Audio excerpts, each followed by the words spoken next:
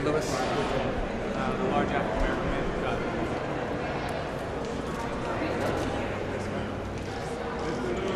Ray, why are you here today? Ray, why are you here?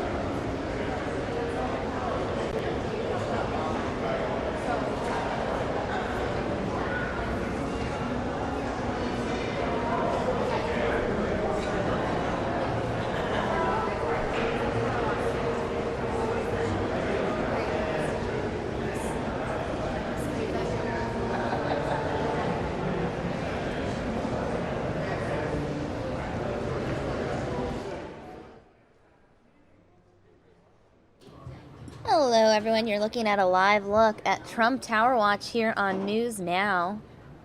A live look at the Trump Tower lobby. Again, we stream this live for you every day because you never know who will enter or exit that building. In fact, this morning we spotted none other than Kanye West, yes, that Kanye West, entering Trump Tower. I'm gonna go ahead and show you guys some video of Kanye West earlier today entering Trump Tower on Trump Tower Watch.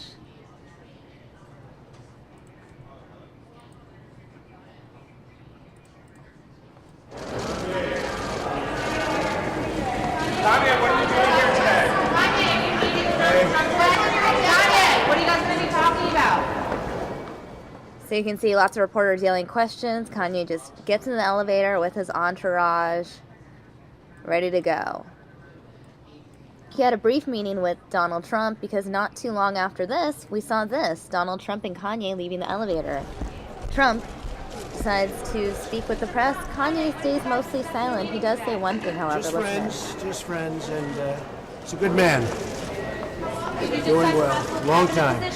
We've been friends for a long time. Life. We discussed it. 2020 and 2020. Do you think that's something you still want to do in light of this meeting?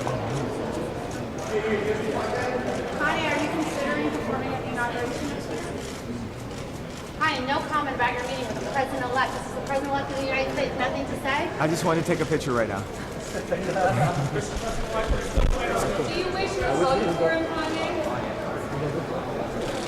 So long, man. You take care of yourself. I'll see you soon. All right? Tell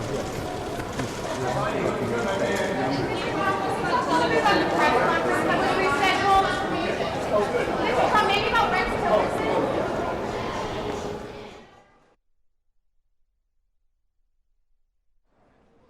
And that was the first Trump sighting this morning, coming out and speaking with the press during Trump Tower Watch.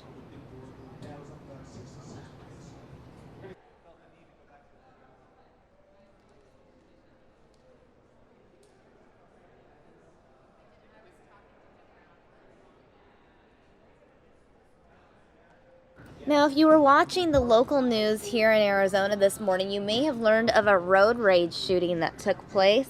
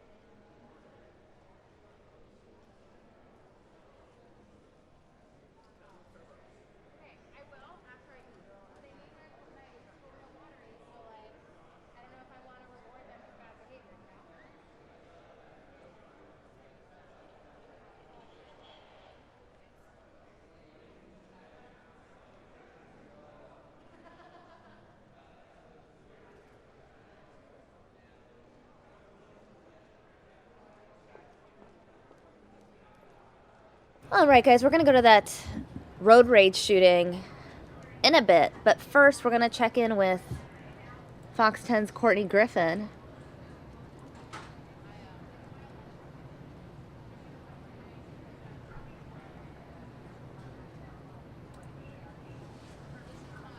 Courtney, you are live on News Now. Live on News Now. All right, good morning, everyone. So the road just opened back up about 20 minutes ago. We're right off Loop 101 at Cactus. Southbound lanes is what we're talking about. I hope we have some footage to show you. I'm not sure exactly how that's going to work because it did just open back up, so there's nothing really to show you here, but we do have video from Skyfox that was taken earlier that shows it was 5 vehicles involved, and a Jeep rolled over, 3 trucks, and then a smaller car. One of the trucks was actually a pool truck, so there was chemicals in the back of that truck, and it spilled as it was involved in the crash. So we had hazmat crews out here cleaning up those chemicals, so that took a little bit of time. We're told 5 patients were treated by Scottsdale Fire Department. 3 of them were taken to the hospital. Don't yet know the exact injuries or extent of their injuries at this hour. Hopefully they're all okay, though. And that's pretty much about it. So we have the 5 cars, 3 people taken to the hospital. We're right off the Loop 101 in Cactus. It was blocked off for about 2 hours, so heavy traffic within those 2 hours, but it is back open. Northbound lanes, that slowed down a little bit as people were looking at the accident, but since it's reopened, the traffic is moving pretty well in the northbound lanes as well. So that is the update. Not exactly sure what caused the accident, but it did happen around 7 o'clock this morning, and hopefully those 3 people are okay. All we know is that they were taken to the hospital to be looked at. All right, Courtney, thanks for giving us that update. Again, Courtney Griffin live in North Scottsdale. All right, guys, we are going to take you back now to New York. Another look at Trump Tower Watch live from New York City. In just a couple minutes, we'll be checking in with Liz Kotelik. It looks like she is ready now. Liz Kotelik covering this road rage shooting. It's quite a story, Liz. You're live on News Now. Hey, good morning, Samia. Good morning, everyone. So I know that we've been calling it kind of a road rage incident all morning, but that is not according to DPS. It could end up being a road rage incident, but they're right now in the middle of this investigation, so they're not really releasing too much information about the circumstances around what happened this morning. So I'm going to step out of the way so you can see where the investigation is right now. We're at Dobson and University.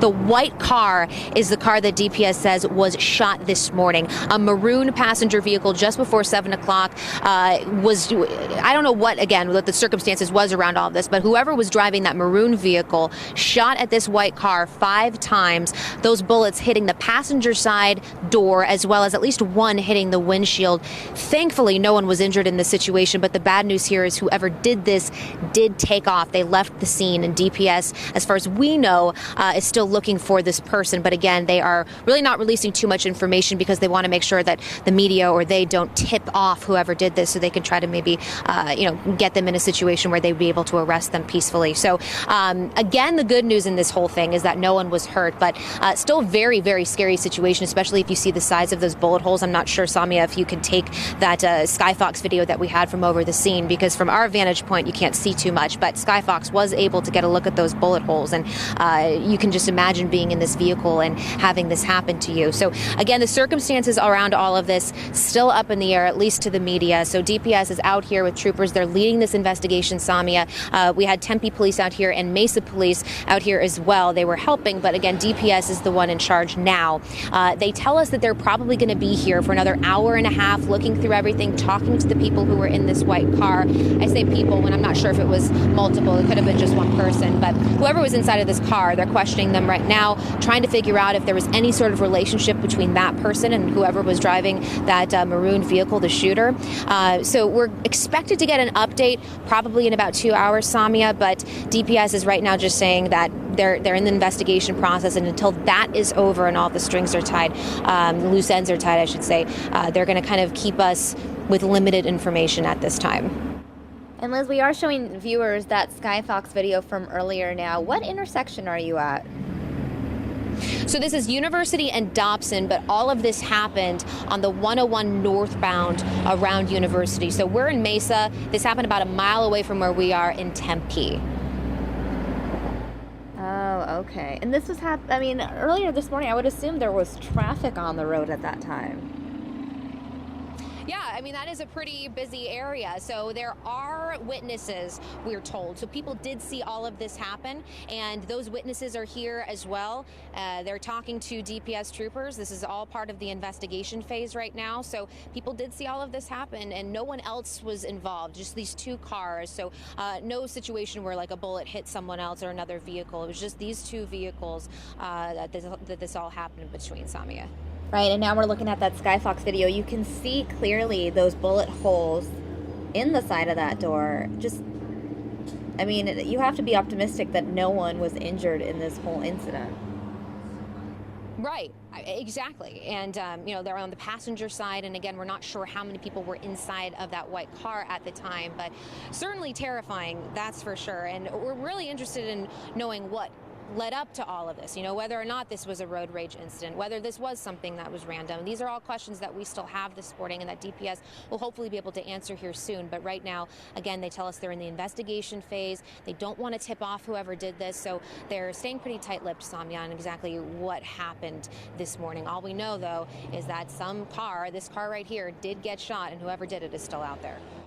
All right, Liz, we appreciate you giving us that update live from Mesa. We're going to take you guys back now to Trump Tower Watch, live from Manhattan, the Trump Tower lobby. You don't know who's going to walk in or out of that lobby. Earlier today, we saw Kanye West entering. The question is, who else will enter and meet with the president-elect today?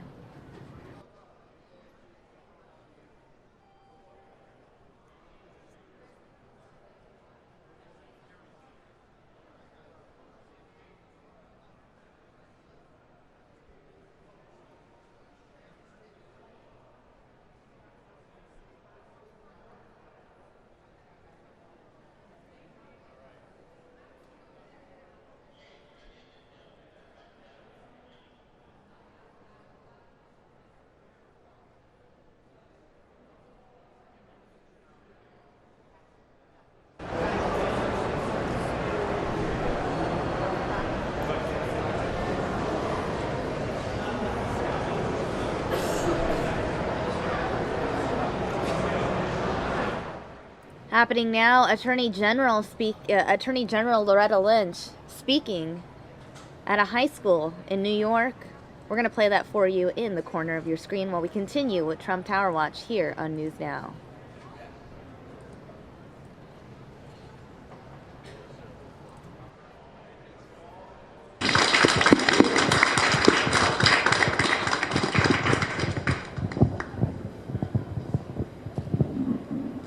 So I wanted to open up the floor and meet everyone who's here and ask people if they want to tell me a little bit about what drew them to Harvey Milk and what do you see as your role here? I know some of you are on the diversity panel.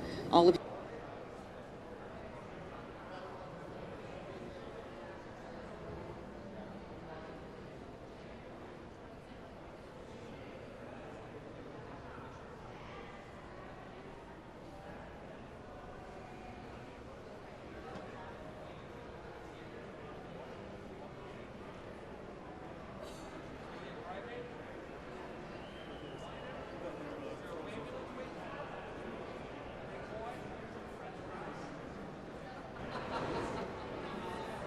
Looks like we're having some technical difficulties with our feed out of New York, so we're going to just focus on Trump Tower Watch for now. We can get a clean feed of Loretta Lynch's visit to Harvey Milk High School. We'll get that to you, but it looks like we have lost it. So we'll continue with Trump Tower Watch here on News Now.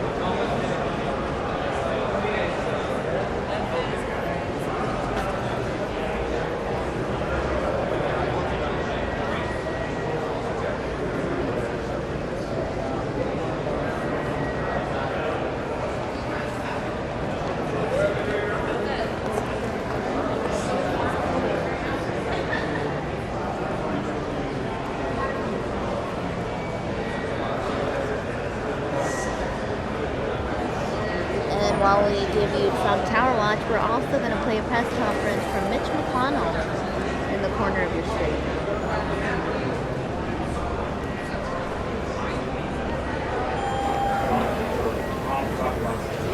Accomplishments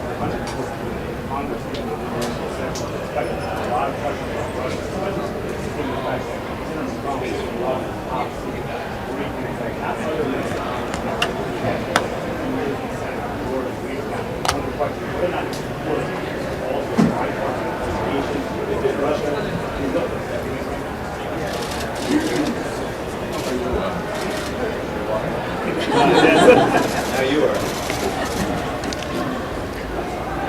Well, I think this has been one heck of a year. I hate to see it end, and it was topped off Saturday night. You see I have my Louisville sweater on. Louisville quarterback Lamar Jackson won the Heisman Trophy Saturday night, topping off a terrific year for the things that I care about, like holding the Senate and electing a president. I know the main subject you're interested in this morning, and I'm going to read a statement, which I typically don't do with these, but I want to make sure you fully understand what I have to say on the issue that I think is mostly on your minds this morning. Obviously, any foreign breach of our cybersecurity measures is disturbing, and I strongly condemn any such efforts. Prior to the election, the Director of National Intelligence released a statement saying that the Russian government directed the recent compromises of emails from U.S. persons and institutions, including from U.S. political organizations. That is what the intelligence community believes can be said in unclassified remarks without risking sources and methods. Anything else is irresponsible, likely illegal, and potentially for partisan political gain. I agree with Senator Schumer, Chairman McCain, Burr, and others. This simply cannot be a partisan issue. Let me remind all of you that the Senate Intelligence Committee, on which I and the Chairman of the Armed Services Committee sit as ex officio members, is more than capable of conducting a complete review of this matter. And Senator Schumer will soon join us on the committee, and he can review this matter through the regular order. I have every confidence in Chairman Burr that he will review the matter in a responsible way. The Obama administration is also now launching a review, and when the Office of the Director of National Intelligence completes its review, there will be additional information released to the public in a responsible manner.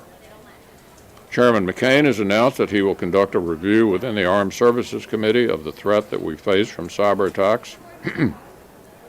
That will be useful, as we need to integrate our cyber capabilities into our overall warfighting doctrine.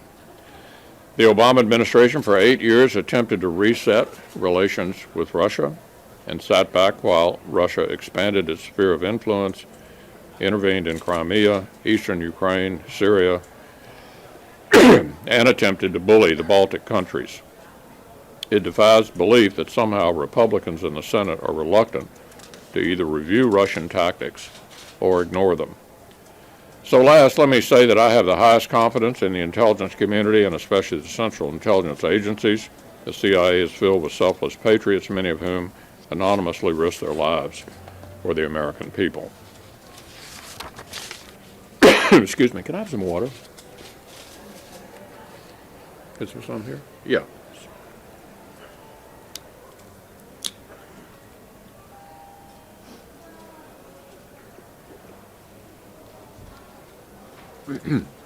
Let me just say, in wrapping up the Congress, and then I'll open it for your questions. I think by any objective standard, the 114th Congress looks pretty good compared to the previous one. Everything from the Cures bill to NDAA bills, the first long-term highway bill in 20 years, FAA, WRDA, the Water Resources Bill, permanent tax relief. We addressed the opioid and prescription drug epidemic in a major way, a complete rewrite of No Child Left Behind, the K through 12 education issue, BA accountability, a cybersecurity bill, a permanent doc fix, human trafficking, trade promotion authority, and many others. So even though there were obviously some pretty big differences in a time of divided government, I think we were able to search for the things, it was my desire to search for the things that we had some agreement on and make some progress for the country.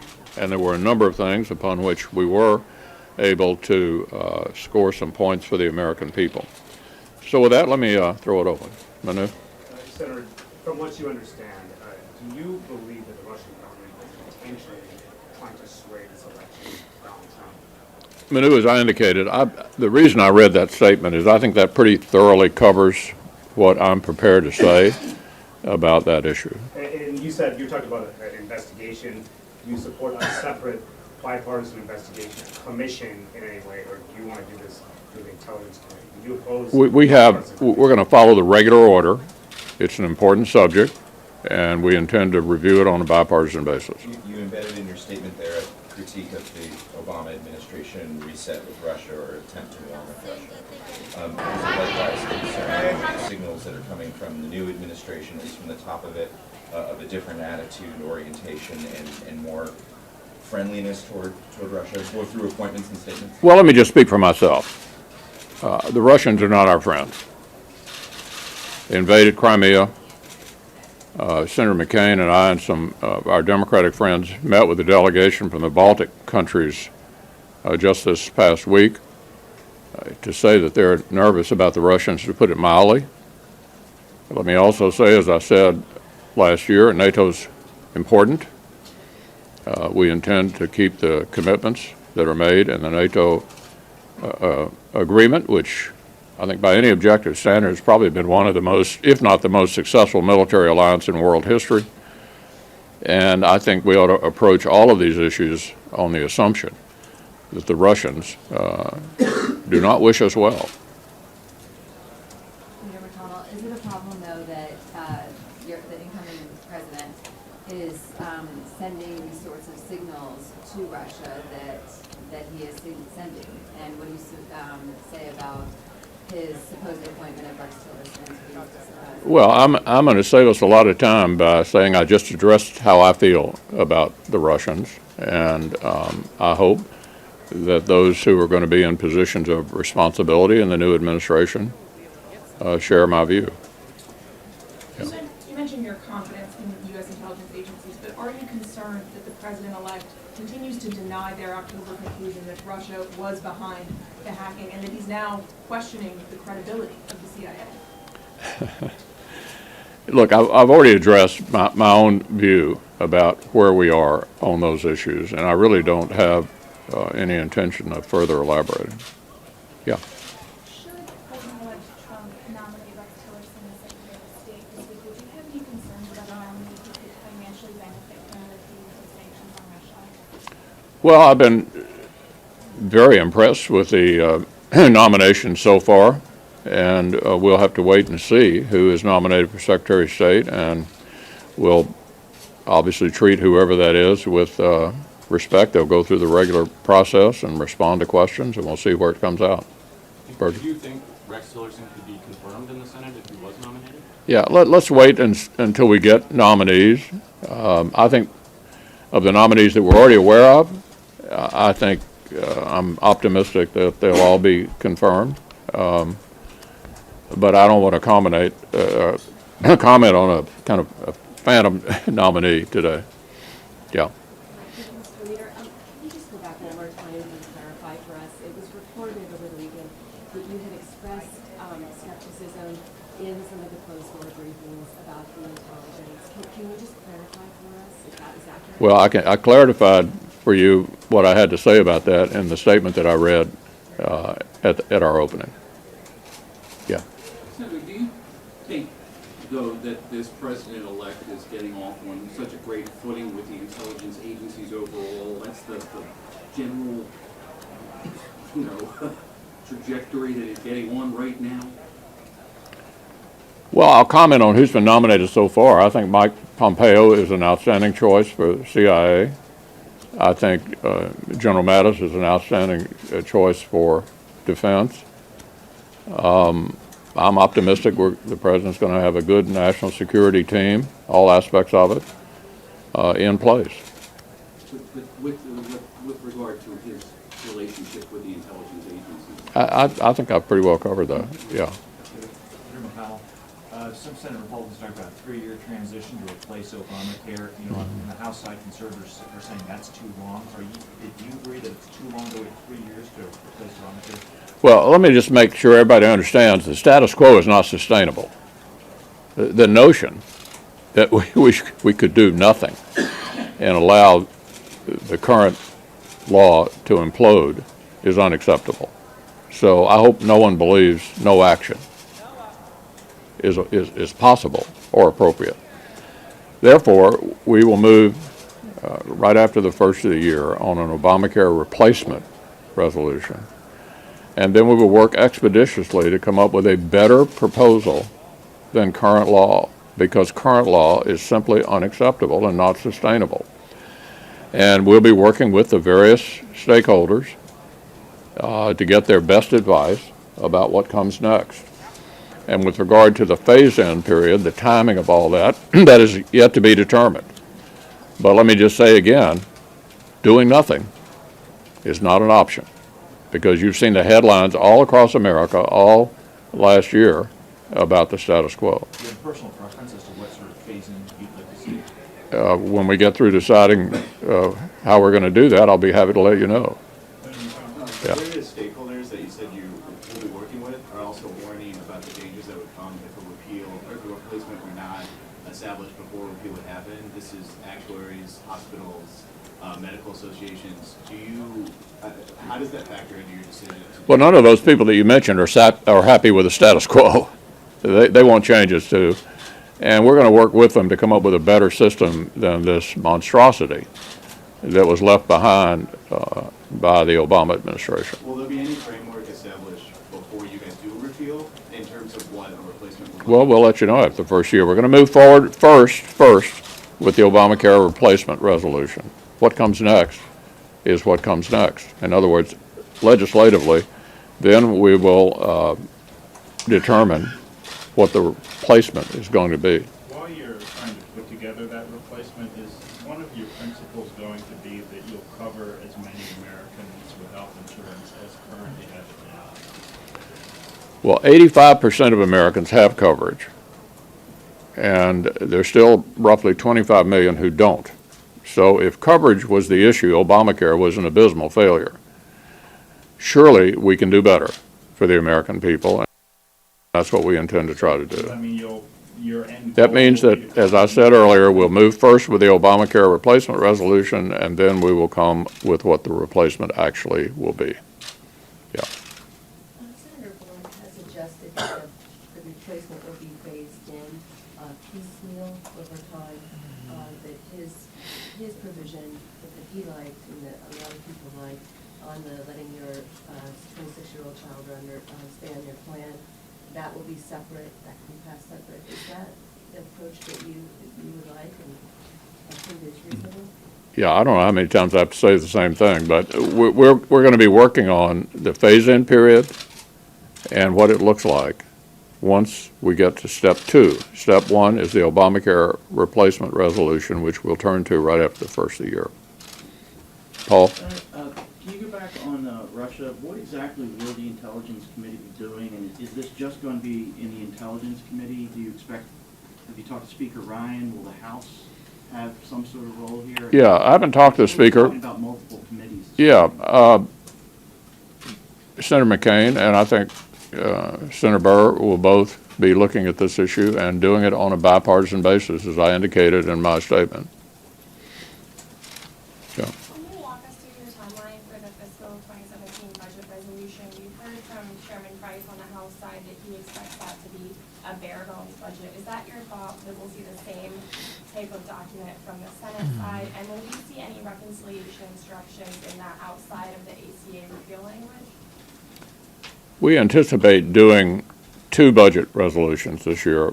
The first will be the Obamacare repeal resolution, and then we will do one later in the spring, which will largely be dedicated to tax reform. So there'll be 2 this year. And they will set up reconciliation follow-on vehicles for us to address 2 very important issues the President-elect talked about and we all care about: repealing and replacing Obamacare and doing comprehensive tax reform. And we're all worried about and concerned about the offshoring of U.S. jobs. The single biggest reason for that is our tax structure, which makes it very difficult in many instances to stay here, because the corporate tax rate and now the individual tax rate that most businesses use as well is way too high, and it's an uncompetitive situation. The president-elect's made it clear he's going to move on as many regulatory changes as he can make as soon as he takes office. Much of that was done by executive order or regulations of one kind or another. The two biggest impediments to growth in our country are overregulation and the tax structure. And the president-elect seems to be committed to addressing both of those, and the Republican majorities in the House and Senate are as well. Yeah. Senator, you said one of your top goals for this past year was getting regular order restored to the appropriations process and passing spending bills on time for the first time in 2 decades. You obviously failed in that. I didn't. The Democrats, as just to refresh your memory, decided to ball up the appropriations process, which you can do if you have enough of a minority to do it, because they wanted us to end up in a year-end situation like we did. Now, we'll see whether they have a different view next year. I hope so. I gave up to 6 weeks to try to process individual appropriation bills. The Democrats simply wouldn't let them out of the Senate. So let's put the failure where it belongs. Well, but your caucus will even be smaller next year than it was this year, and the same is true on the House side. So I guess I'm wondering, well, why should we expect anything to be any better next year, or should we? Well, I hope so. I mean, there'll be enough Senate Democrats to ball the process up again if they choose to. To what end, though? I think what they concluded this past year was that when they have a president that they like, balling up the process gives the president a lot of clout at the end of the year and actually benefited them. It'll be interesting to see if they think balling up the process when you have a different president of a different party in the White House makes sense. Maybe they'll have more incentive to cooperate on trying to get back to a regular appropriations process, which the Speaker and I would both very much like to do. So it's all on them. It certainly was this year, and the minority in the Senate's not irrelevant unless it's a little bitty minority. Yeah. Senator, last week Democrats tried to get the president-elect to weigh in on the coal miners issue and Buy America. Did you speak with him, or his team encourage him to stay out of it? And what do you make of the fact that he didn't kind of take the bait? Yeah, I haven't discussed it with him. My own view on that is the coal miner health care issue. I had hoped we would get a full year. We ended up getting enough fixed through the duration of the CR, the end of April. And it's my goal to try to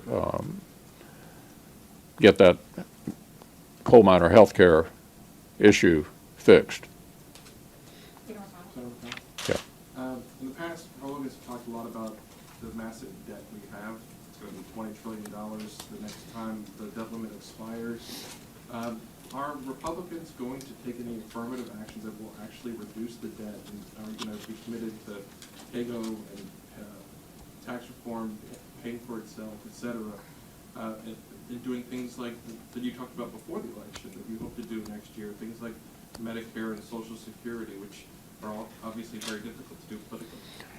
Again, I can only speak for myself, but I think this level of national debt is dangerous and unacceptable. And so whatever we choose to do next year, I hope we will not lose sight of steps that we could take that would exacerbate the problem. And so I am concerned about it, and all of those things I think we ought to take into consideration on each of the things that we do going forward. Because the president-elect has talked about a massive infrastructure plan over $1 trillion, talking about a lot of other huge tax cuts, which nonpartisan outside experts say can add trillions of dollars to the debt. Will you commit to saying, hey, I will not remove things? Well, my preference on tax reform is that it be revenue neutral to the government, that it not exacerbate the issue that you raised. And on the infrastructure issue, it'll be interesting to see how this was put together. We want to see, I am interested in seeing what is the administration going to recommend. And I think the details are really important. What I hope we will clearly avoid, and I'm confident we will, is a $1 trillion stimulus. I'll take you back to 2009, we borrowed $1 trillion and nobody could find that it did much of anything. It seemed to me basically what it did was plus up a bunch of federal accounts. And when you looked around trying to find examples of things that actually occurred, they were darn few. So we need to do this carefully and correctly, and the issue of how to pay for it needs to be dealt with responsibly. So this won't be like Yeah.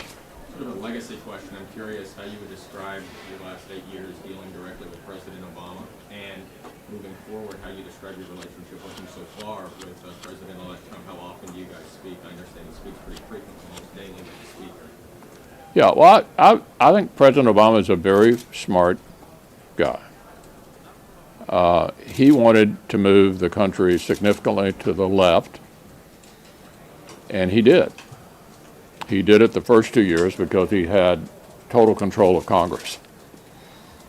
The $1 trillion stimulus, Obamacare, Dodd-Frank. And then I was wrong in my predictions 3 times. I thought after the 2010 election, President Obama would pivot to the center. He didn't do that. I thought after the 2012 election, when he didn't get the House back, he'd pivot to the center. He didn't do that. I thought surely after the 2014 election, he would pivot to the center, and he didn't do that. So it's pretty clear now, if you look back over the last 8 years, the president wanted to move America significantly to the left, what I would call the Europeanization of America. High taxes, overregulation, and what you get in the end is slow growth. And we've been underperforming from a growth point of view all through these years. The poorest recovery after a deep recession since World War II. So if you bear in mind that that's what he wanted to do, I think he moved the country significantly in a European direction. The good news for us is that a lot of that was done by executive orders and regulations. And to get the country going again, in my view, as I said earlier, we have to deal with a regulatory onslaught and tax reform to take our foot off the brake and get it on the accelerator. And so I think the president was very effective at doing what he wanted to do. Bear in mind, Reagan never had the House for 8 years. He moved to the middle, raised the age for Social Security, did the last comprehensive tax reform 30 years ago. Clinton, when he lost the House and Senate, did welfare reform, and we balanced the budget 3 years in a row. I think we can safely say about President Obama, he was not a centrist. And with regard to the new president, we have a terrific relationship, and he's a very high energy person. Just to give you an example, in talking to my colleagues on the floor last week, it was astonishing how many of them have been talking to him. He's very, very accessible, very energetic. I wonder if the man ever sleeps. And I think we're all excited about the energy and the direction that he seems to want to take the country. And the best evidence of that, I think, are the appointments that have been made so far, all of which I think have been pretty impressive. Yep. Senator McConnell, during the Obama years, you said the debt ceiling should be used as an instrument to actually cut the deficit. Do you want to apply that principle during the Trump years, and do you view that as an instrument that should... Well, on one occasion, it was helpful. The Budget Control Act in August of 2011 actually did end up reducing government spending for 2 years in a row for the first time since right after the Korean War. And the much reviled sequester has put a lot of pressure on domestic discretionary spending. There have been other times when we have raised the debt ceiling and not done it in connection with some effort to reduce spending. But at least on that one occasion, I think it brought us all to the table. This was the first of 3 deals that I did with the Vice President, who is very transactional and a terrific negotiator. And I think if the president had wanted to do more deals with us, he would have designated Biden. But that was all in the first term. There were 3 major deals negotiated in the first term. I did all 3 of them with Biden. The August 2011 Budget Control Act, going back the year before, the 2-year extension of the Bush tax cuts, the end of 2010, and then the fiscal cliff deal, New Year's Eve of 2012. Obviously, the vice president was not freelancing. The president gave him the opportunity to negotiate. In the second term, McCain, who has a wicked sense of humor, as all of you know, said Joe was in a witness protection program. So their best negotiator was not around during the second term. And I think there was nothing the president wanted to negotiate. I'm sorry for rambling on here, but I think it's unclear to me whether the raising of the debt ceiling will end up carrying other things with it or not. One more? You're up. Will Senate Republicans respond legislatively if President Trump revokes the conditional executive order that President Obama did, affecting about 750,000 diggers for young immigrants? About what? The deferred action we're talking about is DACA, the 2020. Yeah, we'll have to wait and see what the new administration recommends in that whole area. Well, have a great Christmas, everyone. We'll see you next year, and we'll go back at it. Thank you.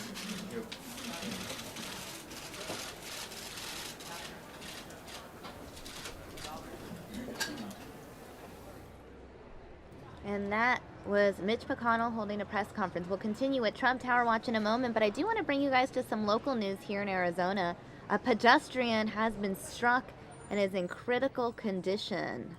Taking you live on the scene to this incident. The driver did stay at the scene, but I do want to say pedestrian struck and that person critically injured. Will they survive their injuries? That has yet to be determined. You're looking at a live look at the scene, 59th Avenue in Clarendon, right here in the Valley.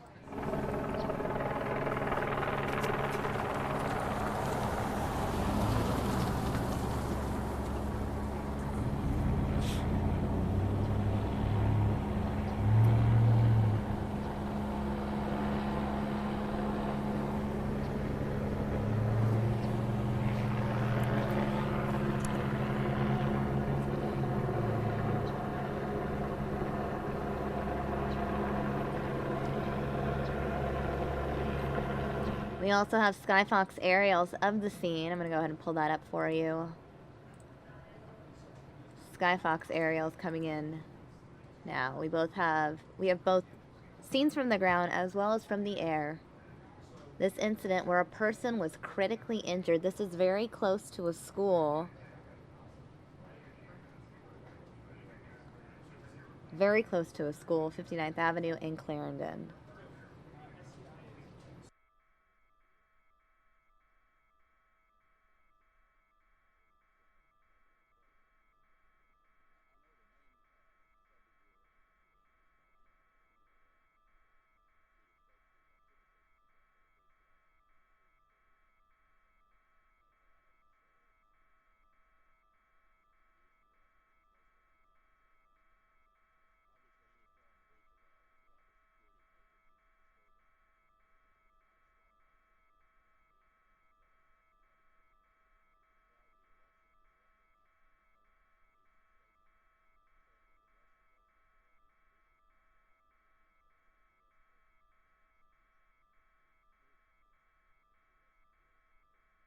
Again, you're looking at a live look at the scene where a pedestrian was struck, giving you guys the ground shot as well, 59th Avenue in Clarendon.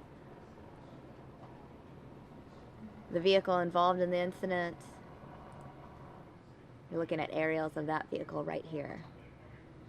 This is near that crosswalk of Maryvale High School. No details right now on the pedestrian, if it was a student involved. I'm working with my assignment editor to get you guys more information on this incident.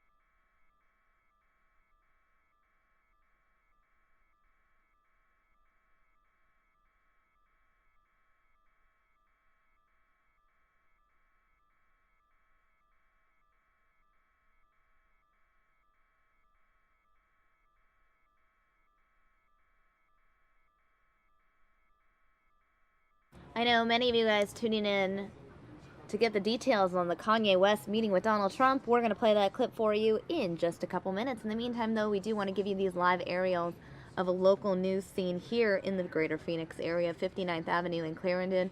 A pedestrian struck that person in critical condition.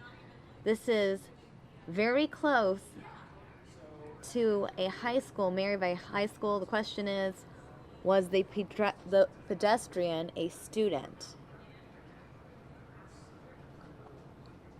That we don't know. Here are some aerials of the scene. A pedestrian struck, critical condition. Will the pedestrian survive? As of right now, we don't know.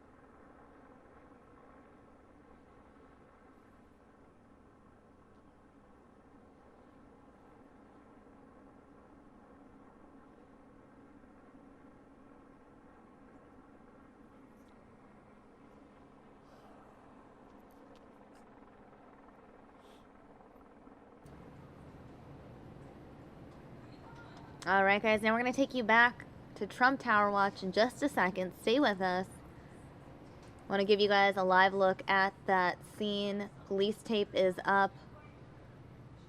A pedestrian struck. The driver did stay on the scene.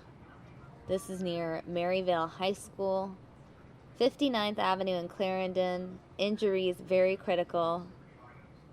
The driver stayed at the scene. We know investigators are looking into the incident.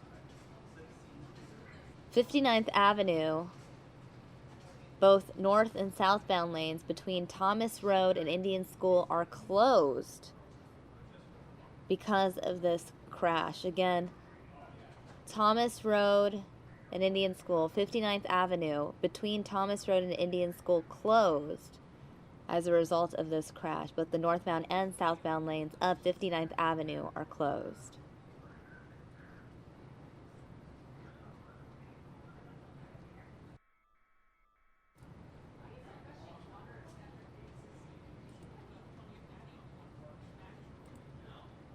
The BMW involved in the crash has some damage to the front window, specifically the passenger side. Right now you're looking at the driver's side of the vehicle. The passenger side of the vehicle, the front windshield, has some damage. Waiting for an update right now from Phoenix Police.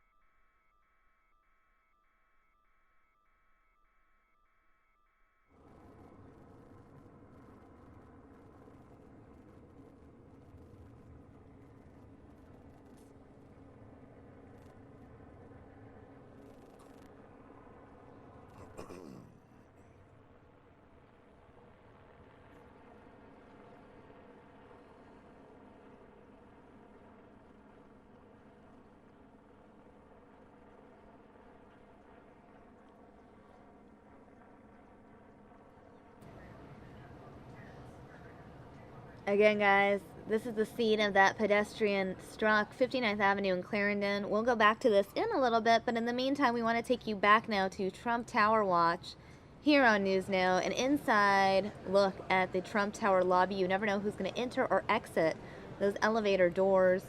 Earlier today, we saw Kanye West enter the building. And later in the day, we saw Kanye and Donald Trump exit the elevator door. Is that Kellyanne Conway there, guys? It looks like her, but I'm going to need the cameraman to zoom in. Nope, not Kellyanne Conway.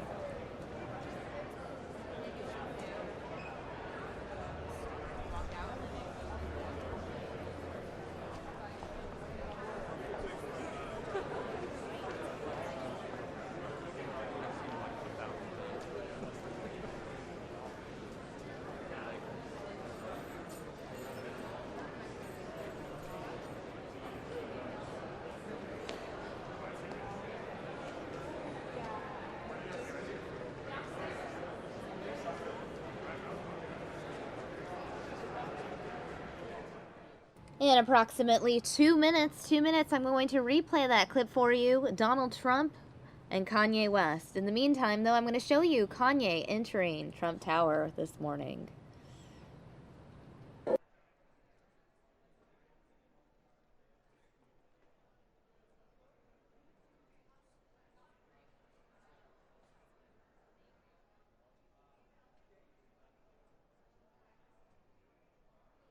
A replay of the, Kanye West entering Trump Tower this morning.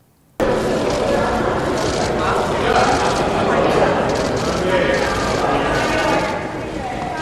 what are you doing here today? Kanye, you're meeting with Trump. Kanye, what are you guys going to be talking about?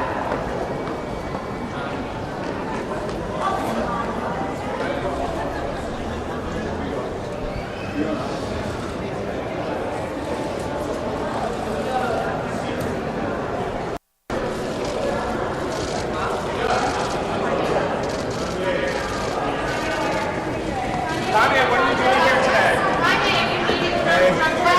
Kanye, what are you guys going to be talking about?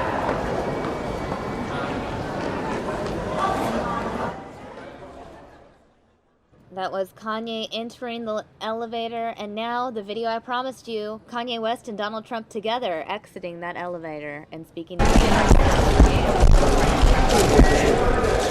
Trump, Kanye, what did you guys discuss in your meeting today? Just friends, and he's a good man.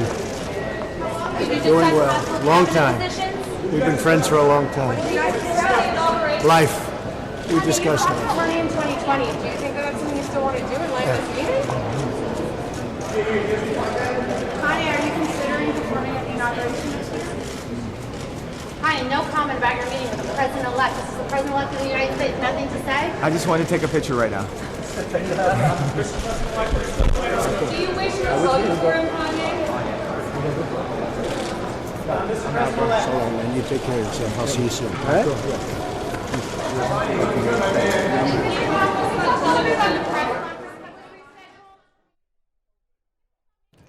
the highly talked about meeting between Donald Trump and Kanye West. If you go on Twitter right now, you can see Kanye West trending nationwide. In the last hour, he was the top trend on Twitter. Everyone talking about Kanye West's meeting with Donald Trump. In other Trump news, Donald Trump has picked a Secretary of State. And no, it's not Mitt Romney. We're going to talk about all that and more in just a few minutes.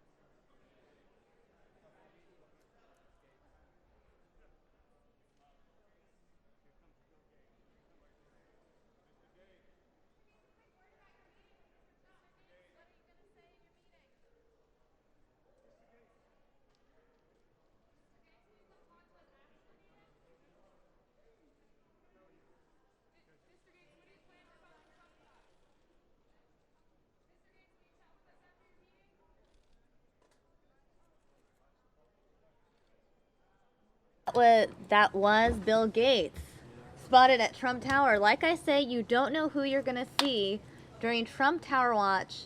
Anything can happen.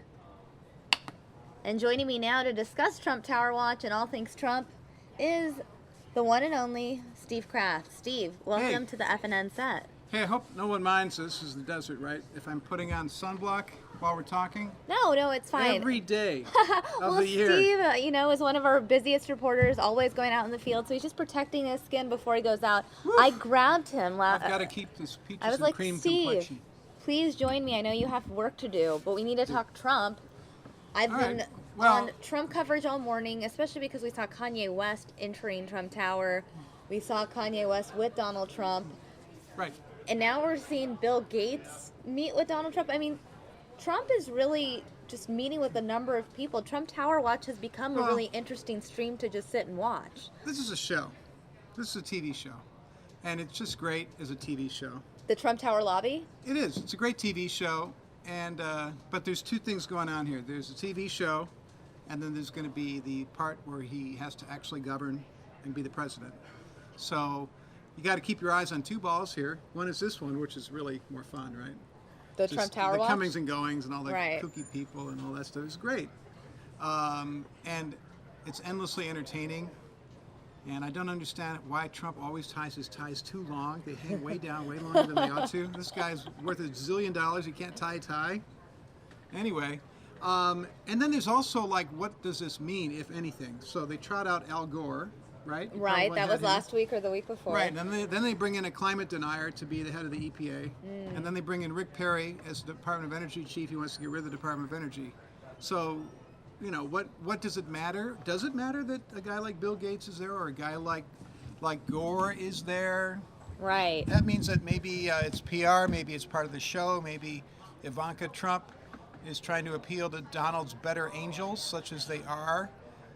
I don't know what it means, but what I'm looking at is what is he actually doing? Right. So speaking of the Donald Trump administration. See, look how long that tie is. It's not supposed to go past your Here, belt. hold on. Let me show the viewers because they don't know. They're looking at a live look Come at Trump on, Tower. man. I'm going to show them what you're looking He at. should just get a clip-on tie. So Steve is looking at this right here. Look, freeze it. Stop. Right here. You're talking about this. See, yeah, that should not go way down his fly. I didn't know this was going to turn into a fashion segment, Steve. Come on. But you know what? I hope it's an all-silk tie. He needs a clip-on because a clip-on's always right. Is there a stylist in the whole presidential package? Does the stylist come with the role of president? Absolutely. This guy's had, just whoever does his hair, it's an entire staff, right, of people. It takes an hour a day, I read.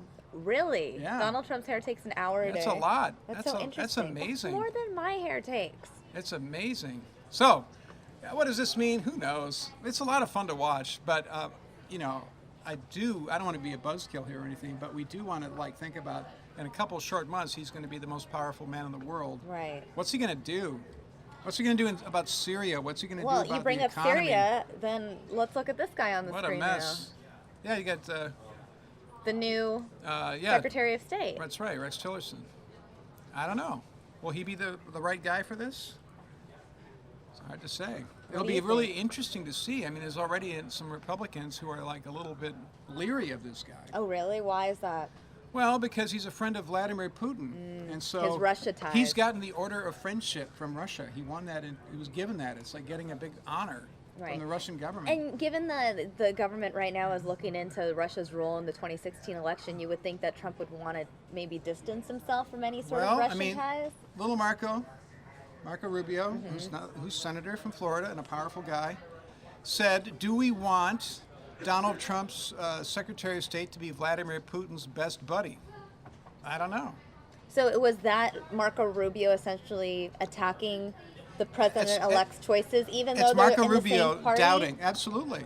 And there are a number of Republicans. John McCain is another one, and Rand Paul is another one. There are going to be plenty of Republicans and a lot of Democrats, obviously, wondering whether this man, with all of his obvious gifts as an international business titan, whether he's the right pick to put on a different hat and be representing the diplomatic interests of the entire country, not just the business interests of a giant company. Do you think this is going to be a presidential term where you see a lot of people within the party opposing that I do. president? I think there will be an escalating number of cases in which people, for example, Mitch McConnell, who just came out yesterday and said, we ought to look into whether the Russians manipulated our election on both sides, not just with the Democrats, but also with the Republicans, and what their role has been. These senators believe what the CIA says. They think the CIA is not partisan, and they think the CIA is very credible, and they trust the intelligence community, and they want to look into this stuff. And Donald Trump, who's smarter than the generals, right, said that he will listen to the CIA only intermittently when he feels like it, doesn't want to hear an intelligence briefing every day, thinks it's a political arm of the Obama presidency, and doesn't believe anything he's hearing about the Russians. So when his own party is starting to join Democrats and saying, yeah, let's investigate this, you're going to get to a point where some of the people in Congress are going to say, we're going to be the adults in the room here. Donald's going to be Donald, and he can be a brilliant politician, obviously, and really grab the public fancy. But on the serious business of protecting our country, we may have to go around him. And you're going to see, I think, some real turf battles between Trump and some of the old hands on Capitol Hill. Right. Now, we got a question from DJ Dialogue asking, how long do you think it'll take for Trump's picks to go through to get approved? Some of them will go through rather quickly. James, I think Mattis, General Mattis, they'll come up with an exemption to allow a recently McCain retired supports guy. that selection. Right. I think those people feel like he can keep Trump from doing something really stupid. So they like Mattis in that role. And I think he'll go in pretty quickly. I think Nikki Haley will go in really quickly. I think there's several of these nominees who people on the Hill generally like, who are conservatives but not particularly controversial, and will get quick acceptance in Congress. Others are going to be controversial. This is one of them. Yeah, were you surprised when you found this out, that he was going to be the pick? And yes. What was your take on the whole public parading of Mitt Romney? Oh, part of it is a show. And Donald Trump is a great showman. And all of us enjoy watching this show. It's like catnip. You can't resist watching it. But there is, that's just how he does things. He likes to do he did The Apprentice. It's like The Bachelor or whatever. It's like a big show. Right. So, yeah, it didn't surprise me that all these folks were paraded in, and we're going to see a lot of that for the next 4 years. But the actual pick itself did surprise me, because he's a guy who has no formal diplomatic experience. He's a lot of business diplomacy experience in the private sector. He's never done anything representing the United States of America. He's never been in the diplomatic corps. He's never been a public servant, never been elected to public office. Right. Never been a governor or a senator or a representative. Any sort of public figure in that sense. Nothing at all. He's just like, he's a businessman. Bringing in daddy warbucks and having that guy as your Secretary of State. Now, he might, George Shultz was a Secretary of State who was from Bechtel, who's from a big company, but he also had governmental experience before that, from an earlier Republican administration. So this does break precedent, and it creates a precedent. Role, it creates too. a precedent. Well, for such a high-profile role, too. That's right.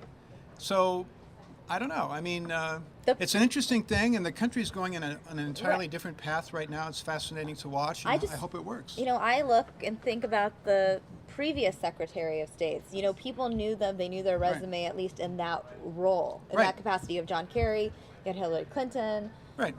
Oh, you name a number of Secretaries of State. They had extensive time in the diplomatic service or on Capitol Hill. So, I don't know. This is we have a lot of generals. Some people joke it's becoming a military government instead of a civilian government in which the military works for the civilians. It's certainly fascinating change in direction for the country, and we'll find out, how well it works. All right. Well, very Steve, soon. We appreciate your insight. I think you have to go head on out to your story. I do, yeah. But we love getting your political insight. Cool. We appreciate you, and we're going to continue with Trump Tower Watch here on News Now. Steve Kraft, everyone.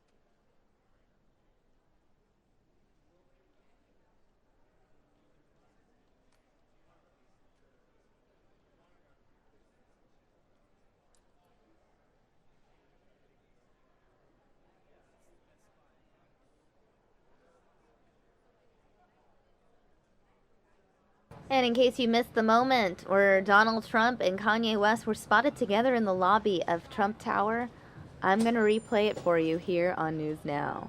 Stand by. I'm going to replay it for you in the corner of your screen now while we continue with Trump Tower Watch. Mr. Trump, Kanye, what did you guys discuss in your meeting today? Just friends, and he's a good man. Did you Doing discuss well. possible Long cabinet time. positions? We've been friends for a long time. What did you guys discuss? Life. We discussed Kanye, you it. talked money in 2020. Do you think that's something you still want to do in light of this meeting? Kanye, are you considering performing at the inauguration next week? Hi, no comment about your meeting with the president-elect. This is the president-elect of the United States. Nothing to say? I just want to take a picture right now. Do you wish you were voting for him, Kanye? So long, man. You take care of yourself. I'll see you soon. All right? Can you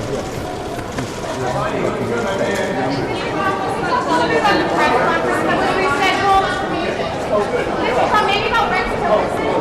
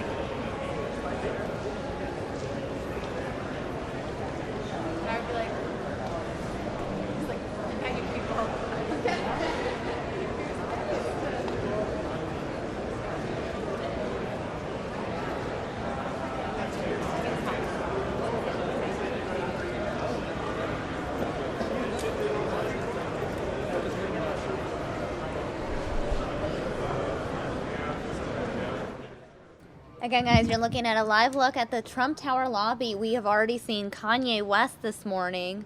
We've also seen Bill Gates in this lobby. The question is, who will we see next?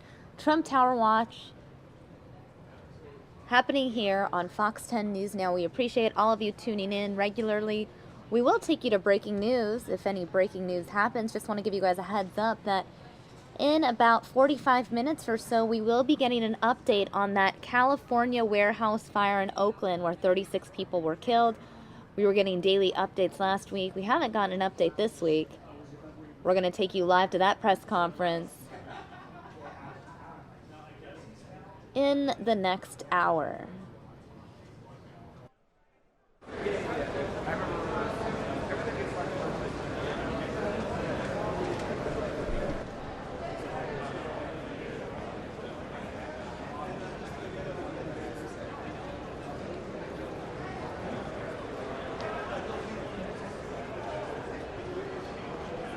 By the way, if you're free up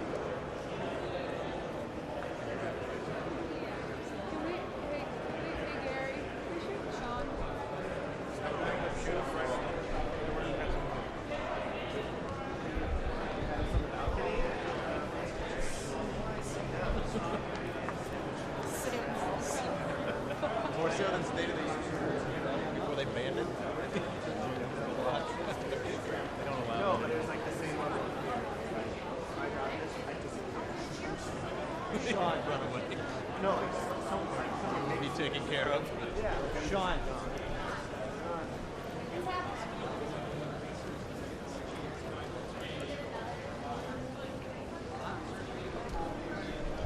I think we're probably seeing it. You never know.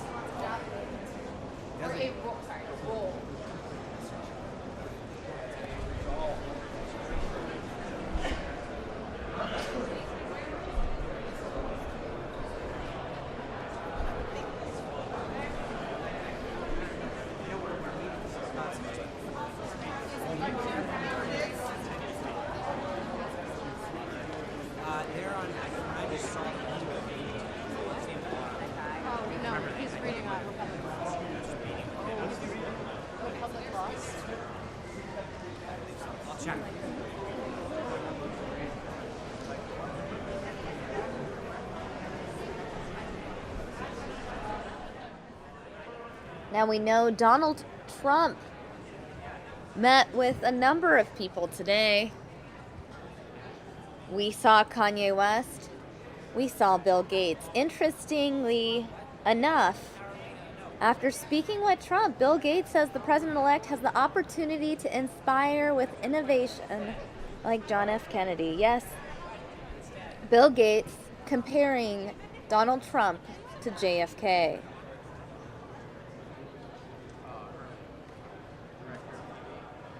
Now, Bill Gates appeared on CNBC and said a lot of Donald Trump's message has been about where he sees things not as good as he'd like.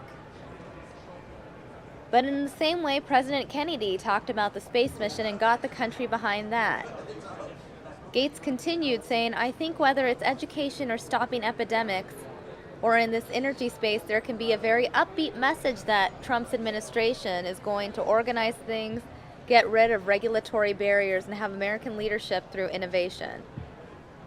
Bill Gates said he recently spoke on the phone with Trump and discussed the power of innovation. Of course, my whole career has been along those lines, and he was interested in listening to that, and I'm sure there will be a further conversation. Gates said this was the first time he had spoken with Trump, though he said they have mutual friends. Now, again, Bill Gates appearing on CNBC this morning, and just minutes ago, we saw Bill Gates himself in the Trump Tower lobby.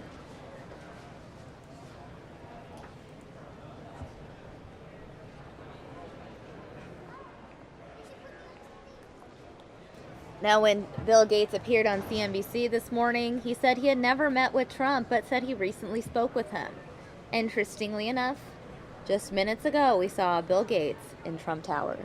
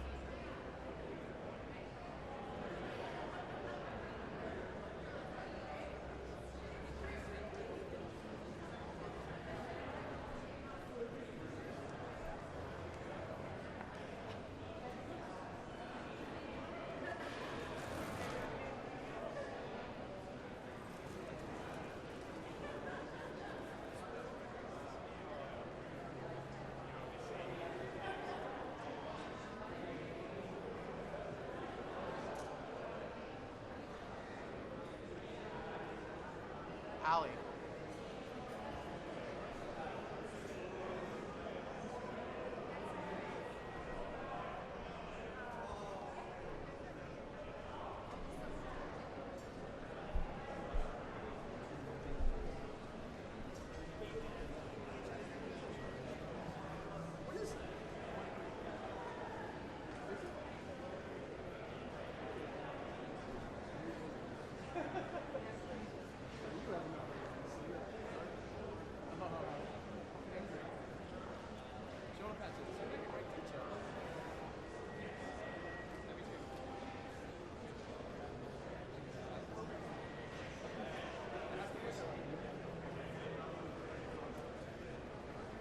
Gary.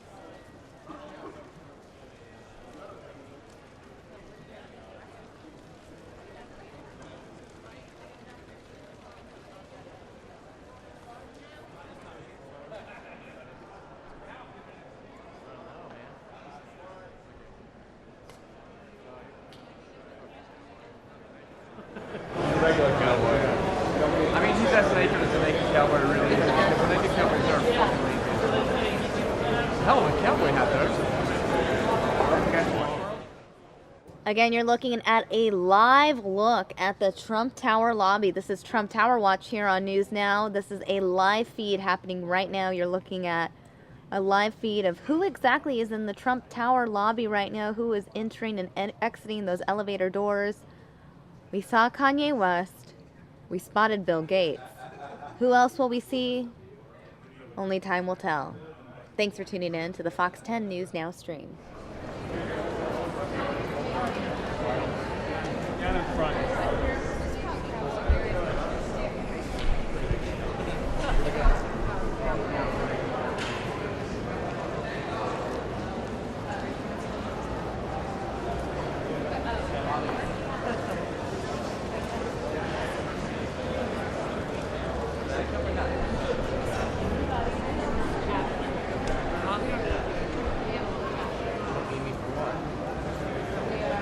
Oh, I'm sorry, you get tired of it. We don't need you anymore. You have that cred? You going to Wisconsin tonight? No. No? So is this a closed press rally? Where do you guys think? Yeah. We have other people that do our job. Do they want qualified?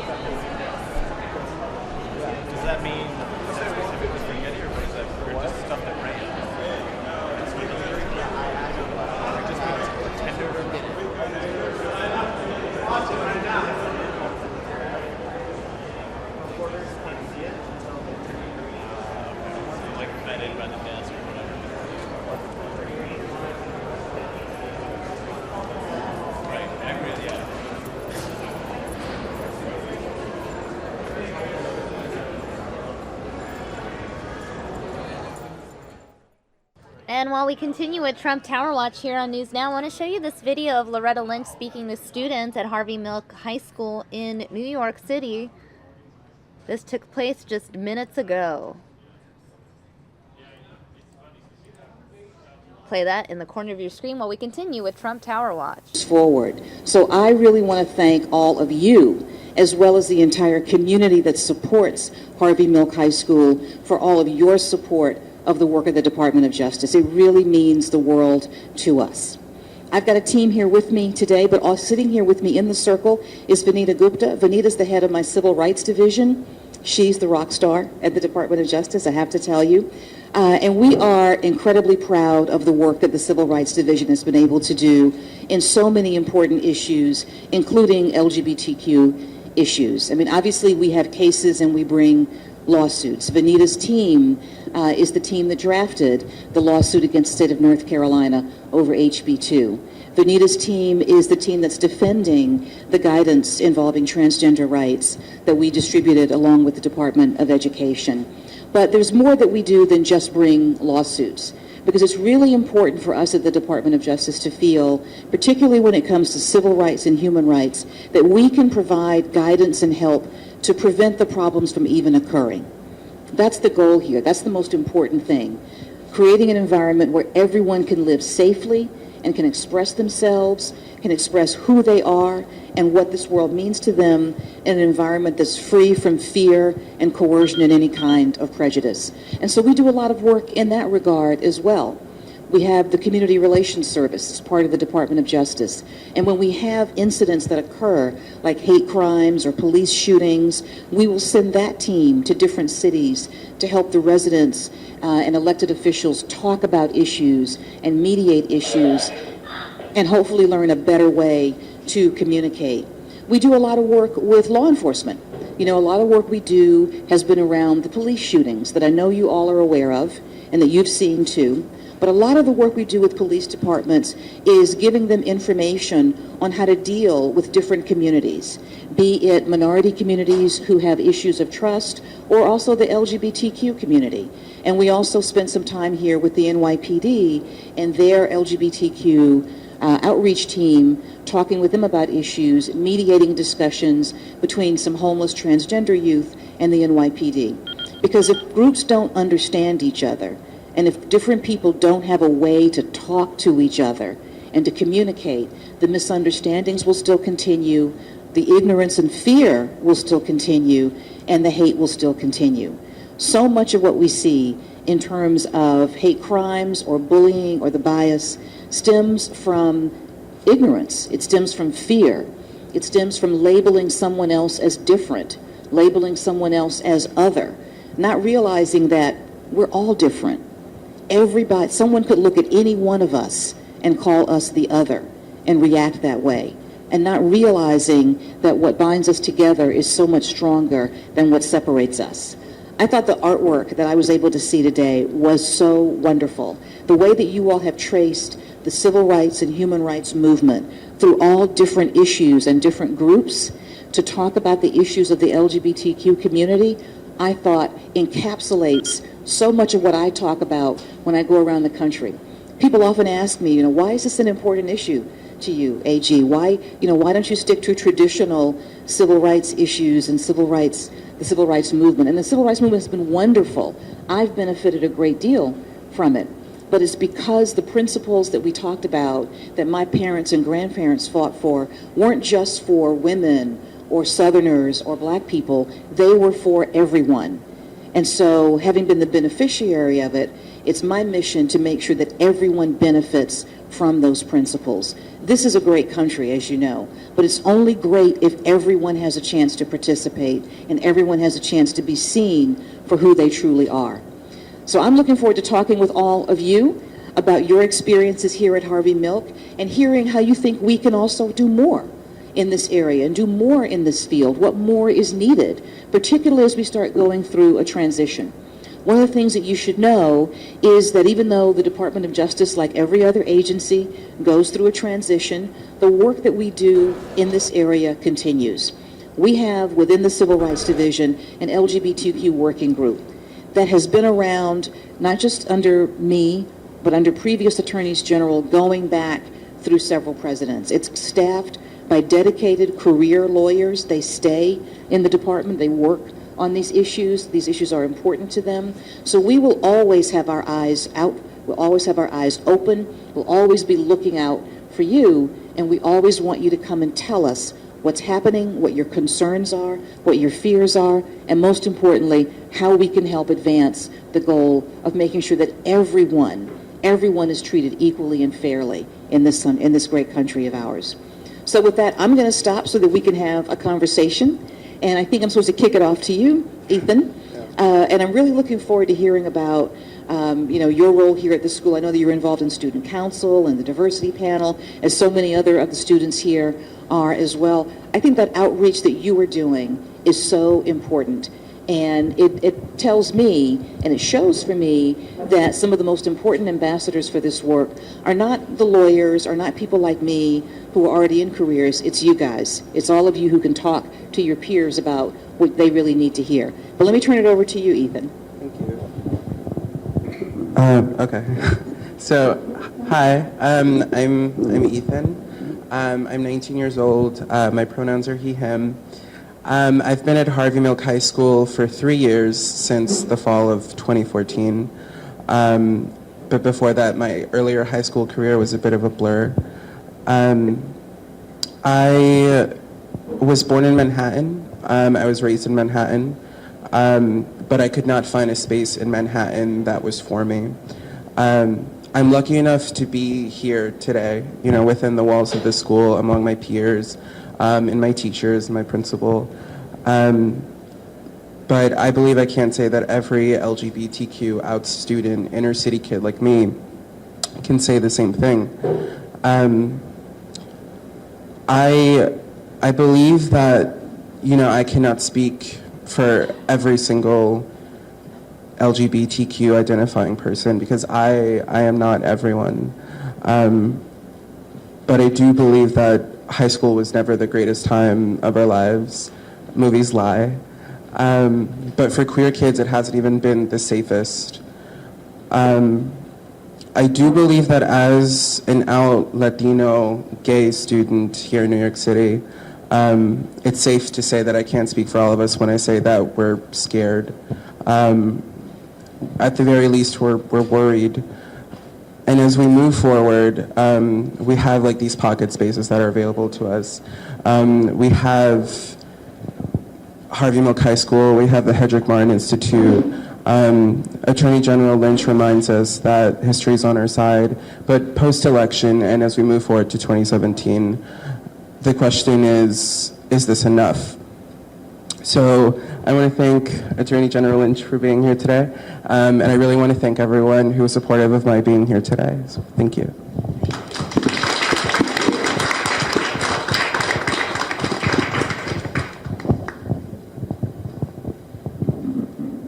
So I wanted to open up the floor and meet everyone who's here and ask people if they want to tell me a little bit about what drew them to Harvey Milk and what do you see as your role here? I know some of you are. All right, guys, so that was the brief clip that we had of Loretta Lynch meeting with students in New York City today.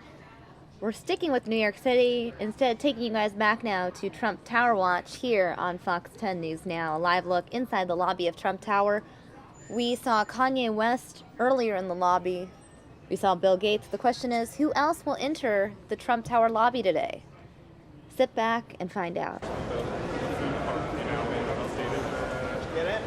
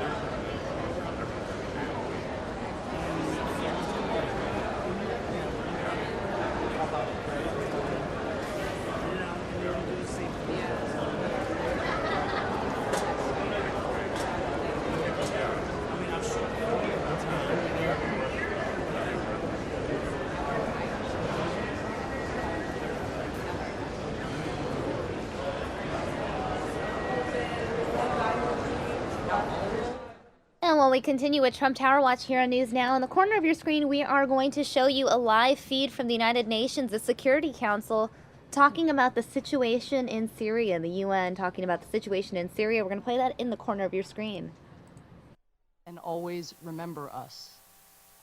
A teacher named Abdul Kafi Alhamdo said, "I can tweet now, but I might not do it forever. Please save my daughter's life and others." This is a call from a father. Another doctor told a journalist, remember that there was a city called Aleppo that the world erased from the map and history. This is what is happening in eastern Aleppo. Brothers and sisters, like each of us here. It is extremely hard to get information, of course, out of the small area still held by the opposition. You will hear this as an alibi, as a way of papering over what video testimony, phone calls, and others are bringing us live. You will hear this invoked, that it is hard to verify. It is deliberate. The Assad regime and Russia, backed by Iran, using militia on the ground, have done everything they can to cut off the city. So you will hear, well, we don't really know, maybe it's made up, but they are hiding what is happening from the world. It would be easy for independent investigators to get in, along with food, health workers, and others. But instead, the perpetrators are hiding their brutal assault from the world willfully. But consider the accounts that have made it out, so many of them. First responders describing children's voices from beneath the rubble of collapsed buildings. There are no first responders or equipment left to dig them out, and no doctors left to treat them. Bodies lying in the streets of eastern Aleppo, but no one dares collect them for fear of getting bombed or shot to death in the process. Up to 100 children are reportedly trapped right now in a building under heavy fire. Terrorists, clearly. Young children, they must be terrorists. Because everybody being executed, everybody being barrel bombed, everybody who's been chlorine attacked, you're going to be told they're all terrorists. Every last one of them, even the infants. The regime of Bashar al-Assad, Russia, Iran, and their affiliated militia are the ones responsible for what the UN called a complete meltdown of humanity. And they are showing no mercy. No mercy despite their territorial conquest. Even now, no mercy. In the last 24 hours alone, pro-Assad forces reportedly killed at least 82 civilians, including 11 women and 13 children. These forces are reportedly entering homes and executing civilians on the spot, as we have heard. And according to the Office for the High Commissioner of Human Rights, foreign militias like Iraqi Harakat al-Nujaba organization are involved in these killings. Where civilians are able to run the gauntlet and make it across the front lines, Syrian intelligence agencies are pulling people aside and sending them away, perhaps to be gang-pressed to the front lines, likely to the same prisons where we know the Assad regime tortures and executes those in its custody. In light of these reports, we join others, and especially the Secretary General, in one of his final appeals, reiterating our call to the Assad regime and Russia to stop their assault on Aleppo, to protect civilians.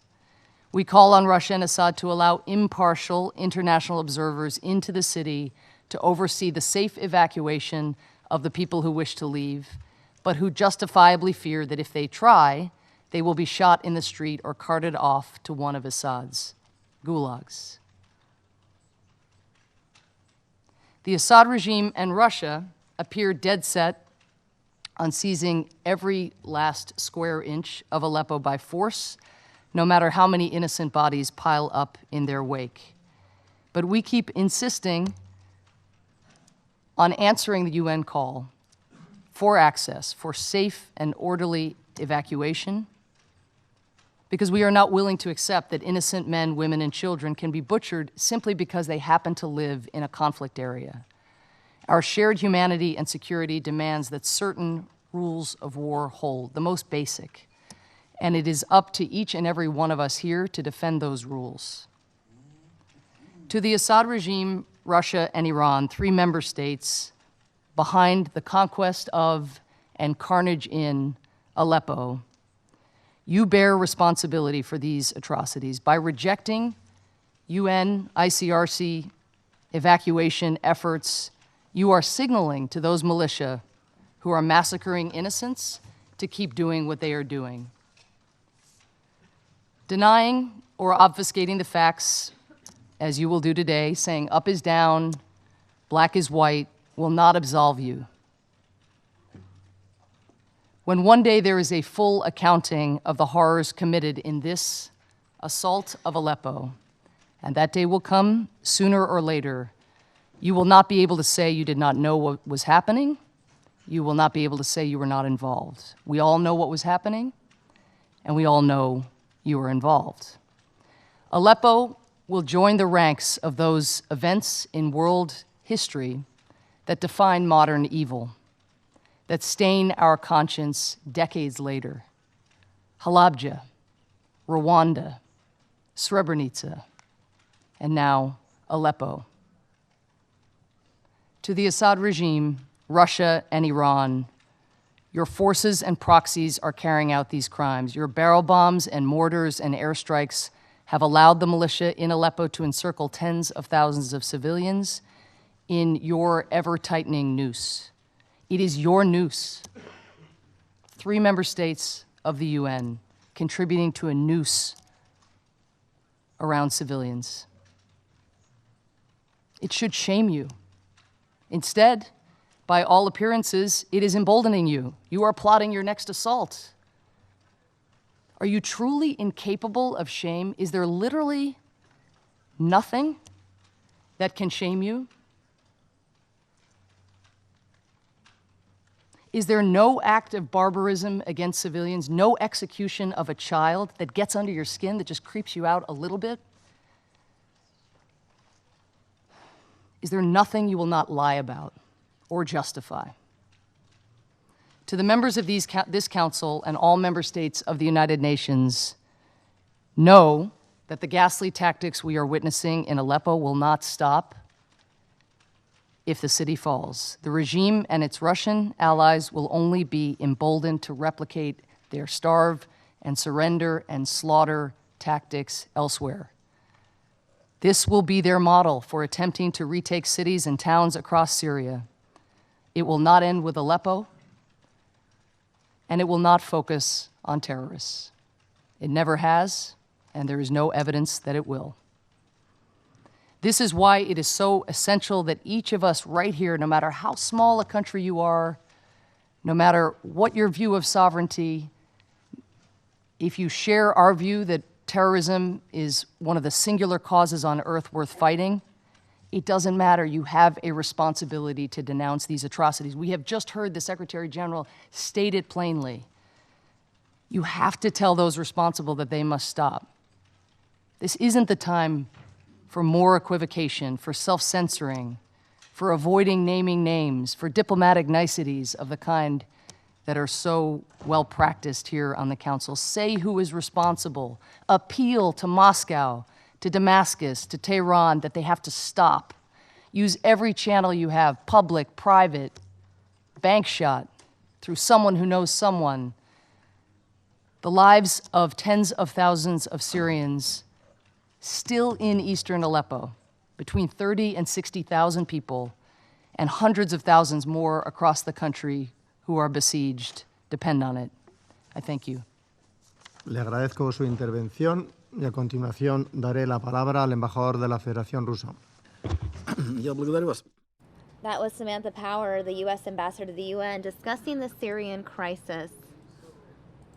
Joining me now is Troy Hayden.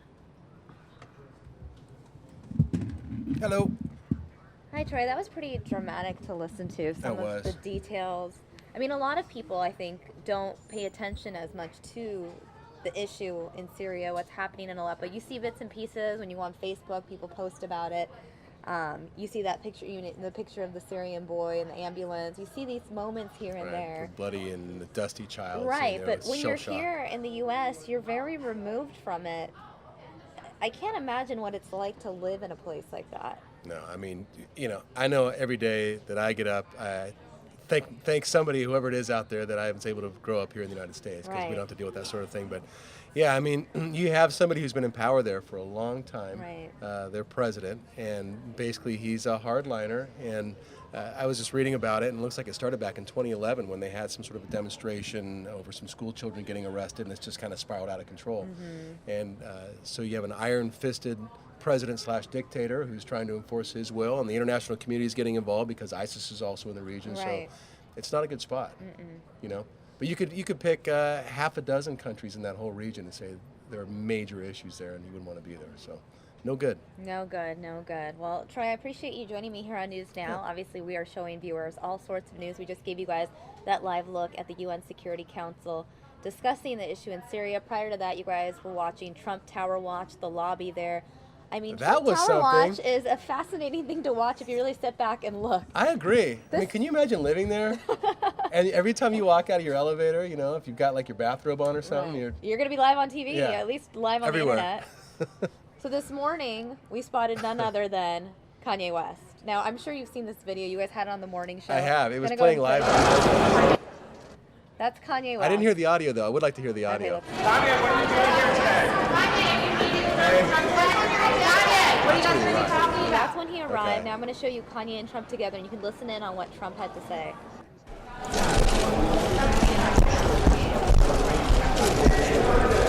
Trump, Kanye, what did you guys discuss in your meeting today? Just friends, and he's a good man. Did you Doing discuss well. possible Long cabinet time. positions? We've been friends for a long time. What did you guys discuss? Life. We discussed Kanye, life. you talked money in 2020. Do you think that's something you still want to do in light of this meeting? Kanye, are you considering performing at the inauguration next year? Kanye, no comment about your meeting with the president-elect. This is the president-elect of the United States. Nothing to say? I just wanted to take a picture right now. Do you wish you were voting for him, Kanye? And you take care of yourself. I'll see you soon. All right?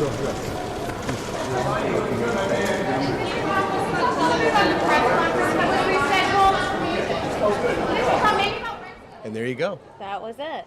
That was Donald Trump. I wish I liked Kanye West more. You know, he could have said something, you know. Well, I think He shows up at Trump Tower to meet with our president-elect, who we elected, and he comes down and won't say a word. Well, here's the thing. just A wanna lot of take a people picture. haven't seen Kanye West since he had his breakdown, since he canceled all his concerts, since he went They weren't asking into him about psychiatric that. evaluation at a hospital. I mean, a lot of people were already talking about Kanye West, you know, during the last month or so because he would go on these pro-Trump rants. So we know how Kanye feels about Trump. Maybe he just didn't want to speak with the press. Kanye doesn't have the greatest relationship with the press. He's an odd guy. I don't know him. What I see is the little bits and pieces that make the internet, and it's probably not him in his best moments, let's be honest. I like that Gold Digger song he does. That's really good. I saw some tweets of someone parodying Gold Digger, like, I ain't saying he a gold digger, but he ain't dealing with no broke president-elect. People were kind of joking on Twitter. After the news broke this morning that Kanye and Trump met, it was trending nationwide for a while. A lot of people talking about it, wondering if there's room for Kanye West in Trump's administration. Director of Entertainment. And I heard a lot of people, I put it on my Facebook page too, and a lot of people were saying, well, maybe they were talking about something at the inauguration, maybe he's going to perform, and you know, there's been reports out there that Trump's had some issues getting a lot of the bands that he wanted to get to come and perform at the inauguration, so who knows about that. But I mean, you know, again, it would have been nice for him to say, hey, it was great meeting the president-elect, and thank you for, you know, instead, I want to take a picture.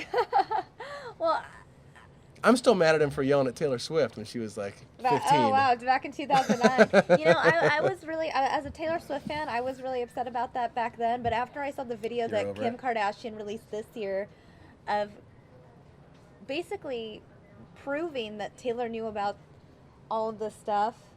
Do you remember this? She knew about what? So Taylor Swift went off about how she was so offended by some lyrics in a Kanye West song. And she went on this whole thing, and she played herself out to be the victim, and most of the public believed it, because why wouldn't you believe Taylor Swift? Then, months later, Kim Kardashian releases a series of Snapchat videos that show the actual phone call Kanye and Taylor had before the song came out, where Kanye told her about it and got the approval. And so ever since that moment, I've been a little skeptical, Troy. That's all I'm saying. What do we have? We're stepping away from the big board. Dow's up about 111 points. Dow's up 100 points again? I tell you, this has been a great run. I haven't checked my 401k so much in like 2 years. Every day it's up a lot of points. This is, you know, President-elect Trump. Well, you can attribute it to a lot of things, but yeah. I think they're also happy that they think they're getting that 0.25% increase. Right. Is that this week? I think it is this week. They're looking at it. Maybe tomorrow, something like that. For the Fed rate. And so, the one thing that the market doesn't like is uncertainty. And so they're thinking they're going to get this 0.25 point fund rate and the Fed rate, and they're thinking, okay, we can deal with that. Right. The economy has bounced back. Well, if the president-elect is able to push through a lot of his economic program, I think a lot of businesses like the way that sounds, lowering their tax rates significantly. And, as a taxpayer myself, I like the idea of me paying less taxes. But on the other side, we're still running a deficit. So where are the cuts coming from? I mean, he's talked about, cutting Air Force One, or at least, trimming back that project. The F-35 he talked about, which is a big impact for us because Luke Air Force Base is one of the main training bases for that. Oh, I've got to go do an update. Can I come back in a moment? Come back, yeah. Okay. I'm going to go be live on TV real quick. I'll be right back. Thanks, Troy. We're going to take you guys back now well, it doesn't look like we have Trump Tower Watch right now. They have taken us away from Trump Tower, but we do have that Security Council discussion on Syria happening now. So we'll take you there. We also have a live look at the White House press briefing that should be starting momentarily. Stand by.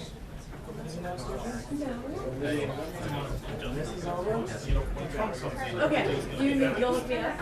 Okay, what kind of chocolate? When it's done, I'll come get you. There's so much food down, it's ridiculous. Oh, I'm totally so happy to do that. I love that. I'm almost there. Kevin, on the other hand, what are we talking about? Chocolate. Okay.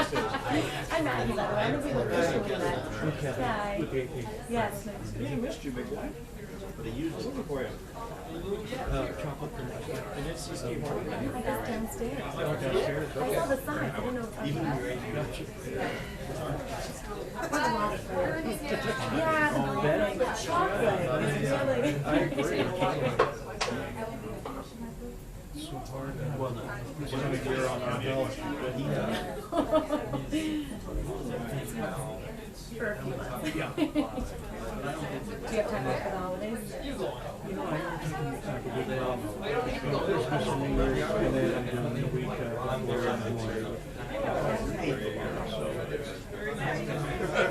it's a hard year.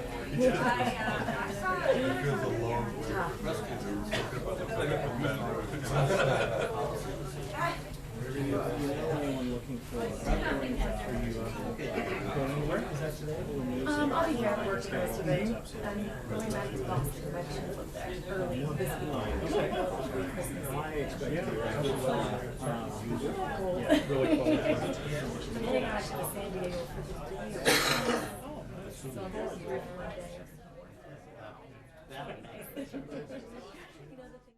All right, guys, we're going to take you back to the UN Security Council meeting happening now in New York City. Первостепенные обстоятельства, которые именно так и трактуются в резолюциях Совета Безопасности. Что касается того, что Совет Безопасности не выполняет свою роль, то позволю с этим не согласиться. Совет Безопасности принял фундаментальную резолюцию 2258 в декабре прошлого года. И не наша вина, что некоторые продолжали искать счастье на поле брани, сохраняя иллюзию о возможности силовой смены режима в Дамаске. Так что давайте вернемся к политической работе и попробуем реализовать те решения Совета Безопасности, которые действительно способны привести к урегулированию кризиса в Сирии. Я благодарю вас, господин президент. I thank the Ambassador of the Russian Federation for his statement, and I now give the floor to the Ambassador of New Zealand.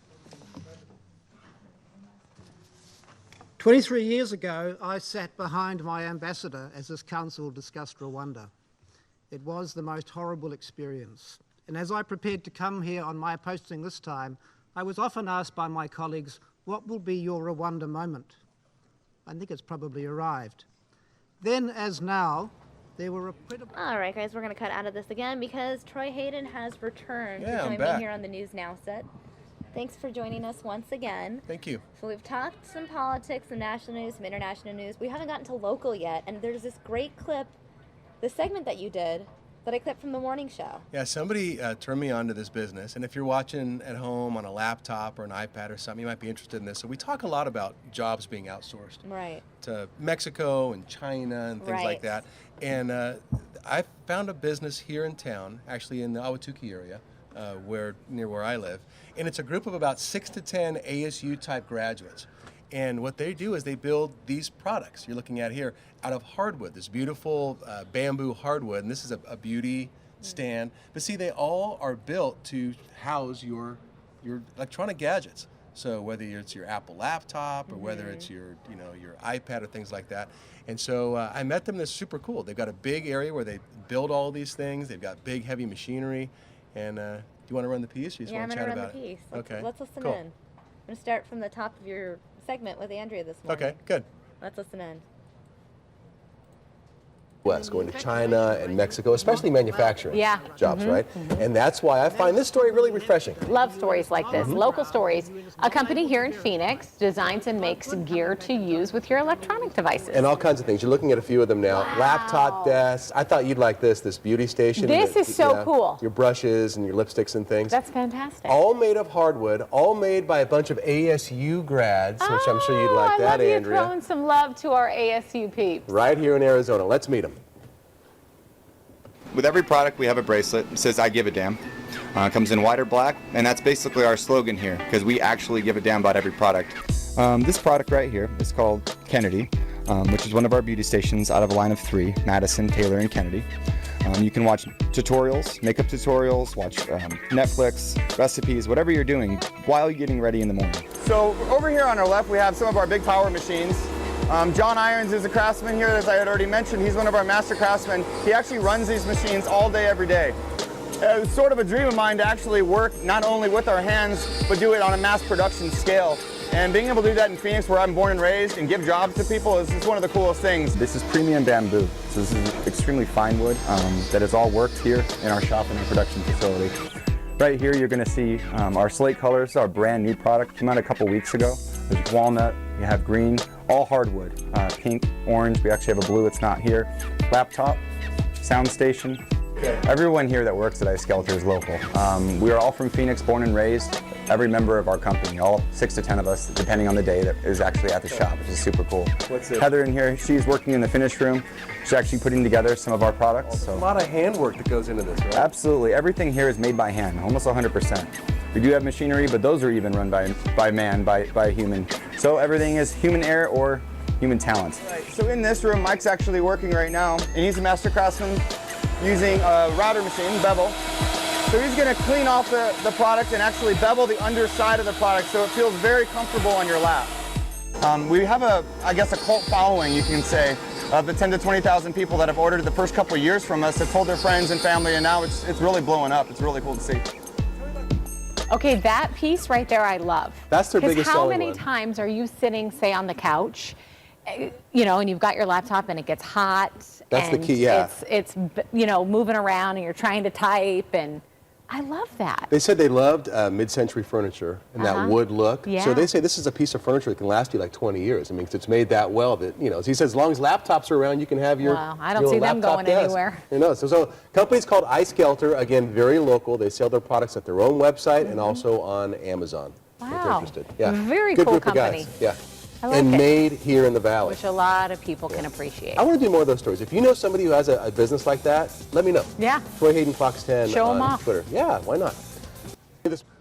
So that was pretty cool. Yeah. You were watching that going, I want could use one of those. I want one. They even have a the big holidays one. are here, guys. Well, and there, as a matter of fact, one of Andrea's friends texted her while we were on the air saying, how do I get one of those things? And then she texted her back and told her how. And she said the beauty station one, this one that she got, is on sale right now for like $49, I think she paid I for it. wonder though. So today Yeah. is the 13th. If you ordered it now, if you'd get one in time for Christmas. I'm not that plugged in to what the deal I'm is. just saying, but who it's knows? only 12 days away. Yeah, that's true. Maybe a New Year's A gift gift. to yourself. But the one, oh, we just showed it. But they have one that's big enough and wide enough that on most chairs that have armrests, you can actually sit it on the chair. Probably not like an office chair like this, but like an easy chair in your house, you know? Yeah. And so it becomes a desk. It becomes a stable desk that you can then use. I don't have a laptop. What? I don't. What? I have a You have a desktop? I love the way you react. Who doesn't have a lap? I mean, I don't want to judge because there's a lot of people out there in the world who probably don't have laptops. I just expected you to have a laptop. Nope, I've got a desktop, and we have a home office. Uh-huh. My wife uses it more than I do, and I have an iPad. Okay, I was just going to say, if you didn't have a laptop, then you have to have an iPad. You have to have something mobile that's larger than your phone. And it looks like you have a Plus. Yeah, I'm rocking the Plus. You have the big phone. I do. I love this phone. But, and I don't, I used to use it to watch a lot of videos and things. What do we have? Real quick, we're going to go to Trump Tower. Uh-oh, who do we have now? Oh, this is Ray Lewis. Let's listen in. That's Ray Lewis, former NFL. Can affect positive change in our communities. How receptive was Mr. Trump to you? Oh, very, yes. Very enthusiastic. It couldn't have been a better meeting. The graciousness, the intelligence, the reception we got was fantastic. What are some of the specific policies? So for those of you who don't know, on the left, Jim Brown, legendary NFL running back. If you talk about what we're trying to really do from the urban developments, and job creations are everything. But I think, we're talking about really what entrepreneurship really looks like from the individual themselves. And I think what America I Can program has done for so many years is put us at that place, and now we have 30, 40,000 former gang members and people who's changed their lives. But what we believe with the Trump administration is if we can combine these two powers of coming together, forget black or white. Black or white is irrelevant. The bottom line is job creation, economic development in these urban neighborhoods to change the whole scheme of what our kids see for our next future. And we will characterize Mr. Trump's outreach to African Americans during the campaign. Do you feel that it was appropriate? Yeah, well, I think what I do feel is that he's wide open to really helping us change what hasn't been changed. You talk about, you go all the way back to $22 trillion since President Johnson was around, and you think about what that is, of what talking about like really solving poverty, $22 trillion that we haven't addressed yet, right? So for us as a black community, for Trump to even step up there, for Mr. President to step up there and say, I'm going to do that, that means everything. And I think that's why me and Mr. Brown is here today. Did you all vote for him for president? No, I did not. The election is over. Right. We don't need to talk about that. We need to talk about going forward. We're not here to talk about the past. We're here to talk about going forward. I've been listened to, and we definitely have a partnership. Yep. And it's an extension of the outreach program that we put in place that you follow so very closely. Mr. Trump made a commitment to improving the conditions of the lives of African Americans in this country, and this is going to continue the work that we started during this campaign with the National Diversity Coalition and now with I Can, Jim Brown, Ray Lewis, and it's a great combination. And the president-elect was very enthusiastic about it and committed to doing it. I think he was excited. He's made a commitment. He's given a verbal commitment. This was the first of many meetings. He's given us a verbal commitment, and then we're going to go forward. We're going to strategize, and then the next step will be implementation. We're not going to drag our feet talking about this for the next 3 years. This is something that the vehicle is already in place. The model already works. We're just going to energize and empower this model, put the government behind it, put the Trump administration behind it, put the African American community behind it, put the American community behind it, and we're going to get busy. Does it concern you at all that in the top four, the big four cabinet posts, Mr. Trump hasn't appointed a woman or a minority? No, it doesn't concern me. We're talking about this today. We're not here to talk about that. We're here to talk about this. This is what we're talking about. Our focus is right here on this American program and implementing this program. Any questions for Ray or for Jim Brown? How do you help hope to use your platform, as famous athletes, as a commentator, to carry this message out there and also hold the administration to their word? I think one of the things that it's no secret that, if Mr. Brown Papa Brown picks up a phone call and calls anybody in the nation right now who's in the world of athletics, entertainment, that phone call is easily picked up. And so for myself, the moment he picked it up for me years ago, is the reason why I stand beside him right now with every vision he's put forth. Now, he's passed the torch to me to carry that now, and that's what I want to make sure we carry. But to reach anybody, there's nobody we can't reach, and I think that's why we're here, because we can bring a lot of people to work together. And we're not here because of politics. We are here to help the President of the United States help the people that need help. Do you think that Dr. Carson is a good choice? Yeah. I mean, I know Dr. Carson personally, and I think he's an excellent choice for this. Yeah, absolutely. Well, I just think that's one thing even Mr. President spoke about is that that's the things he can easily be educated on. Just like people go to classes and go to schools for everything, I'm pretty sure Dr. Carson can be caught up on housing very quickly. Yes. Yeah, brilliant guy. Any other questions? Thank you, guys. Thank you, guys. Okay, thank you all. Have a good day. Which way do we go? This way. Oh, the other way?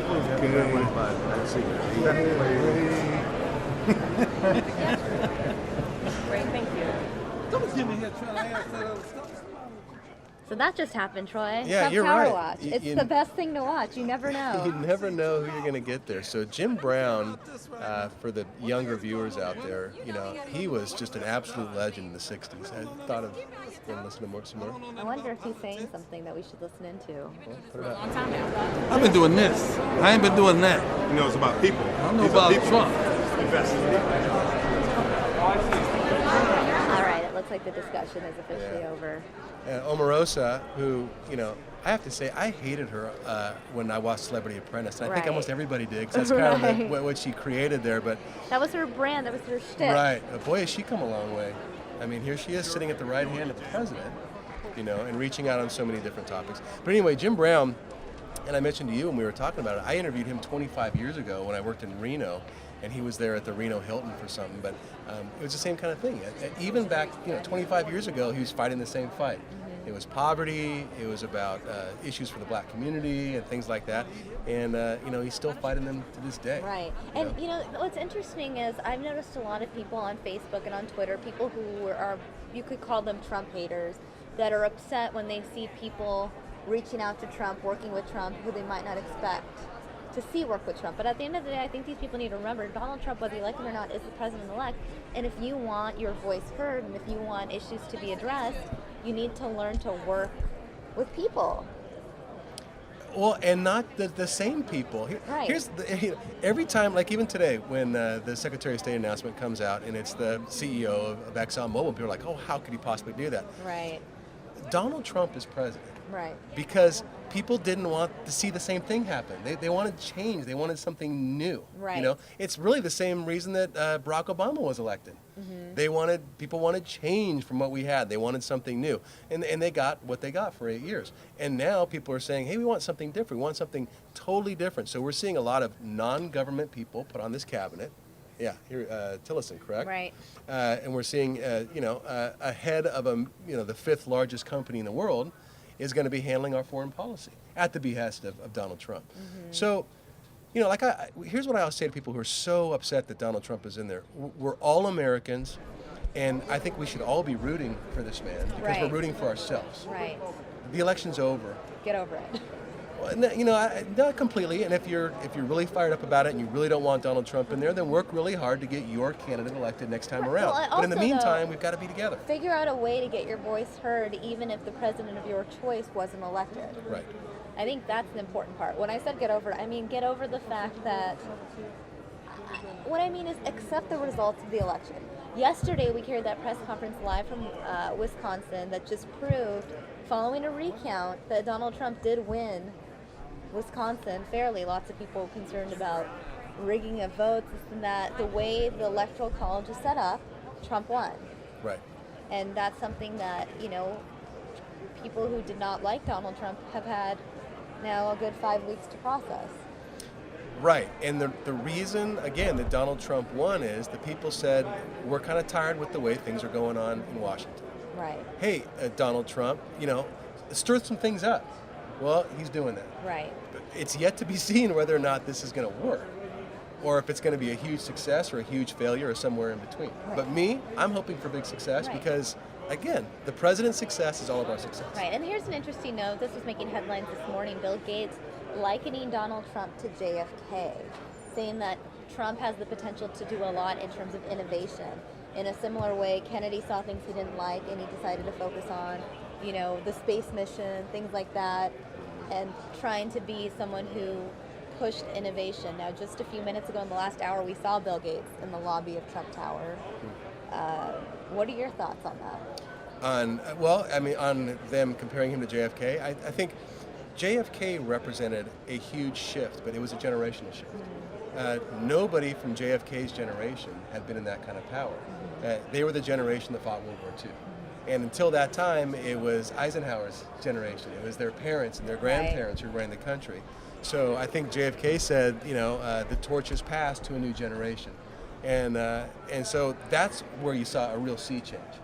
And he brought in a ton of intellectuals. He brought in people that, that Washington hadn't seen. Right.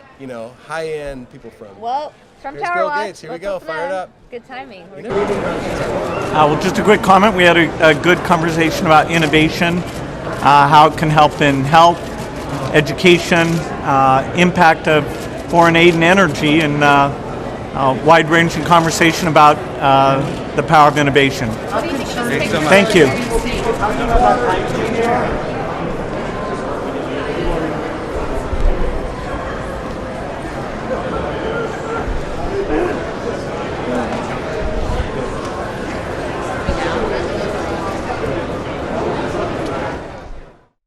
So that was brief. Hey, it was more than what Kanye said. That's true. Kanye was there for the Standing by picture. that. Yeah, Kanye, I was here to take a picture. Bill Gates kind of has the same kind of cowlick going that I do, so I feel better. I got comments on that today. People were like, what's up with your cowlick? I said, look, I was born this way. I'm trying to... Don't judge me. So you're right. Samia just said, watching Trump Tower is like a sporting... You never know who's coming out You there. just And you don't know what's called gonna Bill happen. Gates. Who's coming out next? I don't Blow know. my I'm mind. saying that I saw Bill Gates in the lobby earlier, and that's why I brought up that topic of innovation. And Bill Gates was just on CNBC this morning, and that's where he had likened Trump to JFK and the potential that Trump has to be like JFK in the realm of innovation. And one of the key words Bill Gates just said was that same word, innovation. I think he's really trying to emphasize that. And, Trump is meeting with everyone, it seems. The who's who of different industries and different worlds. Right, and you wonder, too, is he calling them or are they all calling him? Well, I know during Bill Gates' appearance on CNBC this morning that he talked about how he had already spoken with Trump over the phone, but they hadn't met yet. Well, there he is. That's the richest man in the country. I'm not crazy about his software. I use Apple products. Yeah, me too. My daughter was asking me, totally off topic. She's like, why do people even still use, how's he's the richest guy when his products aren't as good? It's because they have a laptop that they have to come up for like virus software and stuff all the time. She goes, Apple never has that. Yeah, you always have to get McAfee antivirus. I remember the days growing up when I had like a regular desktop, Windows 95. I mean, those were the days. My childhood, dial-up internet. Oh my gosh. Like the little sound of the modem. Yeah. Kids won't even know. Like if they were on a game show and someone was like, name this sound, they would lose. Kids would lose that game. They don't know what dial-up sounds like. My wife still has her AOL email address. No reaction? Usually you freak out at stuff like that. No, you know what? I know there are a good number of people I know that still have AOL. Oh, really? What surprises me when I see Hotmail. You're a hip crowd? I see Hotmail. No. I don't know. They're not my friends. We're acquainted. I wouldn't unfriend them. I'm just saying that most of my friends have Gmail.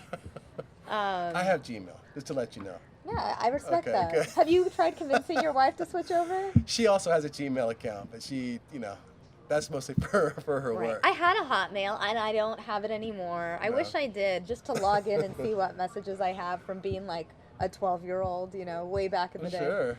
It'd be really interesting to go back and see what emails I was sending as a kid.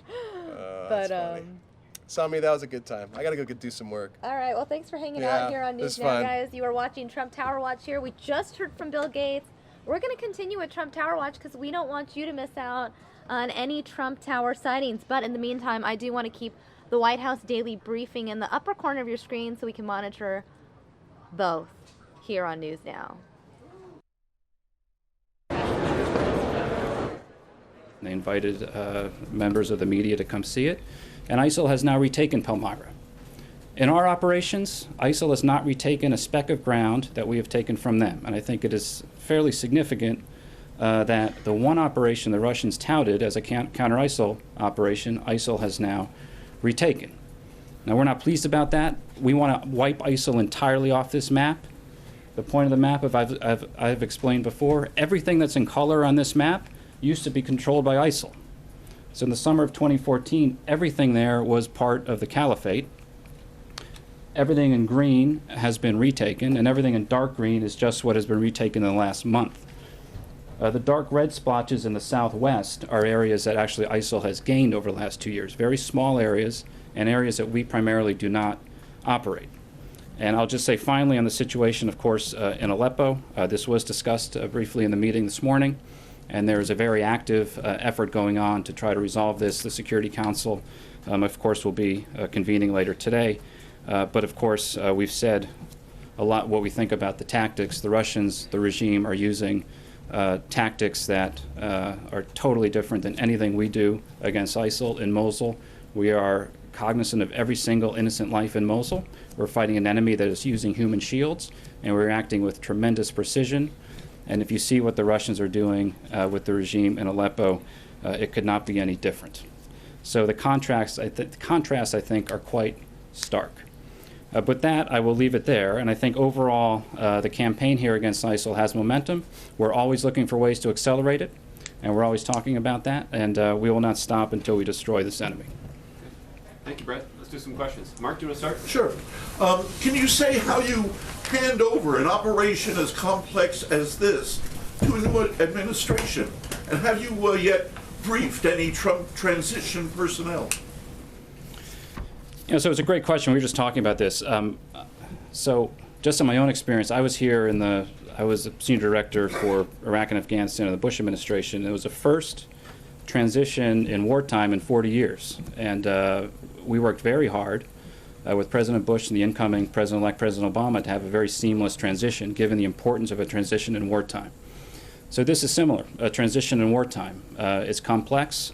And the direction very clearly from President Obama is to make sure we're doing all we can to ensure it can be a seamless transition. There, of course, will be a lot of continuity on the military side, and so we're doing all we possibly can to support that effort. But I'll leave it there. Have you conferred with Trump officials? I think there's constant transition meetings going on. I think, particularly in the State Department, I think those meetings are ongoing now. Have you yet? I won't talk about the individual meetings we're having. Those meetings are ongoing constantly. Jess?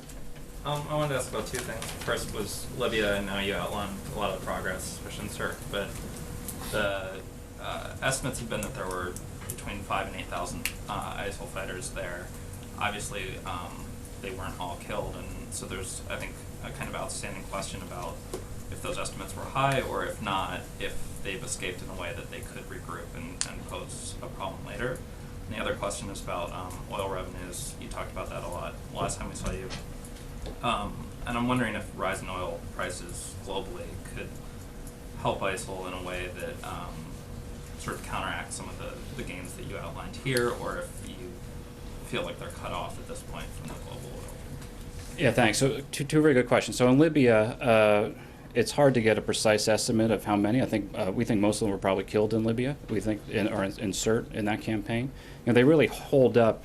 I mentioned this is what they do. This is their defense strategy. They have these kind of rings of defense, and then they have a little citadel in the middle where they try to hold up. And in Sirte, they did that for some months in a little final area of the city. Our ambassador, Peter Bodie, our ambassador to Libya, is in discussions with Prime Minister Siraj about the next steps in this campaign and what support the Libyans might want. And of course, we'll be discussing that with them. We want to make sure, in our view, that ISIL and extremist groups cannot have safe haven or sanctuary anywhere in Libya. On the oil trade, we have significantly reduced their ability to generate any serious revenue from oil. Of course, though, it does continue, but it's all self-generated. I mean, they cannot get any oil out of their little self-contained entity. There's definitely trade going on between different groups. This is a very chaotic situation, particularly in Syria. But their ability to replenish their resources is just significantly degraded. And whenever we find where they are extracting oil, we make sure that we eliminate that. Just on Libya, the concern seemed to be, though, that fighters were able to escape, and you're discounting that. You'd think that sort of our allies were able to sort of fully encapsulate the city. We think, we don't get into numbers, but we think we eliminated quite the vast majority there in Sirte. But if they try to regroup, I'm certain we will find a way to deal with that. Mark. Brett, the relationship with the Turks, it's been really strained on the diplomatic level. Obviously, the whole question of cooperation with the coup and the allegations and the request for the return of the fellow that they think is involved in the coup. Has that been reflected at all in the cooperation you've seen on the counter-ISIL campaign? So obviously it's a complex relation. I was in Ankara about 4 or 5 days ago. Had very good, very detailed meetings in Ankara about the overall situation. And the Turks have done an awful lot here over the last year. Very close cooperation with us in the counter-ISIL fight. And I felt very good coming out of those meetings about the way forward. General Dunford is in regular contact. The day before I was in Ankara, he was in Incirlik meeting his counterpart, General Akkar. So our communications with Turkey is extremely close. They are doing an operation now just south of that green splotch here, near Al-Bab. And obviously we're looking for ways to try to help them defeat ISIL in that particularly sensitive area. It's also a sensitive area of the country because you have a number of different forces converging. So a lot of what we do every single day is try to make sure that we de-escalate any tension between non-ISIL affiliated forces that we have relationships with, so everybody is focused on the same enemy. This is extremely hard, and that's why I mentioned there's another model for doing this. You can send in the 82nd Airborne to go in and do all this kind of stuff. We do not think that that would be a lasting, sustainable way to do it. We think what is sustainable, particularly in something as complex as Syria, is advising, assisting, enabling. And I think the record of what we've been able to clear out proves that. But it makes it complex because we're trying to encourage our partners that we're working with on the ground, you guys need to go that way when sometimes they want to go a different way. So this is what the daily communication and constant discussions are with the Turks and different actors on the ground. But I was very encouraged by my meetings in Ankara last week that we have a shared way forward, and it's going to continue. They're fighting the ISIL forces as much as they want to fight the Kurds. Well, right now they are engaged in a hostile fight against ISIL, and Turkey soldiers have taken casualties, and I think we have to extend our condolences for them. I did that when I was there. They are engaged in a fight against ISIL on the ground, definitely. Michelle. About a week ago, there were reports in Syria that ISIS leadership, or what's left of it, was meeting to try to pick a Baghdadi successor. What do you know about that? Do you think al-Baghdadi is wounded or incapacitated in some way? And even if he were taken out of the picture, how much of an effect would that have on their strength? So it's a great question. I saw those reports, which we can't confirm. I would say any ISIL leaders have a pretty good secession plan because we're removing them at a pretty fast clip. Baghdadi's unique because he's the guy that rose to the Grand Mosque in Mosul and declared a caliphate, which I think I mentioned this last time I was here, but I've traveled now all around the world to countries in which their young men, and in many cases young women, have been attracted to this movement. And when you say, what is it that's attracted your young people to this movement, there's a number of different answers, but there's a common denominator, this notion of a homeland and a caliphate. And Baghdadi claims to have this phony, unique claim to being a caliph. This is all a total fraud, but he claims to have this unique lineage that makes him the caliph. So I definitely think that when we do eliminate Baghdadi, it'll make a significant difference. I also think it is significant that he tried to be a kind of new type of terrorist leader, giving public speeches, going to the Grand Mosque and giving this sermon in the summer of 2014. And he is now in deep, deep hiding. And we had not heard from him until he issued this audio tape a couple months ago. And it was a very defensive message. It basically said, for all of the fighters in Mosul, stay and fight to the death. But all the indications we're getting is that many did not take that message well, because where is Baghdadi? He is somewhere in hiding. And we also know he hides with slaves and all sorts of terrible things. I mean, this guy is one of the most despicable we've ever seen. So we're doing all we can to find and eliminate him. As I mentioned, all of his deputies, nearly all of his deputies have been eliminated, and it's a matter of time before we find him. I do think it'll make a significant difference on ISIL as an organization, as a movement, once he's eliminated, but it'll not eliminate this kind of global jihadi terrorist threat, obviously. Ron. Given all the progress, does ISIS still have the ability to plot and orchestrate attacks against the United States and our allies from the territory that they have remaining? And will President Obama leave office with that ability apparently still intact? And on Aleppo, you said it was discussed briefly. There are reports that there are scores of civilians being massacred by the advancing Syrian army. There's also reports of a ceasefire. Did those issues come up, and is there any response to that from the president? So in terms of plotting, this is what they want to do. ISIL wants to attack us, and they want to attack our partners. And they're very sophisticated, the Paris attacks, the Brussels attacks. Those were planned in Raqqa. They ran through some of these other towns I mentioned, and they would deploy their operatives to carry out attacks. We think we've significantly degraded their ability to do that. But they do have operatives in a number of places in which they are planning external attacks. This is something that is the primary focus of ours, to eliminate what I call that external operations network. So the head of it was Mohammed Anani. That's why targeting him was so significant. Most of this is also being done in Raqqa, but I think we have demonstrated the three I mentioned today that were eliminated just a few days ago were part of this very sophisticated terrorist plotting network. So every single opportunity we get, we are degrading this network, but it still exists. This is still a threat. They are trying to recruit, not plan sophisticated attacks. They're trying to do that, but they're also just trying to recruit deranged individuals from all around the world to act in their name. And that is something that is very hard to stop, which is why the information sharing and everything we're doing kind of behind the scenes as a coalition is so critical. I can't speak to what's happening in Aleppo right now. I will just say, as I think I mentioned at the outset, this is a horrific situation. I think it demonstrates once again the tactics that the Russians are using in support of the regime are something that is truly beyond the pale, cannot be any different than the types of tactics that we utilize. And I've also seen these reports of the ceasefire and a potential agreement, but I can't confirm any of that because this is all fairly late breaking. But I understand the Security Council will be convening later today to discuss it. Andrew. I wanted to follow up on your trip to Ankara. What did you hear from the Turks that made you so confident vis-a-vis what they planned in Al-Bab and with regard to the YPG? Well, I'll just say this. Turkey is at war against ISIL. There's no question about that. They are fighting on the ground. They're taking casualties. And ISIL is a significant threat to Turkey. And that is something that they see very clearly. And so we're working through various ways in which we can help them. We do have disagreements, of course, in terms of some things going on in Syria, which we also have very candid discussions about. When it comes to Raqqa, we want to get ISIL out of Raqqa as soon as possible. But this will be a sequence campaign. That's the only way to do it. So we're in the isolation, kind of the strangulation phase now. And then we have to identify the force to actually move in and seize and hold the city. There are a few options for that. One of the options, of course, is working very closely with Turkey, and we are having a detailed discussion with them about this. But the most significant thing when I was in Turkey was just their threat perception of ISIL as a significant threat to Turkey, which it is.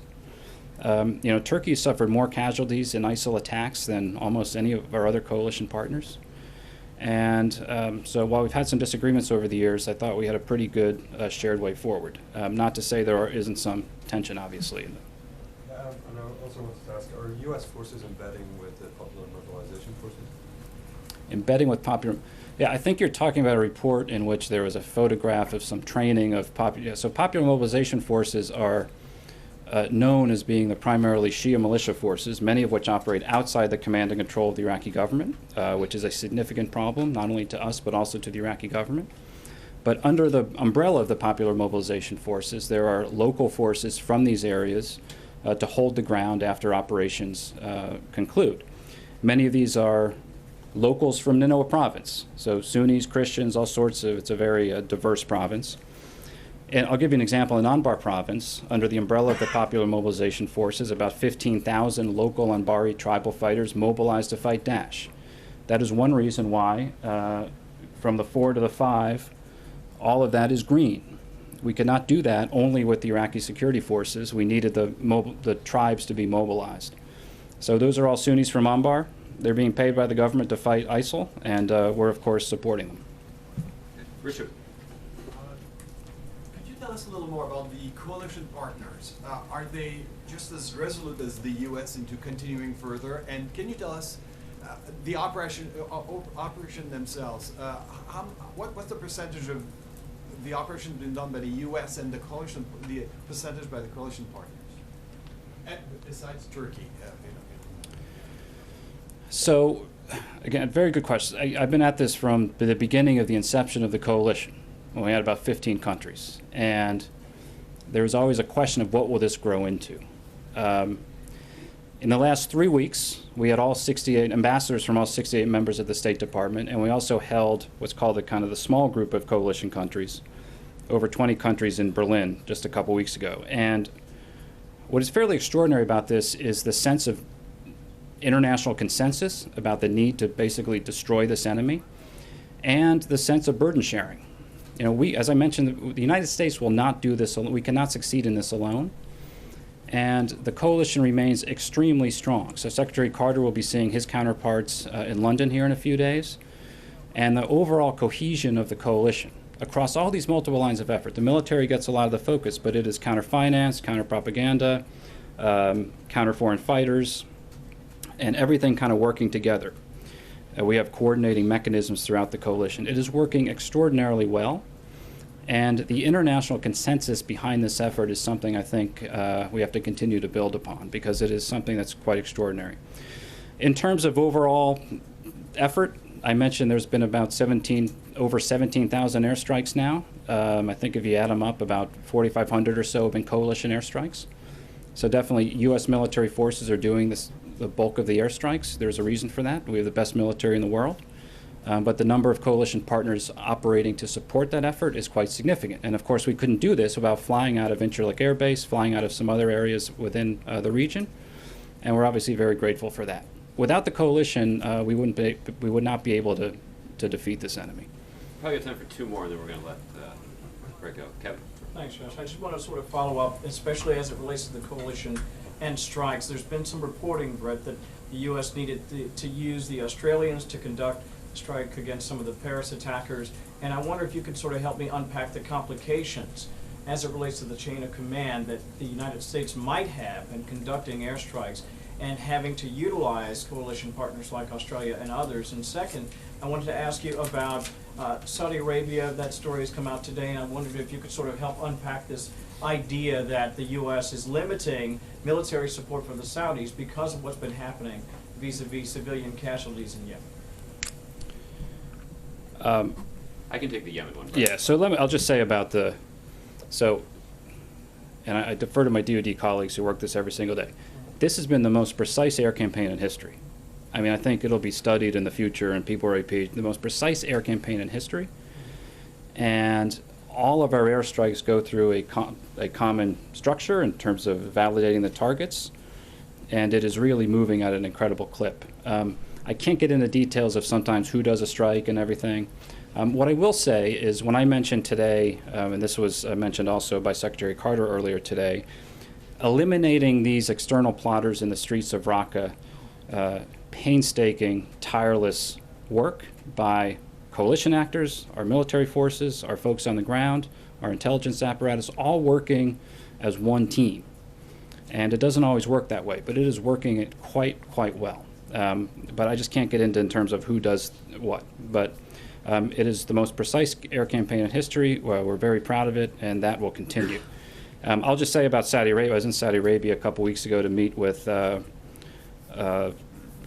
Deputy Crown Prince Mohammed bin Salman. I've seen him a number of times, including also with Mohammed bin Nayef. And Saudi Arabia also is in this fight. I mean, the ISIL is a fundamental threat to Saudi Arabia. If you read ISIL's propaganda, if you read what Baghdadi writes, he's obsessed with Saudi Arabia and striking in Saudi Arabia. So we're working very closely with the Saudis in a whole range of areas in order to help degrade ISIL, particularly in a lot of the counter-ideological fights. So they're very much in this as well. And I'll let Josh address the Yemen question. Okay. Gardner, I'll give you the last one. John Brennan has suggested that the campaign on the ground and the campaign against ISIL globally are going in two opposite directions. He said this summer we still have a ways to go before we're able to say that we've made some significant progress. And he warned that the trajectories for this ISIS religious state or caliphate and global violence point in opposite direction. As the pressure mounts on ISIL, he said, we judge that it will intensify its global terror campaign to maintain its dominance of the global terrorism agenda. You're sort of saying the opposite thing. You're saying that these two campaigns are going in exactly the same directions instead of opposite directions. And you're pointing to the 3 deaths recently of these external plotters as evidence of that. Tell me why there's such a difference between what you're saying and what some other intelligence people in the administration are saying. Why are you so convinced these two things are going together while others say it's sort of like squeezing a balloon? You know, if you squeeze it here, they're going to show up someplace else. Yeah, I don't think it's so much of a disagreement. In fact, all of our intelligence assessments inform the way we obviously discuss this and prosecute the campaign. I mean, I said this will be a multi-year effort. Be very clear about that. The number of foreign fighters, the number of people indoctrinated into this ideology is something that will not be overcome for a number of years. And while the notion of the caliphate is what kind of led to this explosive growth of ISIL, that is why shrinking the caliphate is so important. But their desire to inspire attacks around the world as they lose their territory is something that we expect will probably increase. How do they want to stay relevant? They're trying to spark and inspire attacks around the world. That's why they used to say, Mohammed Adnani's last statement was very interesting. If you read of Mohammed Adnani, the spokesman, all of his propaganda, again, it used to be about come to the homeland or retain and expand the caliphate. Most of their propaganda were these sun-drenched scenes of children and families and a very optimistic message, actually. His last message before his death was very different. It actually said, we might lose all of our territory, but, you know, we'll still be around. And in fact, if you can't come, because you can't, because it's hard to get in here now, stay home, pick up a knife, and attack someone down the street. And it's a very different message. It's a message that does not appeal to a broad segment of a population. It's a message that appeals to really deranged individuals. But they are trying to remain relevant as they lose their homeland, what they call their homeland, by trying to inspire these attacks. And that is something that will continue. And that is why one thing we've done in the coalition, we talk about even as we degrade their ability to have territory in Iraq and Syria, we need to adapt as a coalition to increase our ability to share information, our hubs of sharing information, to be able to stay ahead of the threat. So that's something as a coalition that I think will continue for some time. So the military-focused coalition of taking back these cities, which we will do, will evolve into a coalition focused on the information sharing, the patterns of interaction among capitals, among intelligence communities, among law enforcement communities, is something we have to continue to expand upon and grow. I mean, Brett, that's much less optimistic, even frightening message for those of us in this part of the world, because it's suggesting that your success there only increases the dangers here, no? No, because what they can do inside of Iraq and Syria are these big, spectacular attacks. Make no mistake, these are terrorists. It's an international terrorist organization that has the same ideology as Osama bin Laden and al-Qaeda. The only difference between ISIL and al-Qaeda is that ISIL said, let's do a caliphate now, whereas al-Qaeda said, well, we'll do a caliphate down the road. I mean, that's the key difference.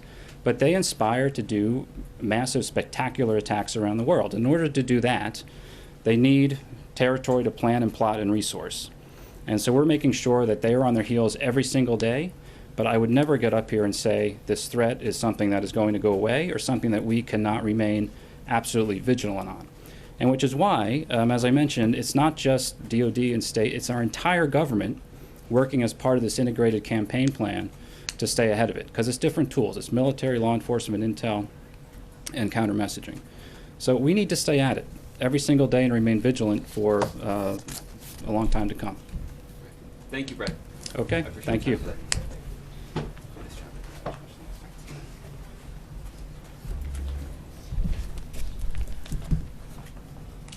Okay, we can go back to our regularly scheduled programming now.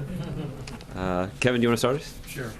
Josh, I did want to ask about, Brett was clear to lay the blame for Palmyra to Russia.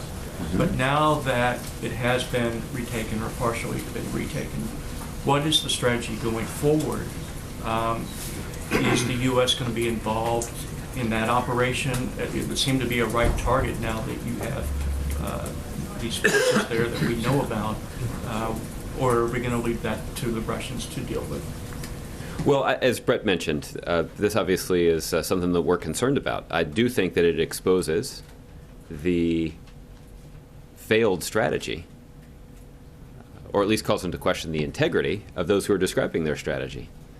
Their strategy, as they state it, is to be focused on ISIL and to be focused on extremists and terrorists. But the truth is, the real consequence of their strategy, which appears to be an intense focus on bombing innocent civilians into submission so that the Assad regime can enjoy some tactical gains, actually results in fueling the kind of extremism that we know extremists rely on to thrive. It also is Exhibit A when you consider that this is an example of Russia taking their eye off the ball when it comes to terrorists.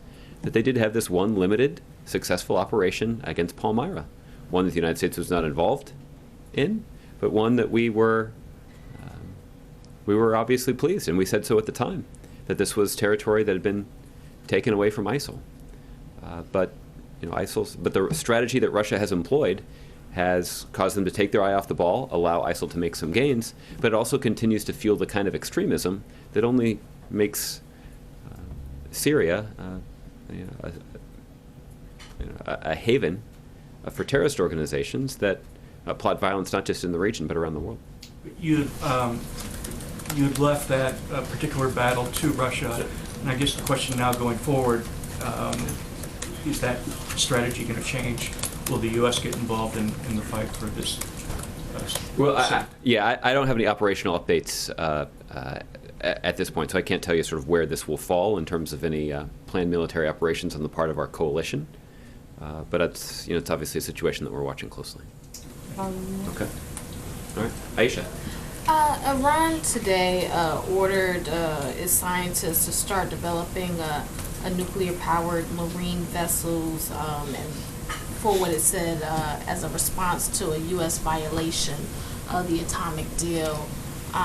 So I was wondering, how much of a concern is this kind of maybe tit for tat, the idea that Iran is now saying that it's responding to actions taken by Congress by, building these nuclear-powered vessels. Is there a concern that this is going to be an ongoing thing and that there's going to be this kind of back and forth now? Well, I would agree with your assessment that the timing of this announcement to coincide with the president's signing of the Iran Sanctions Act is not likely a coincidence. But we've been clear, even through much of the congressional debate in Congress about the Iran Sanctions Act, that the president would not sign into law a piece of legislation that undermined the international agreement to prevent Iran from obtaining a nuclear weapon. The extension of the Iran Sanctions Act does not undermine the international agreement to prevent Iran from obtaining a nuclear weapon. That's been our position from the beginning. We've explained that quite clearly in public, and we've explained that in private to the Iranians. At the same time, the announcement from the Iranians today does not run counter to the international agreement to prevent Iran from obtaining a nuclear weapon. We continue to be able to watch closely Iran's nuclear program, starting in the uranium mills and throughout the nuclear supply chain. That is an unprecedented insight into any country's nuclear program and allows us to verify their ongoing compliance with that program. And our expectation is that as they undertake these kinds of research and development efforts, that they will do so consistent with their international obligations. We have the ability, because of the cooperation with the Iranians under the agreement, to verify their ongoing compliance with the agreement.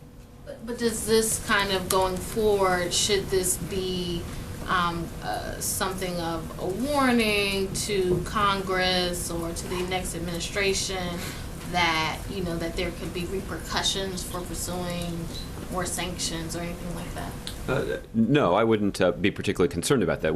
There are a range of Iranian activities that are a source of concern to the international community and to President Obama outside the scope of the international agreement to prevent Iran from obtaining a nuclear weapon. The reason that we pursued that international agreement is because Iran's ability to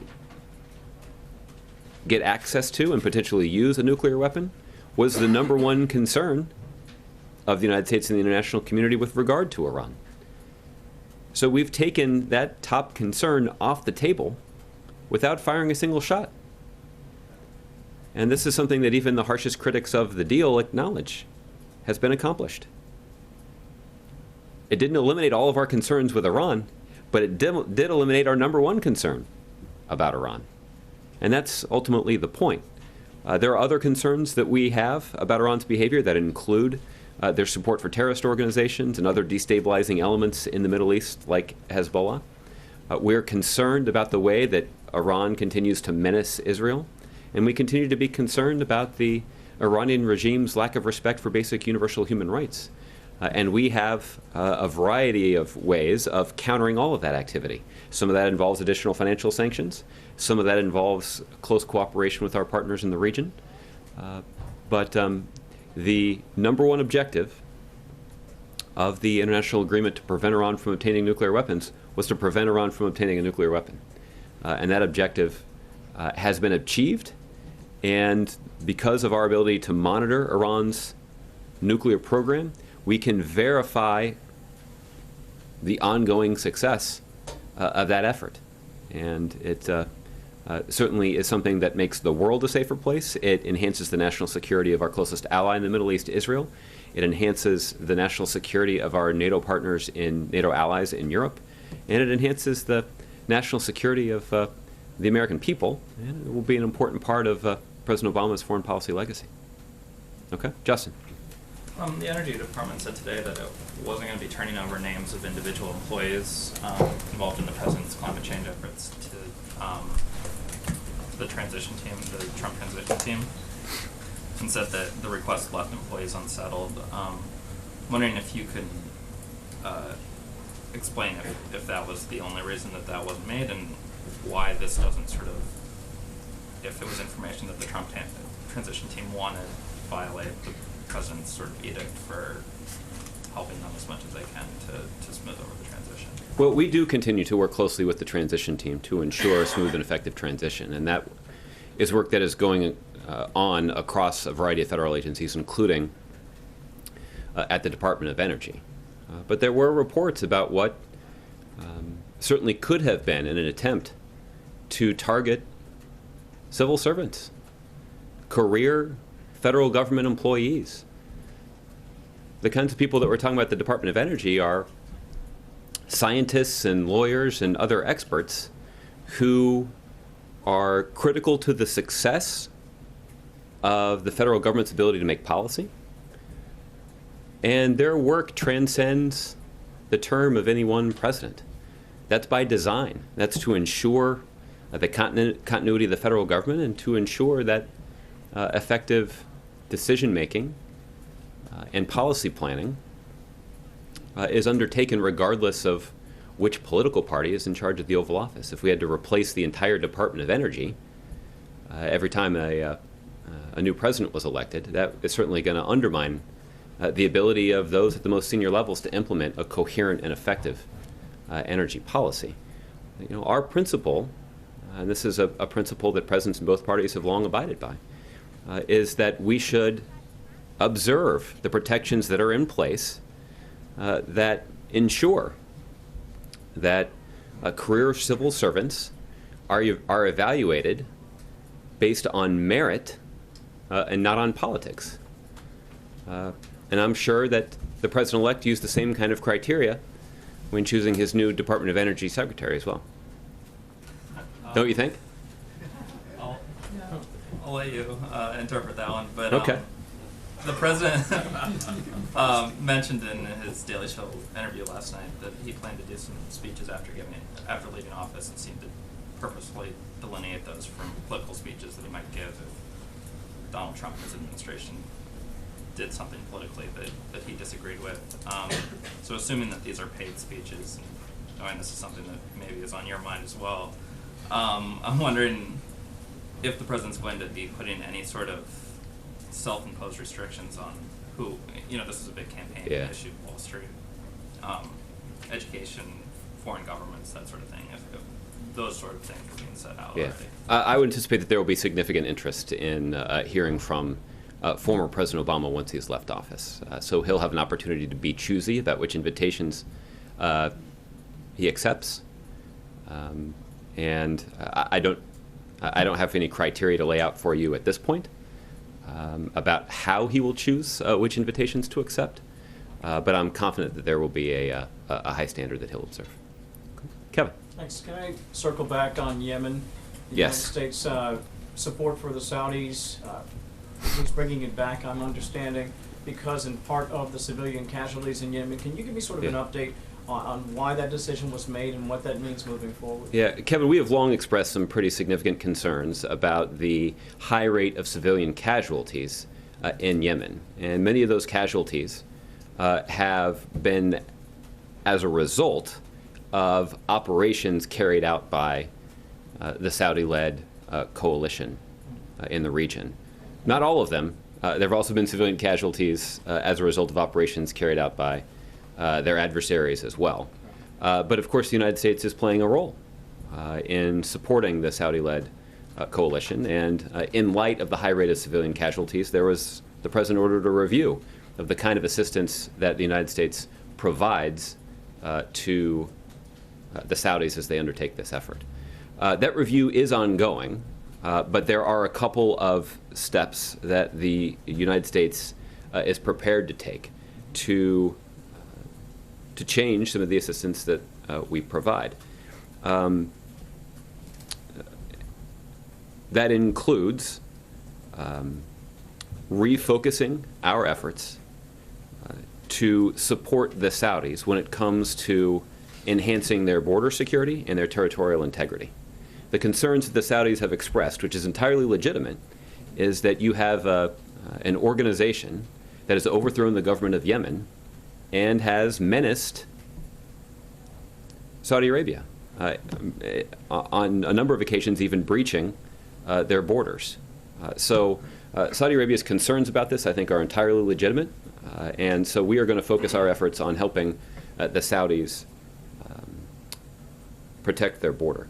We also are going to undertake steps to refocus our information sharing and the responsibilities of our personnel in Saudi Arabia to be focused on this effort. In addition, we've also decided to, well, I think that covers it, and I think this is reflective of the fact that we have these longstanding concerns.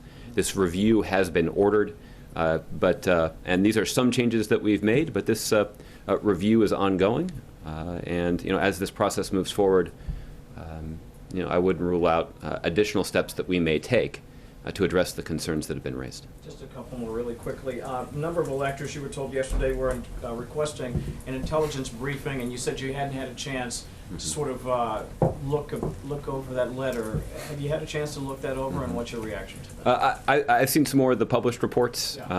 Look, it's when it comes to the Electoral College, we're talking about some of the more esoteric aspects of the functioning of our democracy. But it certainly is important that individuals who are entrusted with that responsibility do so with a seriousness of purpose.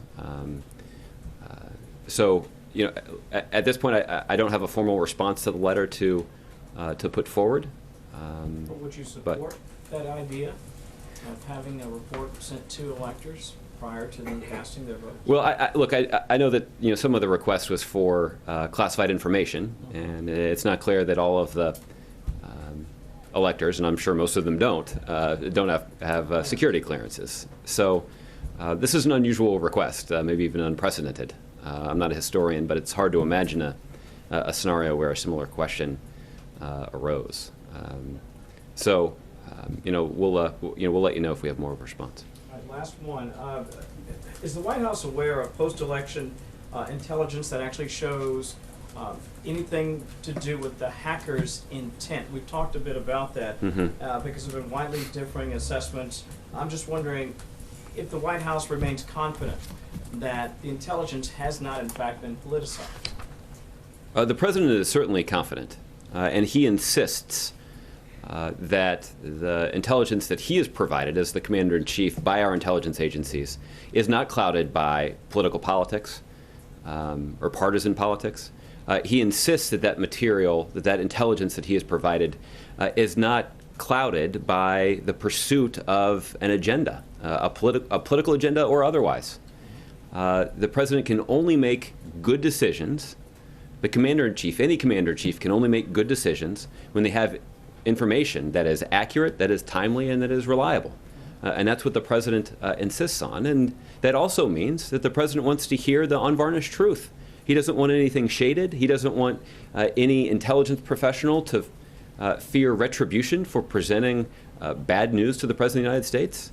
In some ways, that's actually the basic job description of an intelligence professional who's briefing a principal. And that is to be able to give an unvarnished assessment and even if it's bad news, without fear of any retribution. And the president has confidence that that's the kind of guidance and information that he's been provided by the intelligence community. The intelligence as to the intent of the hacker. I don't have any updated assessment to share at this point, but there certainly seem to be a not insignificant number of intelligence professionals who appear to be sharing their opinion with all of you on an anonymous basis. Obviously don't have the luxury of doing that. But when there is a formal assessment to share from the intelligence community, and if that's something that can be shared publicly, that's something that we'll try to do. The president does believe that we should, particularly when it relates to something as central to our democracy as the conduct of a national election, the president does believe that we should share as much information as possible with the public, and that is why the intelligence community on October 7th, more than a month before the election, issued a statement that represented the unanimous assessment and conclusion of all 17 national security agencies that have an intelligence arm. And they concluded that Russia was engaged in malicious activity in cyberspace that was aimed at destabilizing our elections. And the president made clear, we made clear that a proportional response.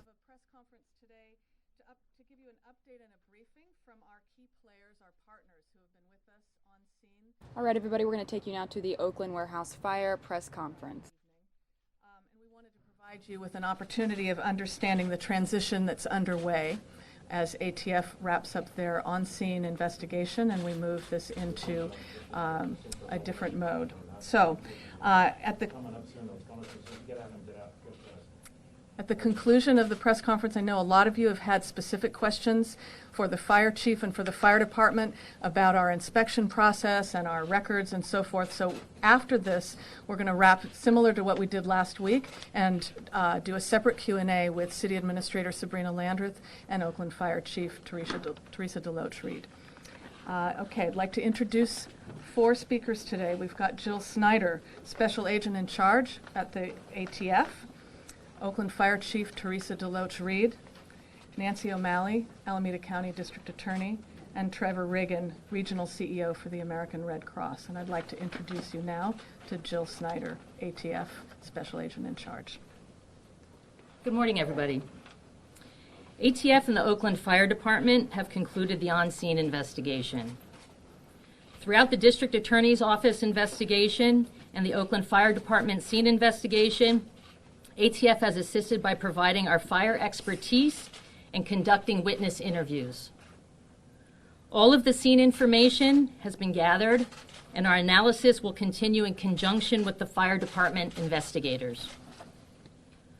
All of the findings will be submitted to the Oakland Fire Department, who will prepare the final report and give it to the district attorney's office for their ongoing investigation. To clear up the concern over the determination being electrical, the electrical system is part of the analysis ATF experts and the Oakland Fire Department investigators are looking at in determining the cause of the fire. The investigation is still ongoing, though, and at this time, no final determination has been made as to the exact cause of the fire. ATF will continue to support the fire department with analyzing all of the findings for the final report. ATF will also continue to assist with the interviewing of witnesses for the district attorney's office investigation. Although ATF is no longer on the scene, we would like to let the families and friends of the victims know that our thoughts are with them. At this time, I'd like to turn the podium over to Fire Chief Reed. Good morning, everyone. I would like to start off by acknowledging the remarkable work that was done by Oakland Fire Department personnel. Their time on scene during those 4 days was very taxing, both physically and mentally. And I just want to thank them personally for the contributions that they've made in regards to this tragic incident. The work they performed was spectacular because it was a very difficult event. I want to thank the ATF for their participation and support throughout this incident, for providing us with investigators and specialized personnel from their fire research laboratory in Maryland. Currently, our fire investigators are still working with ATF to compile all the information necessary for a final fire report. The determination of cause and origin has not been identified yet. This investigation is still ongoing. Once we complete the fire report, and as I mentioned, the investigation right now is still ongoing, so I cannot give you a date on when that report will be completed. But once the report is completed, it will be turned over to the DA's office, as mentioned by ATF, to continue their ongoing investigation that is taking place. Again, this was a tragic event. It was something that the city of Oakland thought that they would, it was a tragic event. And so with the families, our thoughts and prayers are with you, and for all the different agencies that was out supporting that event. I just want to say thank you to everyone for your participation and your help during these times.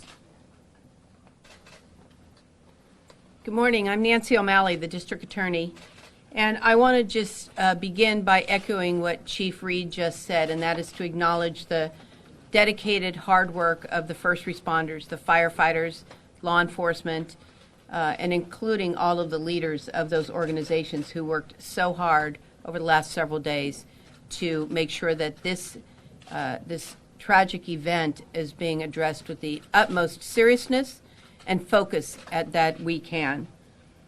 I want to thank specifically the ATF for all of their expertise and for working so closely with my investigative team.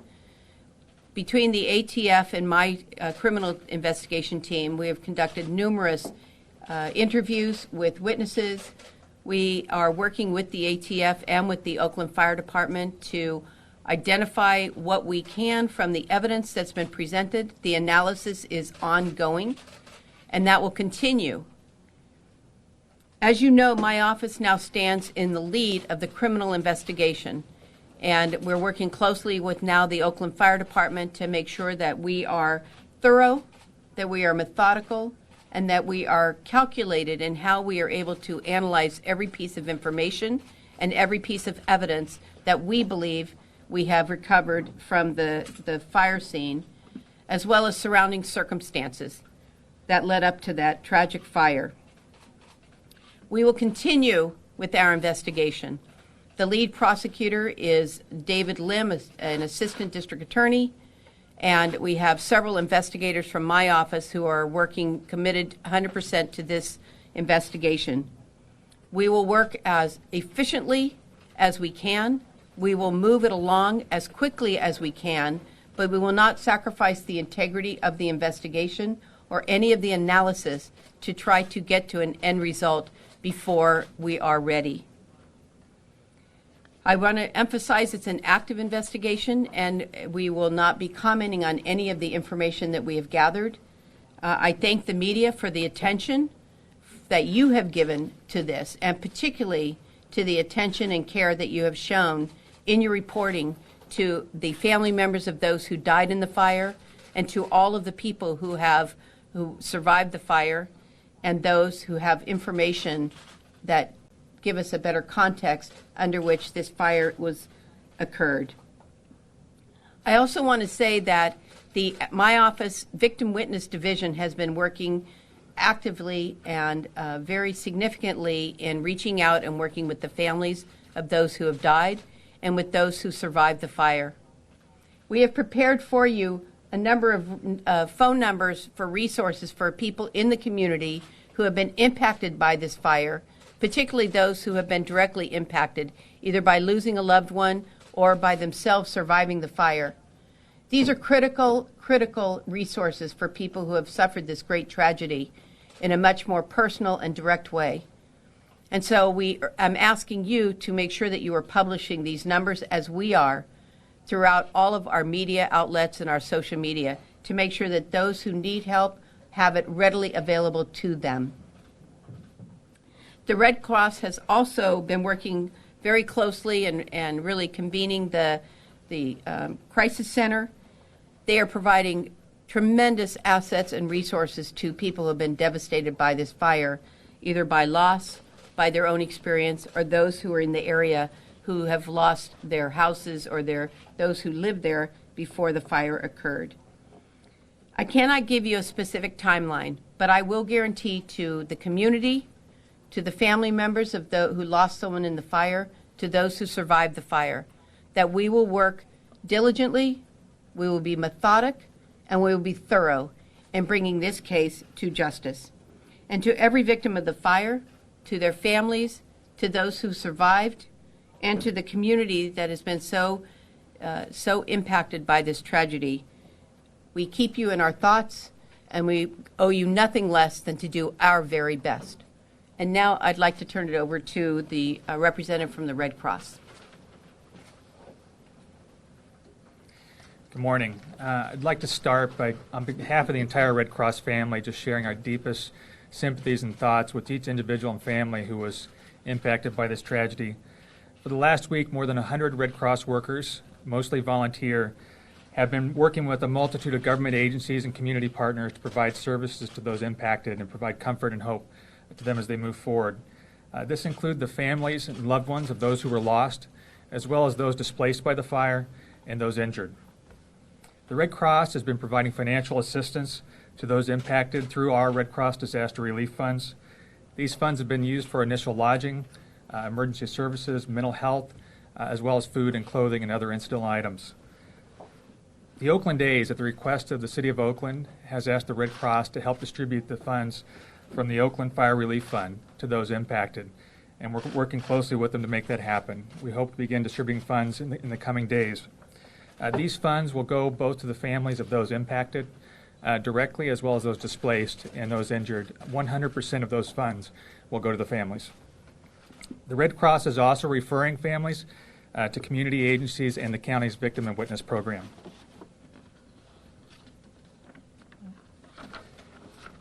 If there is anyone who's being impacted by the fire, displaced, or has a loved one who's a victim who's not reached out to the Red Cross, we urge you to reach out today and in the coming days through this number, 510-595-4441, to speak with a Red Cross caseworker who can help connect you to Red Cross resources, but also agencies across the community to make sure you're getting the services you need.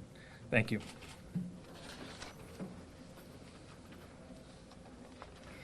The City of Oakland could not have gone through this kind of devastating fire without the support and partnership of the agencies that you've heard from today, the ATF, the District Attorney's Office, and Red Cross. So again, I'll just reiterate our gratitude as we move into the recovery from this devastating fire. That concludes this portion of the press conference. We're going to take a short break as we move the podium out and move a table in and provide an opportunity for Q&A with the Fire Chief and City Administrator Landreth. Thank you.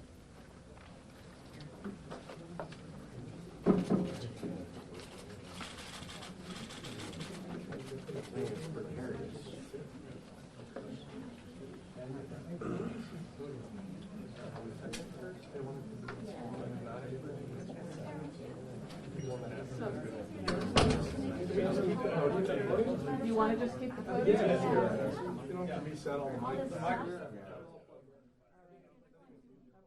All right, everybody. Well, that was the latest press conference on that Oakland warehouse fire. We're going to take you back now to the White House press briefing, which is also happening live here on the Fox News Now stream. Or as broad as legislation. They're right about that, of course. But you've highlighted actually a good example where the president taking executive action hasn't just had an impact in the government, but it's also had an impact in the private sector as well. So I think this is just one example of how the president's judicious use of executive authority has been effective in changing minds and practices, not just inside the federal government, but in the private sector as well. More broadly, I think it's hard to tell exactly what this particular personnel announcement says about the kinds of policies that President Trump will pursue once he's in office with regard to ensuring that Americans are not discriminated against because of their sexuality. And, you know, I think, to put it generously, we've gotten some mixed signals publicly about what the president-elect's intent is. So, you know, as with so many other issues that are important, we'll have to wait and see what policy he intends to pursue. Okay? Ellen.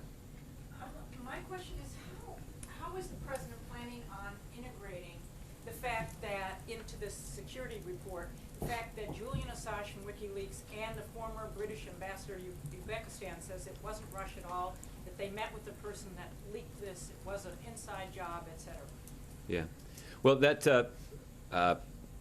I've not seen reports citing the British ambassador to Uzbekistan, so I compliment you on the breadth of your reading. What I will just say is the view that Russia was actively involved in cyber activity that was aimed at eroding public confidence in our political system is the unanimous high-confidence conclusion of all 17 intelligence agencies in the United States. That's not a recently known fact. That is not a recently disclosed conclusion. That is a conclusion and a finding and an assessment that was released a month before the election. So, you know, I know that the president-elect himself has raised doubts about that assessment. Apparently, the British ambassador to Uzbekistan has made common cause with the president-elect to raise those doubts. But the American people will have to judge for themselves whether they have more confidence in the ability of the United States intelligence community to unanimously reach the same conclusion on this matter, or if they trust the conclusion of the British ambassador to Uzbekistan. Thank you, Judge. Maggie. Circling back quick to the Department of Energy, is this the first time that the administration has flat out denied a request made by the Trump transition team? In terms of... Yeah, look, I think it's an entirely legitimate question. I don't think I can get into all of the, all of the conversations that are taking place at federal agencies all across this town and all across the country to ensure a smooth and effective transition. I can tell you that in general, the administration has worked hard to diligently provide as much information as possible to the incoming team. And that is not the kind of work that you can do just at a moment's notice. This is a lot of work that requires months and months of planning and this administration has been planning since the beginning of the year to compile and prepare materials for the review of the incoming administration. And obviously we envisioned a different kind of process and a different kind of transition, but we remain no less committed to ensuring that the incoming administration can hit the ground running, and that means providing extensive information to the incoming administration, and that effort will continue through election or through inauguration day. Since you brought it up earlier, care to elaborate on your thoughts on President-elect's pick for Energy Secretary? I think I've said enough about that. All right, Andrew. Thanks, Josh. I wanted to ask what the President's thoughts are today regarding Aleppo and what the fall of the city means for his legacy. Yeah. Listen, Andrew, as Brett alluded to, the situation in Aleppo remains deeply troubling, and the innocent loss of life there that has persisted for years at the hands of the Assad regime, enabled by the Russians and Iranians, is deplorable. And the United States has played a leading role in the international community to try to facilitate a diplomatic resolution to the situation there, at least to just try to reduce the violence and increase the consistent flow of humanitarian relief. I understand that at some point later today, and maybe even right now, the United Nations Security Council is meeting to consider such a proposal. Obviously, this is, if this ends up being a proposal that will result in a reduction in the violence and an increase in the provision of humanitarian assistance, and that's something that the United States will not just enthusiastically support, but we're going to be actively encouraging all parties to support it and actively encouraging all sides to implement it effectively, so that the people in Aleppo who have been suffering in unthinkable circumstances can finally get some measure of relief. You talk about the Syrians and the Russians and the Iranians and what they've done, but a lot of the anger over what's happened in Aleppo is directed at this White House and this presidency. Do you think that's fair? Why do you think that is? Well, first of all, I think I'm going to refrain from criticizing people who are having an emotional reaction to the terrible violence that they faced, and their feelings of anger and frustration. I think are entirely understandable given what they've been through. And I think it would be inappropriate, maybe even immoral, for me to stand here and criticize them. What I will say is something that you've heard me say before, which is that President Obama and Secretary Kerry have been at the leading edge of a tireless effort to try to bring that violence to an end, or at least reduce it enough that humanitarian assistance can get to those people that need it the most. And this administration and this president certainly makes no apologies for that tenacious pursuit of the kind of solution that would bring relief to the suffering people of Aleppo. And it's not particularly surprising to me, given this long-running bloody conflict, that the people of Aleppo are angry that this hasn't been solved more quickly. Looking more broadly to the rest of the world, I mean, I guess the question is, why do you think that U.S. military action in Iraq can bring out millions of people onto the streets around the world, but Russian and Iranian actions in Aleppo don't have the same response? Well, I think it's hard to paint with a broad brush about how the international community is responding to this situation. I think that you have seen many moral consciences aroused by the violence in this part of the world, and it shows itself in a variety of ways. Sometimes it is the photograph of a small boy in the back of an ambulance who's barely escaped a Syrian government bomb. There was a pronounced public reaction to that photograph. These kinds of images do tug at the conscience of people around the world. It certainly tugs at the conscience of everybody in the Obama administration, and that's why the Obama administration has pursued so tirelessly the kind of diplomatic solution that would bring that violence to an end. And that's what we're seeking, and hopefully we'll be able to make some more progress on that at the UN Security Council today. Okay. Yes, ma'am. I'll give you the last one. Hi, Rosalind Jordan with Al Jazeera. Following up on his point on Aleppo. Yeah. Nice to see you, Rosalind. Hi, nice to see you. The civil war in Syria has been going on for almost 6 years. It has. The estimates between the UN and various human rights groups is that at least 400,000 to 470,000 Syrians have been killed. At least 32,000 of those people have been killed in Aleppo. Some of those people have been on social media. They've been able to go on TV today. They fear they are living the last days or hours of their lives, and they are asking, where is the world, in particular, where is the United States? Mm-hmm. And the question is, and I understand that the president did not want to launch a regional war, but if ever there were an argument, say human rights advocates, to act on responsibility to protect, Syria is that situation. Why did not the administration intervene militarily in the Syrian civil war? Yeah. Rosalind, the answer is simple, and it's one that we've said on a number of occasions. There's no military solution to the civil war in Syria. But how many more people have to die? But Rosalind, what is the military proposal that has been tabled that would effectively prevent those deaths? Is the suggestion that somehow the United States should just occupy the nation of Syria? Do we really think that's going to reduce the violence in Syria? I don't think there's any evidence to substantiate that claim, even if that's one that is being made. I haven't heard any other sort of suggestion. The only solution is a diplomatic one. And no country in the world has expended more of an effort to pursue that diplomatic solution than the United States of America. The United States has a special responsibility because we are the most influential, strongest country in the world.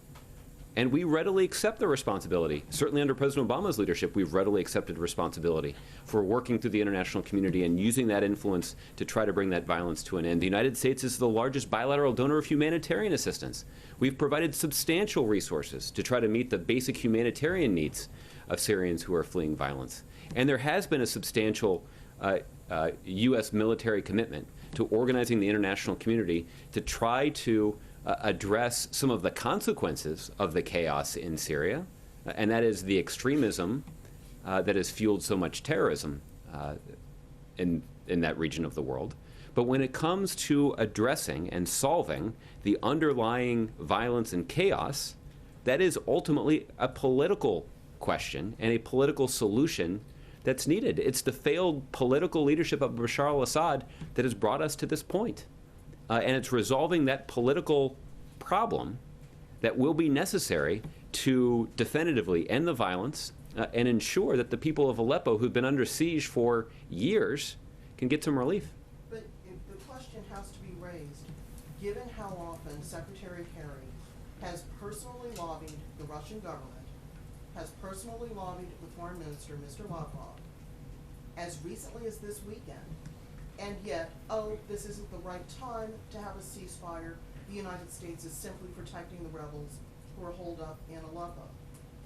At some point, shouldn't this administration be calling Moscow's bluff and actually forcing them to do what they have promised to do, which is to call back the Syrian military and prevent them from committing what some are now alleging are human rights violations? Mm-hmm. Well, as we've indicated before, the United States strongly supports and would support an effort to ensure that the Assad regime and those who are culpable for the Assad regime's actions accountable for the tactics that have been used inside of Syria. Far too many innocent lives have been lost, women and children included, and we believe in some accountability. and hopefully that is something that the next administration will continue. But when it comes to Russia, they've spent significant amounts of credibility in trying to describe to the international community their response to this situation. And as we discussed earlier, as Brett referenced, the Russians regularly like to say that they are focused on taking ISIL fighters off the battlefield in Syria.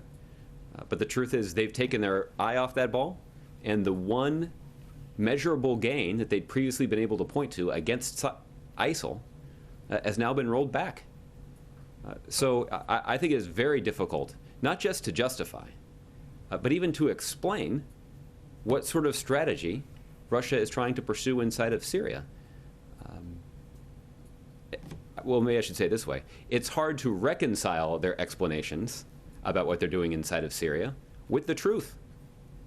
The truth of the matter is they're focused on propping up the Assad regime, and the Assad regime is trying to bomb civilians into submission so that he can try to get control over his country again.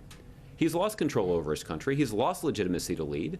And the concern from the United States isn't just about the humanitarian situation there. It's about how that chaos has fueled extremism and given life to terrorist organizations that threaten the United States and our interests around the world.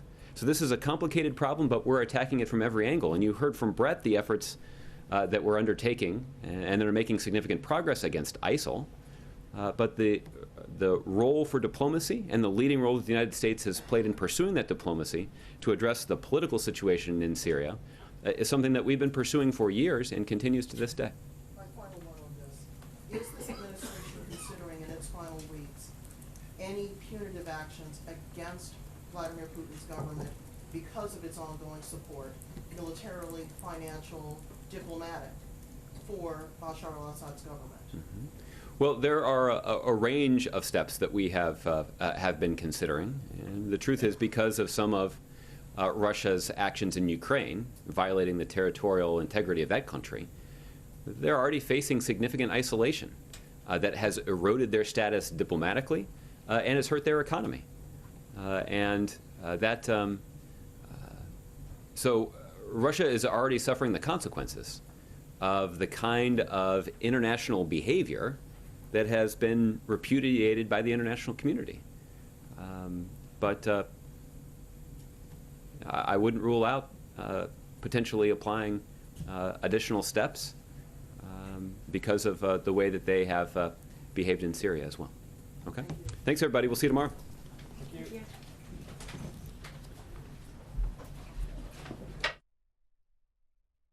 All right, everybody. Well, that was the White House press briefing, getting you all caught up on today's world news. And right now, we're live inside Trump Tower, where anybody could walk in or out of those elevators. We also have the State Department briefing happening right now. I'm going to put that live in the upper box so you guys can hear what's going on there while we watch inside Trump Tower. Coming up a little bit later in the show, we've got President Obama speaking live for the 21st Century Cures Act.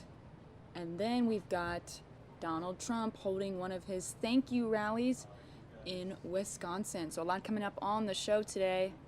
Let's put in the upper right-hand corner the State Department briefing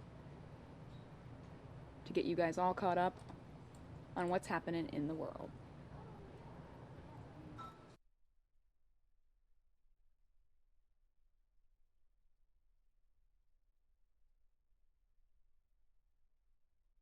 Negotiating with the Russians? Like, this was not something that was talked about a lot, at least from this podium. Like, I'm not aware that we had any indications that there were bilateral discussions to reach this kind of an arrangement. So I don't know that there was any prior knowledge. But again, I mean, it matters a lot less to us who or how a ceasefire is arranged or reached, and much more that one is arranged and reached. And that's why the Secretary was working so hard over the weekend in Germany and in Paris. In fact, in several discussions with Foreign Minister Lavrov alone, as well as dealing with other countries who are involved in this effort to try to do exactly that. You have seen the kind of the reports that Aleppo essentially has fallen. I mean, do you all have any statement on that? Well, I mean, we're seeing the same reports that you are. We're seeing the dreadful images that are coming out of Aleppo. I'm not in a position to say definitively one way or another that the city has now fallen, or that the regime and Russia have taken it. But the reports that we're getting out of Aleppo, both as we see in the media, but also from other sources, are clearly disturbing. I mean, we're seeing now reports of people being executed in the streets, just killed because they're there, and that's despicable. And again, we have long said that the bloodshed in Aleppo needs to stop, that the brutality of the regime and the support that it's getting from Russia and Iran has got to stop. The other thing I'd say is, even if this is the end of the siege of Aleppo, it is not the end of the war in Syria. Even if it is the end of the siege in Aleppo, it is not the end of the war in Syria. It will go on. The opposition will continue to fight. Extremists will be continued to be drawn to the vacuum that continues to exist in so many places in Syria. And people, innocent people, many of them children, will be flung into refuge. You all keep saying that the end of the siege of Aleppo or the fall of Aleppo would not be the end of the war, but that does, given what's happening there, it seems a little bit as if that's your mantra to sort of wash your hands of all the atrocities that are happening there. And even with this deal now between Turkey and Russia, it looks like the United States has just been completely cut out of having any influence in what's happening in Syria. All right, everybody, we're going to cut out of this to take you to some breaking news right now. This is out of Miami, Florida, where a tiger attack has happened. We're told that a worker has possibly had his finger bitten off. We're working to get you guys the latest information, but again, this is live on the Fox News Now stream out of Miami, Florida, where a tiger attack happened. A worker possibly had his finger bitten off.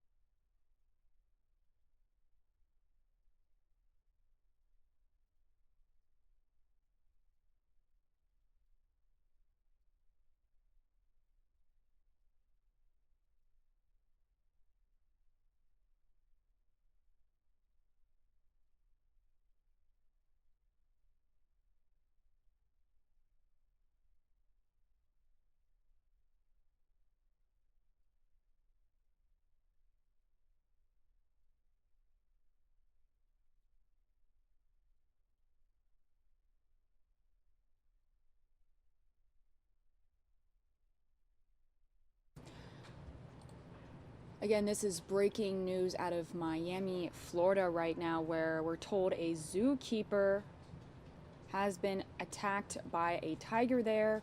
There were reports of an animal bite at Zoo Miami just this afternoon. Zoo officials said a zookeeper was feeding a tiger against protocol, through the bars, and that's when the tiger bit her. So the zookeeper was trying to feed that tiger through the bars of the cage, and that's against protocol, and the tiger bit that zookeeper. Now, Miami-Dade Fire Rescue are on the scene right now, but officials say they don't know the extent of the injuries. However, Zoo Miami spokesperson Ron Magill says that the zookeeper lost the tip of her finger. This incident happened behind the scenes, but the chopper is over that zoo right now in Miami, Florida. And you guys are watching this live breaking news on the Fox News Now stream.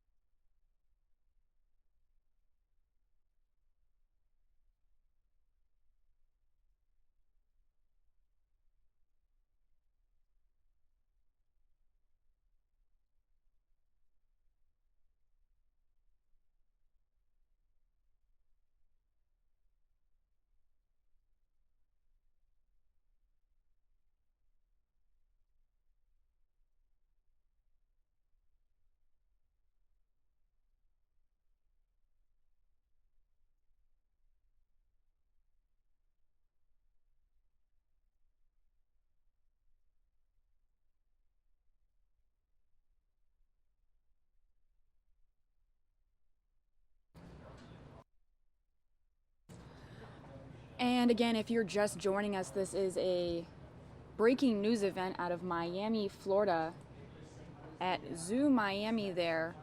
Just this afternoon, a zookeeper was injured. Here's what we know. There were reports of an animal bite at Zoo Miami this afternoon. Zoo officials said that a zookeeper there was feeding a tiger against protocol through the bars of the cage, and that's when the tiger bit her. Miami-Dade Fire Rescue are on the scene, but officials say they don't know the extent of the injuries at this time. However, Zoo Miami spokesperson Ron Magill said that the female zookeeper did lose the tip of her finger. This incident happened behind the scenes, but the chopper is above that zoo in Miami, Florida right now and working to get you guys the latest information.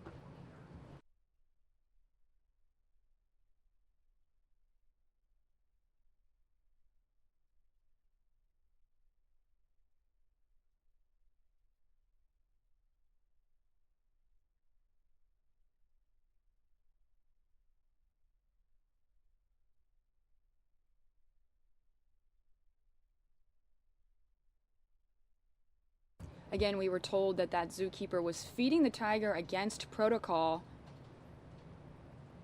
putting the food through the bars of the cage where the tiger was resting, and that's when the tiger bit her finger. Now we're told either the tiger bit her finger off or the tip of her finger. We don't know exactly the extent of her injuries just yet, but the chopper is flying over that zoo right now as we're working to get you guys the latest information on this situation here.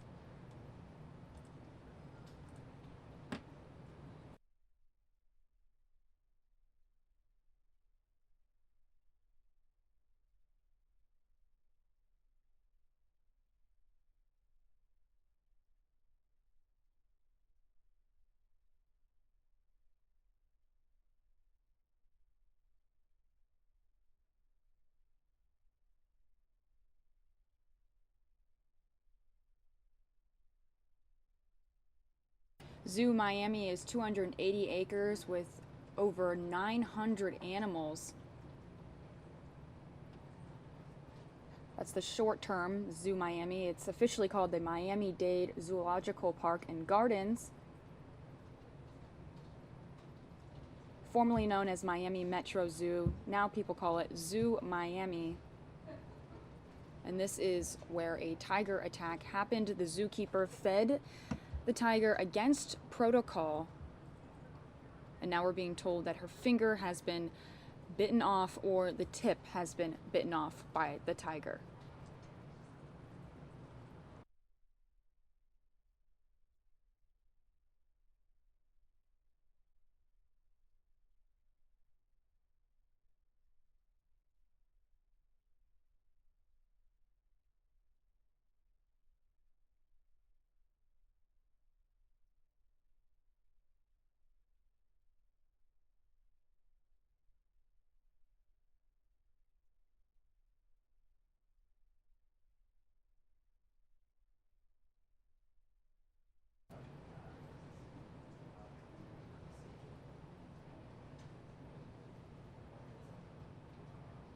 Now, research has shown that mature wild tigers and lions consume between 10 and 25 pounds of prey a day. This is between 4 and 7% of their body weight.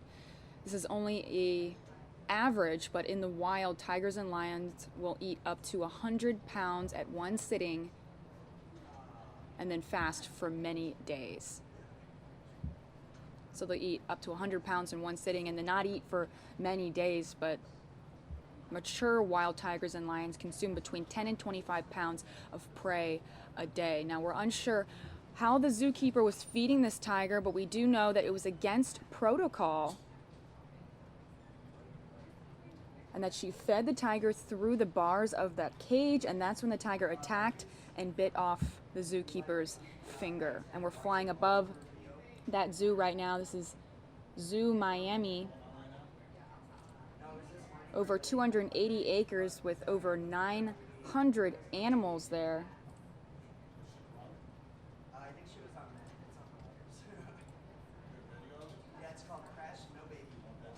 It's unknown at this point the extent of that zookeeper's injuries, but we're waiting to get the latest information for you guys. Nothing scarier than this when you think about going to the zoo. It's always scary seeing those animals on the other side of the cage or anything when you're at the zoo. And these animals, anything can happen if they're not fed properly or not taken care of properly. Nothing scarier than that.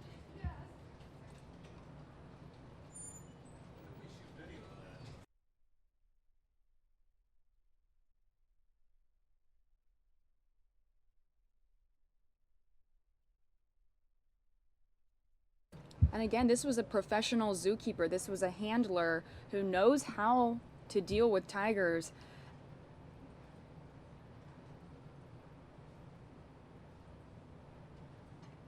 And that handler was bitten by that tiger today and rushed to the hospital this afternoon. This is out of Miami, Florida. The woman, only 20 years old, was feeding the tiger with her hands, which we're told is against protocol. So this zookeeper, only 20 years old, was just taken to the hospital after her finger was bitten. We're told either her whole finger was bitten off or the tip of her finger was bitten. And she was feeding this tiger against protocol, feeding the tiger with her bare hands through the bars of that cage. At some point during the feeding, the tiger bit the tip of her finger. Rescue crews took her to a nearby hospital for treatment.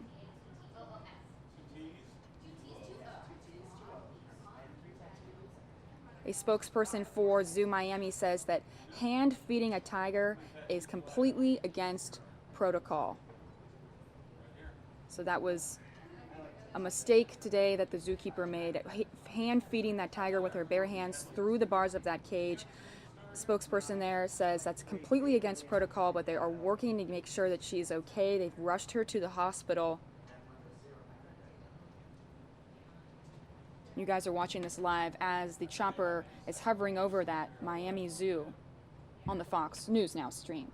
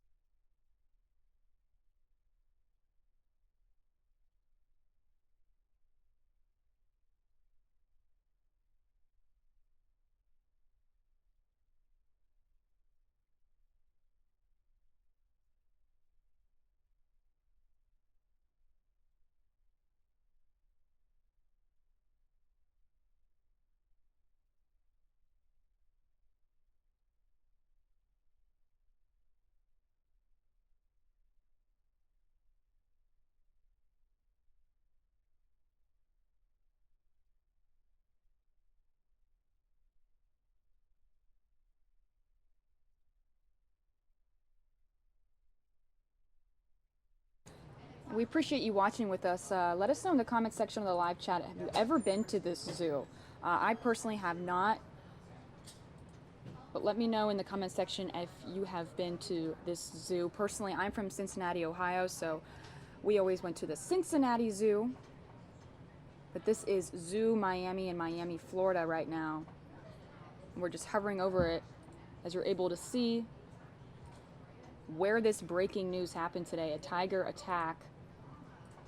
20-year-old girl, I should say, 20 years old zookeeper, which is pretty impressive. A 20-year-old girl being a zookeeper was holding the food with her bare hands through that cage to feed the tiger, which the spokesperson says there is completely against protocol. You do not feed a tiger with your bare hands. She's been rushed to the hospital. Part of her finger has been bitten off. We don't know the extent of her injuries just yet, but I can't imagine what that young lady is going through right now. Feeding a tiger can be scary enough, but then the worst thing imaginable that could happen. See that Rob says in the comment section, Cincinnati Eastgate.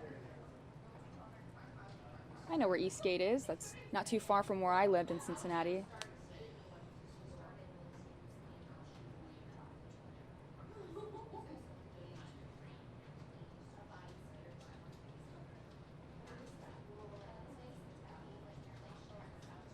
Chauncey says in the comment section, I'm sure it was an accident. Yeah, I'm sure that she wasn't intentionally trying to do this, just probably trying to do her job. Hater says, sending my prayers. Yeah, this could be, this is obviously a very traumatizing situation for everyone at the zoo, and especially for that young lady. 20 years old, a professional zookeeper handler, and she was simply feeding the tiger today. But again, we're told that she was feeding that tiger against protocol. Protocol is not to feed that tiger with your bare hands.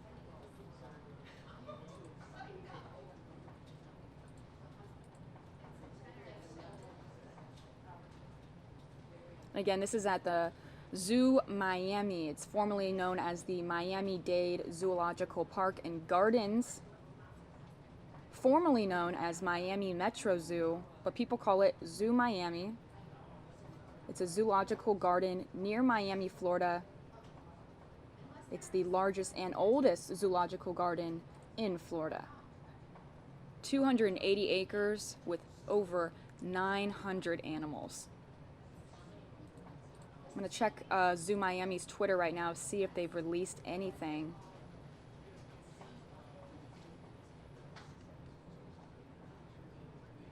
They have not released anything on their official Twitter page as of right now. They're still checking the status of that young lady that was bit by the tiger. She has been rushed to the hospital.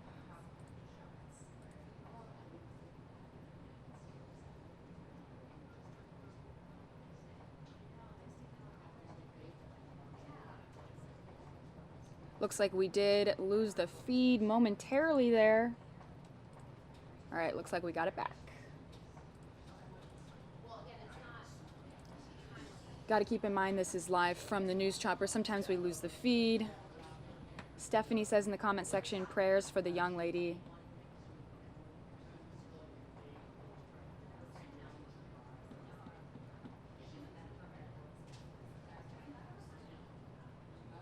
Again, she was feeding that tiger with her bare hands through the bars of that cage where the tiger was resting. During the feeding, that's when the tiger bit part of her finger off, or her entire finger.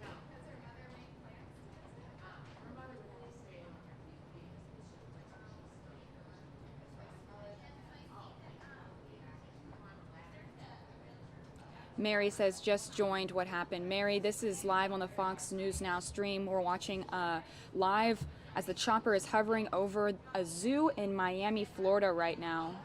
It's called Zoo Miami, and a 20-year-old girl, a zookeeper, was feeding a tiger there. She was holding the food with her bare hands through the bars of that cage. That's when the tiger bit part of her finger off. She has been rushed to the hospital. We're still waiting on a statement from the spokesperson from the zoo. I just checked the official account, Twitter account from the zoo. They haven't released anything yet. I'm sure that girl is absolutely traumatized. It's scary enough to even look at a tiger behind a cage, let alone be the person that has to feed the tiger.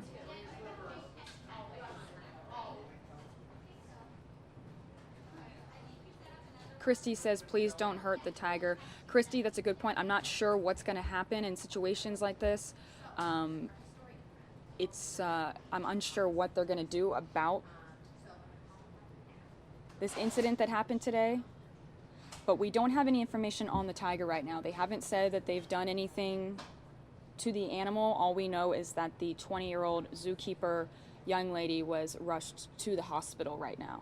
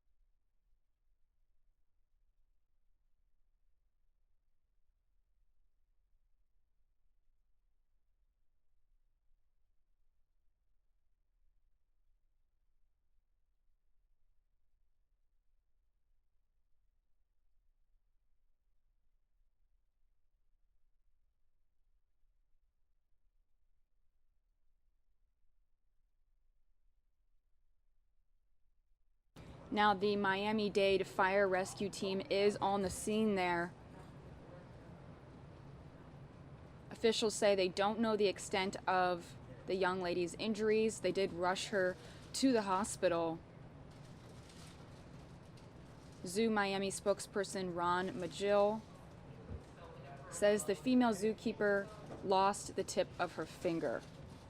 Now we're unsure now that by the type of the bite, how they're going to be able to heal her finger, what they're going to have to do about her hand. We don't know the full extent of her injuries. We just know that the spokesperson there said she did lose the tip of her finger, which it could have been a lot worse, you guys. But again, we're unsure about the status of the tiger right now. We just know that the young lady has been taken to the hospital.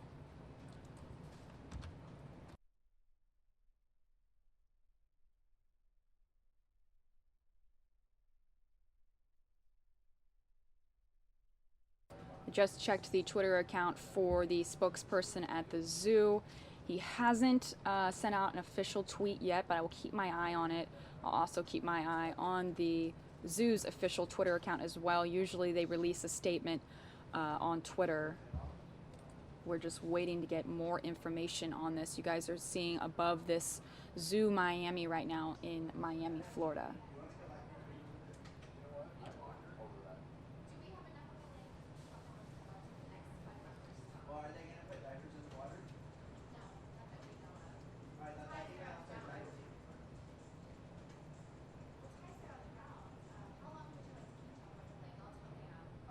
And if you guys are watching with us, we're reading your comments in the live chat and in the Facebook Live section. Have you ever been to this zoo in Miami? I personally have not. But this is called Zoo Miami. Have you ever visited this zoo before? I haven't. I'm from Cincinnati, Ohio, so I used to frequently visit the Cincinnati Zoo. But let me know, have you been to this zoo before? If not, where are you watching from? Let us know in the comments section.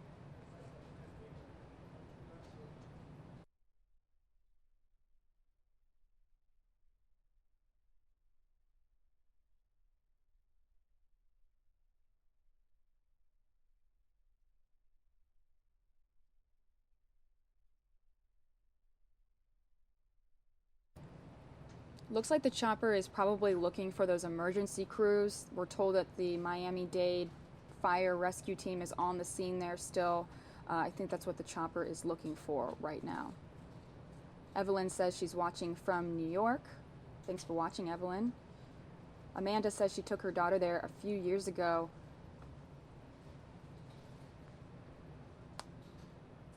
Robert says watching from Sun City, Arizona. Veronica says California. Kyrie says Detroit. Seth says he's watching from Central Illinois. Mary says she has been to Zoo Miami before, where it looks like a beautiful place to be. I'm sure, you know, these things just happen. Again, though, we're told that that female zookeeper, 20 years old, very young girl, she was feeding that tiger against protocol.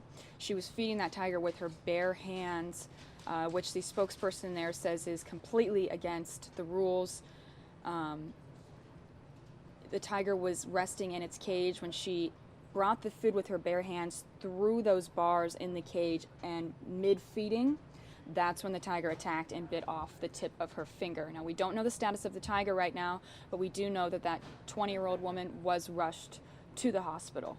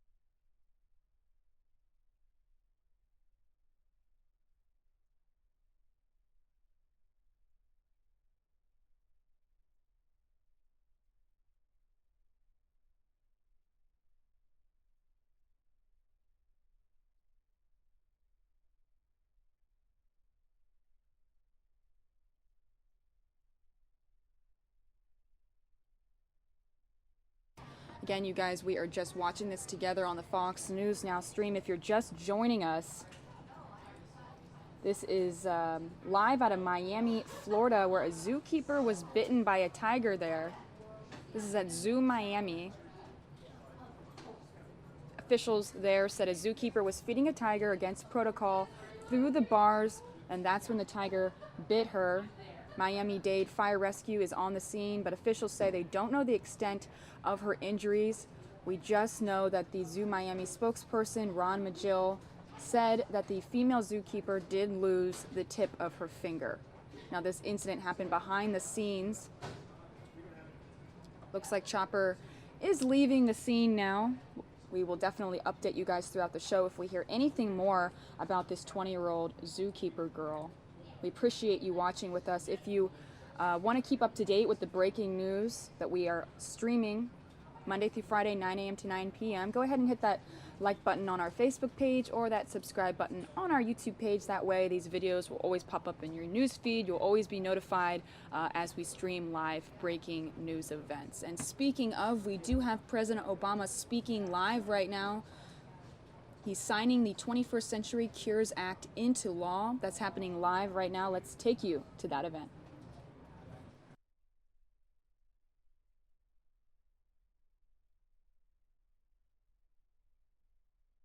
Combat the heroin and prescription opioid epidemic that is ravaging too many families across the country. This is an epidemic that can touch anybody, blue collar, white collar, college students, retirees, kids, moms, dads. I've had the chance to meet people from every stage of recovery who are working hard to sustain the progress that they're making. And I've met parents like the Grubbs who work tirelessly to help a child struggling with addiction. It could not be clearer that those of us called upon to lead this country have a duty on their behalf, that we have to stand by them, that all too often they feel as if they're fighting this fight alone instead of having the community gather around them and give them the resources and the access and the support that they need. So today I could not be prouder that this legislation takes up the charge I laid down in my budget to provide $1 billion in funding so that Americans who want treatment can get started on the path to recovery and don't have to drive 6 hours to do it. It is the right thing to do, and families are ready for the support.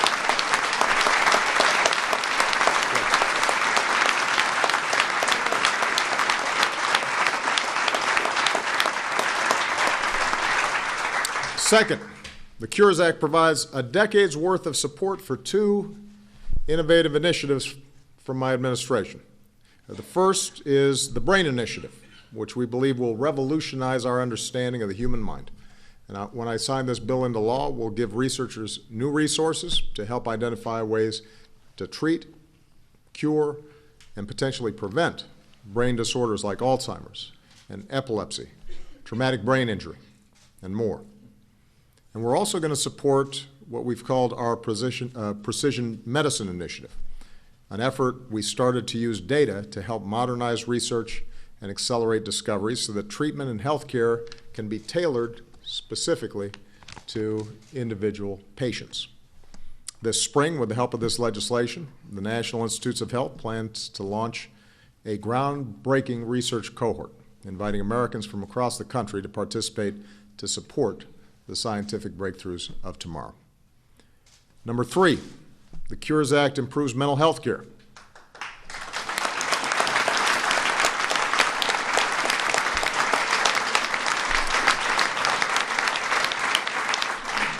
It includes bipartisan reforms to address serious mental illness. It takes steps to make sure that mental health and substance use disorders are treated fairly by insurance companies, building on the work of my presidential task force, and it reauthorizes meaningfully suicide prevention programs. Many of these reforms align with my administration's work to improve our criminal justice system, helping us enhance data collection and take steps so that we're not unnecessarily incarcerating folks who actually need mental health assistance. Fourth, we're building on the FDA's work to modernize clinical trial design so that we're updating necessary rules and regulations to protect consumers so that they're taking into account this genetic biotech age. And we're making sure that patients' voices are incorporated into the drug development process.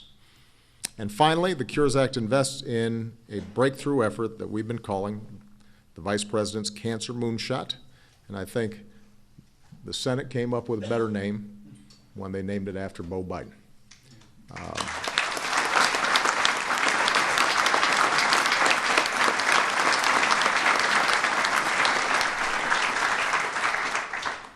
Joe said, Beau loved me, I loved him back. And like many of you, I believe that the United States of America should be the country that ends cancer once and for all. We're already closer than a lot of folks think, and this bill will bring us even closer, investing in promising new therapies, developing vaccines, and improving cancer detection and prevention. Ultimately, it will help us reach our goal of getting a decade's worth of research in half the time. And as Joe said, that time counts. In this effort, Joe Biden has rallied not just Congress, but he has rallied a tremendous collection of researchers and doctors, philanthropists, patients. He's showing us that with the right investment and the ingenuity of the American people, to quote him, there isn't anything we can't do. So I'd like everybody to just please join me in thanking what I consider to be the finest vice president in history, Joe Biden.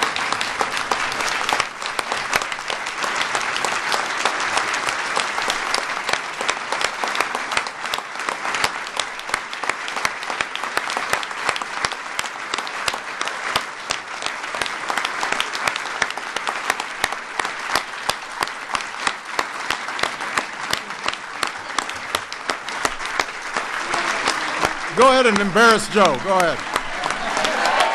Hey! Why not?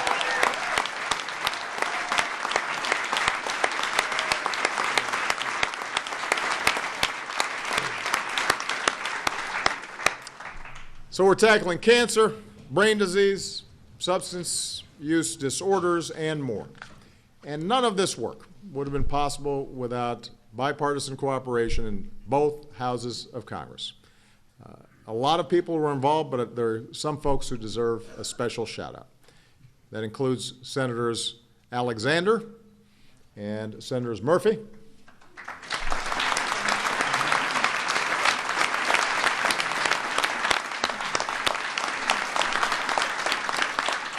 Representatives Upton, Pallone, and DeGette. And Green.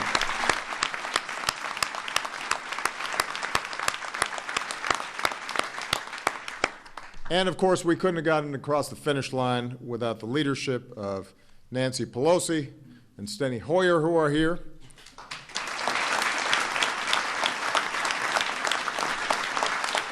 As well as leaders from both houses, Speaker Ryan, leaders McConnell and Reid, and Senator Patty Murray.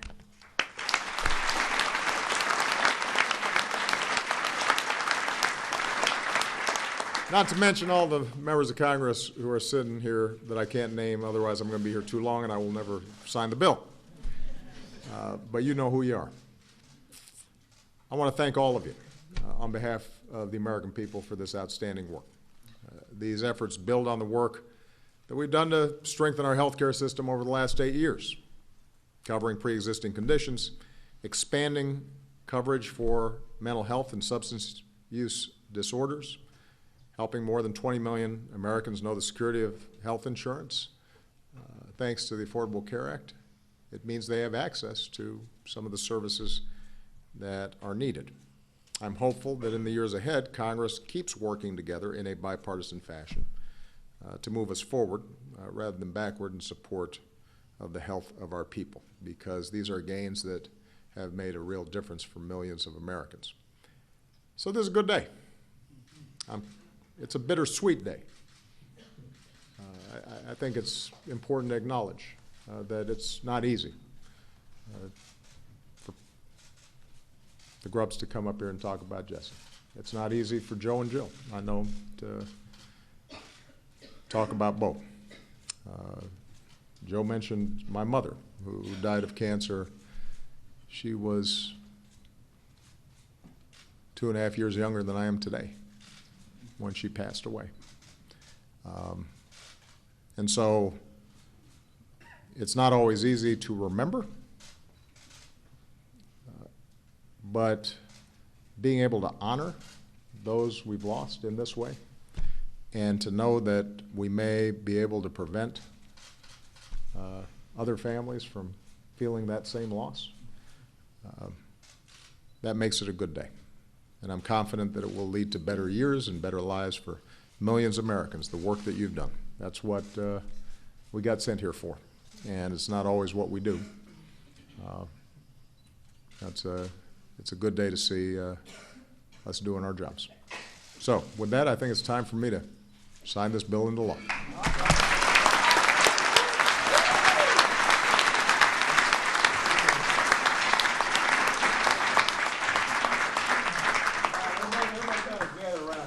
Get over here, Jilly girl. Get close. All right.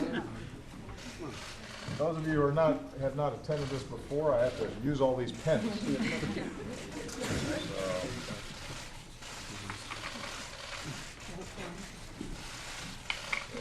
They were talking about the cloth. But it works for us, right? I don't care what other people say.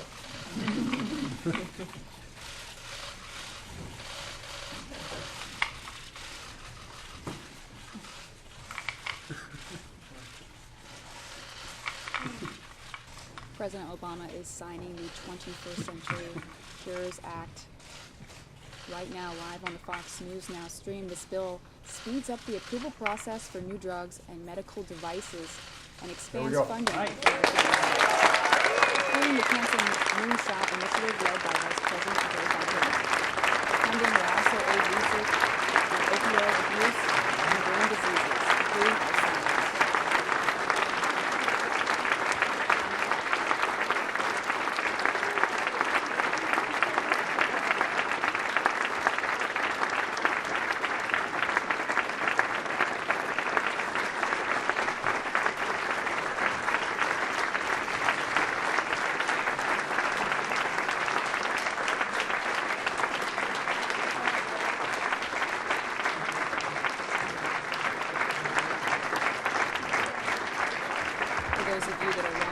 Just got to witness some history today. President Obama signing the 21st Century Cures Act into law.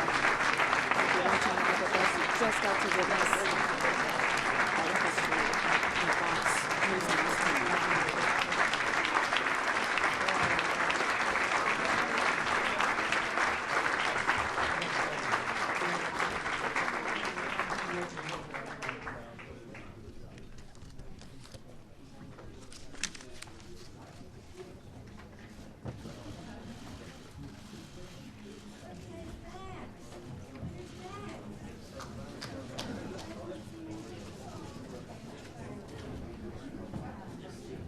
Again, that 21st Century Cures Act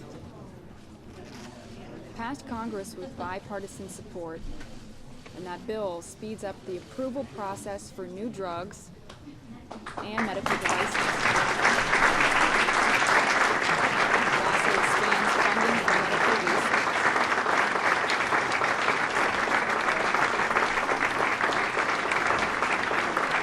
Including the Cancer Moonshot Initiative led by Vice President Joe Biden. The funding will also aid research on opioid abuse and brain diseases, including Alzheimer's. And that is part of the 21st Century Cures Act, which we all just saw President Obama sign into law live here on Fox News Now.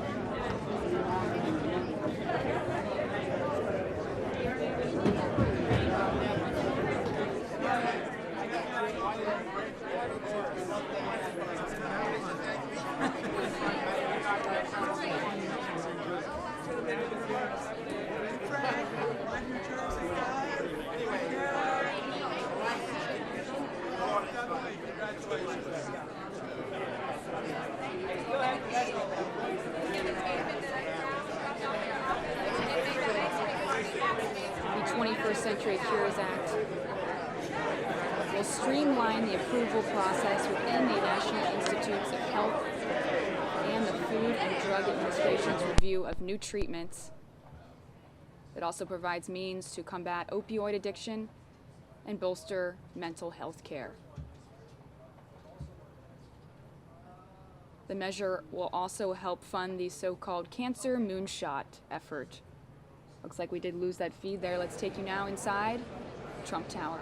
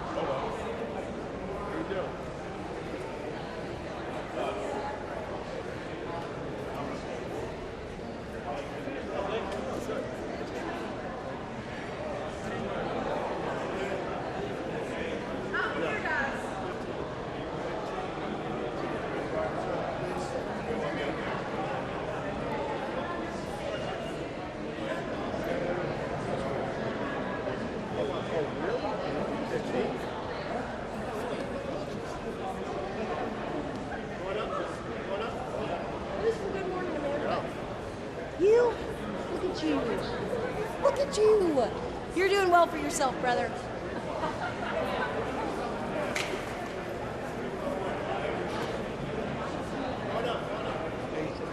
And it said me?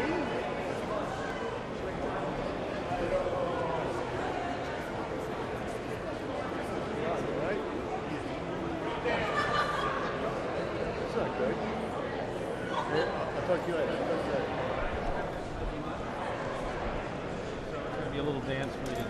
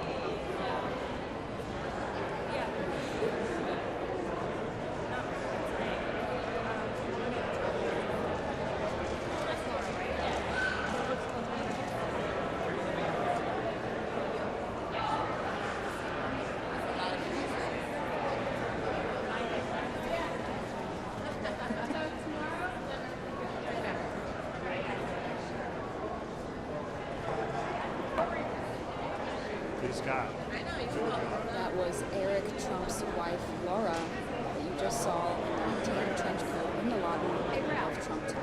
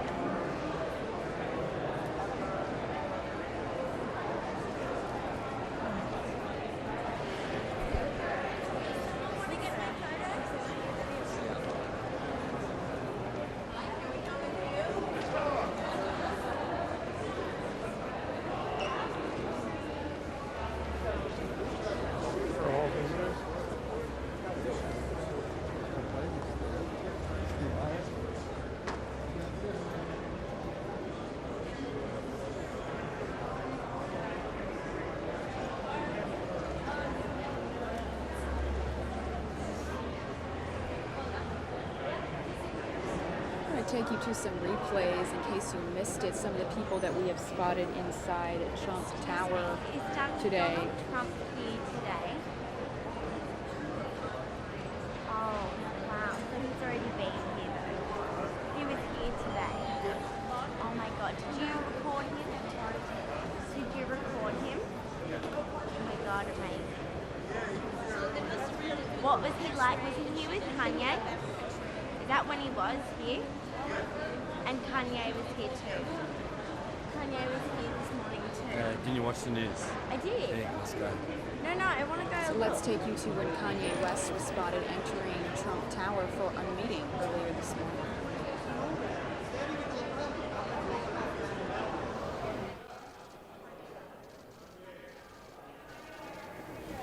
Kanye, what are you doing here today? Kanye, what are you guys going to be talking about?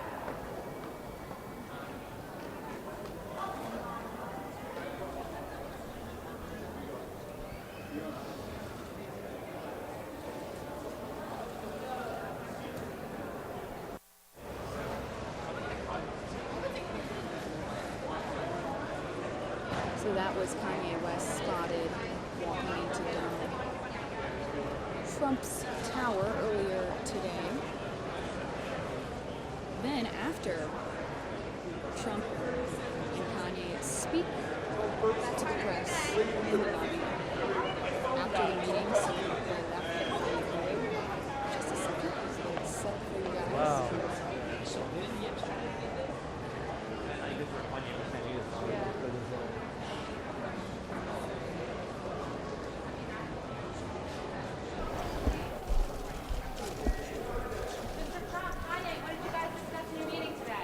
Just friends, and he's a good man.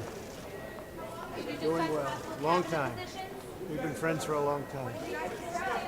Life. We discussed it. Running in 2020, do you think that that's something you still want to do in light of this meeting?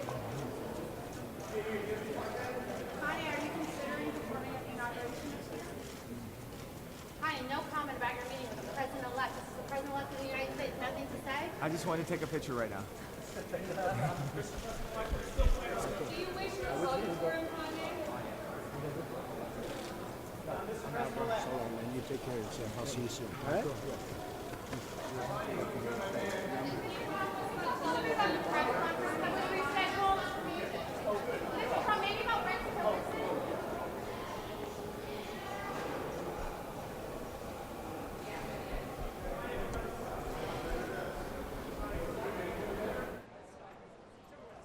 That was a replay of Kanye West coming out of a meeting with Donald Trump. If you guys want to re-watch some of the clips that we have, we try to clip everybody that we see coming in and out of Trump Tower. Just head to the video section on our YouTube page. We've got all those clips for you guys. Now, Bill Gates was also in Trump Tower. We've got that clipped on our video page as well.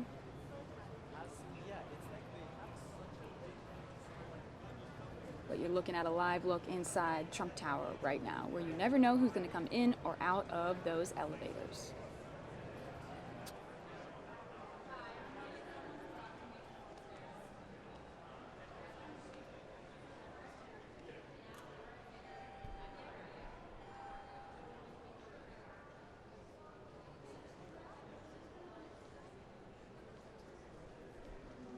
We also had NFL legends Jim Brown and Ray Lewis, who met with Donald Trump. Let's replay that clip for you guys right now as well.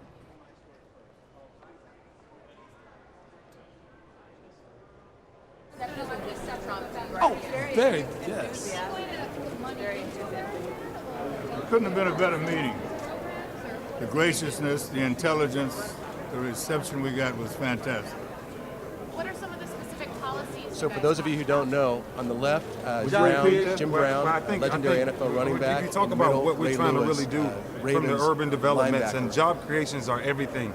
But I think, we're talking about really what entrepreneurship really looks like from the individual themselves. And I think what America I Can program has done for so many years is put us at that place, and now we have 30, 40,000 former gang members and people who's changed their lives. But what we believe with the Trump administration is if we can combine these two powers of coming together, forget black or white. Black or white is irrelevant. The bottom line is job creation, economic development in these urban neighborhoods to change the whole scheme of what our kids see for our next future. And we will characterize Mr. Trump's outreach to African Americans during the campaign. Do you feel that it was appropriate? Yeah, well, I think what I do feel is that he's wide open to really helping us change what hasn't been changed. You talk about, you go all the way back to $22 trillion since President Johnson was around, and you think about what that is, of what talking about like really solving poverty, $22 trillion that we haven't addressed yet, right? So for us as a black community,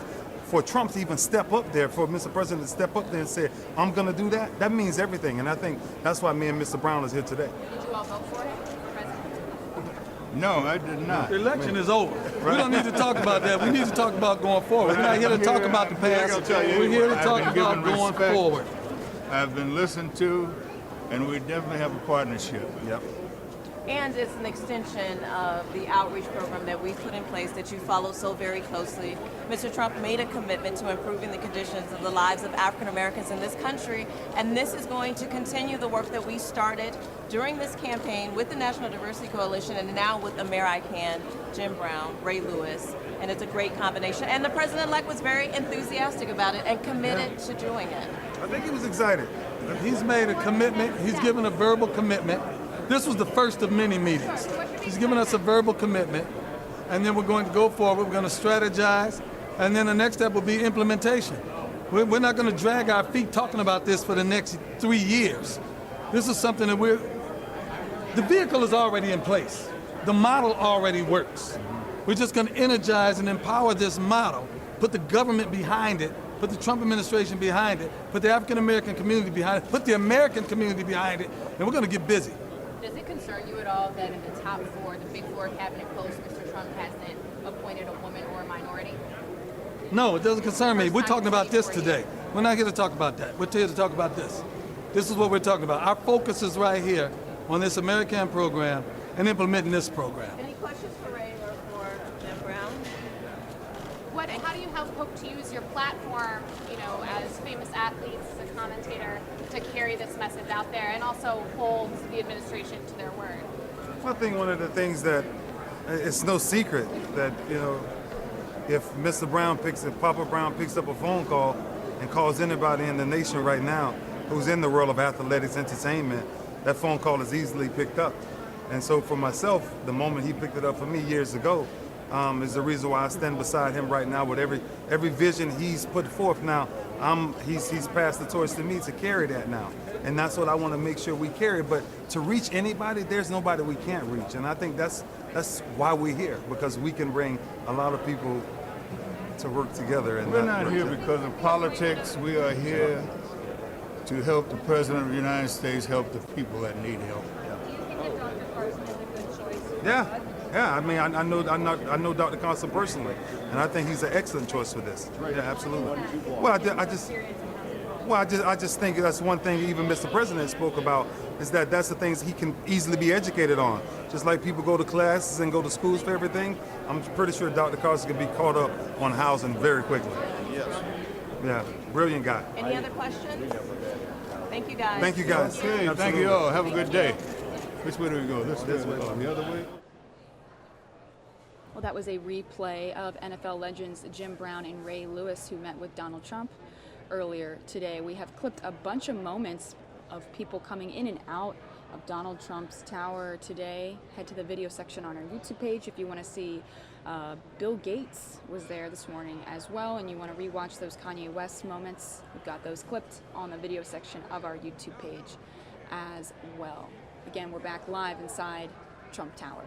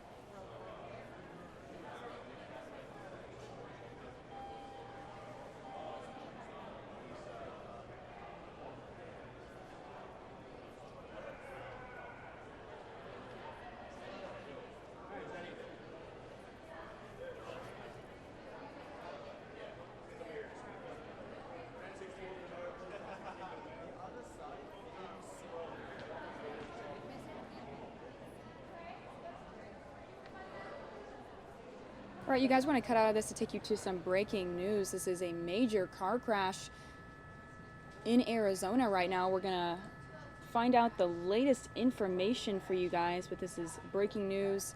Major car crash you're seeing here in Arizona.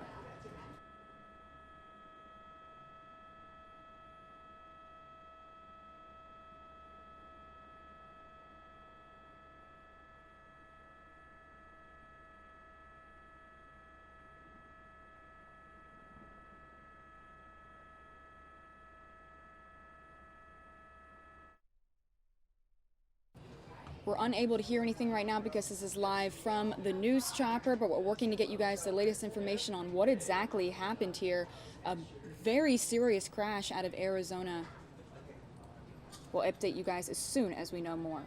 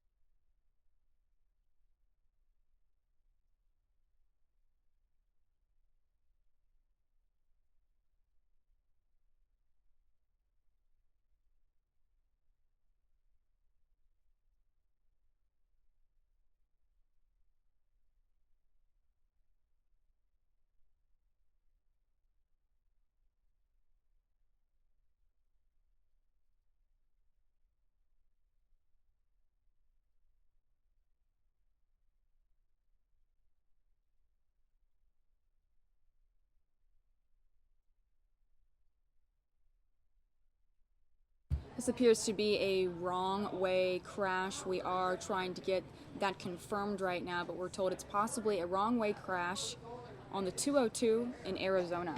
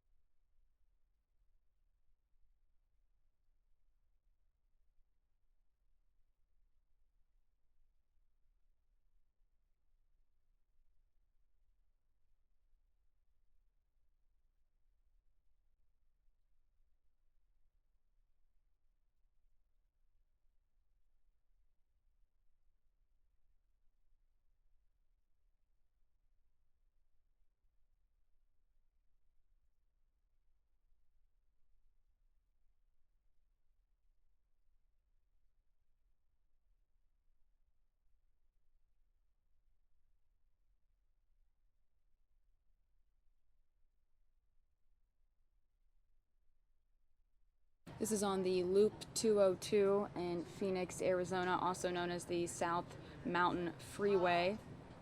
State Route 202 is a partial beltway looping around the eastern Phoenix metropolitan area of central Arizona. And you could see that was a major car crash that happened. Police and fire crews were responding to the scene. This is the news chopper overlooking the traffic here in Arizona right now. It's about 1:43 here right now in Phoenix, Arizona. We're working to get you guys the latest information, but you can see all the vehicles right there, all the emergency vehicles responding to the scene. We're told it's a possible wrong way crash, but we're still waiting to confirm that right now. You can see both those vehicles, the dark one on the left and the pink one on the right,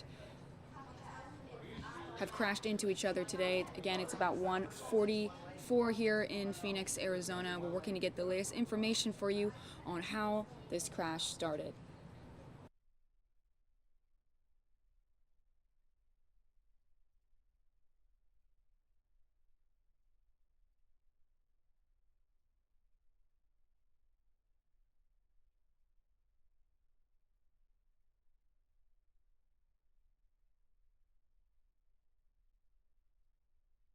We're going to hop out of this to take you to Joe Biden, who's speaking live right now.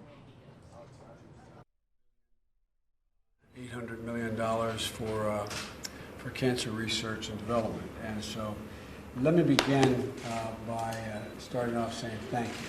And you all have some incredible stories, and I want to thank you for the courage that you displayed both in the work that unfortunately exposed you to some of the very things we're trying to cure. That takes courage all by itself.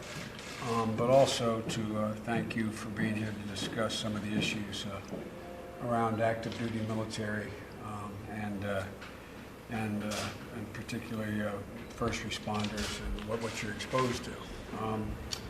John, this is, I don't want to be too nice to you because I know I'll probably be crazy if I am. I appreciate that. But all kidding aside, thank you for shining the spotlight on our incredible warriors. You've been amazing, John, and for all you've done for these 9/11 responders that are here represented today. You kind of threw yourself in front of the train, man, to make sure that people didn't walk away. And I really mean it.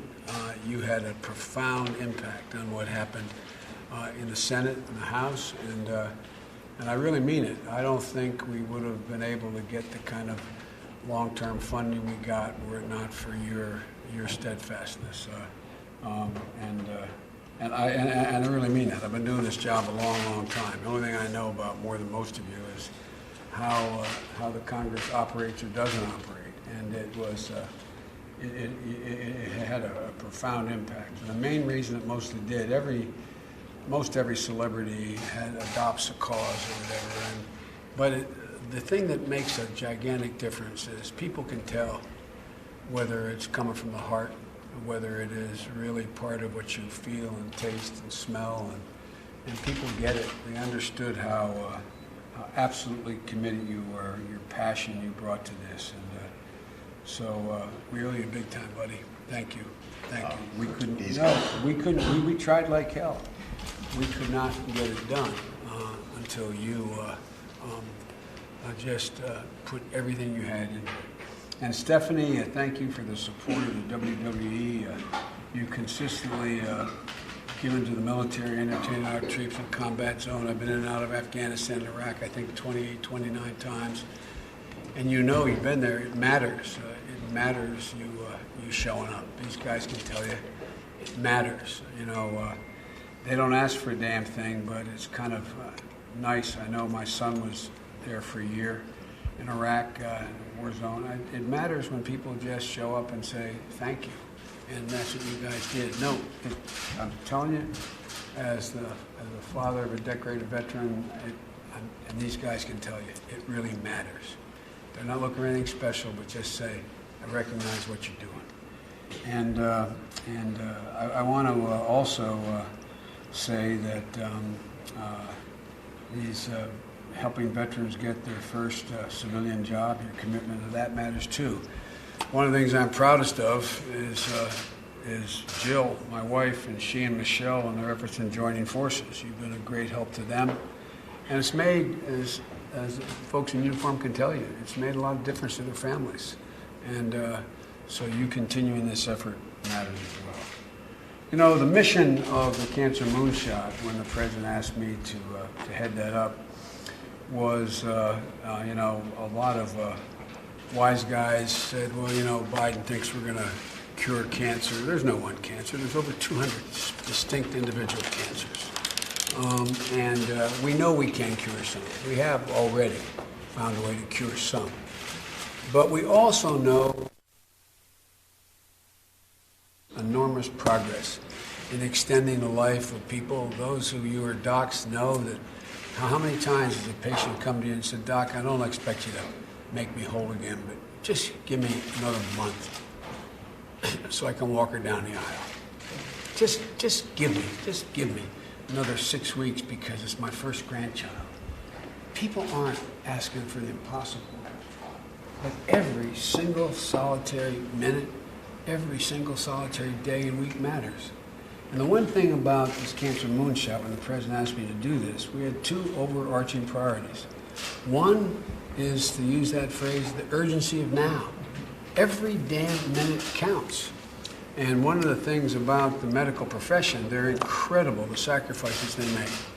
But you know, when President Nixon set up the war on cancer, and he deserves great credit, but at the time he declared war, we had no army. We had no weapons. We didn't even know there was more than a single cancer. We knew that it had occurred in different parts of the body, but we didn't know. And all the gigantic and immense breakthroughs that have occurred since then. But that's all changed. But what hasn't changed is we had a model. The model in 1971 was basically Jonas Salk in a laboratory, a single man or woman coming up with the silver bullet. That's not the way it works.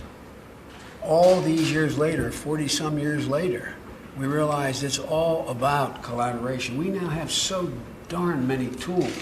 You know, we can do, as the military guys around this table know, we can do 1,000,000 billion calculations per second right now. 1,000,000 billion calculations.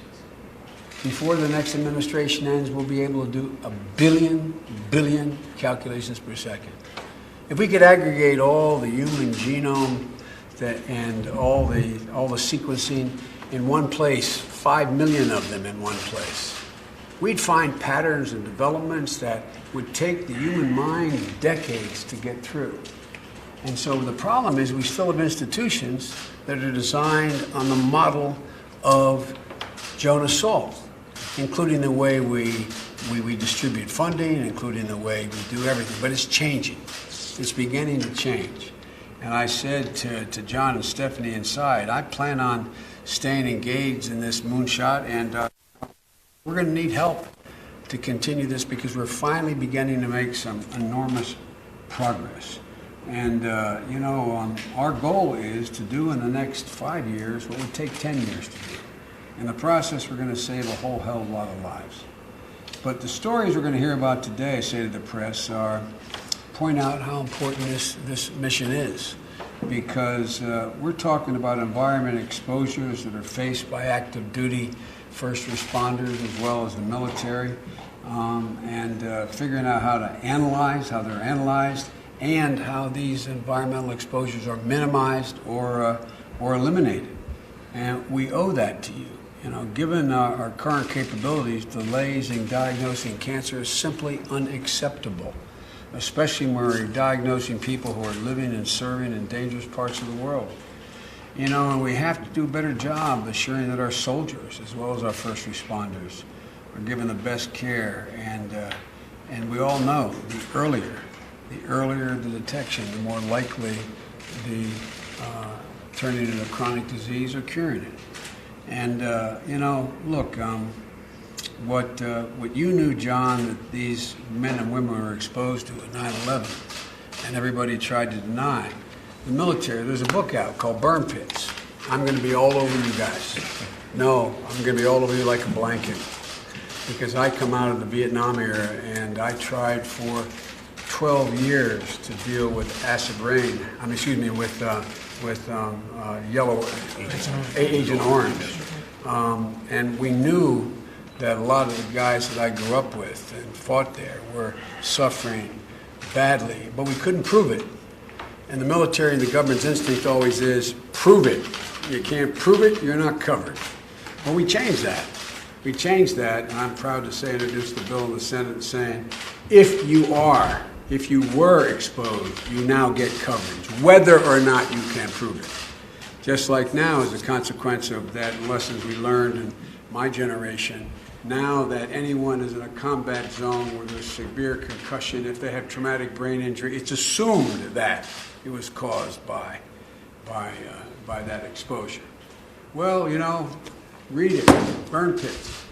I don't know the science for certain, but you guys are in the process of finding out whether or not there are thousands upon thousands of people. I was stunned when I picked it up and was sent to me. This is not my copy. And I opened it up, and maybe they did it to get attention, but I was going down the chapters, and there's a chapter, Major Biden.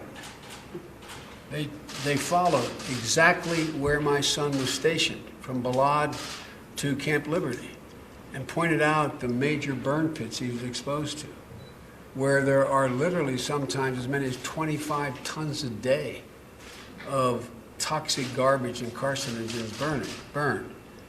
Just like, John, you couldn't prove that each of these guys who had cancer or came down with a respiratory disease was because of exactly what happened in 9/11. The presumption was that it was because there's overwhelming circumstantial evidence that it is, and it's being proven now. Guys, I'm going to be the biggest pain in your neck as long as I live until we figure out about these burn pits, what matters, because I don't know how we can say that it's critically important that we look at what we did, and I strongly support it relative to 9/11 and other exposures to firefighters around the country, and not look at the exposure of our military. It's not about my son. It's about so many people. And so, look, one of the things that we're able to do now in this task force is talk about how there's really no alternatives to deal with what you all are worried about. Right now, at the Department of Defense, you know, the largest hospital in the world is the VA. But if you're diagnosed with cancer now at Walter Reed, you can immediately get your tumor, your cancer genome sequenced. Because of the work we've done and because of great outfits like IBM, we're going through this. Greg Simon, the guy who's heading the task force for me here, all of a sudden we get a call. You want to use Watson? Well, Watson has read every single damn piece of literature ever written about cancer. Now you diagnose that human genome, you plug it into Watson, you can find out every single therapy that was ever used on that particular cancer genome. They're the kinds of breakthroughs we're making. Microsoft has said that they're going to make available all the space in the cloud for the aggregation of all this data. There's so many exciting things happening here. And let me conclude by talking about how do we not only care for those who, particularly our first responders here, we're going to talk about that, and our military, but how do we prevent cancers? And we all know one is change in lifestyles, the other is environmental exposure and determining what is the cause in the environment. A third way is just new technologies. Right now, we already have a vaccine that can prevent cervical cancer. It took a lot of hard work and research. An injection your child can get when they're young. I dream of the day when your kids are going to go in to get your grandkids get their vaccinations, where they're going to get shots that literally prevent their ability to contract certain cancers. It's already able to be done with cervical cancer right now. But the other thing is that there's a lot of things that we're working on and we're going to continue to work on, both the private sector and publicly, that relate to early detection, like blood biopsies. John, the military has more aggregation of blood samples in any place in the world. But what now we're finding out is you can find markers in the blood that are going to tell you whether or not you're going to eventually contract cancer. Colon cancer takes years, decades to develop, but you can find a marker in the blood now. If we're able to identify that by a blood test, you're going to start to have the first colonoscopy when you're 18, not 48, and you're going to live a long life because you're going to be able to prevent it.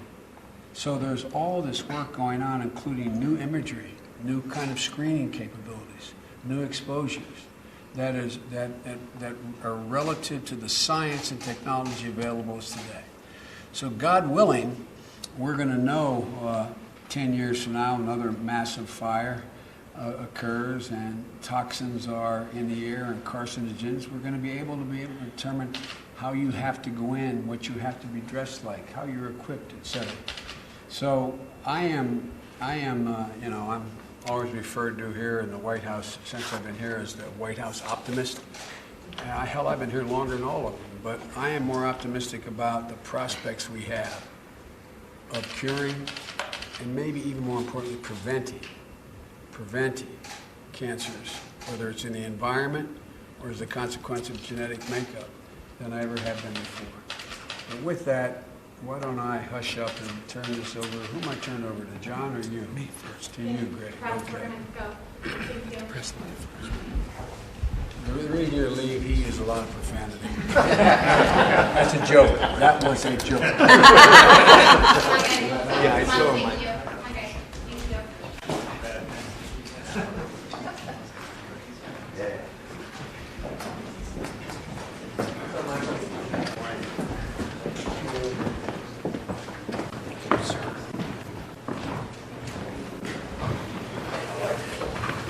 So I'll wait right out here.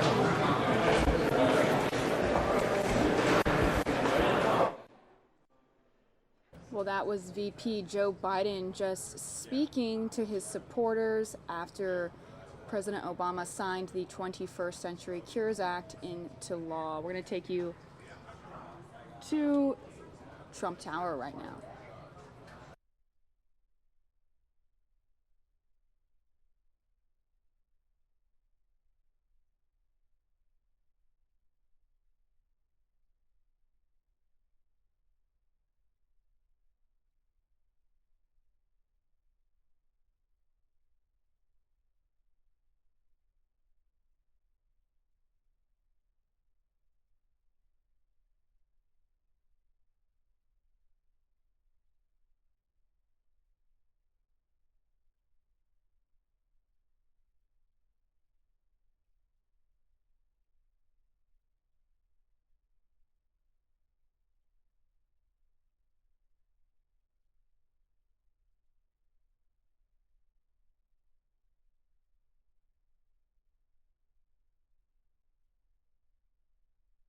And it looks like we lost that Trump Tower feed momentarily, guys. Let me just log onto the computer and I will be able to get another feed for you. In the meantime, though, you are not looking at the inside of Trump Tower, despite what the screen says.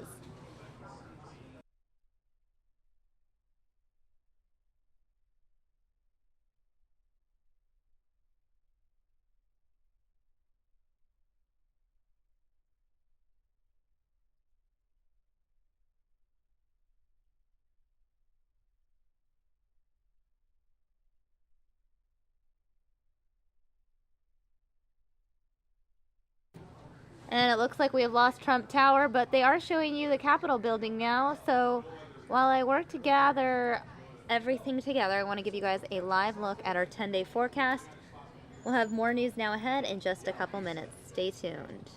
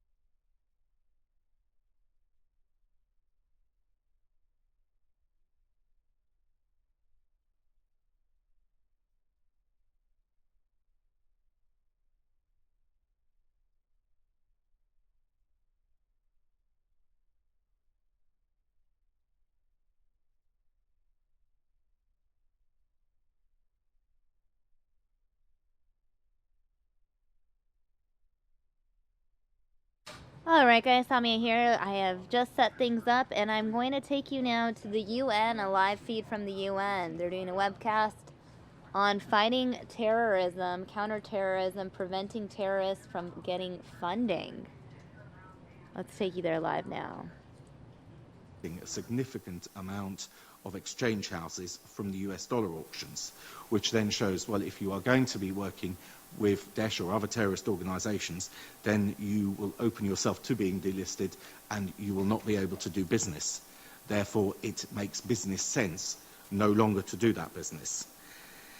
I've also noted at coalition meetings that financial intelligence units throughout the MENA region are now presenting very well on the way that they are dealing with these, having seen recently presentations from Jordan, from Kuwait, and also at this fora from Morocco, which are excellent examples of the way that the exchange house sector is no longer just being accepted as the way forward.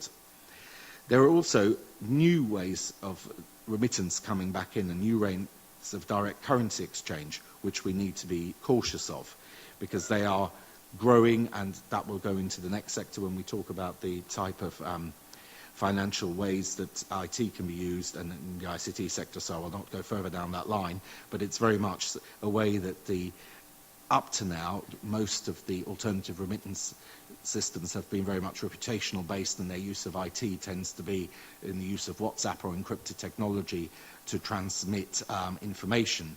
But as we move more to direct currency exchange, we will see considerably more usage. There is a further danger into this, that these alternative remittance areas will grow as banks in North America and Europe in particular de-risk their activities in the region. Sometimes this can be by selling off holdings of local banks, so the regulators have less view into what is actually going on. Sometimes it's just not dealing with charities, as my colleague from the UK mentioned.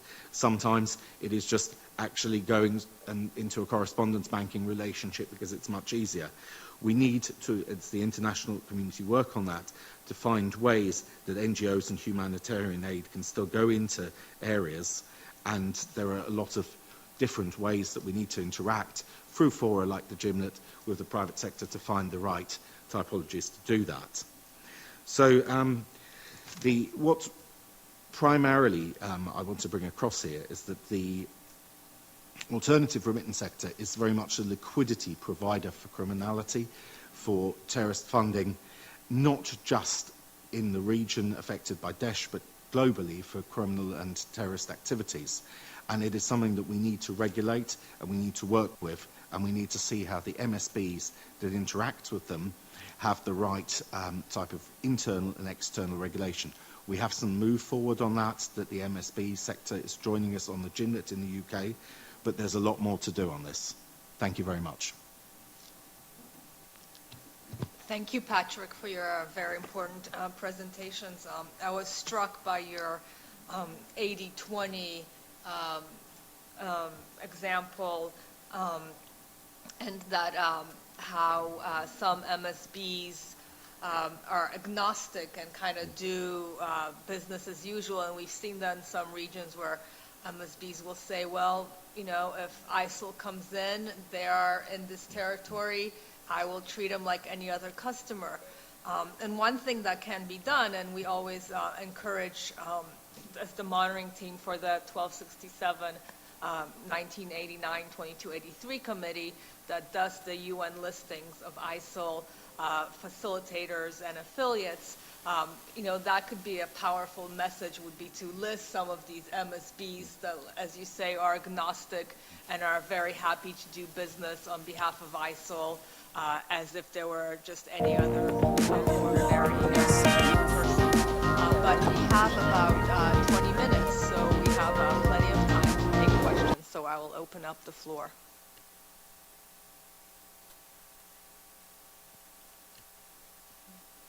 Any questions? No? I see one back there. Thank you. Hi, this is Claudine Lamont from Austrac, Australia. I was just very heartened to hear of the success of Gymnet. Austrac will be starting a very similar fusion cell between private and public industry. starting next year. So maybe after, I wouldn't mind picking a brain of some of the difficulties and some lessons that we could grab off you. If there's anything you wanted to share now, certainly feel free. No, very happy to oblige and go through that offline, some of the legislative and other challenges.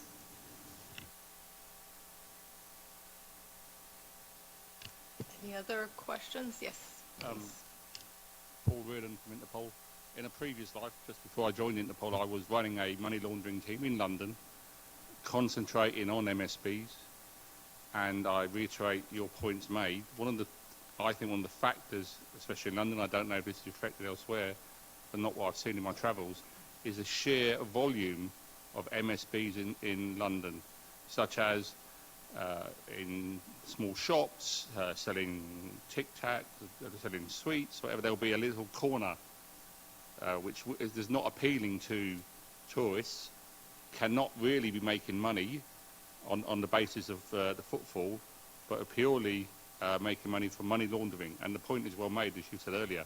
They do not care where the money is coming from, be it drugs, prostitution, fraud, or for terrorism. They don't care. And I would say one of the big problems we have in the UK, and maybe elsewhere, is we have two, HMRC and FCA, regulating, and what they really need is one who's got the ability to close them down overnight, because what happens is, as you're aware, it can take an awful long time to close down an MSB.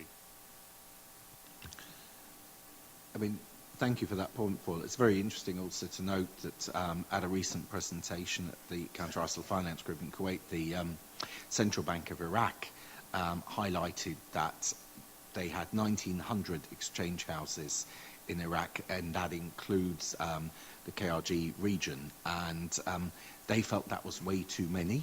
They wanted to reduce that substantially. They have on their official website delisted 156.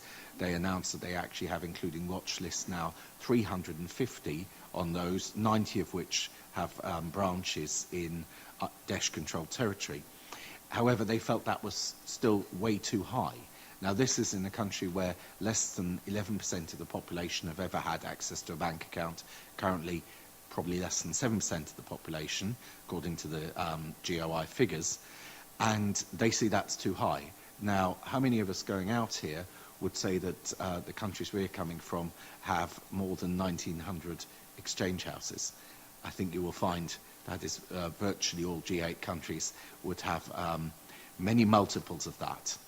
And in the same way, the Lebanese central bank have said they are trying to push down the amount of exchange houses. So actually what we're finding is that the region is seeing this as a large problem, and we need to do the same, because it's not just enough to say, right, okay, this is a small remittance shop that sends home money to one particular village, and there's the humanitarian aspect, because it isn't big sums that we have to look out for attack planning. It isn't big sums that have gone out with FTFs. So absolutely reiterate that point, but just, if 1,900 are seen as too many in Iraq, then that is something we should take back to our individual countries.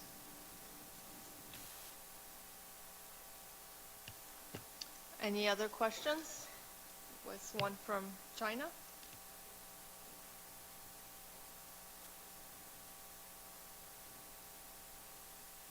Any translation?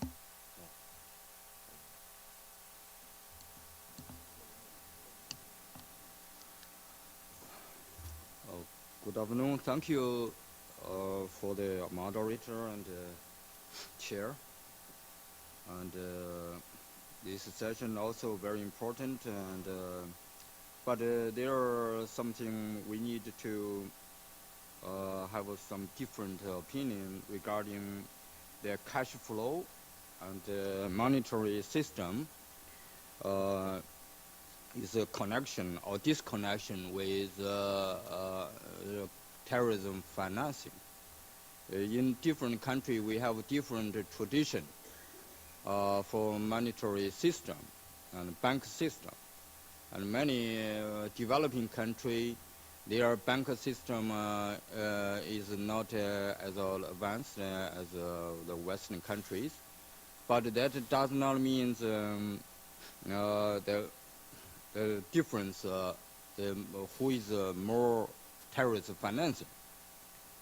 In many Asia and maybe African, the people only trust cash. This is very civil, the money cash flow, and but we find the most of terror financing is from the check bank electronic system and even very advanced bank system. They are connected with the terrorist financing. So this may be related to political awareness, not depend upon what channel for cash. So we should like to see it. And also we noted in some customs airport, they just confiscate.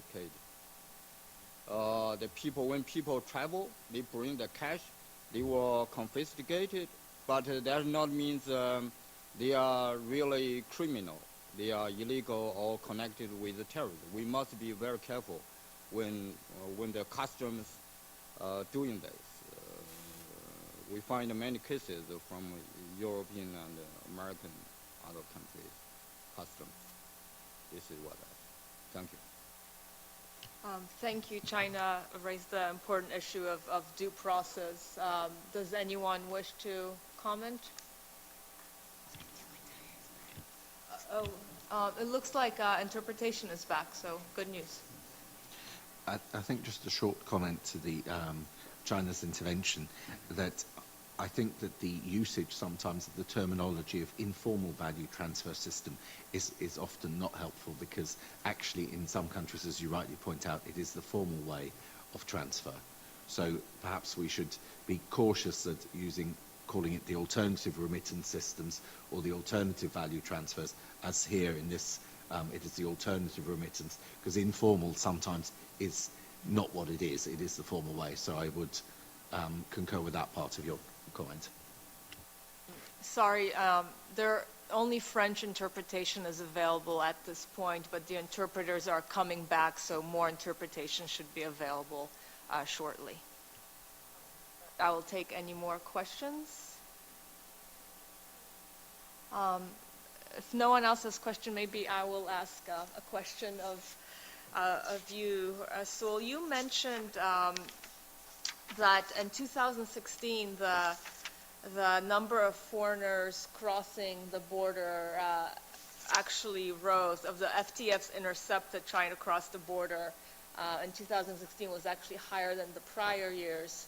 And this is interesting, given that we're hearing that the FTF's numbers have actually gone down. So is this addressing those returning and therefore crossing the border, or what, in your view, is the reason for the increase?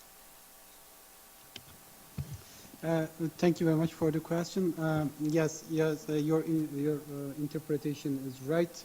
As expected, I mean, our numbers for the 2016, mostly those numbers relate to the returnees from the region, and obviously this is due to the operation being carried out in Syria against Daesh, and as the operation goes forward and the Daesh shrinks, so the expectation is that more and more FTS who have traveled to the region will find ways to go out of the conflict zone.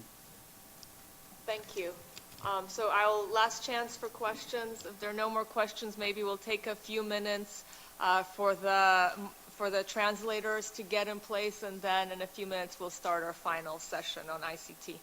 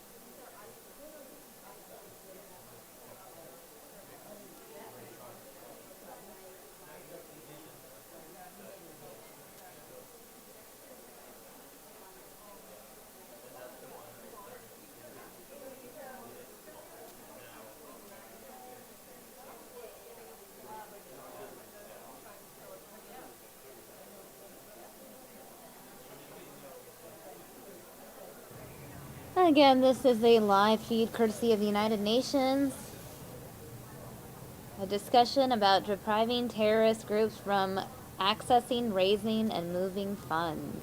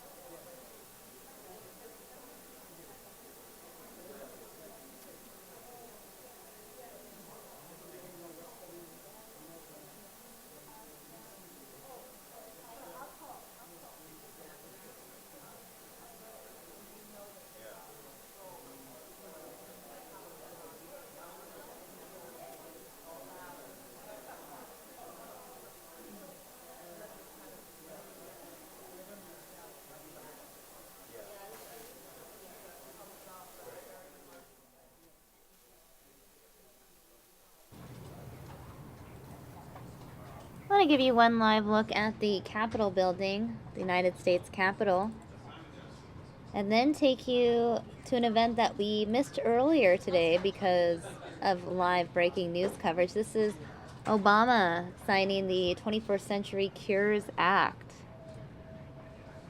I'm going to play this for you now.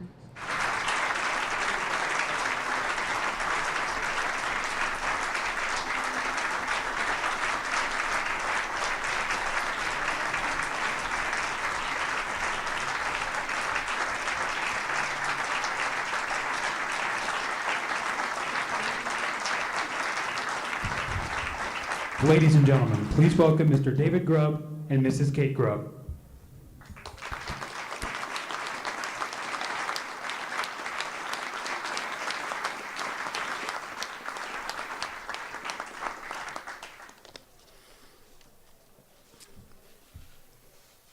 People may not know this, but President Obama and I have a number of things in common. First, we're both left-handed, and we tend to write like this. We also are former community organizers. We are former state senators. And we are the father of daughters who we love and cherish more than anything in the world. When President Obama came to my community, our community, in Charleston, West Virginia, a little over a year ago, I spoke to him about our daughter, Jessica. Jessie was the second born of our 5 daughters.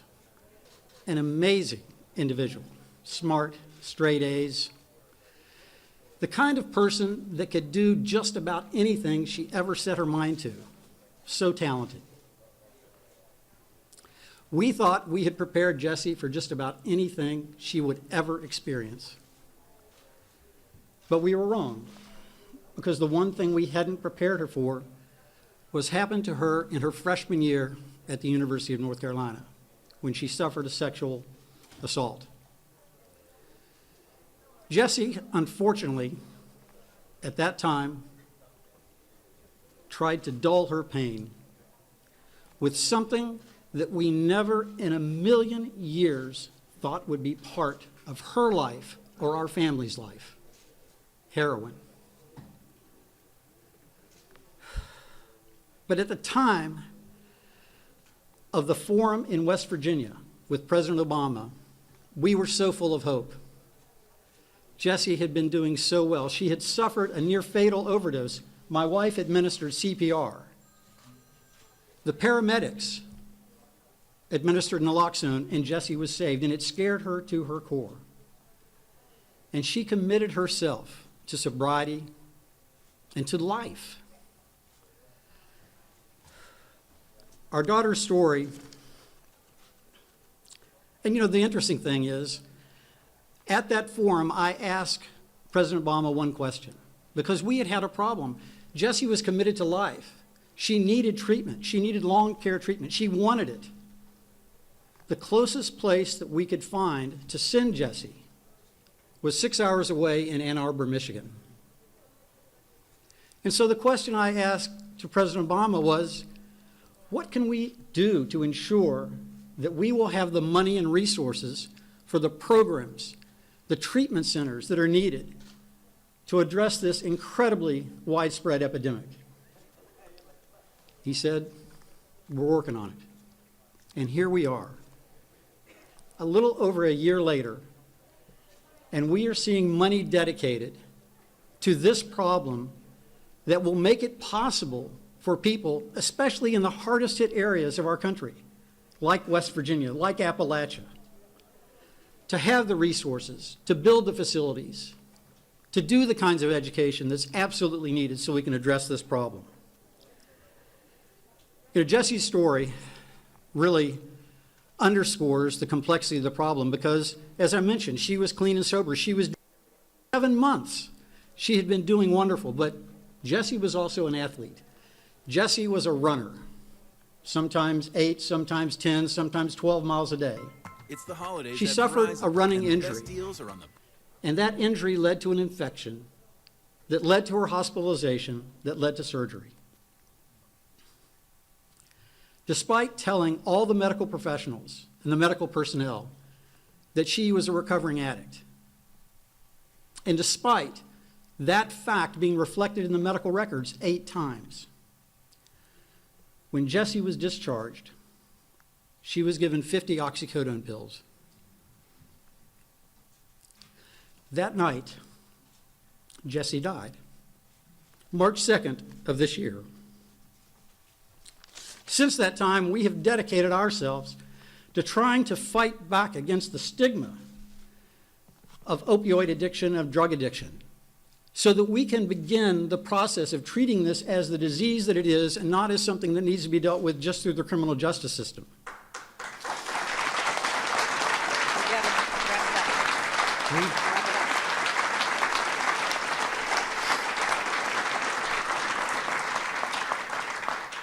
We have worked with my friend and my former colleague in the state Senate, Joe Manchin, to introduce legislation called Jesse's Law that, if passed, which I hope it will pass next year, would simply say that you've got to prominently display a voluntarily disclosed patient's recovering addiction history on electronic health records. The idea being that people who are involved in all the interdisciplinary approaches need to know so that when they're discharged, they're not treated as Jessie was treated. And the idea is to prevent needless deaths. We have wanted to honor Jessie's life and memory through this work, and we're going to continue that the rest of our lives. We received, as you can imagine, hundreds of letters and notes from all over the world expressing sympathy and condolence. But the one that we received that was the most memorable was the handwritten, heartfelt note that we received from President Obama. It will always have a special place in our family's heart, and it will always have a special place on our mantle. I know that Vice President Biden understands the pain that we have been going through this last year. The loss of a child, no matter what the cause, changes a parent forever. And it has changed us. And this is a bond that we share with Vice President Biden and with families, too many families, throughout this country.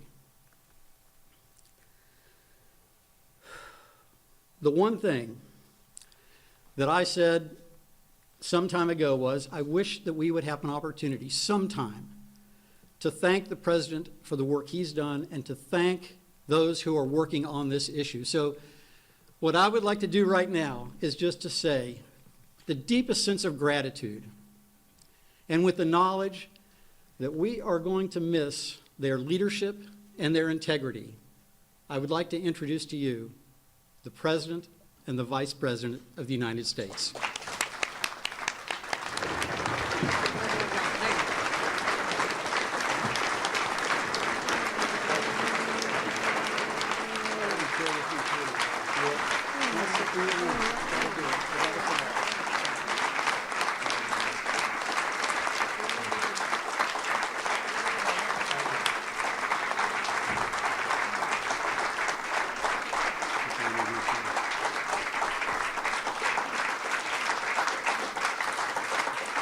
President,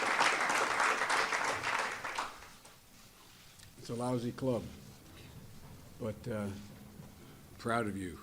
We're all proud of you. Mr. President, my Senate colleagues, all the members of Congress who are here and worked so hard to get this bill done today, just let me say that last week I had the honor of presiding, probably for the last time in the United States Senate, over the Senate as, Mr. President, they moved to pass the 21st Century Cures Act. And as I said, it's probably one of the last times that I will get to preside over the Senate, and maybe one of the most important moments in my career. On behalf of the administration, let me thank all the bipartisan leadership here. I want to make this clear. This bill would have never occurred without the leading voices, Republican voices, in the House and the Senate, as well as Democrats. It would have never, ever occurred. And I hope this bodes well for what will come next year, that we're back working together. This is a consequential piece of legislation that was extremely important. It cost a lot of money, and it was done in the lame duck session. Without the true bipartisan support, this piece of legislation would have never occurred, and it's going to help millions of people, millions of people. As the President he'll talk about this in greater detail in a moment, the 21st Century Cures Act is going to harness America's best minds, science, medicine, and technology to tackle some of our biggest and most complex health challenges today. The bill commits $6.3 billion over 7 years, dealing with opioid addiction, precision medicine, and the Brain Initiative, mental illness, Alzheimer's disease, and so much more. But, Mr. President, if you'll excuse, as we both have just done, a point of personal privilege, I want to thank my colleagues. Of that $6.3 billion, $1.8 billion will be invested in cancer research and care. When the President asked me last year at the State of the Union to head the cancer moonshot, we said we were going to ask you all for significant funding increases at NIH and the National Cancer Institute. And you all stepped up, again, Republicans and Democrats. As part of the moonshot, we set up what's called a blue ribbon panel to review what should be the scientific priorities as we tackle this, to try to end cancer as we know it. Try to do in the next 5 years would ordinarily take 10 years. These priorities include investing in promising new therapies like immunotherapy, using the body's own immune system to target and kill cancer cells, enhancing prevention and detection efforts in every community, regardless of the zip code in which you live, supporting research to improve outcomes for children with cancer, and putting us on a path to turn what is currently a devastating cancer diagnosis into either a chronic disease or an absolute cure. And in the process, it will fundamentally, I believe, change the culture of our fight against cancer and inject an overwhelming sense of the urgency, or as the President often says, the urgency of now. And because every single moment counts, as Senator Murray and everybody else who's worked on this bill knows. God willing, this bill will literally, not figuratively, literally save lives. But most of all, what it does, just this mere signing today, Mr. President, as you know better than I do, gives millions of Americans hope. There's probably not one of you in this audience or anyone listening to this who hasn't had a family member, a friend, or someone touched by cancer. You know, and I want to particularly thank my colleagues, and Senator McConnell and Senator Reid, who moved, Mr. President, as you know, to name this section of the bill after our son, Jillian, is here with me today, our son, Bo.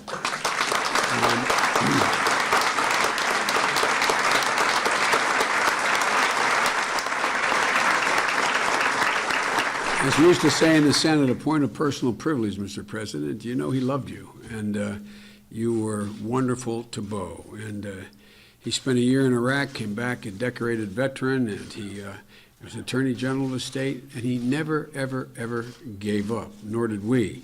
And we had access to some of the best doctors in the world, including the head of the Department of Neuro-Oncology at MD Anderson, become a great friend of ours, Dr. Al Young. Al, thank you for being here. But, you know, as I said, we never gave up. But, Jill and I realize that we're not the only family touched by cancer, and so many are touched who don't have nearly the support system we've had. And Mr. President, you lost your mother, and so many other families in here have lost someone to cancer. And as I said, this legislation is going to give hope. Every day, millions of people are praying for hope, praying for time, praying that somehow something will happen just to extend them. They're not even praying for cures most of the time.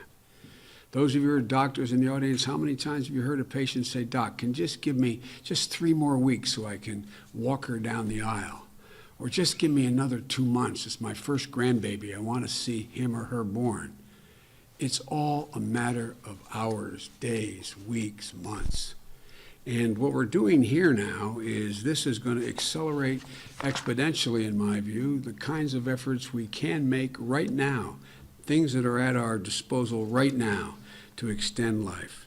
Ladies and gentlemen, I believe President Obama and my colleagues in the Senate, as I said, both parties are motivated by the same commitment that after whom this moonshot was named. And President Kennedy had talked about going to the moon. The problem is there was only one moon, there's 200 and some cancers. But here's what he said. Here's what he said. He said, "We are unwilling to postpone." We all here are unwilling to postpone.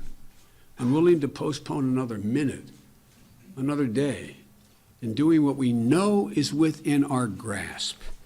It shows the government at its best, Mr. President. It shows that our politics can still come together to do big, consequential things for the American people.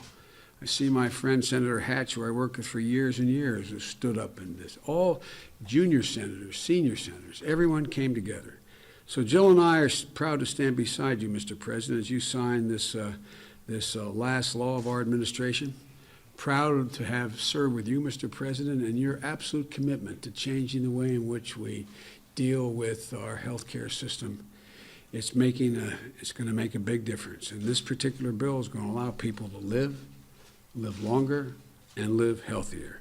And so, but most of all, Mr. President, I think it gives people hope. So, ladies and gentlemen, I always kid the president that when he asked me to join him in the ticket, my daughter came home at lunch. She's a social worker, and she said, "Did he call? Did he call?"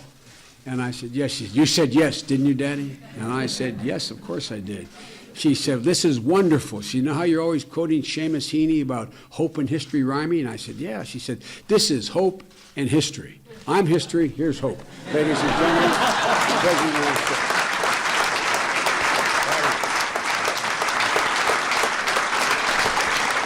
Thank you. Thank you, everybody. Thank you. Oh, no need. Thank you so much. Thank you. Thank you very much. Thank you very much. All of them. Thank you. Please have a seat. Thank you so much. Well, welcome to the White House, everyone.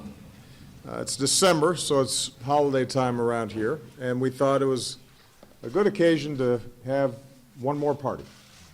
And this is a celebration worth having. I want to, first of all, thank Joe Biden and Jill Biden and their entire family, who have been such extraordinary friends to us, and what a fitting way for us to be able to signify our partnership as our time comes to an end together. It makes me feel very good. I want to thank David and Kate Grubb for sharing their family's story. As David said, we have a lot in common, nothing more than the love of our children, our daughters. You know, when I first met them in Charleston, their story was unfortunately more common than we would have liked. And I indicated a number of the people on this stage are people who have gone through tough times or have seen their loved ones suffer, either because of opioid addiction or because of cancer, who have bravely shared their story and channeled their passion into increasing the urgency all of us feel around this issue. And so more than anything, this is a testimony to them and an extraordinary commemoration of those that they've loved. So we're very grateful to them. Please give them a big round of applause.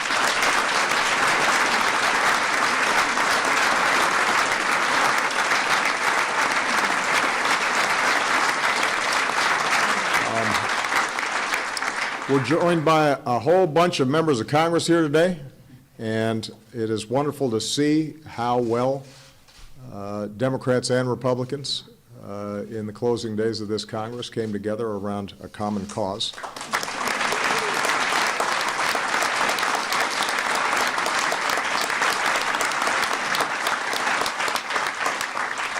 And I think it indicates the power of this issue and how deeply it touches every family across America. You know, over the last 8 years, one of my highest priorities as president has been to unleash the full force of American innovation to some of the biggest challenges that we face. That meant restoring science to its rightful place. It meant funding the research and development that's always kept America on the cutting edge. It's meant investing in clean energy that's created a steady stream of good jobs and helped America become the world's leader in combating climate change. It meant investing in the medical breakthroughs that have the power to cure disease and help all of us live healthier, longer lives. So I started the 2016 State of the Union address by saying we might be able to surprise some cynics and deliver bipartisan action on the opioid epidemic. And in that same speech, I put Joe in charge of mission control on a new cancer moonshot. And today, with the 21st Century Cures Act, we are making good on both of those efforts. We are bringing to reality the possibility of new breakthroughs to some of the greatest health challenges of our time. Joe's already indicated some of the scope of the bill, but let me repeat it because it's worth repeating. First, this legislation is going to combat the heroin and prescription opioid epidemic that is ravaging too many families across the country. This is an epidemic that can touch anybody, blue collar, white collar, college students, retirees, kids, moms, dads. I've had the chance to meet people from every stage of recovery who are working hard to sustain the progress that they're making. And I've met parents like the Grubbs who work tirelessly to help a child struggling with addiction. It could not be clearer that those of us called upon to lead this country have a duty on their behalf, that we have to stand by them, that all too often they feel as if they're fighting this fight alone instead of having the community gather around them and give them the resources and the access and the support that they need. So today I could not be prouder that this legislation takes up the charge I laid down in my budget to provide $1 billion in funding so that Americans who want treatment can get started on the path to recovery and don't have to drive 6 hours to do it. It is the right thing to do, and families are ready for the support.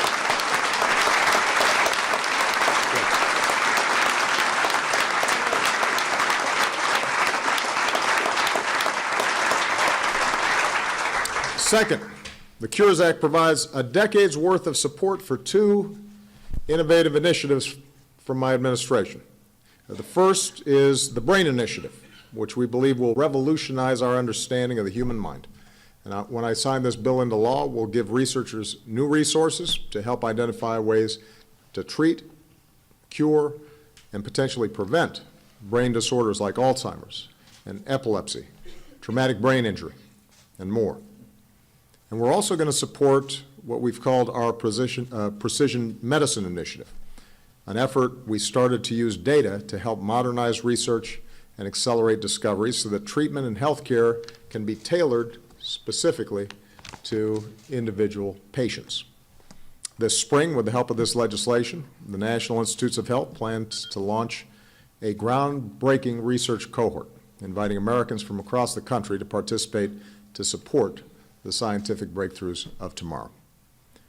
Number 3, the Cures Act improves mental health care.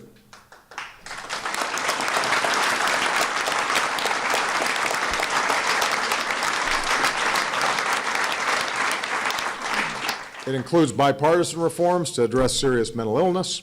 It takes steps to make sure that mental health and substance use disorders are treated fairly by insurance companies, building on the work of my presidential task force, and it reauthorizes meaningfully suicide prevention programs.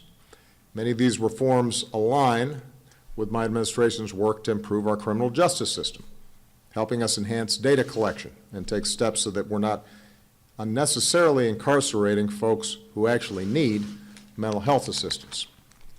Fourth, we're building on the FDA's work to modernize clinical trial design so that we're updating necessary rules and regulations to protect consumers so that they're taking into account this genetic biotech age.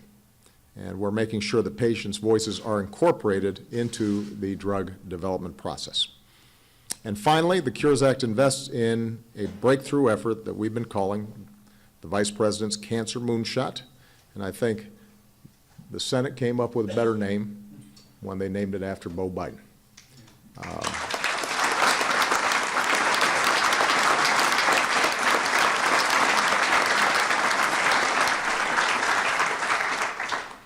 Joe said, Beau loved me, I loved him back. And like many of you, I believe that the United States of America should be the country that ends cancer once and for all.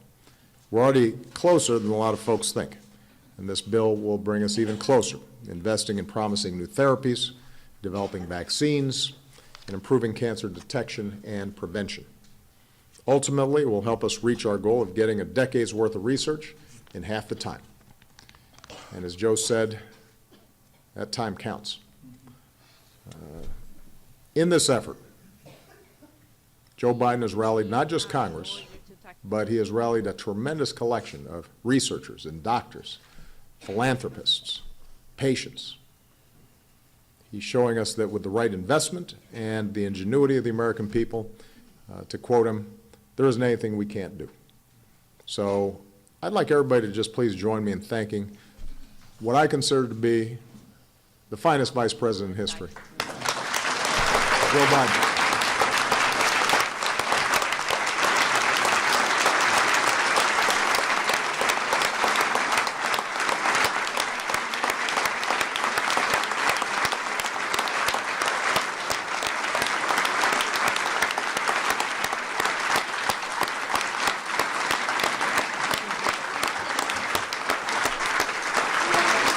Go ahead and embarrass Joe. Go ahead. Hey! Why not?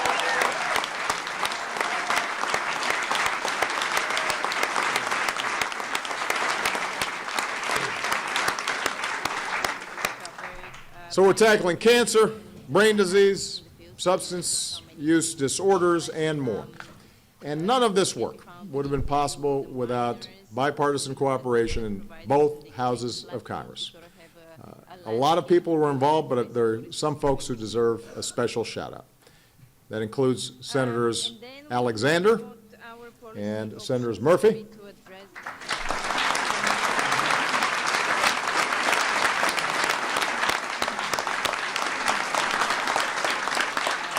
Representatives Upton, Pallone, and DeGette. And Green.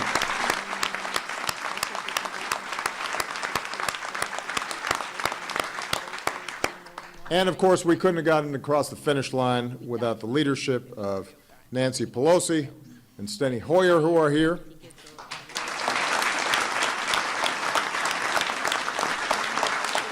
As well as leaders from both houses, Speaker Ryan, leaders McConnell and Reid, and Senator Patty Murray.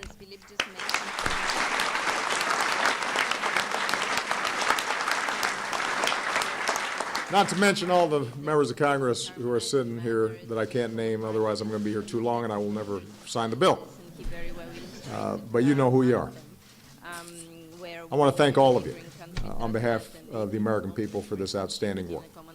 These efforts build on the work that we've done to strengthen our health care system over the last 8 years, covering pre-existing conditions, expanding coverage for mental health and substance use disorders, helping more than 20 million Americans know the security of health insurance. Thanks to the Affordable Care Act, it means they have access to some of the services that are needed.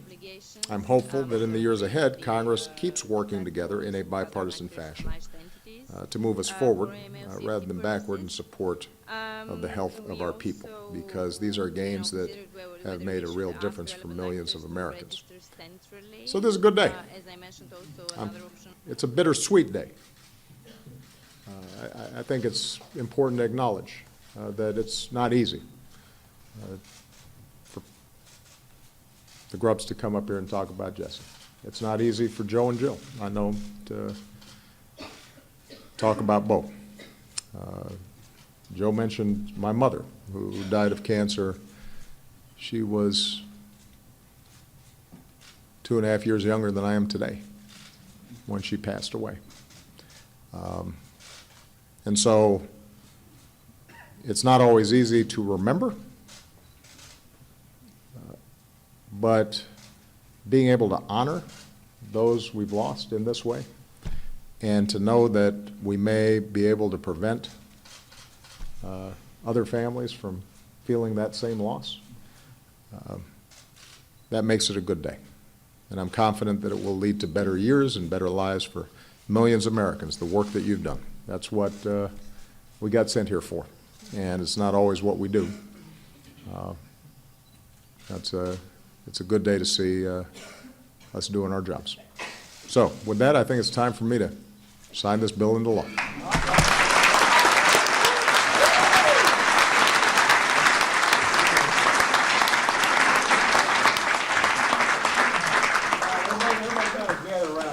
Get over here, Jilly girl. Get close. All right. Those of you who have not attended this before, I have to use all these pens.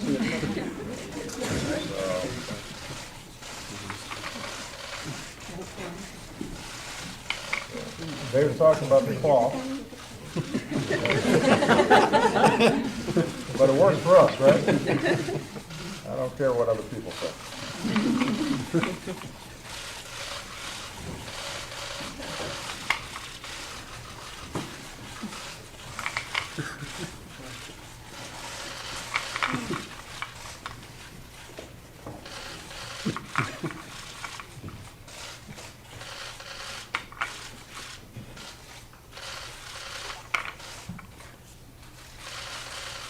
There we go. All right.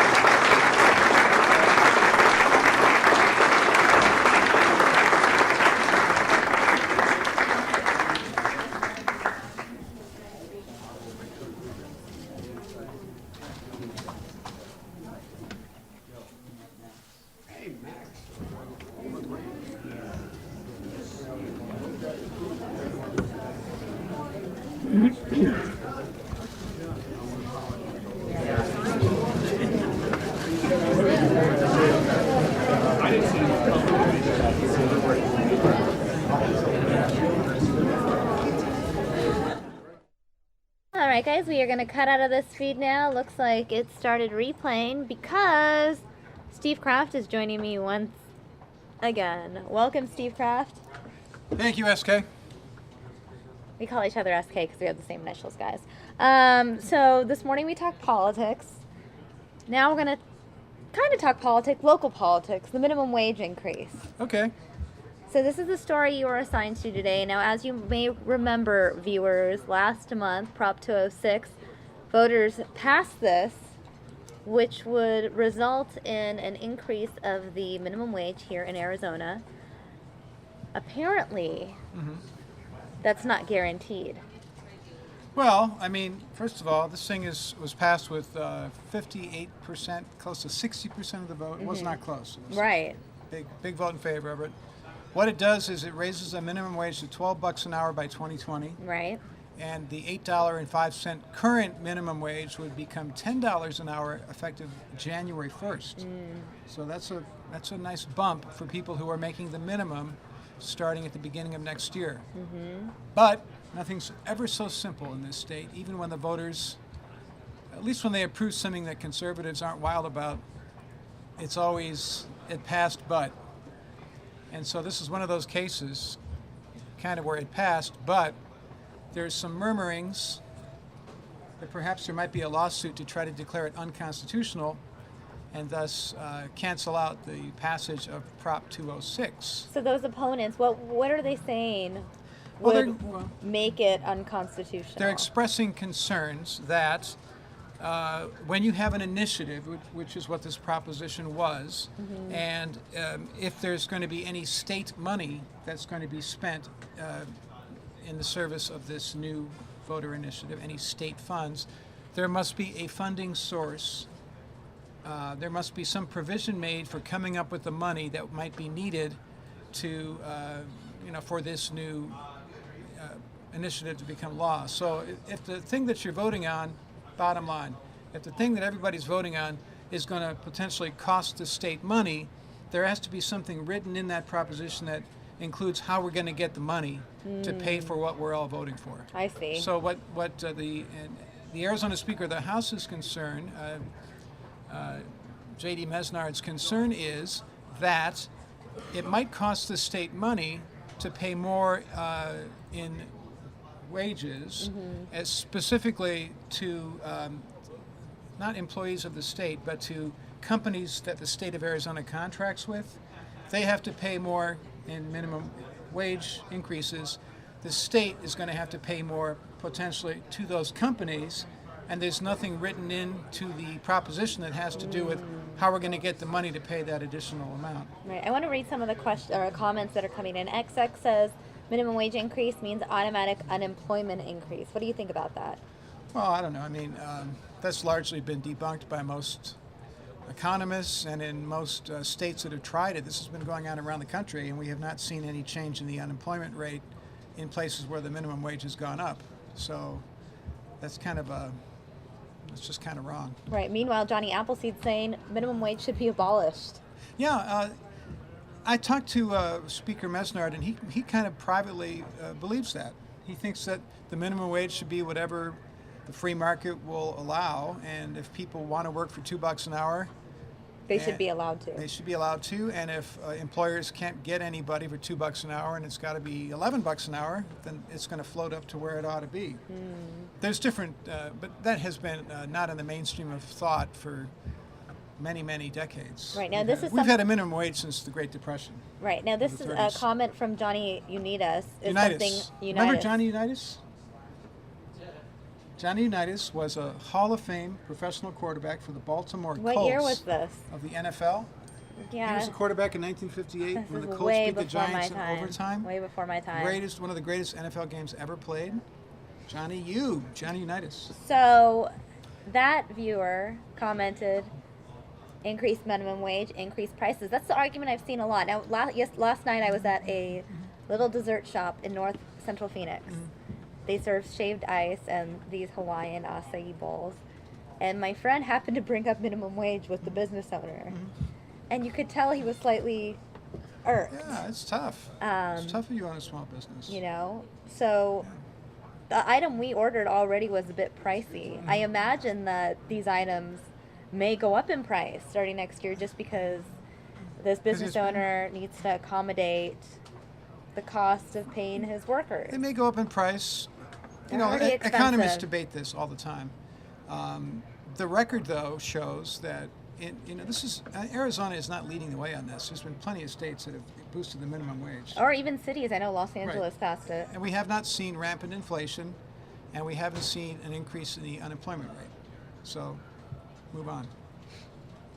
Sorry, guys. It just hasn't happened. Now, maybe that's one of the fears that the Chamber of Commerce has, and we interviewed them, and they were very, very vocal about that. But, 40% of the people agreed, and a whopping close to 60% said, guys, you can't make a living on $8.05 an hour. And it's been years since the minimum wage has gone up. And, of course, the argument from the other side is, well, you're not supposed to be able to make a living on the minimum wage. It's supposed to be a temporary thing on the way to somewhere else. But the reality in this country, especially as unions have become less and less strong, is that more and more people are making that small amount of money. And here's another way of looking at it, guys. You have a lot of people on the minimum wage who are trying to feed a family. They can't do it. They're below the poverty level. What happens? Start getting welfare. So you have people working full-time, 40 hours a week, and they're getting public assistance. And who's paying for that? You. Well, Sarah Hart commenting in the chat saying $15 an hour to not get my order correct at the drive-thru. Great. What do you think about her comment? And this is what some of the, this is very timely and good questions because our incoming Secretary of Labor, Andrew Puzder, of Carl's Jr. and Hardee's fame, is against minimum wage increases. And he's like, okay, you want to increase the minimum wage? Fine. I'll bring in robots to get orders ready and to put your Cokes in and your hamburgers and everything else. It's so interesting that you bring up robots because I read this article from The Blaze a couple of days ago, and I don't think this issue has been talked about much, and I just happen to have this tab open with you up here. That's Glenn Beck's thing, right? Yeah, The Blaze is a conservative website. Let's keep that in mind. This is not a liberal website. This is not some left-leaning anti-Trump organization. Now, do you read both sides? I try to get everything. Good. Yeah, I try to be as educated as I can. That makes this so much more interesting. But this is coming from The Blaze, guys. Carrier, you guys know Carrier now. Everyone knows Carrier now. Right. Plans to use the money from the deal with Trump to purchase robots that will replace workers. So I'm going to read this article now. It was a seemingly victorious moment for President-elect Donald Trump when he was able to announce that before even taking office, he had reached a deal with the company Carrier to keep their Indiana plant instead of shipping it to Mexico. Last week, Trump and Carrier both announced that they had reached an agreement that would keep thousands of jobs in the U.S. But it appears the deal, which involves a $16 million investment in the Indiana facility itself, will also fund an automation overhaul for the facility. Yep. Now, the CEO of Carrier's parent company said that we're going to automate to drive the cost down so that we can continue to be competitive. Right. So Carrier doesn't care about winning elections, getting votes, or pleasing Donald Trump. Carrier's mission, and it's a unit of United Technologies, which is a humongous big company, mostly defense contractor. Their mission is to make money to satisfy shareholders and to satisfy Wall Street analysts. Right. So in lieu of moving to Mexico, they don't care if they anger Donald Trump. Right. So instead of going to Mexico, they decided to stay in the U.S., save 800 jobs of the 1,400 that were going to go to this plant in the short-term future. Use that money to automate. But the question is, how long will these 800 jobs even survive once automation replaces them? The answer is not very long. And this is going to happen in a lot of places. And a lot of people are doing unskilled work or work that can be done by a machine, especially reporters. I'm going to be outsourced. That's a scary thing. And you just retire by then. It's a scary, early or retirement. be retired. Early retirement. But that's a scary thing, and that's what makes it tough for Donald Trump to, if he wants to make America great again, he wants to get all these working folks back into the workforce, and all these big companies are saying, yeah, I know you worked on an assembly line, and you were putting together a car axle, and you were making sure everything was done right, but you know what, we can bring in a robot to do that, or to do the air conditioning and heating ducts, or whatever they're doing at the Carrier plant. What are you going to do with all these people who did all those jobs? Yes, they were skilled jobs, but yes, a machine can do them better and doesn't get tired, doesn't want to unionize, and doesn't take a sick day, doesn't need a vacation, and doesn't have health insurance. No health insurance. So the big question is, what do you do with so many millions of people in this country who are going to be out of a gig? And I don't think he has an answer to that, and he's never expressed an answer to that. Well, I think that's just the thing. You have to look at how technology is evolving, how things are moving. Certain jobs just don't exist anymore today, and there are other skill sets that people perhaps didn't learn about that are now need new labor. It's a huge change in this country. You know, Not everybody can be writing computer code. Exactly, but I'm saying that I couldn't do that. Those are things. I'm not those smart are enough to the do areas where the jobs are being created. And do we all have to be coders? No, you I don't wanna have do that. to. But if you watch Silicon Valley on HBO, it doesn't look that Those people boring. are way too smart. I could never do that. I mean, really, what are people going to do? We're going rather far afield here. But back to Prop 206. It passed 60-40 in part because a lot of people are, not making money. Mm-hmm. They're hanging on by the skin of their proverbial teeth, and they want to live a little bit better. And so, is there going to be a lawsuit potentially clinging to this legal theory as a way to subvert the will of the people? Maybe. When I talked to Speaker Mesnard and I asked him what are the chances that there will be a lawsuit, because he said if there's going to be one, it's got to be filed quickly before it starts, right? January 1st. He said, I don't know, maybe 50-50. There might be some folks who want to try that.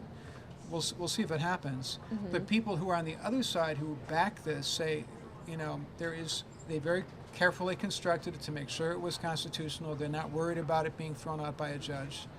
And politically, it might be a real hot mess to try to mess with getting rid of Prop 206 that was so enthusiastically voted on. It's sort of like the medical marijuana fight.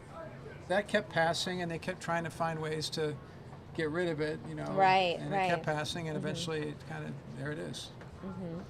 So I'm going to play the two clips of the raw interviews that you did today. So who are we starting? This is Speaker Mesnard. He represents Chandler Gilbert Sun Lakes. This is he's starting his fourth and final term in the Arizona House. He is Speaker of the House.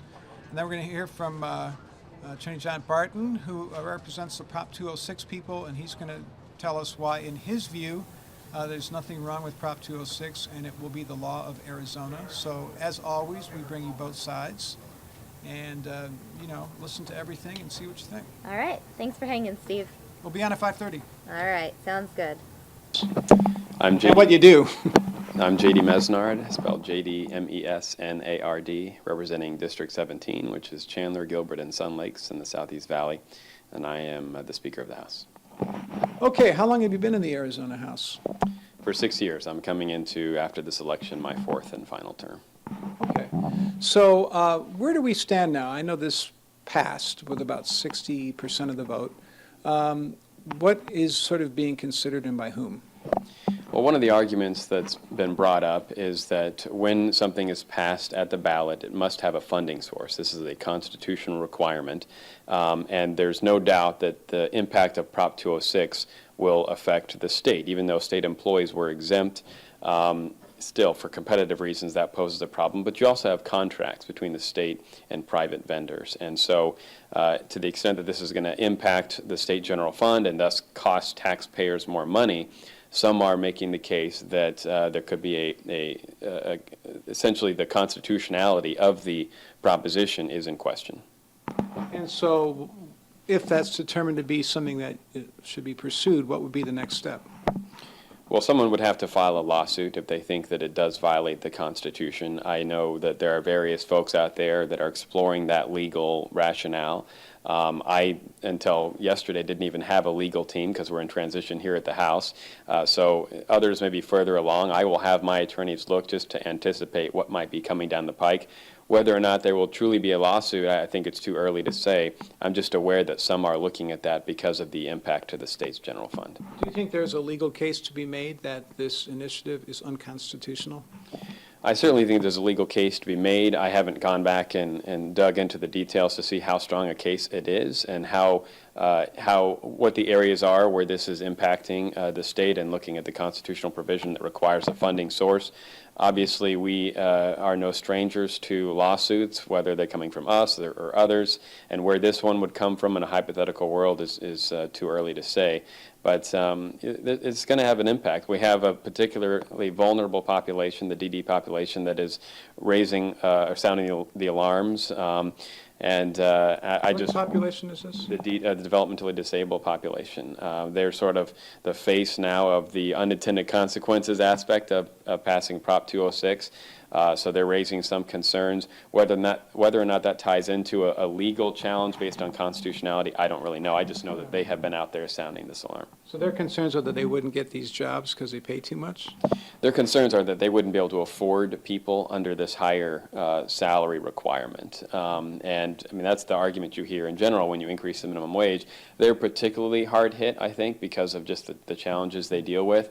So they're one of the loudest groups that we're hearing from right now. There are others as well, but they're the main ones. The only other question I have for you is this passed with a whopping 60% of the vote. That's a lot. Yeah, I think it was like 58-42. Yeah, that's All right, 58-42 was not close. So don't you think you're going to be stirring up quite a hornet's nest if you try to get out of this thing actually happening on legal grounds, since it was the voters spoke?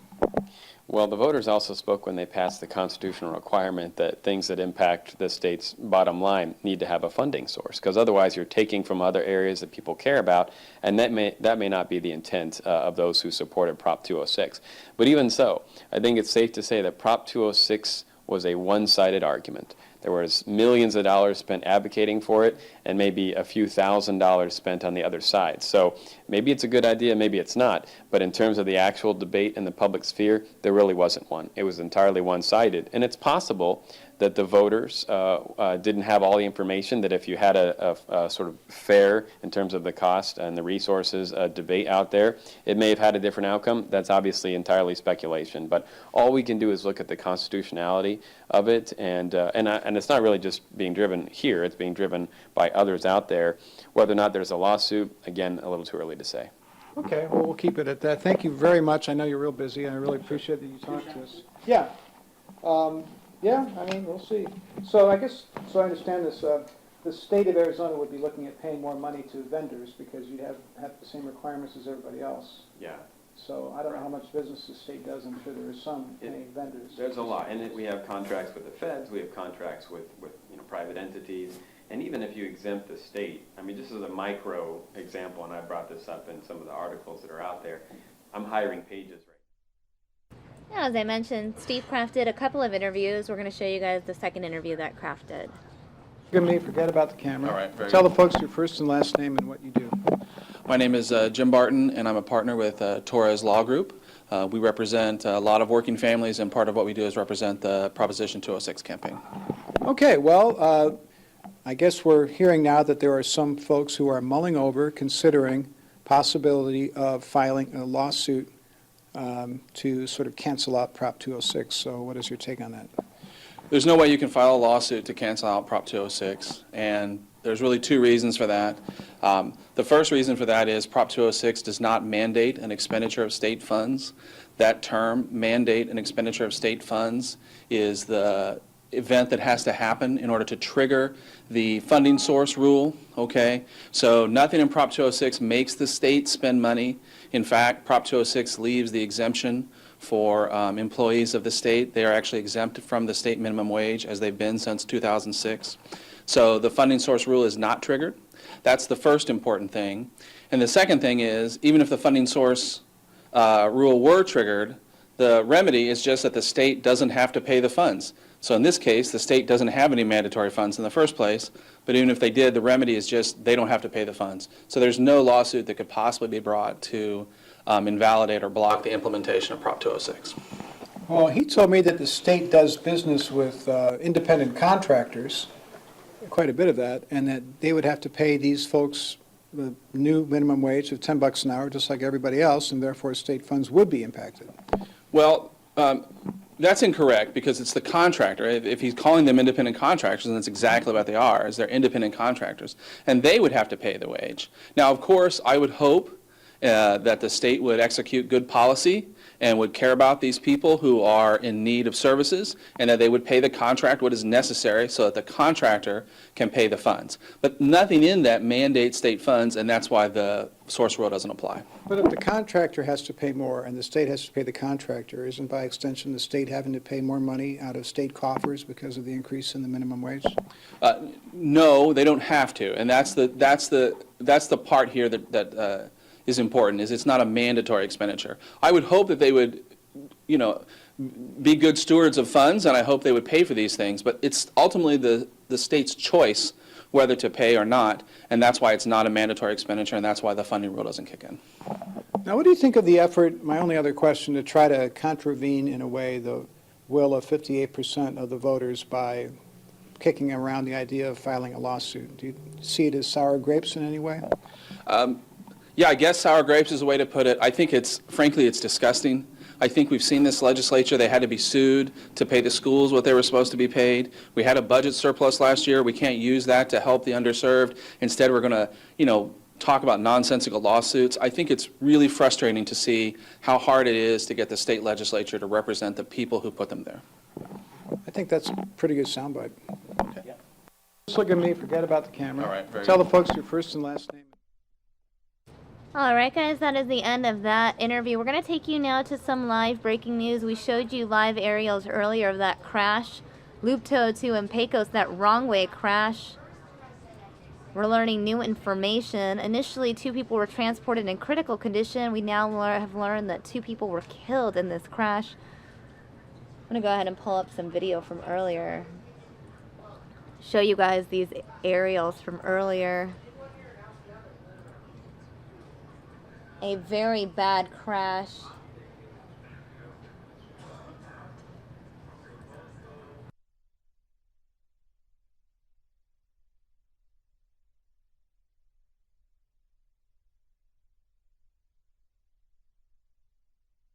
This is a wrong way crash.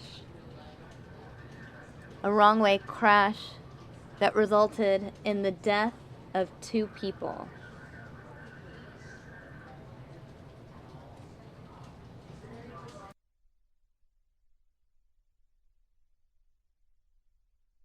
This crash occurred on the westbound off-ramp to Pecos Road from Interstate 10.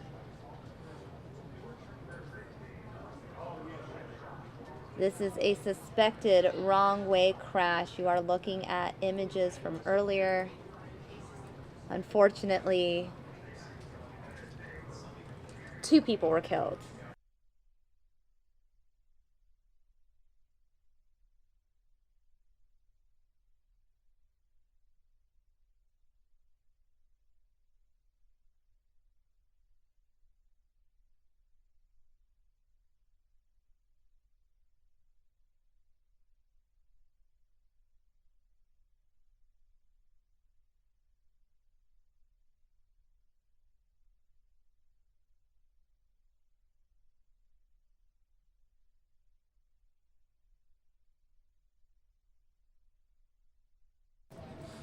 The latest information, according to Twitter, are Fox 10 Matt Rodwald there at the scene.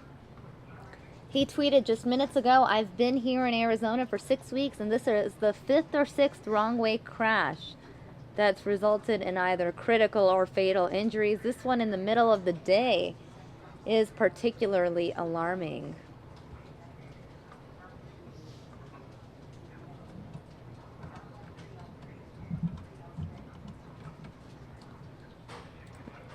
As I mentioned, Matt is live at the scene. Matt, you are live now on Fox News Now.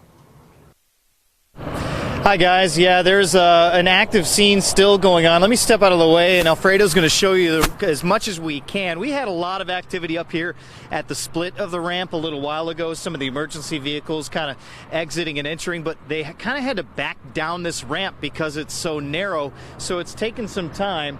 And traffic in terms of folks exiting westbound I-10, and it's technically heading north, but it's westbound. They've been trying to get to Pecos Road, but they can't do it. They've been diverted eastbound onto the Loop 202, but it hasn't been too much of a backup throughout the middle of the day. People have been steadily moving through this area, so it's not too much in terms of a traffic issue. Now, let me recap for you what happened. This happened around the 1 o'clock hour, and they've closed this ramp now for more than 2 hours because of this crash. 2 people killed, according to DPS. This is a single-lane ramp, and when you look at the damage and you look at the pictures that Sky Fox were able to provide for us a little while ago, you saw a lot of front-end damage on both of those cars, which suspects that it's a wrong-way collision. Now, DPS or ADOT, neither one has confirmed that for us, and as soon as we get a chance to speak to officials about it, they will be able to address that for us. But you can also see on those Sky Fox pictures just how narrow that is. So if it's a head-on collision, if it's a wrong-way collision, there's nowhere for anyone to go with those high walls, too. No one can see anybody coming from the opposite direction. So that's kind of the scene that we're looking at right here. We're trying to assess the situation in terms of how this actually happened. That's really the big question. And obviously we won't be able to get names of those who were affected in this crash for quite some time. But that's the scene here in Ahwatukee, guys. Were there only a total of 2 people inside both vehicles, Matt? I'm sorry, can you repeat the question one more time?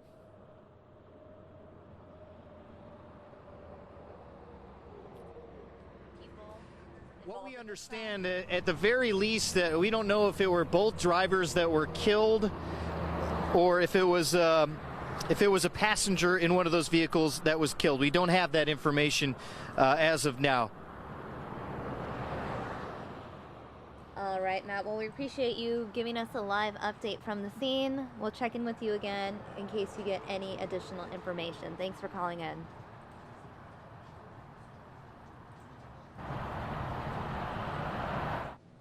We're going to now take you back live to those aerials from earlier. Aerials from Sky Fox. You can see just how bad this crash is. A really devastating scene out there. 2 people lost their lives. A wrong-way crash in the middle of the afternoon on a Tuesday.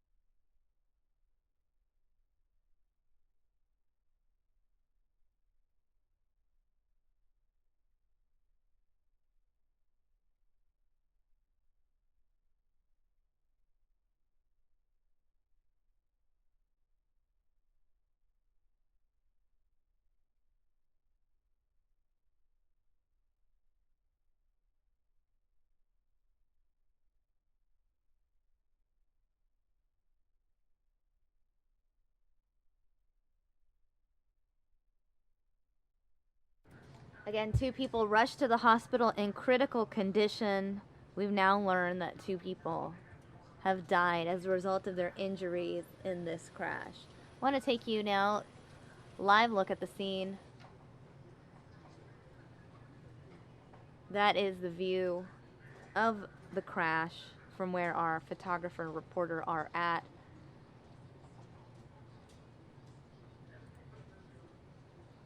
Again, 2 people killed in a suspected wrong-way collision on the I-10 ramp towards Pecos Road.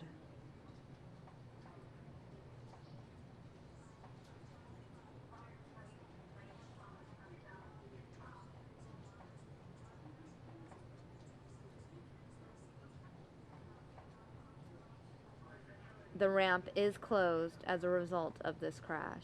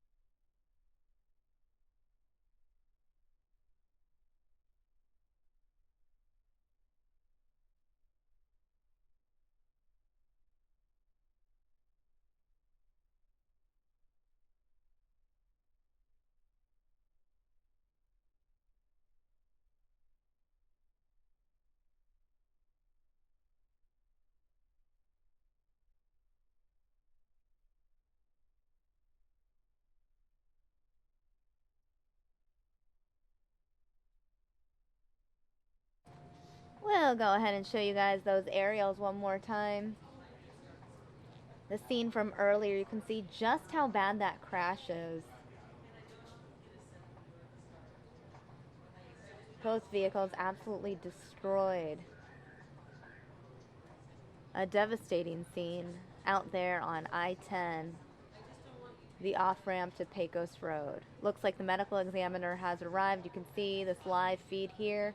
Medical examiner arriving at the scene of this crash. Again, the off-ramp to Pecos Road completely blocked because of that wrong-way crash. Suspected wrong-way crash. We're still waiting on official word from authorities. As of right now, DPS has not confirmed that it was a wrong-way crash. It is believed to be a wrong-way crash.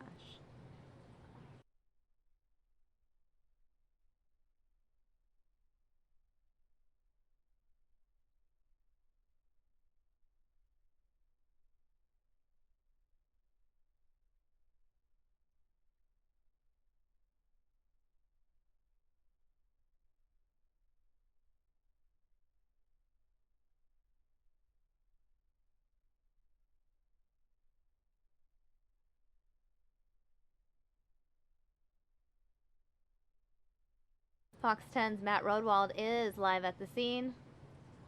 He tweeted this picture. Oh, it looks like he is live. Hi, Matt. You're live on air right now with the news now. Hi, guys. How are you? Doing all right. One thing just to be clear, I guess I've covered traffic in major cities for 6-7 years. This is pretty standard in terms of a death investigation or a fatal crash investigation. It usually takes about 5 to 6 hours. So if you do the math from 1 p.m. in towards the rush hour, that means that it could be a big issue. Now, from a traffic standpoint, having it come from the south, pretty much to the southern edge of the region behind us here, working your way in towards the Phoenix region, this is probably the best case scenario from a traffic standpoint because you won't have the major delays. If this happened closer to downtown, it might be a different story. So that is something to keep in mind. Let me step out of the way so again you can see the scene. You saw the medical examiner show up here, and in terms of the wrong way discussion, again, as we've clarified, we have not confirmed that just yet to be a wrong way collision. And you mentioned the tweet that I put on Twitter before, and you can follow me, Matt_Fox10.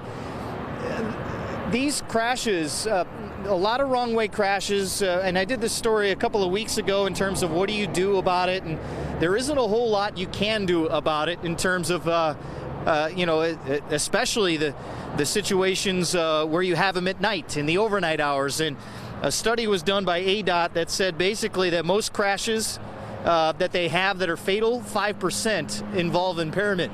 When you make those wrong way collisions, that percentage jumps up to 65% involve impairment. I don't have the exact numbers in front of me, but that's pretty much an estimate to it. But those, again, are typical crashes that happen in the overnight hours between the hours of midnight and 5 a.m. This crash here on a single lane ramp on a highway here in the middle of the day is particularly alarming because you have to go over to Pecos Road and wonder, how did somebody get on the wrong way to get here onto this ramp? And you see the speed limit signs where they are. There aren't any reflective lights. There aren't any, of those things, but you see those in the overnight hours, and you've seen those placed on some of those ramps just from the surface streets onto the expressways. But this is a very tricky area, and I'm not sure how you get around that, Samia. Now, you mentioned your Twitter. I do want to read one of the tweets that you posted. This crash has the earmarking of a wrong-way collision, which is baffling in the middle of the day and on an exit ramp, no place to hide. That's one of the things I've spoken with, DPS officials. They talk about when you're driving at night, never drive in the far left lane. That's the best way to avoid a wrong-way driver because they typically think the left lane is the right lane. But in this scenario, when you're on an exit ramp, there's really nowhere to turn. Well, look at Alfredo's picture right now. He can hear me. He's showing you that cop that's backing down the ramp. That's how narrow that is. And when I say no place to hide, you see those median walls on each side. If you're going in a curve and you see the speed limit at 55, there's no time to react. to somebody coming in the opposite way. It's almost a game of chicken. You have to guess right. And you could tell that the two cars, based on the pictures from Sky Fox, were trying to get out of each other's way at the last second and could not do it. So there may be, and I don't want to speculate too much here, but, as the study has indicated in the overnight hours, impairment is involved more often than not. This case may be completely different, and that's why, you look at it being an on-ramp, it could be very simple as a confused driver or somebody who didn't realize where they were and thought they were doing the right thing. I mean, some of the, it's very easy to get on a wrong ramp sometimes, and a lot of things is when it comes to the wrong way collisions in terms of preventing them have been suggested in terms of spike strips, and why don't you do that? And the DOTs around the country, whether it's here in Arizona, Nevada, California, what have you, they've all been asked why that doesn't work, and they say it's not meant for the speeds that these cars are traveling. When you get above 5 to 10 miles an hour, maybe 15 miles an hour, those spike strips are just not effective. And then if you're going down, your basic surface street ramp onto an expressway and you hit a spike strip, now you're putting all of a sudden other cars in danger because they can't control that car. And so that's what the studies have shown them, that it simply doesn't work, and that's why you don't see those. However, you would never have seen spike strips even thought about on a ramp like this, a free ramp that you see from the northbound side of I-10 heading westbound on Pecos Road. Right, we're looking at the scene of the crash now, Matt. What exactly is going on? It looks like there is a worker there. Yeah, you see the two workers there, and essentially they've been in staging patterns, holding patterns for quite some time. We've seen some state police, state troopers that have been kind of working their way, towards the bottom of the ramp, and it's really a lot more activity behind us, and I'll tell you why. A lot of the activity, come on camera here real quick, a lot of the activity behind us is just to make sure that the cars have the appropriate speed so they're not surprised by the reduction in lanes. And then once they're, and he's going to flip around for you and show you real quick, you can see between the media staging area that we're in here and also the DOT it's trying to back up. Essentially, there's an electronic sign on the back of that dump truck that lets people know to merge to the right. And the traffic has been flowing fine. It really hasn't been an issue at all this afternoon. But everyone naturally are a little bit curious when they get up here. The crash is far enough onto the ramp where it's not creating that gapers delay, that slow down and look to see exactly what's happened delay. You can see we've kind of gone through the brush here to try and get a look at this crash. It's really hard to see from where we are. That's why we say that we're about 1/8 of a mile away. And so the medical examiner is continuing the investigation. A lot of photos are taken of the scene to trying to determine, the cause of death and how exactly this crash may have happened. And the investigation essentially is ongoing so they can recreate that crash and try and understand what exactly happened in this scenario. But eventually we're going to get an update from DOT officials and from DPS officials to try and figure out what exactly caused this crash. If there was a wrong way factor involved, that they can confirm what we've been speculating for quite some time now. And also if they suspect any sort of impairment. There may be some evidence in some of the cars and in either one of those cars that can determine whether impairment is involved, as simple as an open container. But that's for us to ask, and hopefully officials will be able to address those concerns for us here momentarily. Right, you just touched upon an impairment. So we are streaming live on Facebook. Lots of people just joining us, just hearing the tail end of your report. So Matt, if you don't mind just recapping what happened, sort of the nuts and bolts for viewers that are just joining us, that would be appreciated. Yeah, I can do that for you as we're here in Ahwatukee. 2 people killed in a fatal crash, and this happened around 1 o'clock this afternoon on this ramp. I'm going to step out one more time so you can see just exactly the activity here if you're just joining us. Sky Fox also had some pictures from us, and we're going to be able to show you those for sure in our first newscast of the afternoon at 5 o'clock on Fox 10, and you'll be able to see that at fox10phoenix.com. 2 people killed in this crash. We have confirmed that. We do not know if there are any other injuries. We don't suspect that right now. However, we will ask that when we get a moment to do that. You see, it's a single lane ramp and a speed limit of 55 miles an hour, so we suspect this is pretty high speed in terms of the collision that's essentially just east of the expressway. You're essentially going north to west. That's the ramp that is closed here in Ahwatukee, forcing everyone off to go east here on the Loop 202. And essentially at the next exit, you can flip around and come back west, and really there's no traffic issues to worry about. But there's been a lot of activity going on here at the scene for quite some time now. This ramp now has been closed for about 2.5 hours, and we suspect that it will stay that way for quite some time. All right, Matt, we appreciate you checking in and giving us an update. And if you do get a chance to speak with ADOT or DPS in the next hour, hopefully we'll be able to take that live as well. Thanks for checking in. All right, well, very good. Thank you, guys. That was Fox 10's Matt Rodwald live at the scene of this crash. Again, you guys are looking at the live video coming in of that off-ramp to Pecos Road. I want to go ahead and show you guys those aerials again from Skyfox. We know Matt just mentioned them. I'm going to play them for you now. These are aerials from earlier today. Initially, 2 people transported to the hospital in critical condition. Unfortunately, 2 people now confirmed dead as a result of this severe crash in the middle of the day. The westbound off-ramp to Pecos Road from Interstate 10. Again, a suspected wrong-way crash, still waiting on officials to confirm that it was indeed a wrong-way crash. As Matt mentioned, it could take possibly 5 or 6 hours before the scene is clear. Now, this crash took place at 1 o'clock, so it's possible that this road is blocked until around 6 or 7 this evening. It's not affecting traffic too much right now, but it's possible with rush hour picking up in the next hour that it could affect some drivers' commute home.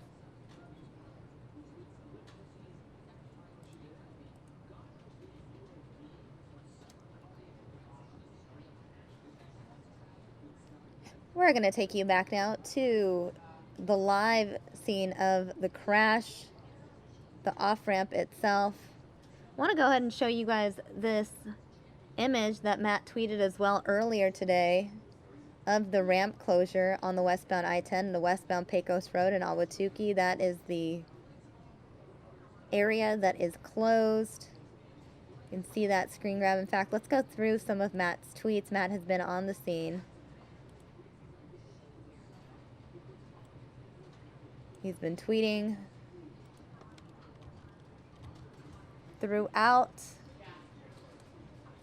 the afternoon. I've been here 6 weeks, and this is the 5th or 6th wrong-way crash, critical or fatal. This one in the middle of the day is particularly alarming. This crash has the earmarking of a wrong-way collision, which is baffling in the middle of the day and on an exit ramp, no place to hide. Matt also tweeted some of these photos. You can see the ramp closed. This tweet that I showed you just a second ago of the actual closure that has resulted. We're going to take you back now to the live pictures coming in from our photographer who is at the scene.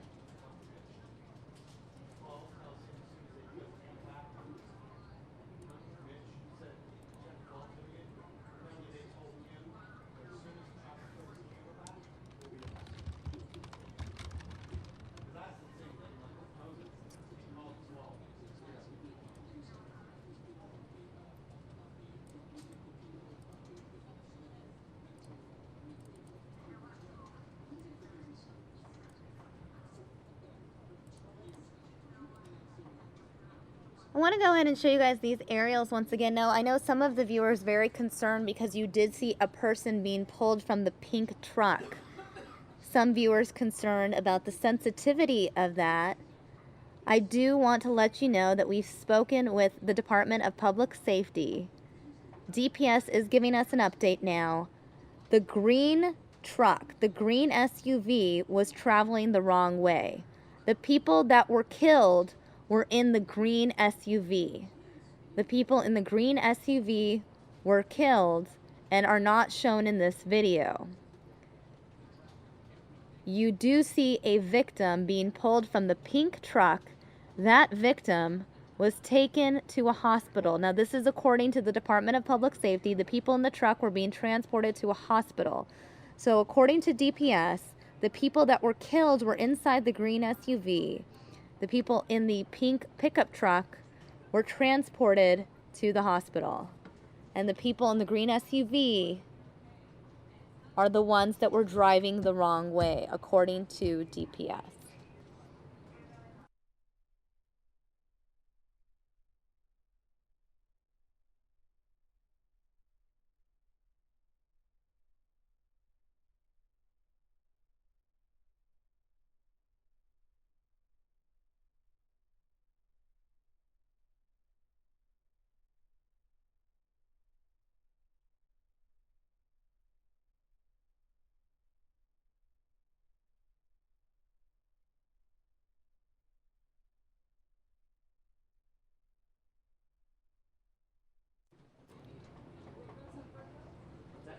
I do see Matt Rodwald once again. Matt, I'm assuming you might have an update for us here on News Now, so we're going to go live to you here once again. Matt Rodwald. Well, I just read the same report that you did in terms of the Department of Public Safety. What we now know, again, as you had said, to kind of recap, 2 people killed, 2 injured in this crash, 2 critically injured. 2 of those that were killed were in that pickup truck going, or in the SUV that was going in the wrong direction. The 2 people injured with critical injuries being transported a while ago were in that car that was going in the right direction. Again, we'll try and get you to the scene as best we can. Again, we're about 1/8 of a mile from this scene. We don't know the severity of those injuries, but again, it adds to the stakes and just tells you it also just raises more questions. If one could say if it's a single driver in a car by themselves going the wrong direction, now you have a passenger in that car as well. There's a lot of questions that need to be answered in how this happened and how they got onto that ramp in the first place. And now we have confirmed that it is a wrong way crash. Again, in that narrow corridor of the on-ramp, they went all the way across the bridge. I don't think Alfredo can get a shot, just only because there's a couple of media members that are here and would be in way, but you would see the scope of the crash in terms of the ramp and how long it is. They almost got to the end of the ramp and almost got all the way through going the wrong direction before striking that pickup truck, and that investigation continues. So we now know 2 have been confirmed dead, 2 confirmed critically injured as a result of this crash that happened earlier this afternoon.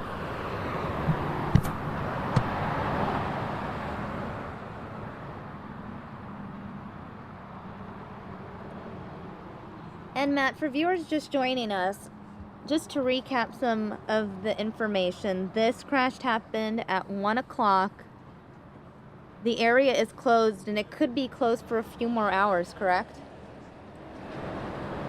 Yeah, we anticipate that this would be closed for a good, I would say maybe 2 hours at this point, just to make sure that they have recreated the crash and simulated the crash the best they can. There are people walking on that ramp right now, and I suspect that's exactly what they're doing, is trying to recreate how that crash happened. I'm going to actually get a look at the lens myself so I can see our picture, and you can see a direct look at that crash and just the entanglement of that pink car that got involved in that crash, and folks are walking up and around. Officials are trying to get a good understanding of not only how this crash happened, but how people died in this crash and the cause of death in this crash as well.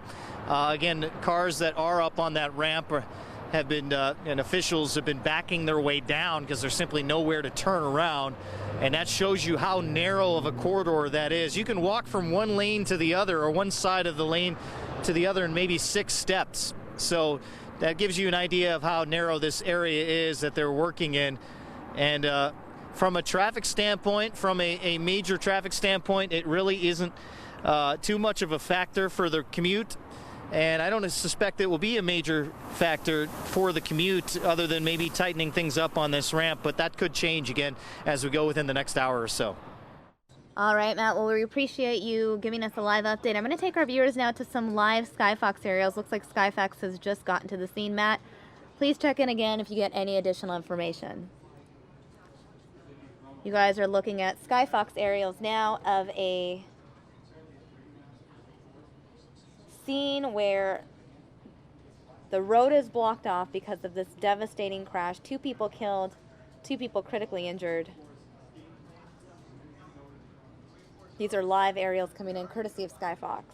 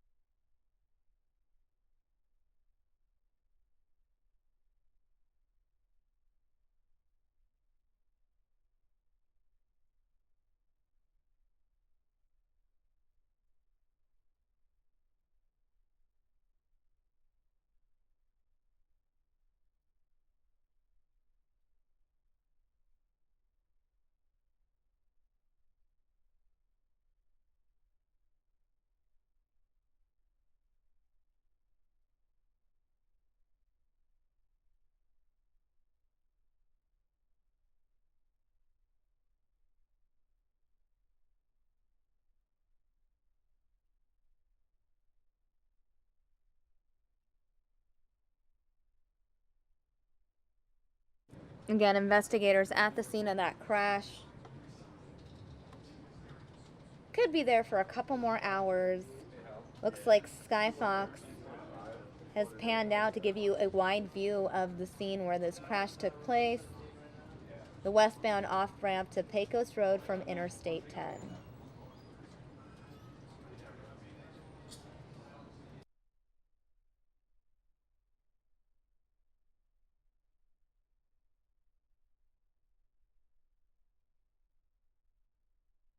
Really, I think Matt summed it up best in some of his tweets. Just shocking to see something like this happen, especially in broad daylight. Typically, when we cover wrong way crashes, they happen late night, early morning hours. Now, this could have been a case of impairment, and it may not have been a case of impairment. It may have just been some confusion. Perhaps the driver accidentally made the wrong turn. We do know, unfortunately, that 2 people inside that green SUV were killed. It was the green SUV that was traveling the wrong way in this crash. People in the pink pickup truck taken to the hospital in critical condition. We will have a live update on their condition and the latest information on the Fox 10 News at 5 p.m.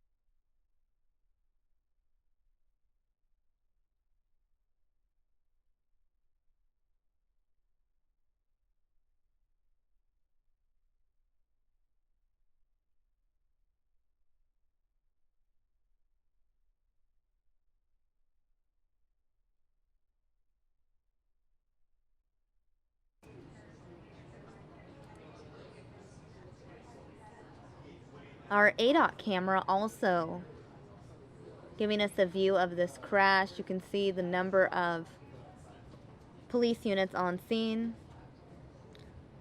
Looks like Matt Rodwell might have another update. So let's go live to him once again. Matt, you're live on News Now. No, we expect a full official update here from ADOT officials and DPS officials here momentarily. Just wanted to give that heads up to you guys. All right, Matt, we'll be monitoring this camera feed, and we will take that live as soon as it's ready. Again, Fox 10's Matt Rodewald live at the scene of this fatal crash. Unfortunately, 2 people lost their lives, 2 others in critical condition, taken to a hospital. We'll continue to bring you live updates here on Fox 10 News Now.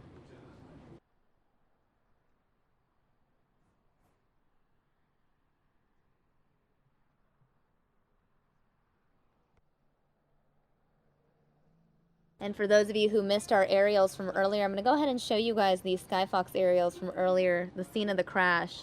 You can see that green SUV, that was the vehicle that was traveling in the wrong direction. Now, the 2 people inside the green SUV were killed. We know 2 others critically injured. 2 people killed in this crash, those 2 people inside the green SUV that was traveling in the wrong direction.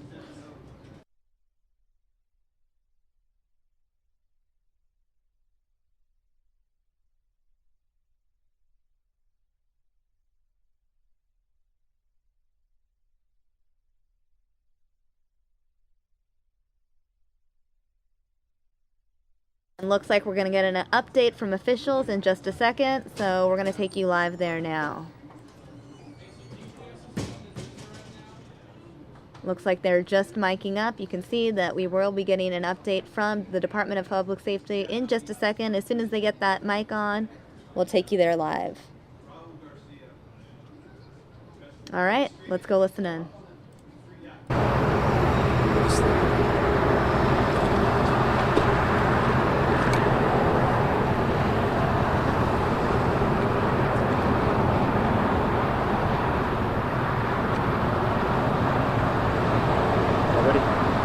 Okay. Sure. Just a quick recap of what you saw today. Are you ready? Yeah. Okay. Raul Garcia, RAUL, Public Information Officer with the Arizona Department of Public Safety. So just at about 1:12 p.m., the department received a 911 call reporting that this wrong-way crash had occurred. It is a SUV traveling wrong way. It's the green SUV that was traveling wrong way with 2 subjects. Collided head-on with a pickup truck that you see behind us. 2 confirmed fatalities on scene that have not yet been extricated from that SUV. And so at 1:15 p.m., any other questions? Early in the investigation, but do you suspect impairment involved in this? We don't have any indication of impairment at this time. Do you know where they got on the freeway and how this could have happened? That's what we're looking to find out. It's under investigation. Is there any overt evidence in the open containers or anything like that in any of the vehicles that do pretty much indicate that there was under influence? That's all under investigation. We currently don't have any information to point impairment at this time. Go ahead. What did the 911 caller state? Where did they see them driving? What did they say? Just that at 1:15 p.m. that we had a wrong-way crash between 2 vehicles, and that just had our dispatcher send our troopers here to the scene. So the 911 caller called after the crash, or did they actually see the driver driving? I don't have that information for you, ma'am. Good question. Does it look like it's a high-speed, 55-mile-an-hour zone? Was it, based on what you've seen so far, a high-speed crash impact? It appears that both vehicles, due to the crush damage, it appears that both vehicles were traveling at freeway speed. That ramp advisory speed is about 45 miles per hour, just to give you an idea. How wide is the ramp? I mean, there's not a lot of room there, not a lot over the median walls to see. So although it is 1 lane, because of the median partial lane and the emergency partial lane, it's about 2.5 lanes worth of traffic there. But again, it's just 1 lane traveling through there. And just to recap, at 1:15 p.m., the department received a report of a two-vehicle wrong-way crash. It is that SUV that was traveling wrong way with two subjects on board. The driver and the passenger of the pickup truck, or the victims, were transported to a local hospital with critical life-threatening injury. The investigation is going to be ongoing here for the next 3.5 hours, so therefore the westbound I-10 to the westbound Loop 202 Santan ramp will remain closed.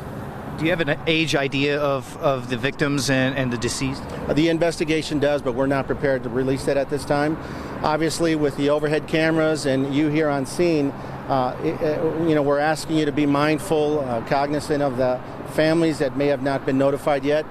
These are two distinct vehicles, so just keep that in mind as you're talking about this with your viewership. Have the families been notified? We're working on that. Are these vehicles local? Everything does appear to be local. Between that pickup truck with those distinct markings and the wrong-way SUV. How odd is that during like the day this happens? Usually the wrong-way drivers happen at night. Statistically, we are seeing that wrong-way incidents and those crashes are in the dark hours, between 11 p.m. and 4 a.m.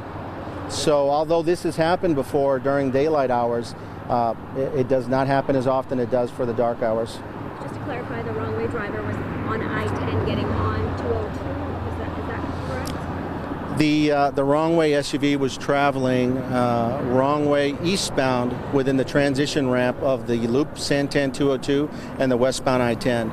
So the victim party, if you will, was traveling westbound within the ramp, and the wrong-way was traveling eastbound. Are there any 911 calls that may have seen the car coming the opposite way on Pecos? Excellent question, but that's all under investigation. The investigators will sit down to look at the CAD calls, obviously communicate with the dispatch center, and look at that once they leave the scene here. At this time, they're taking photos, measurements, video, trying to record everything in case this needs to be reconstructed at a later time. Do you know what kind of signage there is in that area in terms of warning people which way they're going? Is there good signage? Throughout the valley highways in the state, there are indicators, whether by the reflective buttons that divide the traffic lanes to wrong-way signs, and just the fact that as you look here behind us, when you are able to pan back, there isn't any information for you on the signs when you're traveling wrong way on the highway. So that's another indicator. Is this a crash that looks to you like it wasn't preventable at all, other than getting on the right direction? You know, the cause, whether it be a physiological condition, disorientation, impairment, is all under investigation. Sir, you had a question? Yeah, does this thing end on Pecos Road? So this ramp transitions to the westbound Santan 202, and right about the 40th Street area, it does turn into Pecos. So how long was he going on a one-way street that he didn't have another choice? Basically, it's a long way to the end of this offer. We want to make sure that we get everything here on scene. That would include interviewing those victims and other possible witnesses in the area and looking through the 911 calls. It's just too early to talk about that. Are there any other vehicles at all involved? 2 with damage, a total of 4 persons involved. 2 of those deceased in the at-fault wrong-way vehicle, and the 2 victims that have been transported to local hospitals. No other witnesses that actually... As far as witnesses and 911 calls and anything else like that, we're waiting for the investigation to determine what those are and to comb through them and see what see what we can learn from those. This can be a tight quarter. How fortunate is it that it was only one car that was kind of affected, as opposed to a chain of cars making a chain reaction crash? Watch your back here. What I can tell you is that we have 2 critically injured and 2 deaths. Very sad situation here. Although this is a less frequently traveled ramp, we have families that are affected. Obviously, our first responders have had to respond and see just the dynamics of this crash, so it leaves lasting effects. I'm sure you have video of that. That's all I'm going to say about that. Do you know how many 911 calls you got? No, it's too early. Statistically, what I can tell you, as of the 1st of January, there have been over 1,600 wrong-way incidents that have been reported to DPS. and that's as of 1st of January.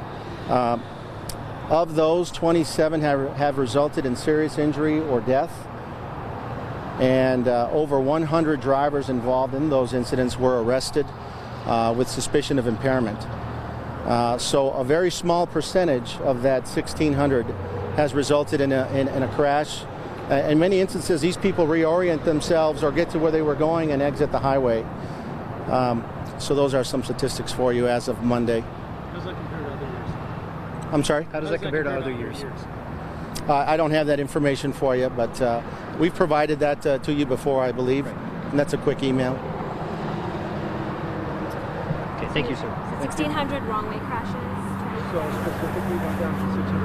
So as you listen in on Raul Garcia as he speaks with the Department of Public Safety, and of course you saw some of the numbers that he was giving out, and obviously confirming some of the things that we had confirmed as well. And I asked that question in terms of how to prevent it because of the signage, the lack of signage, and just basically the narrow corridor going through that ramp. And you know, it was talked about by some of the other media members, and it is a long way from getting on the wrong way of Pecos right near 40th Street, at least a mile. Could have been going in the wrong direction prior to hopping on the ramp and continuing and almost getting to the other side of that ramp. So again, 2 dead, 2 critically wounded here, and the ramp here will remain closed for another 3.5 hours. So they expect around 7:30 that this ramp will open up for good, heading westbound on I-10 to westbound on Pecos Road. We'll send it back into the studio for now. All right, Matt, thanks for that update. And viewers, we're going to take you back to those Skyfox aerials. You can see the ramp that we are discussing here, the westbound off-ramp to Pecos Road from I-10. We just heard Matt say this will probably be closed until about 7:30 p.m. We'll continue with this live coverage of this crash. Mary Kate Gaffney joining you guys to take you through the 4 o'clock hour.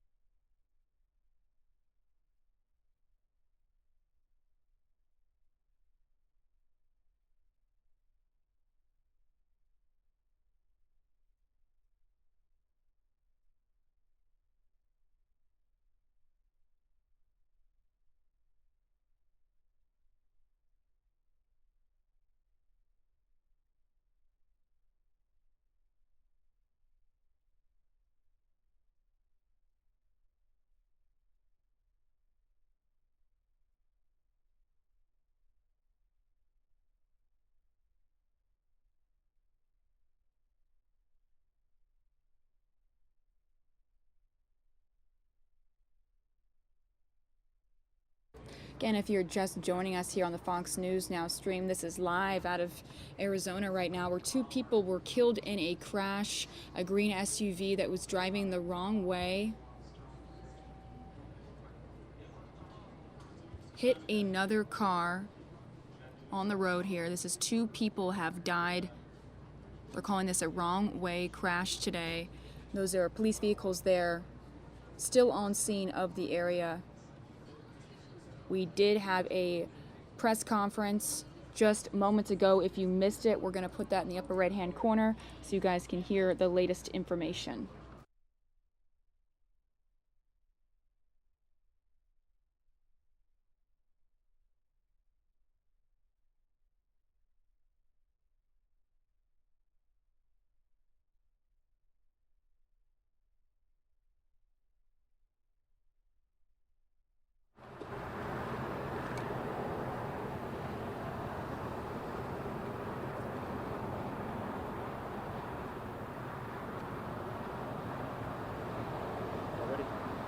Okay.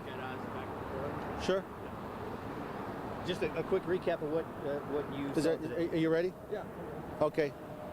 Raul Garcia, RAUL, Public Information Officer with the Arizona Department of Public Safety. So just at about 1:12 p.m., the department received a 911 call reporting that this wrong-way crash had occurred. It is a SUV traveling wrong way. It's the green SUV that was traveling wrong way with 2 subjects. Collided head-on with a pickup truck that you see behind us. 2 confirmed fatalities on scene that have not yet been extricated from that SUV. And so at 1:15 p.m., any other questions? Early in the investigation, but do you suspect impairment involved in this? We don't have any indication of impairment at this time. Do you know where they got on the freeway and how this kind of happened? That's what we're looking to find out. It's under investigation. Is there any overt evidence in the open containers or anything like that in any of the vehicles that do pretty much indicate that there was underperformance? That's all under investigation. We currently don't have any information to point impairment at this time. Go ahead. What did the 911 caller state? Where did they see them driving? What did they say? Just that at 1:15 p.m. that we had a wrong-way crash between 2 vehicles, and that just had our dispatcher send our troopers here to the scene. So the 911 caller called after the crash, or did they actually see the driver driving? I don't have that information for you, ma'am. Good question. Does it look like it's a high speed, 55-mile-an-hour zone? Was it based on what you've seen so far, a high-speed crash impact? It appears that both vehicles, due to the crush damage, it appears that both vehicles were traveling at freeway speed. That ramp advisory speed is about 45 miles per hour, just to give you an idea. How wide is the ramp? I mean, there's not a lot of room there, not a lot over the median walls to see. So although it is 1 lane, because of the median partial lane and the emergency partial lane, it's about 2.5 lanes worth of traffic there. But again, it's just 1 lane traveling through there. And just to recap, at 1:15 p.m., the department received a report of a 2-vehicle wrong-way crash. It is that SUV that was traveling wrong way with 2 subjects on board. The driver and the passenger of the pickup truck, or the victims, were transported to a local hospital with critical life-threatening injury. The investigation is going to be ongoing here for the next 3.5 hours, so therefore the westbound I-10 to the westbound Loop 202 Santan ramp will remain closed. Do you have an age idea of the victims and the deceased? The investigation does, but we're not prepared to release that at this time. Obviously, with the overhead cameras and you here on scene, we're asking you to be mindful, cognizant of the families that may have not been notified yet. These are 2 distinct vehicles, so just keep that in mind as you're talking about this with your viewership. Have the families been notified? We're working on that. Are these vehicles local? Everything does appear to be local, between that pickup truck with those distinct markings and the wrong-way SUV. How odd is that during the day this happens? Usually the wrong-way drivers happen at night. Statistically, we are seeing that wrong way incidents and those crashes are in the dark hours between 11 p.m. and 4 a.m. So although this has happened before during daylight hours, it does not happen as often as it does for the dark hours. Just to clarify, the wrong way driver was on I-10 getting on 202. Is that correct? The wrong way SUV was traveling wrong way eastbound within the transition ramp of the loop Santan 202 and the westbound I-10. So the victim party, if you will, was traveling westbound within the ramp, and the wrong way was traveling eastbound. Are there any 911 calls that may have seen the car coming the opposite way on Pecos? Excellent question, but that's all under investigation. The investigators will sit down to look at the CAD calls, obviously communicate with the dispatch center, and look at that once they leave the scene here.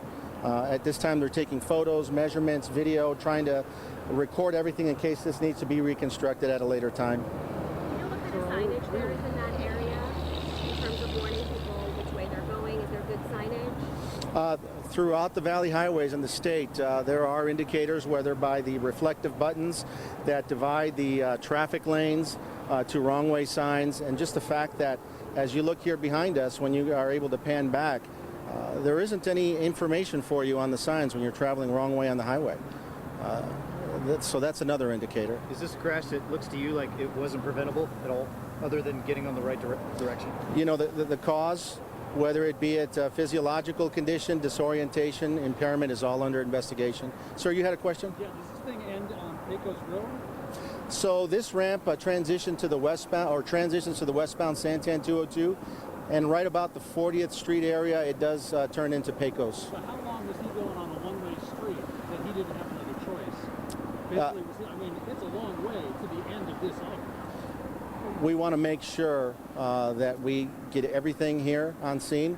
That would include interviewing those victims and other possible witnesses in the area and looking through the 911 calls. It's just too early to talk about that. Are there any other vehicles at all involved? 2 with damage, a total of 4 persons involved. 2 of those deceased in the at-fault wrong way vehicle, and the 2 victims that have been transported to local hospitals.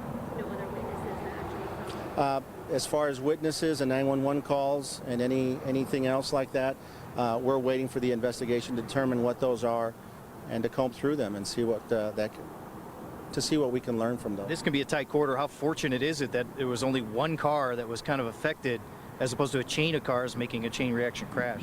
Watch your back here.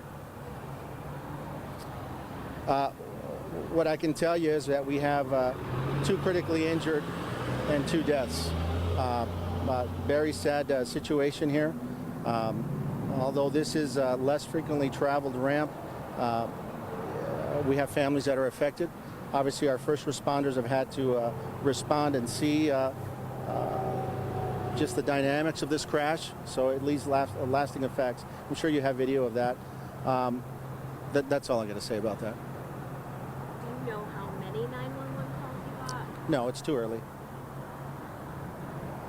Statistically, what I can tell you, as of the 1st of January, there have been over 1,600 wrong way incidents that have been reported to DPS. And that, as of 1st of January. Of those, 27 have resulted in serious injury or death. And over 100 drivers involved in those incidents were arrested with suspicion of impairment. So a very small percentage of that 1,600 has resulted in a crash. In many instances, these people reorient themselves or get to where they were going and exit the highway. So those are some statistics for you as of Monday. How does that compare to other years? I'm sorry? How does that compare to other years? I don't have that information for you, but we've provided that to you before, I believe. And that's a quick email. Okay, thank you, sir. 1,600 wrong way crashes. So specifically went down to 600. So as you listen in on Raul Garcia as he speaks with the Department of Public Safety, and of course you saw some of the numbers that he was giving out, and obviously confirming some of the things that we had confirmed as well. And I asked that question in terms of how to prevent it, because of the signage, the lack of signage, and just basically the narrow corridor going through that ramp. And You know, it was talked about by some of the other media members, and it is a long way from getting on the wrong way of Pecos right near 40th Street, at least a mile. Could have been going in the wrong direction prior to hopping on the ramp and continuing and almost getting to the other side of that ramp. So again, 2 dead, 2 critically wounded here, and the ramp here will remain closed for another 3.5 hours. So they expect around 7:30 that this ramp will open up for good, heading westbound on I-10 to westbound on Pecos Road. We'll send it back into the studio for now. All right, everybody. Well, that was the latest update on this crash here in Arizona. 2 people dead, 2 others injured. We'll make sure to keep you updated on any new details we get throughout the show here. We're going to move on to something different here now. Let's take you to a live look of New York City. Coming up in the show, we're going to have Donald Trump speaking live in Wisconsin for another one of his thank you rallies. That's coming up here on the Fox News Now stream.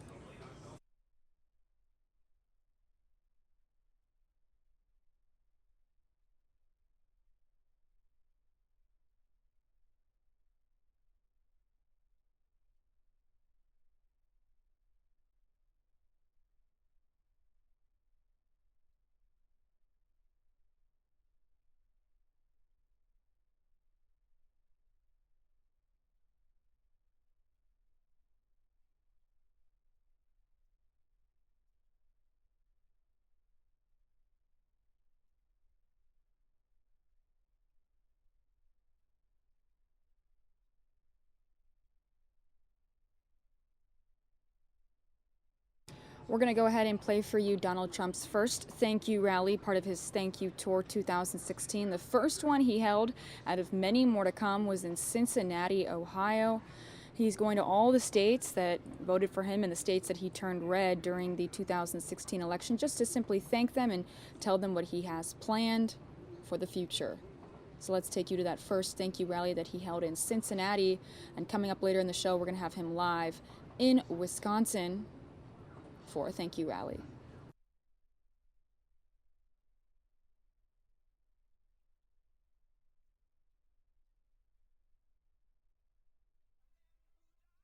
Who gave that right to me, and I gladly stand up next to you and defend her still today. 'Cause there ain't no doubt I love this land. God bless the USA.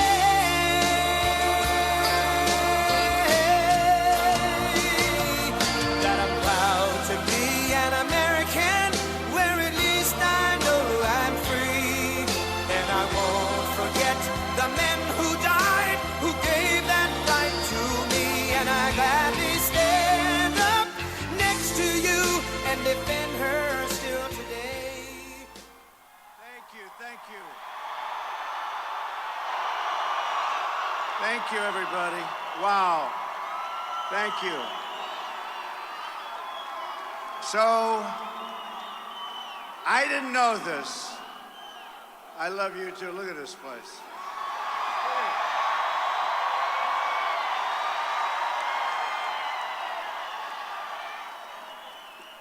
So I didn't know what came with this position. And I didn't know that they closed down the roads around the stadium for an hour and a half. We got to work out a new deal with our Secret Service, but we love them, right? Thank you. Thank you, everybody, for being so patient. Thank you.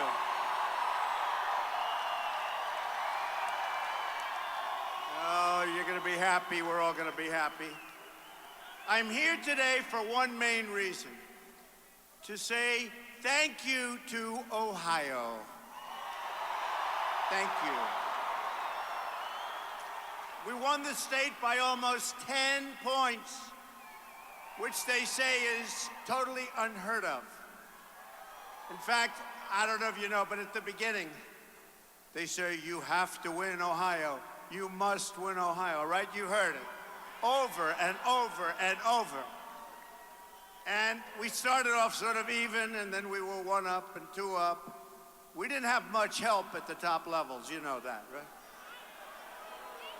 And that turned out it didn't matter. But we had help with the people, and that's what really did matter. So I kept hearing, you must win Ohio. You cannot win the presidency without Ohio. So we started really, we were about even, right, at the beginning. And then point by point by point. And then we had a couple of little troughs. But with Ohio, there was no trough. It just kept getting better and better. Just better and better. And the end result is incredible. I love you, Ohio. This is a great place, great people. I have so many friends. Thank you. Thank you. In the true sense, history called and the people of this great state answered. And you're going to be very happy. We're going to say right now, what are we going to do? We're going to make America great again. You watch. You went out and you pounded the pavement, organized your fellow citizens, and propelled to victory a grassroots movement, the likes of which the world has never seen before. This is what they say. Today on one of the networks, they said, maybe Andrew Jackson? I said, when was that? It was like in the 1838? And then somebody else said, well, that was great, but nothing like what happened here, okay? So it really has been fun. And more importantly, I heard Mike saying about what happened today in Indiana. We're going to do that all over the country. We're going to do it all over the country. Carrier, thank you, Carrier. Today we made history, and now the real work begins. That is the second reason that I'm here today. I'm going to discuss our action plan to make America great again. We're going to discuss.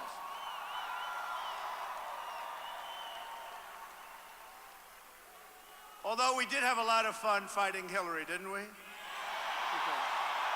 Right?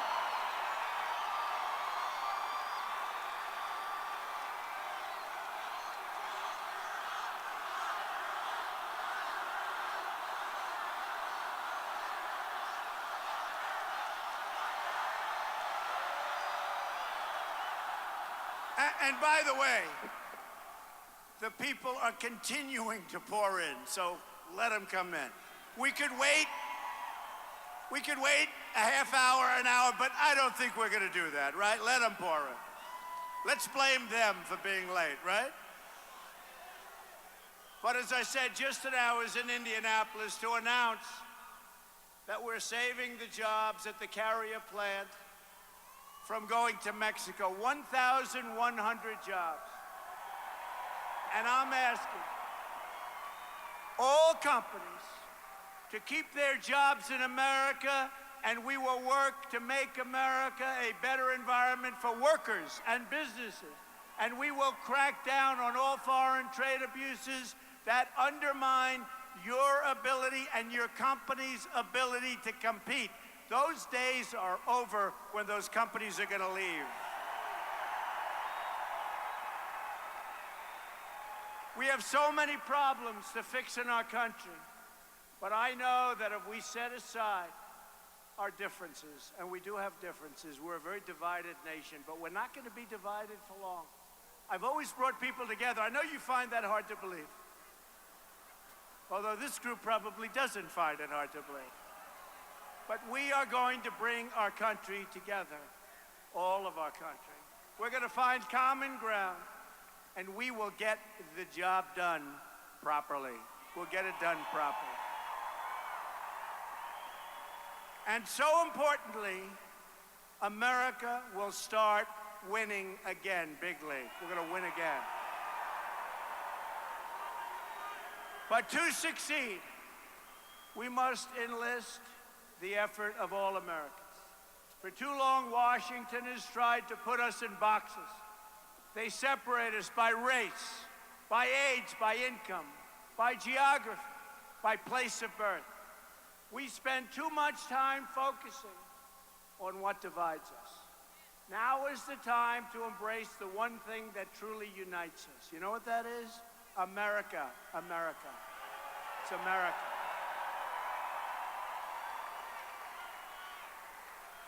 Because when America is unified, nothing is beyond our reach. I mean that. You're going to see.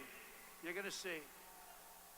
We're going to have a country that was never so great. You watch, in so many different ways. You hear a lot of talk about how we're becoming a globalized world, but the relationships people value in this country are local. Family, city, state, country, they're local. We'll compete in the world. We want to compete in the world, but we're going to compete in the world where it's a two-way road, not a one-way road. The advantages are going to come back to our country, and they haven't for many, many years. There is no global anthem, no global currency, no certificate of global citizenship.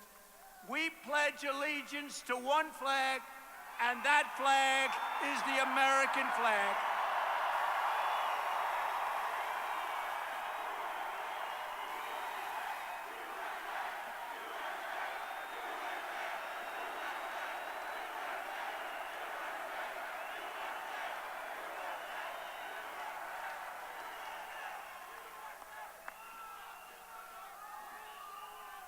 From now on, it's going to be America first, okay? America first.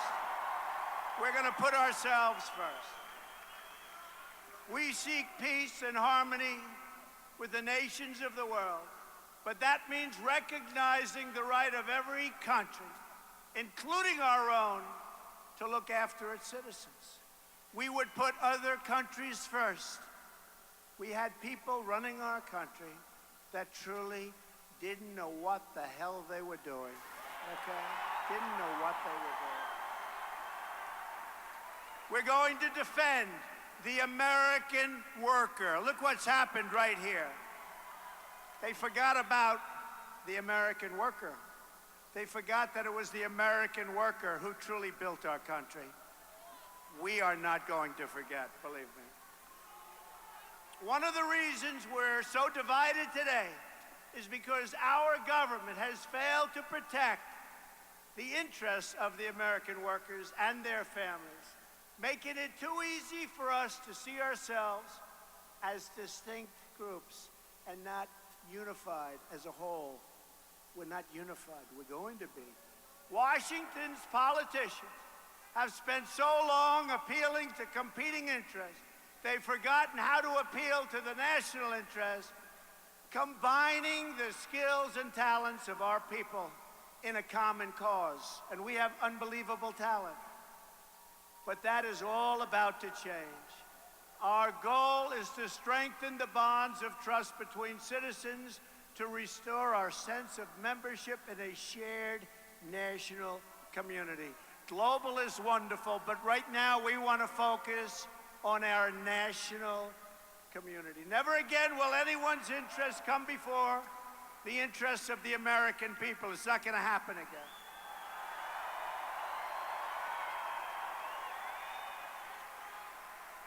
And over the last 2 weeks, since our victory, I've spoken to many foreign leaders.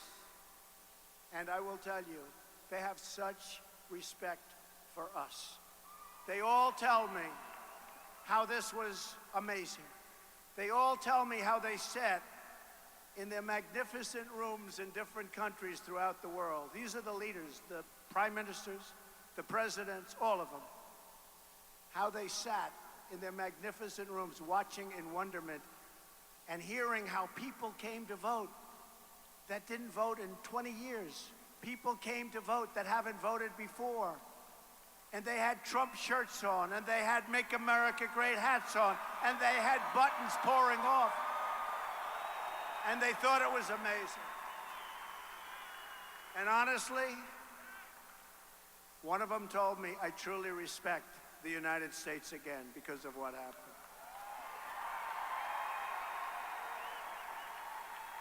We're going to seek a truly inclusive society where we support each other, love each other, and look out for each other.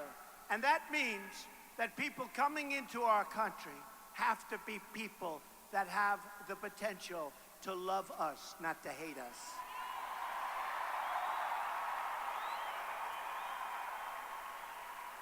We condemn bigotry and prejudice in all of its forms. We denounce all of the hatred, and we forcefully reject the language of exclusion and separation. We're going to come together. We have no choice. We have to, and it's better. It's better. We seek a future where every American child is fully included in the American dream. We're going to have our own American dream. And we're going to bring back the American dream.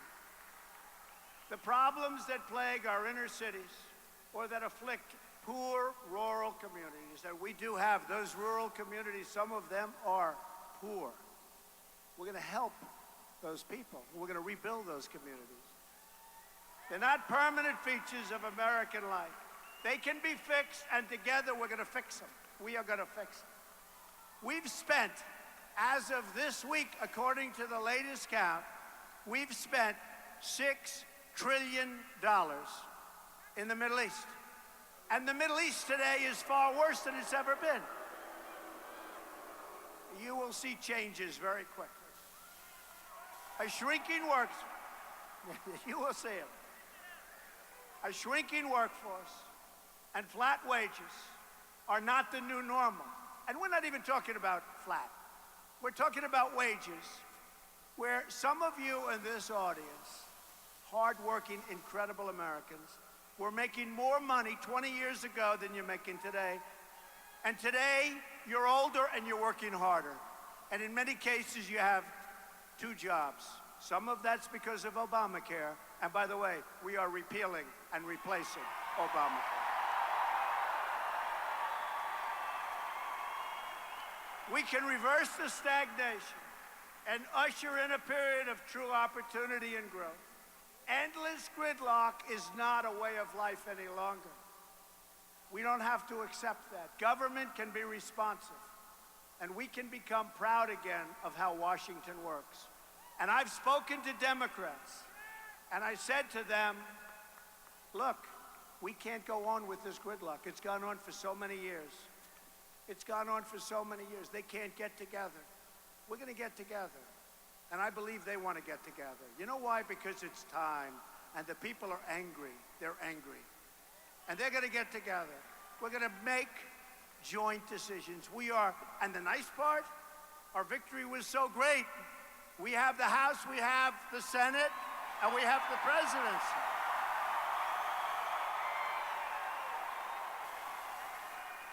But we want to get them on board also. People are constantly telling me and telling you to reduce our expectations. Those people are fools. They're fools. But this campaign proved that the old rules no longer apply, that anything we want for our country is now possible. Anything we want, right?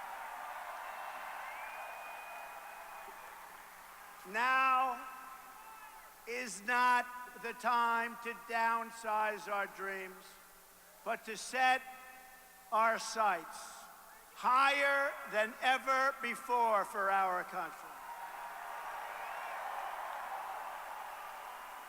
Now is the time to push for real, profound change that restores the full promise of America for all of its people. And those people are great people. I got to know them, believe me, over the last 18 months.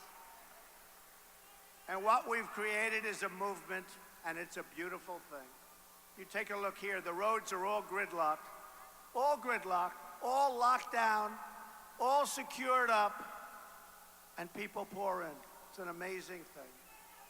Now is the time to unlock the potential of millions of Americans left on the sidelines, their talents unused, their dreams unrealized, and their aspirations totally forgotten.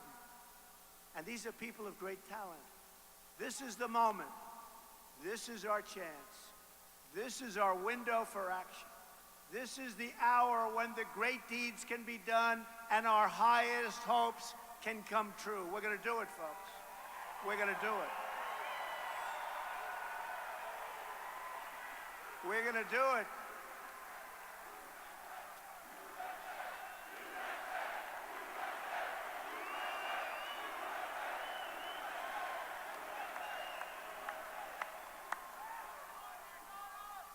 Thank you. I love you too. Guy. Some guy. Look at this guy. And I do love him. He's a rough-looking cookie, though, I'll tell you. We love. We have a lot of love, believe me. Going to be a lot of love in our country. Driven by these goals, I'm working to assemble a detailed action plan for America. My plan begins with a bold structural reform to create millions of new jobs and rapidly expand our economic growth. And you see what's happening with taxes. You see what's happening with regulations, which are totally out of control. Right now, we punish companies for doing business in America. They're actually punished. That's why they're leaving. And by the way, I have to say this. We are going to reduce taxes to a point that are incredible. For the middle class in particular, but for our companies. And we're going to reduce the regulations. But if a company wants to still leave the state of Ohio or Pennsylvania, or how about North Carolina? How well did we do in North Carolina, right? Remember when they said, he cannot win North Carolina? So we had just won Ohio, Iowa, and we had just won Florida. Breaking news, Donald Trump has won Florida. They say, whoa. And we won it big.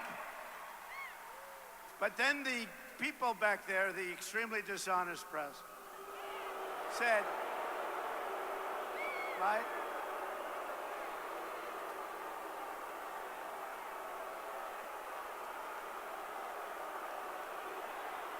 Very dishonest people.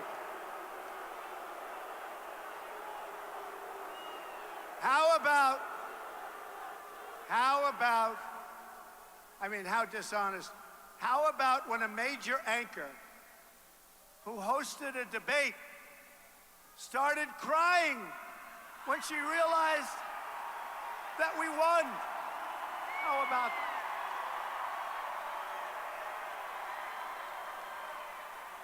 Tears. No, tell me this isn't true. And you know what she doesn't understand? Things are going to be much better now. She doesn't understand.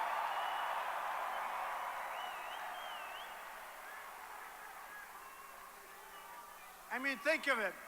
We won in a landslide. That was a landslide. And we didn't have the press. The press was brutal. You know what?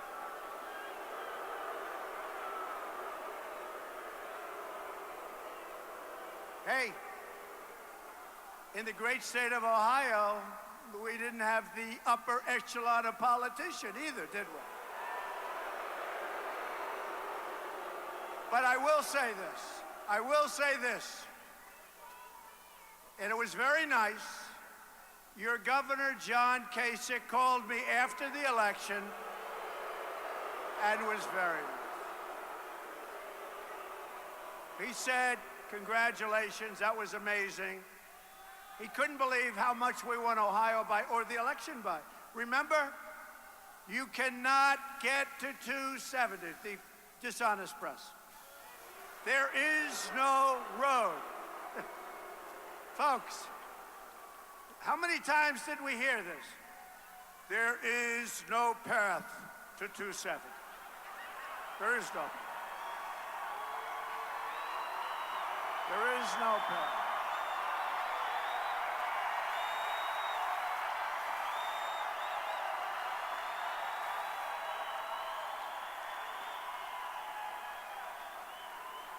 There is no path for Donald Trump. Texas is in play. Do you remember that one? Now, as a Republican, I'm supposed to win Texas. As a Republican, I'm supposed to win Georgia. As a Republican, I'm supposed to win the great state of Utah. I love Utah. Love those states. Remember when they said Donald Trump is going to lose to some guy I never even heard of? Who was that guy? He is going to lose to this guy. But the people of Utah were amazing, and we trounced them. We trounced. And by the way, Hillary came in second, and that guy came in third. I was still trying to figure out, what was he going to prove? Did he want to, I wanted to find what the hell was he trying to prove? I guess he wanted us to lose the Supreme Court. That's about the only thing he was going to get. But think of it. They said, I'll tell you what, just 2-3 weeks before the election. And my friends would tell me just the opposite. They live in Texas and Georgia. They said, Georgia is in play. Texas is in play. That means like we're even. And then we won in a landslide, both states. I said, what happened?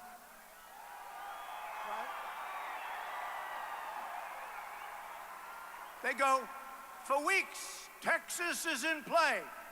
Then you turn on the television like 2 minutes later, Donald Trump has won Texas, you know.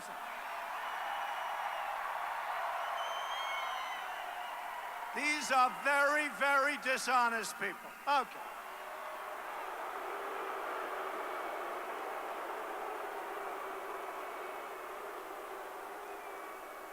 I love this stuff. Should I go on with this just a little bit longer? I love it.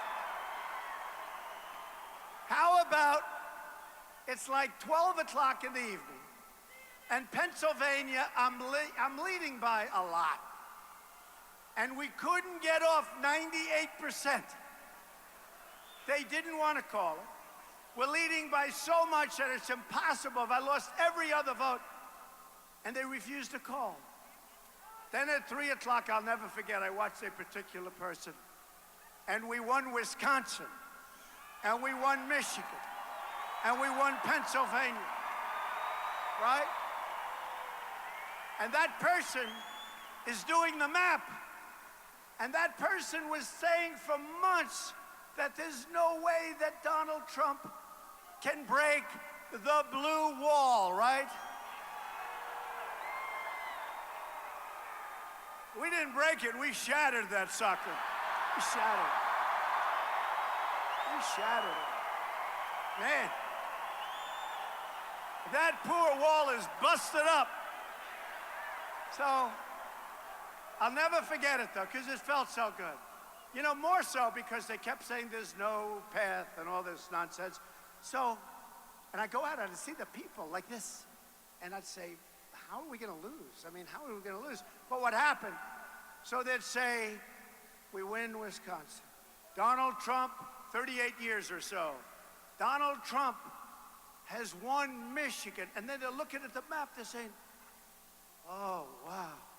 There's no way for Hillary Clinton to become president. Donald Trump is president of the United States. Oh, amazing. It's amazing. Really amazing. And one of the announcers, I have to tell you, from ESPN. Now, they cover football and boxing and everything, right? And he went out, he said, I got to tell you, that event last night, meaning the election results, was better than any fight, any baseball game, any football game. He said that was the most exciting event I've ever seen, and it was politics. And then you look at the NFL. Well, now they should start recovering. But their ratings were so far down. And you know what the reason was? This. Because this business is tougher than the NFL. It's crazy.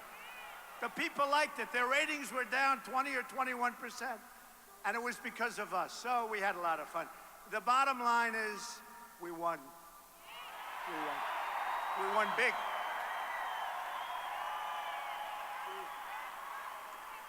Whether it's producing steel, building cars, or curing disease, We want the next generation of innovation and production to happen right here in America and right here in Ohio, right?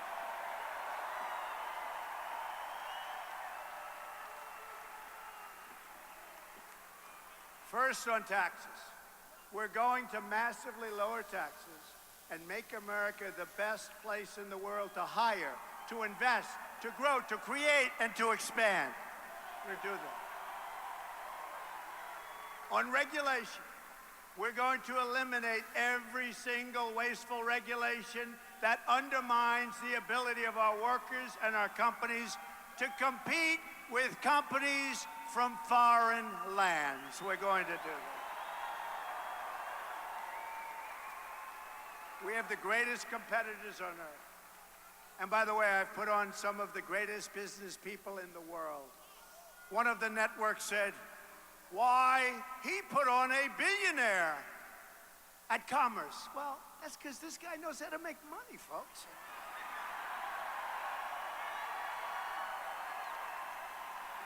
He knows how to make money. I'd like to put on a guy that failed all his life, but we don't want that, do we? No, I put on a killer, and I've been honest. I said, I am going to be putting on the greatest killers you've ever seen. We need that. It's time. It's time. It's time. We have a great, great cabinet, I'll tell you. It's coming, and wait till you see what we have next week. Are we doing a good job with our cabinet and our people?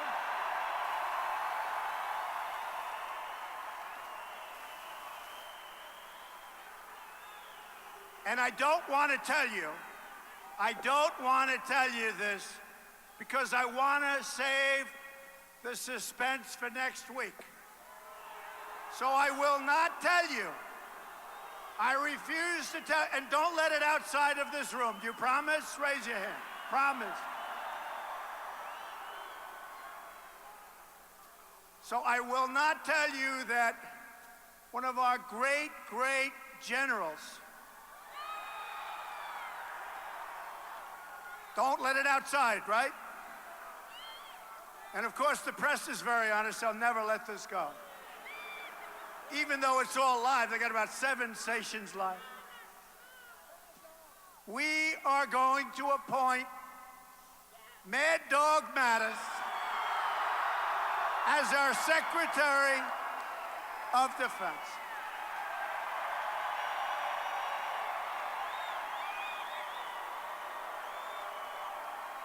But we're not announcing it till Monday, so don't tell anybody. Mad Dog. He's great. He is great. I asked one of the generals, I love the generals, and I won't use his name, but he probably would come forward. But I said to him, you're a good general, aren't you? Yes, sir, I am. I said, so how do you compare to General Mattis? How do you compare to Mad Dog? Sir, he's better than I am. I loved it. I said, I love you to say that. They love him. So we're going to be announcing him on Monday of next week. Keep it inside the room, but that's what we have, and he's our best. They say he's the closest thing to General George Patton that we have, and it's about time. It's about time.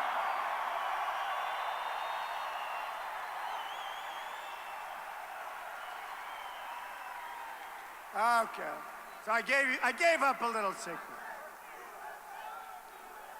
My people over there are probably saying, you weren't supposed to do that, Mr. Trump. On energy, we will pursue energy independence and cancel the job-killing restrictions on the production of shale energy, oil, natural gas, and clean coal, and we're going to put the miners of Ohio back to work.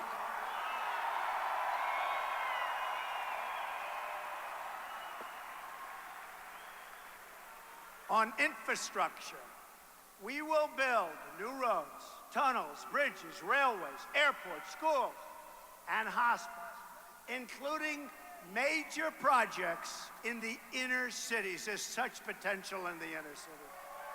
We're not using our potential. Remember when I would make the speeches, I'd say, what the hell do you have to lose?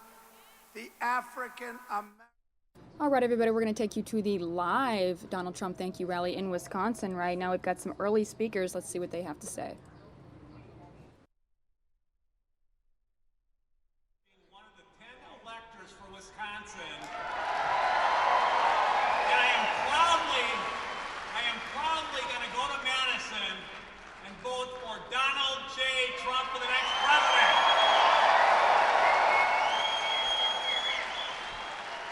Secondly, I just want to thank everybody out here for all their hard work over the last 6 years. We have just done so many wonderful things here in Wisconsin. I want to thank our legislators for showing such courage. Keep praying for them because, again, they need it. They've done the right thing. But I also want to encourage people, stay involved. And when our legislators go astray, remind them the right things. Keep the pressure on. And again, thank you for your support. And God bless America. Now it's my privilege to honor America by saying the Pledge of Allegiance. Please join me. I pledge allegiance.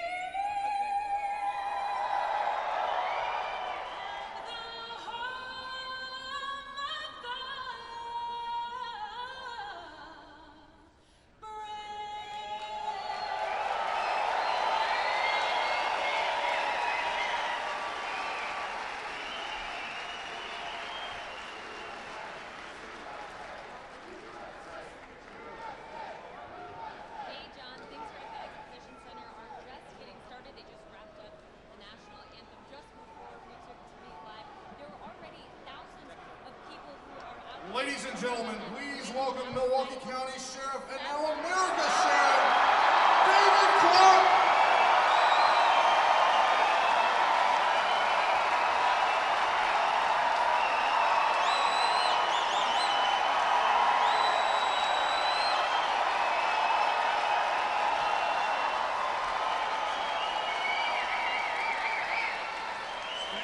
Fantastic.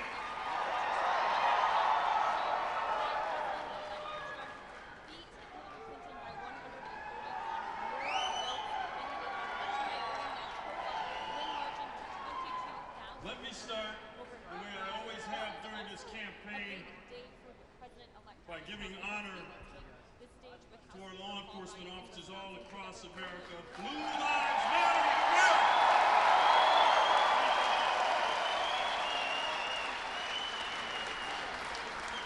Ladies and gentlemen, I don't know applaud you, but I'm still euphoric over what we, the people, accomplished on November 8th. We did it. We shocked the world.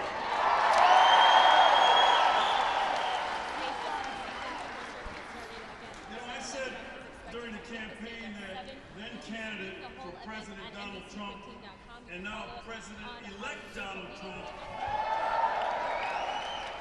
used Muhammad Ali rope-a-dope strategy on the fake news network.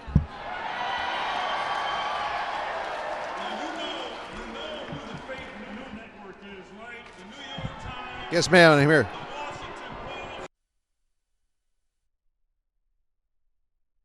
Oh, bear with us, guys. It looks like we did lose the feed momentarily. This is a live look of New York City that they're giving us right now. Looks like we did lose that feed momentarily. Let's give it a few seconds here to see if we get it back.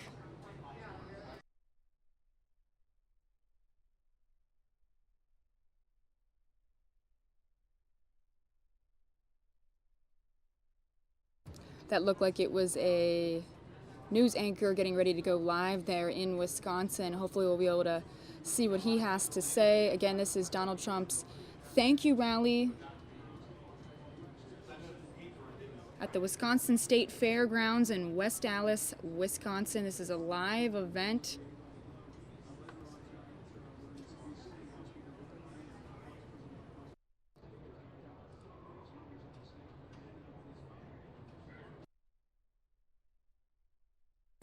In the meantime, while we wait to get that live event back, let's take you to the Donald Trump Thank You Rally, his first one of his Thank You 2016 tour in Cincinnati, Ohio. We're replaying that for you guys until we get the live Donald Trump back in Wisconsin.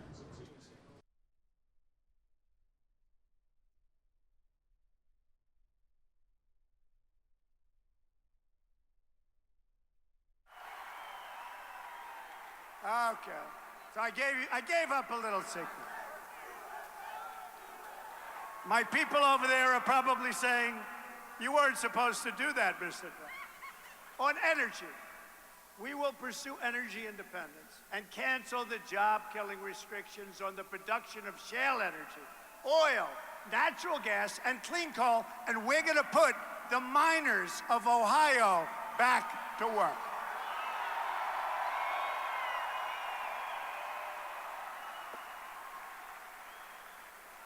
On infrastructure, we will build new roads, tunnels, bridges, railways, airports, schools, and hospitals, including major projects in the inner cities. There's such potential in the inner city. We're not using our potential. Remember when I would make the speeches, I'd say, what the hell do you have to lose?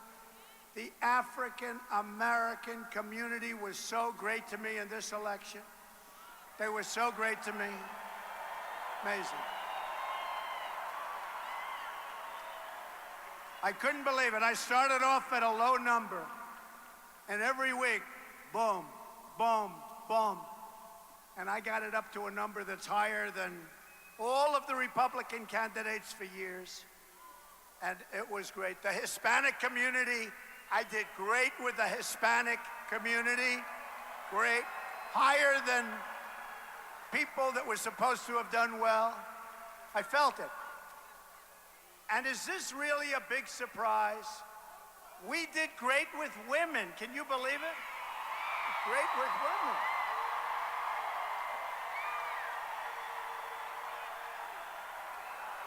A couple of polls came in.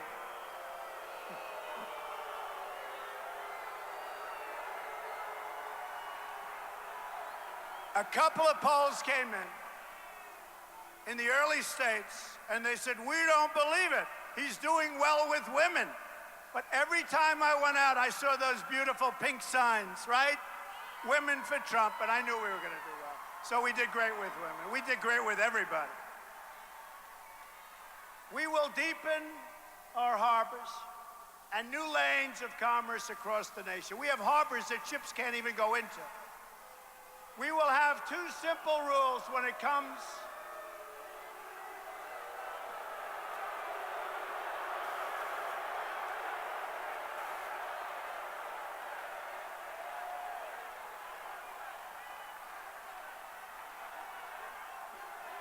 They don't know that Hillary lost a couple of weeks ago. They forgot. I don't know. Where do these people come from? Oh, well.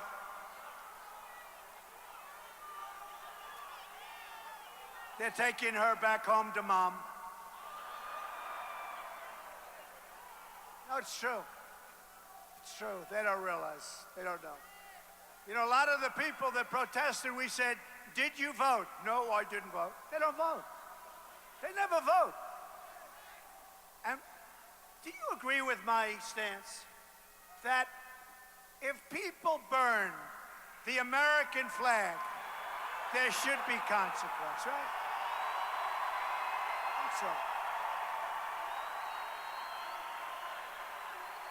Think so.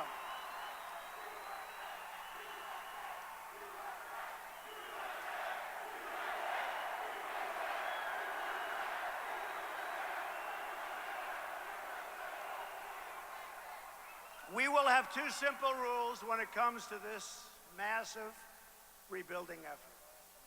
Buy American and hire American. We're going to do it ourselves. We're going to do it ourselves. And that will be our new mantra. On trade, the history of nations teaches us that the strength of a country and its trade and manufacturing sector is vital to both its economic prosperity and national security, because we don't do that. Our borders are weak. Our trade is terrible. You're going to see a turn that is so big, and it's going to happen so fast. And we started today in Indiana. Believe me, that's just the beginning. That's just the beginning.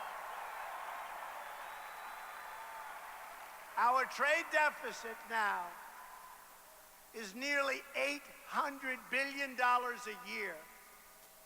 It's a chronic drag on growth and a destroyer. It destroys the wealth of our country and jobs. And jobs. Ohio has lost 1/3 of its manufacturing jobs since NAFTA. And you know the nice part? Now I don't have to say, signed by Bill Clinton and approved by Hillary. Who cares? All I can tell you is that NAFTA is a disaster. What difference does it make? We will fix NAFTA, or we'll terminate it and start all over again. America has lost 70,000 factories. Hard to believe. I always say that's a typo. 70,000 factories since China joined the World Trade Organization. Think of it. In the year 2000, America had nearly 20 million manufacturing jobs in the Rust Belt, okay? Today, we have only 12.3 million manufacturing jobs left in the Rust Belt. We're going to bring them back. We're going to bring them back.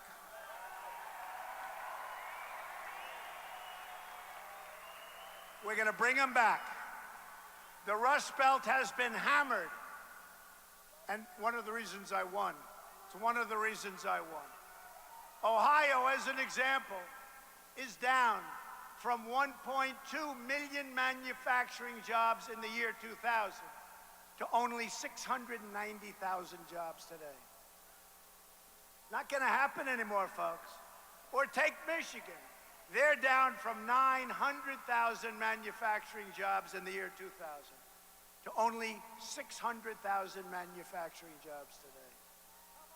I see these numbers and it's sad. But what isn't sad, because this is all about hope, but it's real hope because we're going to turn that around so fast. And we don't want Ford leaving and going to Mexico to build its small cars. We don't want it. We're going to turn it all around. We're living through the greatest jobs theft in the history of the world. I've been saying it for months. It used to be the cars were made in Flint, right? And you couldn't drink the water in Mexico. Today, the cars are made in Mexico, and you can't drink the water in Flint, Michigan. You know that, right? What a difference. But we're turning that around. What a terrible thing that was, too. Gross incompetence on so many levels. The era of economic surrender is over. We're going to fight for every last American job. It's time to remove the rust from the Rust Belt and usher in a new industrial revolution. We're going to do it. On health care reform, we will repeal Obamacare. We have no choice. And we will finally fix health care for America's incredible, staggering.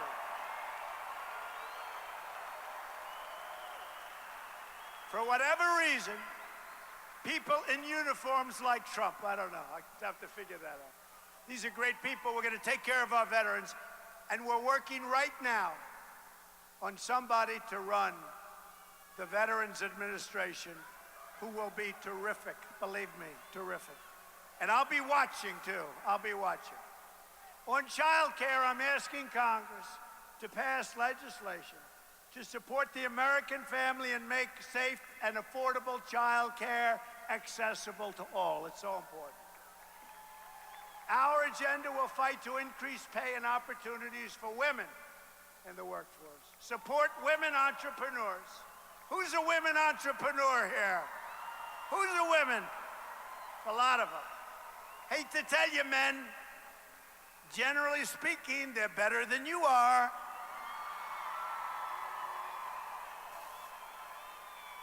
Now, if I said it the other way around, I'd be in big trouble, don't you? And we're going to make sure that no one is penalized for the decision to have a family. Right now, they're penalized. On crime, the murder rate has experienced its largest increase in 45 years in our country. Think of that. We're going to support the incredible men and women of law enforcement. They are incredible people. My administration will marshal federal resources to bring this crime wave to an end, most in 45 years. We believe all Americans have the right to live in safety and peace, and we will never back down in fighting to deliver that security to every community in our land and to our inner cities that have been forsaken. Take care of our inner cities and the people in our inner cities. On defense, we will begin a major national effort to rebuild our badly depleted military. Have no choice. We have no choice. You look at this world, it's a tinderbox. We have no choice. And we want a strong military, and we don't want to have to use it. Ideally, we don't have to use it. Although, we will destroy ISIS.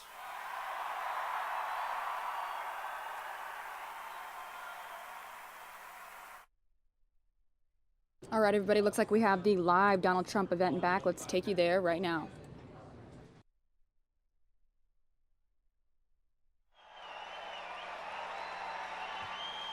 Hello, fellow patriots. Hello. God bless you all. God bless you all.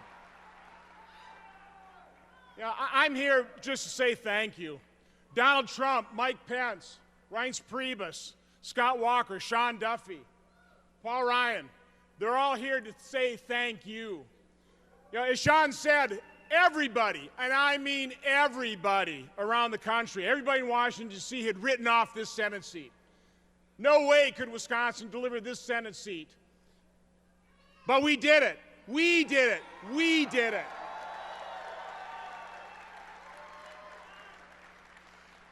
You know, I remember Newt Gingrich called me up about a year ago and said the only reason Harry Truman ever became president because 6 Senate Democrats outperformed him on their state ballots. That established the goal for myself. And I conveyed that goal to every Lincoln Day dinner, every party gathering, every victory center that don't worry about what everybody else says. Don't worry what's happening around the country. We've got a job to do here in Wisconsin, and we did it. Do you realize through your efforts, this Senate seat got more votes than any other Republican statewide candidate in the history of the state? That's what you did, your tireless efforts.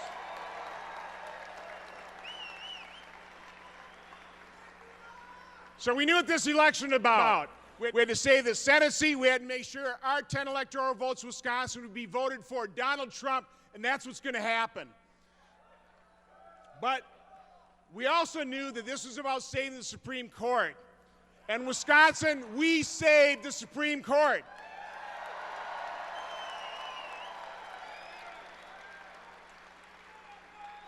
And you can rest assured that Donald Trump will nominate a judge, somebody like Justice Scalia, that has the integrity and the faithfulness to the law for the Supreme Court, and we will confirm that judge.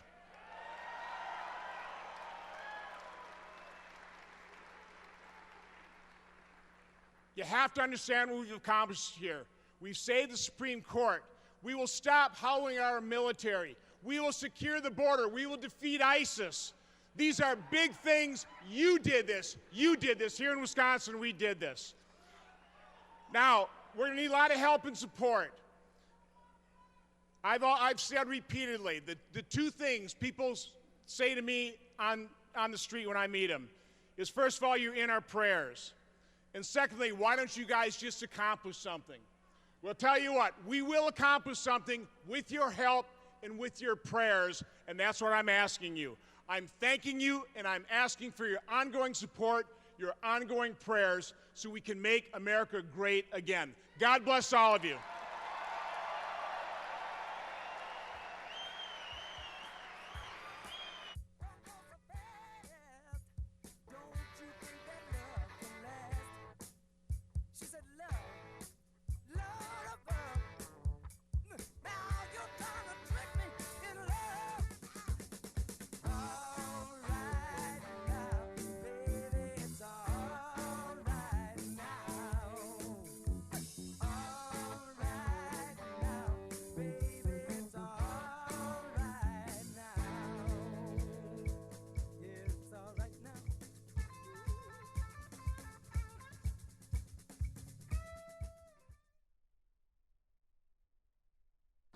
All right, everybody. Well, this is live in West Allis, Wisconsin, where Donald Trump's going to be speaking soon for one of his thank you rallies.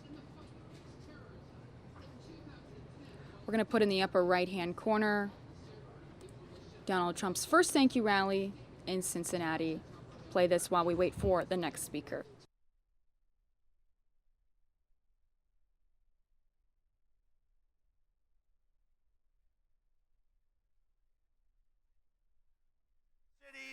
That have been forsaken. Take care of our inner cities and the people in our inner cities. On defense, we will begin a major national effort to rebuild our badly depleted military. Have no choice. We have no choice. You look at this world, it's a tinderbox. We have no choice. And we want a strong military, and we don't want to have to use it. Ideally, we don't have to use it, although we will destroy ISIS.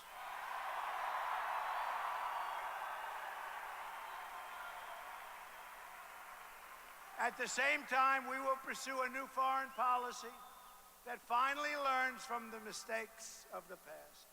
We will stop looking to topple regimes and overthrow governments, folks. Remember, $6 trillion, $6 trillion in the Middle East. $6 trillion. Our goal is stability, not chaos. Because we want to rebuild our country. It's time. It's time. We will partner with any nation that is willing to join us in the effort to defeat ISIS and radical Islamic terrorism. Okay, we have to say the term. Have to say the term. In our dealings with other countries, we will seek shared interests wherever possible and pursue a new era of peace, understanding, and goodwill. On immigration, we will restore the sovereignty of the United States. We will restore the sovereignty. We will finally end illegal immigration. Have to.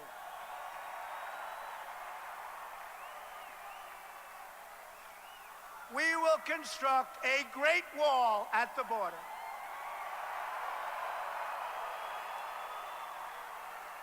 Dismantle the criminal cartels and liberate our communities from the epidemic of gang violence and drugs pouring into our nation. We will ask Congress to reform our visa and immigration programs to protect jobs and wages for American workers. I love American workers. I love these people. You know what I call the American workers? The forgotten men and women of our nation. And those men and women came out to vote. Nobody ever thought that was going to happen. They came out by the millions. These are great, great people. To keep our nation secure from terrorism and extremism, we will suspend immigration from regions where it cannot be safely processed. We have regions of the world, people are pouring in. I don't have to say who's letting them in anymore. I just have to say they're pouring into our country. We don't need San Bernardino. We don't need another Orlando. We don't need another World Trade Center. We don't need Paris. You look at Paris, you look at Nice, you look all over the world, look what's happening to Germany. We don't need that, folks. We have enough problems, believe me. Your state has just experienced a violent atrocity at the great Ohio State University. And that is a great place. That further demonstrates the security threats that are created. And these are just threats that are stupidly created by our very, very stupid politicians. Refugee programs. We offer our thoughts, prayers, and deepest sympathies to the victims. And our hearts go out to the entire community of Ohio State. What a great place. Great place. We're with you, and we will stand with you every single step of the way. The job of the president is to keep America safe, and that will always be my highest priority. We will do everything in our power to keep the scourge of terrorism out of our country. We're going to keep it out of our country. Just so you understand, people are pouring in from regions of the Middle East. We have no idea who they are, where they come from, what they're thinking, and we're going to stop that dead cold flat.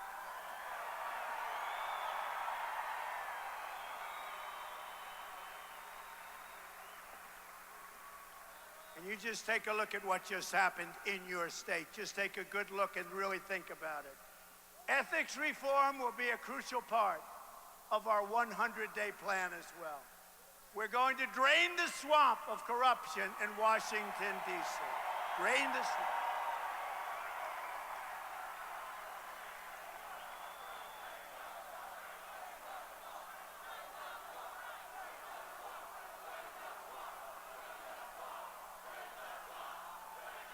Thank you.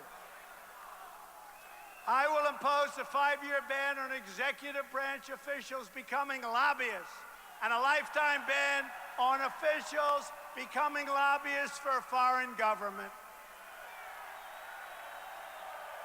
Change is not going to be easy. I am going to need you to fight as hard for these proposals as you fought for this great campaign of ours. We are going to need our government and this movement to be more engaged and more vigilant than ever before to help us accomplish the reforms and overcome decades of stalemate and gridlock. We're going to get it done, folks.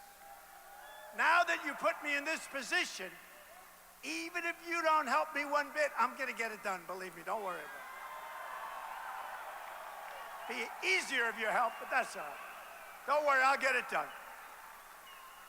Importantly, we are all going to have open arms, and we're going to invite everyone from all political persuasions to join our movement to help us achieve our goals for this country.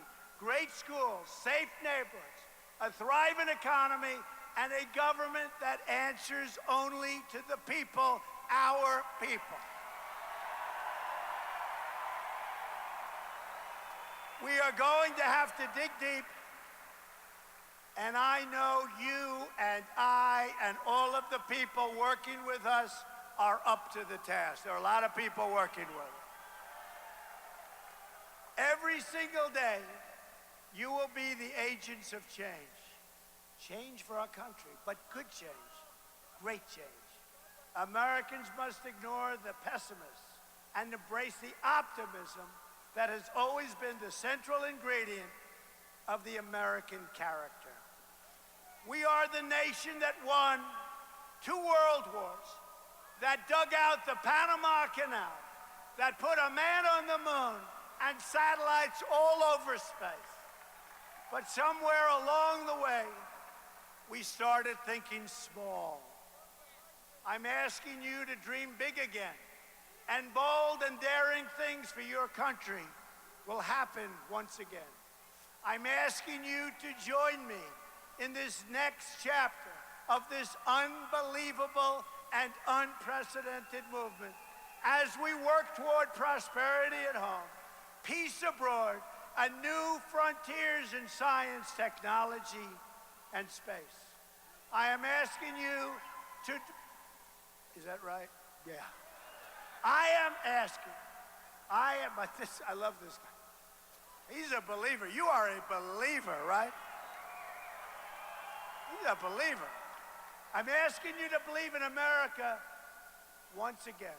We have many challenges, but this is truly an exciting time to be alive. There's been no time like it. The script is not yet written. We do not know what the next page will read. But I'll tell you, it's going to be a great page. But for the first time in a long time, what we do know is that the pages will be authored by each one of you. Each one of you. Americans will be the captains of their own destiny once again. You know, I talk about our great movement, and you are the movement. I'm the messenger. I'm just really the messenger. Although I've been a very good messenger, let's face it, right? I've been a pretty good messenger. So once again, I want to thank Ohio. I want to thank the great people of Ohio. It's an incredible place, an incredible state. There's been nothing like it. And remember this, it was when they called the landslide that we had in Ohio that these extremely dishonest people started saying, something's happening very big tonight. Something's happening very big. And I've been saying it to you for many months, but I'll say it one last time tonight. We are going to come together and make America great again. Thank you very much. Thank you, Ohio. Thank you.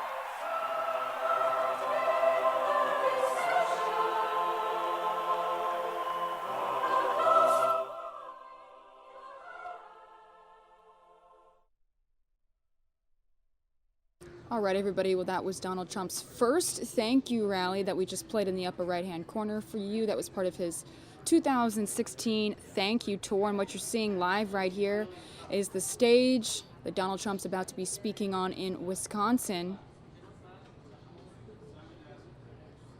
for another thank you rally. His Vice President-elect Mike Pence will also be here to speak live.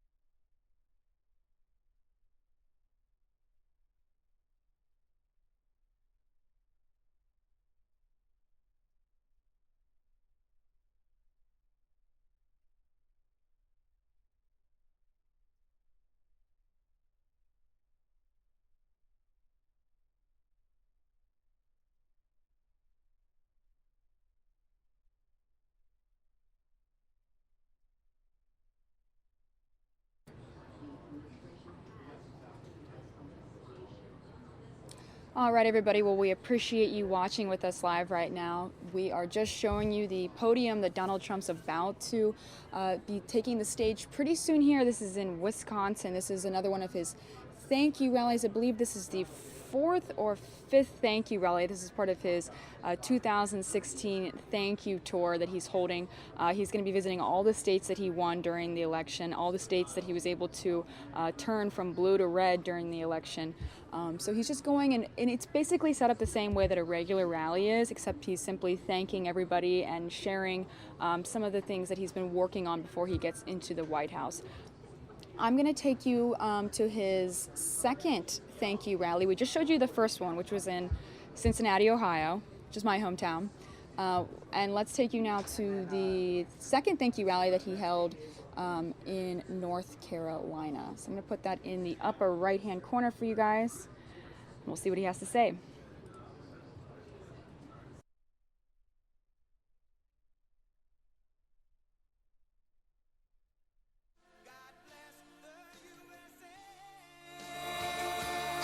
Thank you, thank you. Thank you, everybody. Thank you. Wow, thank you. Thank you.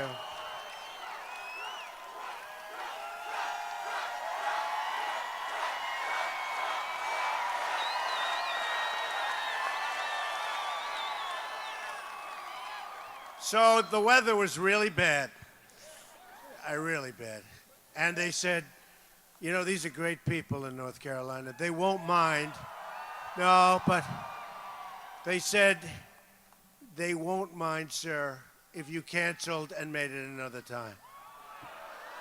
And I said, what? And they said, we have a big crowd, but they won't mind just because the weather was so terrible. So I said, you got to be kidding. So we've been driving for 2 hours. We landed at like a long ways, but there was no way that we weren't showing up tonight. That I can tell you. That I can tell you. Yeah, we couldn't land at your local airport. We landed a long ways away. I said, boy, let's put it this way. The drive was about 3 times longer than the flight. But we made it. That's all that matters, right? We made it.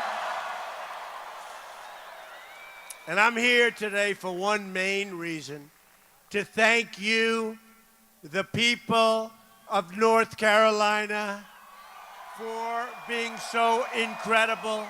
We want to thank you. You went out and pounded the pavement. You organized your fellow citizens and propelled to victory a grassroots movement, the likes of which nobody has ever seen before. And that's beyond our country. And I want to give a special thank you to the incredible military families, service members, and veterans of North Carolina.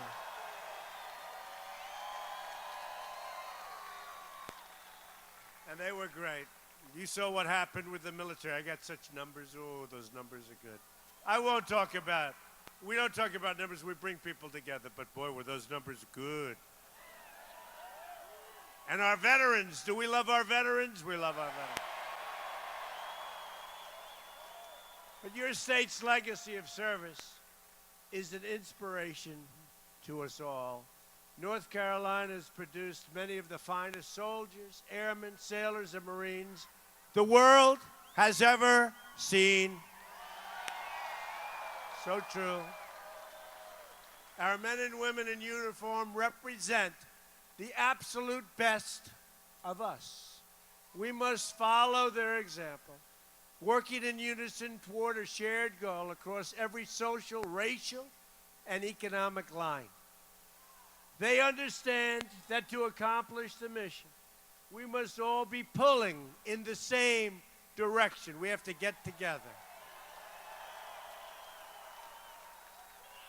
They know that we must leave no man or woman behind. These patriots have shed their blood to defend our country in distant fields of battle across the earth. Our debt to them is eternal and everlasting. Amazing people. Amazing people. And you know, we have a very special person here tonight who we're going to introduce very shortly. Boy, it's been such a popular choice. We salute their sacrifice and we salute the flag they fought to protect. We love our flag, right? We love our flag. We love our flag, and we don't like it when we see people ripping up our flag and burning our flag. We don't like it. We don't like it. And we'll see what we're going to do about that, okay? We're going to see. Tomorrow is the 75th anniversary of Pearl Harbor. It's a milestone that marks the ultimate sacrifice of those who wear the great uniform. It's a reminder, too, of the valiant efforts of America's fighting men and women who have liberated millions from tyranny and oppression. Now today, our brave men and women are the first in line defense against radical Islamic terrorism, words that some people don't like to say, an ideology of death that slaughters innocent men, women, and children. We're going to protect our people. We're going to protect our country, believe me. In every generation, a new threat to freedom arises. And just as we defeated these threats, we faced generations in the past, and you understand that, so too will we defeat the forces of terrorism. It's unseen in many cases, but we're going to defeat that force, and we're going to defeat it strongly and quickly. Believe me. We will prevail.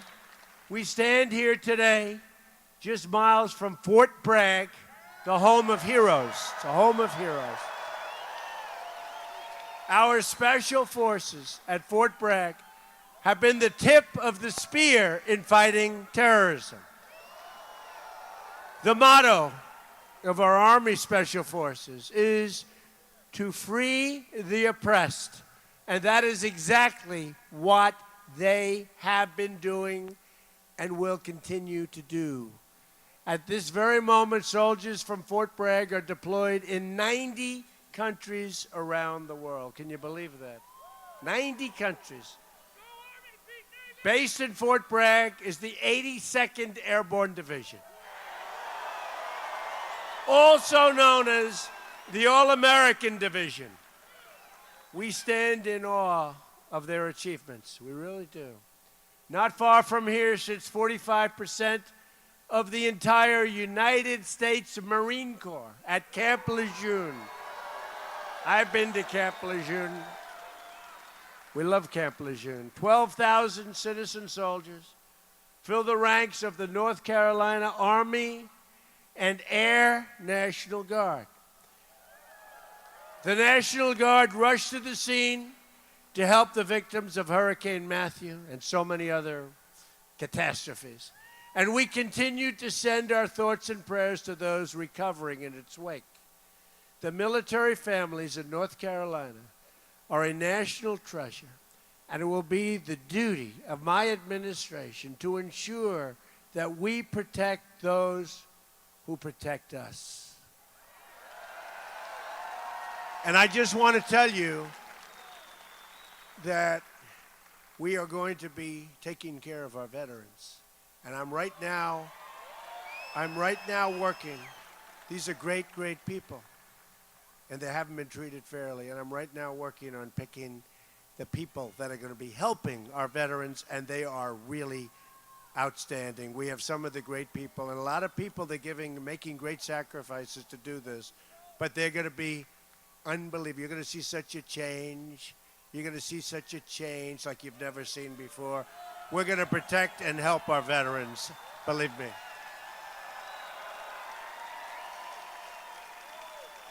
That brings me to the second reason that I'm here, to discuss our action plan to make America great again, beginning with the rebuilding of our military.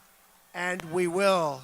You're going to see it. I'm so looking forward, probably next week, you're going to see what we're going to do to take care of our vets. It's going to be announced. A lot of things are going to be announced. Stay tuned, folks. Here are the priorities that will guide our military and veterans policy. All men and women in uniform will have the supplies, support, equipment, training, services, medical care, and resources they need to get the job done incredibly well and perfectly. You watch. The best care in the world for our veterans, both at public and VA facilities, as well as the right to see a private doctor when the lines are long. I've been saying this for the last year and a half. You know, people are waiting in line for 7 days, 8 days, 9 days. Longer. He just said longer. Longer than that. And when that happens, you're going out to see a private doctor, a private hospital, a public hospital, somebody that can take care of you, and we're going to pick up the bill. And it's going to be, not only is it going to be great for you and life-saving in many cases, it's going to be less expensive. And I'm saying, why didn't they do this in the past? Why didn't somebody do this? There's not going to be any more waiting for our great people online for weeks to see a doctor. And finally, a commitment to only engage the use of military forces when it's in the vital national security interests of the United States. We don't want to have a depleted military because we're all over the place fighting in areas that just we shouldn't be fighting in. We're going to have such a strong, powerful military. It's not going to be depleted any longer. I mentioned equipment previously, and I said equipment. We're going to have the finest equipment in the world. It's going to be new. It's going to be modern. It's going to be clean. It's going to be the best. That's what we're going to have. We're not going to be a depleted military anymore. From now on, it's going to be America first. America first. We will stop racing to topple foreign, and you understand this, foreign regimes that we know nothing about, that we shouldn't be involved with. Instead, our focus must be on defeating terrorism and destroying ISIS. And we will. Any nation that shares these goals will be our partner in this mission. We won't forget it. We want to strengthen old friendships and seek out new friendships. Rather than a rigid dogma, we're guided by the lessons of history and a desire to promote stability all over, and strength in our land. This destructive cycle of intervention and chaos must finally, folks, come to an end. Come to an end. We've spent, at last count, $6 trillion in the Middle East. And our roads have potholes all over. Our highways are falling apart. Our bridges are falling. Our tunnels are no good. Our airports are horrible, like third world countries. We got to start spending on ourselves. But we've got to be so strong militarily, like we've never, ever been before. Remember that. Like we've never been before. We seek harmony and goodwill among the nations of the world, and we believe that respect for mutual sovereignty helps form the basis of trust and understanding. But we don't want people taking advantage of us anymore. We don't want countries taking advantage of us anymore. We don't want that. We don't want that. We want to be the smart people. We don't want to be what we've been over the last long period of time. We build up our military not as an act of aggression, but as an act of prevention. We pursue and build up arms not in order to seek conflict, but in order to avoid conflict. We want to be strong. In short, we seek peace through strength.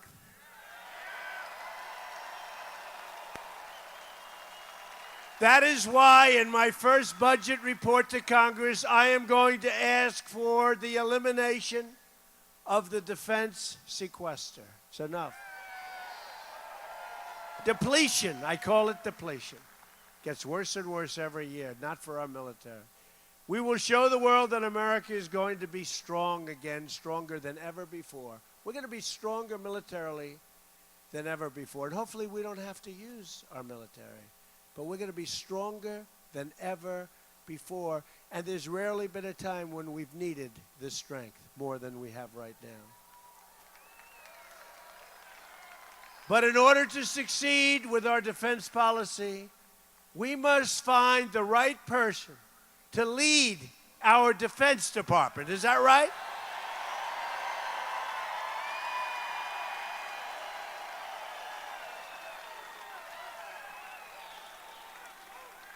This is why I'm proud to formally announce today my intention to nominate General James Mad Dog Mattis as the next Secretary of Defense for the United States of America. Jim is a Marine Corps four-star general, the former commander of U.S. Central Command and NATO's Supreme Allied Commander. For transformation, this is going to be so great for us. He led an assault battalion in Operation Desert Storm, and you saw what that happened. What happened, that was the way you're supposed to lead it. There was no games. Mad Dog plays no games, right? Led the forces that went after the Taliban and commanded the 1st Marine Division in Iraq. He is one of the most effective generals that we've had in many, many decades. An extraordinary leader of our time who has committed his life to his love for our country. General Mattis is the living embodiment of the Marine Corps motto, Semper Fidelis, always faithful. And the American people are fortunate that a man of this character and integrity will now be the civilian leader atop the Department of Defense. Under his leadership, right? Under his leadership, such an important position, we will rebuild our military and alliances, destroy terrorists, face our enemies head on, and make America safe again. It is now my honor and privilege to welcome to the stage your next Secretary of Defense, General Mad Dog Mattis. Thank you.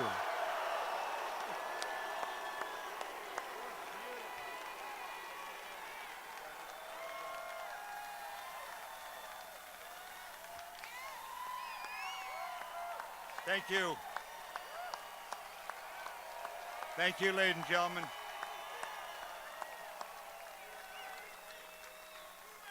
Thank you, President-elect, for the confidence that you have shown in me.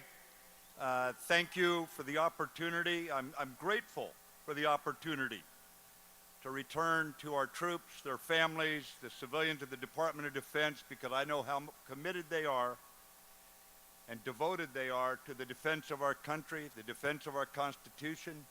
And with our allies strengthened, with our country strengthened, I look forward to being the civilian leader so long as the Congress gives me the waiver and the Senate votes to consent.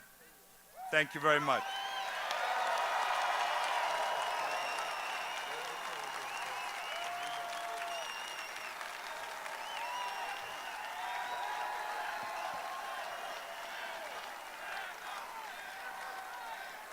What a great guy. He's going to be incredible.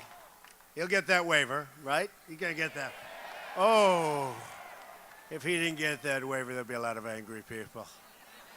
Such a popular choice.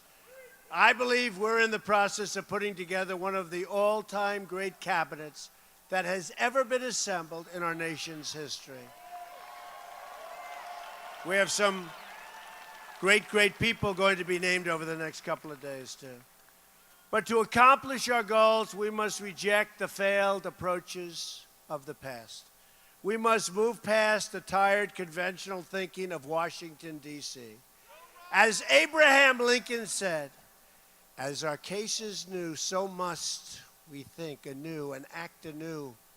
My plan begins with bold structural reform to create millions of good-paying jobs and even great-paying jobs. You've been seeing what's been happening over the last couple of weeks.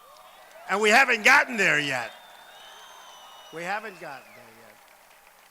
We were very proud of saving 1,100 jobs in Indiana with the help of Mike Pence, Vice President-elect, who's incredible. We're very proud of Mike Pence, by the way. Whether it's producing steel, building cars, or curing disease, we want the next generation of innovation and production to happen right here in America and right here in North Carolina. And don't forget, when we started, even 4 weeks before, they said, well, we're going to have an awfully hard time winning Florida, an awfully hard time winning North Carolina. We're not going to win Pennsylvania. We're not going to win Michigan. We're not going to win Wisconsin. We're not going to win Iowa. And Ohio's going to be tough. So it started out, we won Ohio by more than 8 points. We won Iowa by a massive number, 10 points. Then we went down and we won Florida. Remember that fantastic evening? We have breaking news. Donald Trump wins Florida. Donald Trump wins North Carolina.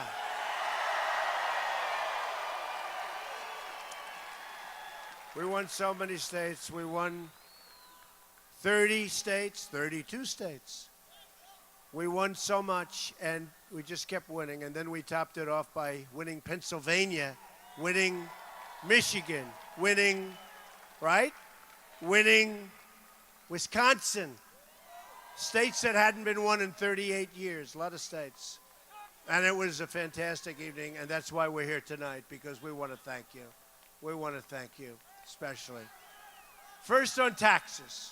We're going to undertake one of the great tax reforms and simplifications in American history. This includes lowering the tax rate on business from 35% all the way down to 15%. And massive tax cuts, by the way, for middle-class workers. Massive. The biggest. Biggest since Reagan, actually bigger than Reagan. On regulations, we're going to eliminate every single wasteful regulation that undermines the ability of our workers and our companies to compete.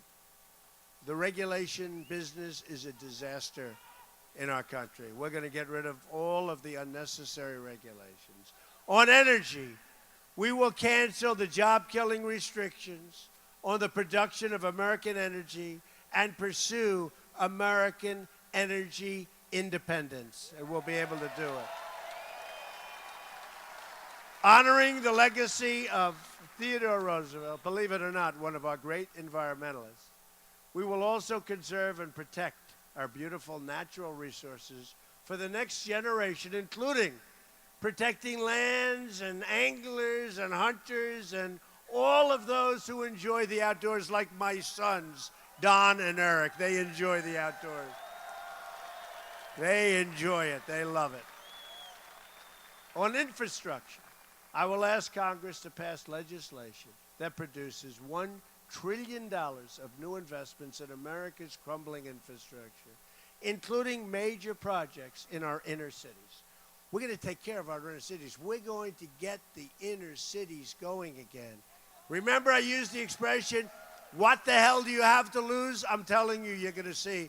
And I want to thank, we did so well, so much better with African-American communities, with Hispanic communities than anybody ever anticipated. So much better. Better than has taken place in years back. So I want to thank the African-American communities. I want to thank the Hispanic communities. And we're starting to work already. We're working already. And the appointment today of Ben Carson has been very popular, very well received. Dr. Ben Carson. Good guy. Great guy. We will have two simple rules when it comes to rebuilding this country. Buy American and hire American. All right? Buy American. On trade, our trade deficit, now nearly $800 billion a year. We have a deficit, think of it, of almost $800 billion a year. You really say, who's negotiating these deals? Is a chronic drag on the growth and a destroyer of jobs and wealth in our country. In the month of October alone, our nation racked up more than $40 billion in trade deficit. $40 billion, including more than a $30 billion trade deficit with China alone. All right? Think we're doing a good job in negotiating? I don't think so. How many business people do we have in this audience that could have done a slightly better job of negotiating, right? Yeah, you can. North Carolina has lost nearly half of its manufacturing jobs since NAFTA. America has lost 70,000 factories. Think of it, 70,000 factories since joining the World Trade Organization. Or think of it. So China joins the World Trade Organization, and since that time, we've lost so much. 70,000 factories. We're living through the greatest jobs theft in the history of the world. There's never been a jobs theft like what's happened to this country. And we stopped some of it a little bit because we just started, but we haven't really started because we don't really start till January 20th, but we're stopping. And one of the wealthiest men in the world, you saw it today, maybe, did anybody see it? Masa, right? Masa, great guy of Japan. He's pledged that he's going to put $50 billion into the United States because of our victory. He wasn't investing in our country. 50 billion. 50,000 jobs. 50,000 jobs he's going to be investing in. He's a great guy. A Trump administration will renegotiate.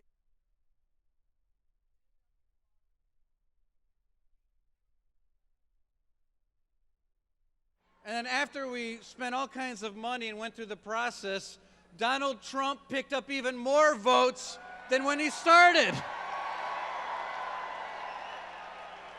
Well, you have to admit now, the only thing you all know how to do in Wisconsin for the Republican Party and conservative candidates is win. That's all you do is win.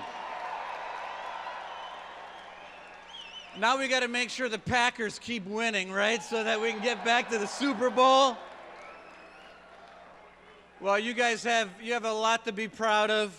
You've got a great organization here, the Trump campaign, the Republican Party, everyone together. The reason it worked was that we were a team, everybody, and Brad Courtney and Pete Meacham, Sean Duffy's organization, the entire team did something that was so special. And it couldn't have happened without everyone here. I want to thank you. I want to thank the people of Wisconsin. Once again,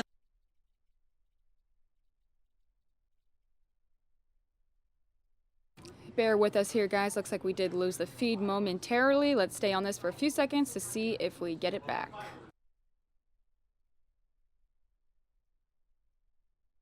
Wisconsin. It started with that Walker Revolution, with that huge victory, and Act 10, prevailing wage, all the things that Scott got done with Republicans in the legislature, paving the light of freedom for the rest of the country.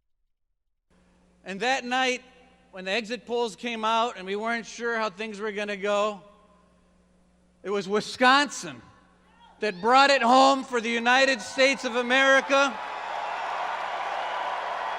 And it was the battle for freedom that was won once again in the Badger State. And you did it.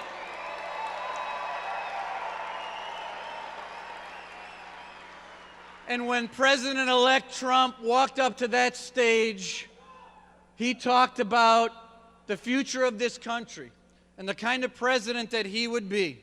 That he would be a president for all Americans, no matter who you are, where you come from, gender, your race, your background, didn't matter. We're going to make America great again.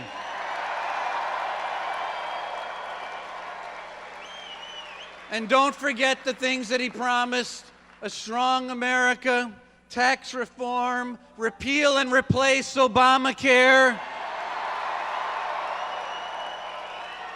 repeal those executive orders, begin the process of eliminating and defeating ISIS once and for all across the world, securing our southern border once and for all,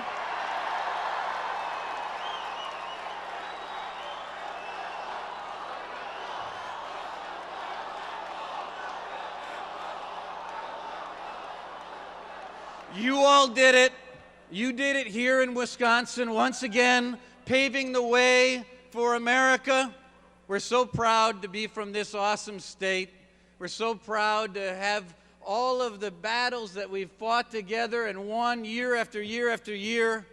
And we're proud, and I'm proud, to introduce the person that helped launch this revolution, one of the greatest governors in the state of Wisconsin, our governor and my governor, the man we're so proud of. Please welcome Governor Scott Walker.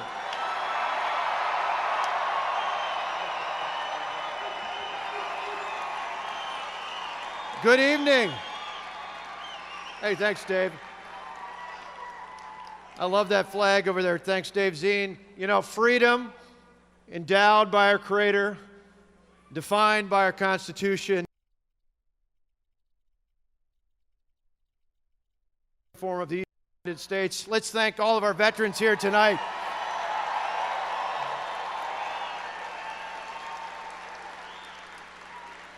I was just in Afghanistan last week speaking to our troops there and in Kuwait, United Arab Emirates, and Germany, and I got to tell you, one of the best news for them, particularly in that hot spot in Afghanistan, don't let anybody fool you, it is still a difficult place for our men and women in uniform, but one of the greatest pieces of news when they heard that our next president was nominating General Jim Mattis to be the next Secretary of Defense.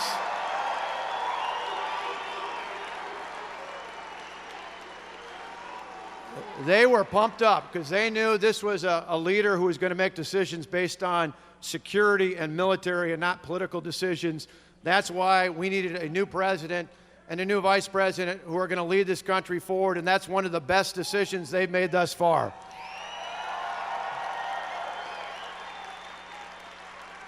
And I want to tell you what a great crowd we came in. I know there's still people coming in, but once again, Wisconsin led the way this last November. Thank you to all of you here.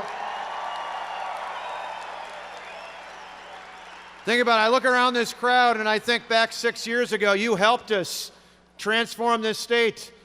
In November of 2010, you sent us as a new governor. You helped elect a new lieutenant governor. You elected Ron Johnson and Sean Duffy and new majorities in the Assembly and the Senate.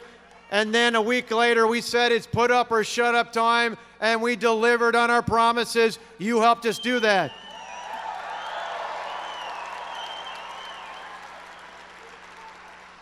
In fact, you helped us deliver on those promises so well, we didn't just win in 2010. We won again in 2012, and we won again in 2014, not just in the recall and the re-elect, but in the state assembly and the state senate. Those common sense conservative reforms worked so well, we added seats in 12 and in 14, and again last month in 2016 to one of the largest levels of Republican majorities we've had in our state's history.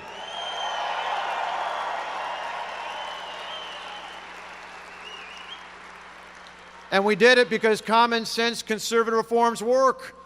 In fact, today, if you're getting your property tax bills, be thankful that a median valued home in this state is you're paying on average $116 less than you would have 6 years ago before we took charge.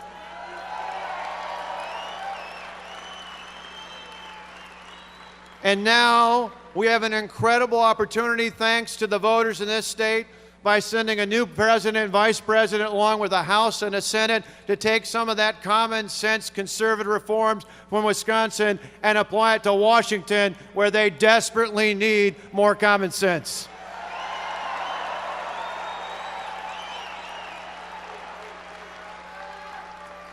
You know, think about this. For the first time since Paul Ryan and Reince Priebus and I, which, by the way, people ask us, what happened? We all grew up in South Central Wisconsin. Paul was in Janesville. I was in Delavan. Reince was just outside of Kenosha. They say, what was in the water? I tell them it was beer. It wasn't water, it was beer. But you think about that. For the first time since Reince and Paul and I were in school,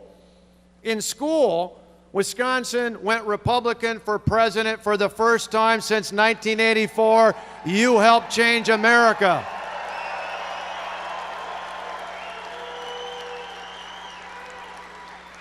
And we didn't just win the hearts and minds of the voters, we even won the next generation. My son Alex here tonight is the chair of the College Republicans for the state, and 18 to 24-year-olds went, majority of them, or the plurality of them, we won for Trump and Pence and for Ron Johnson for the United States Senate.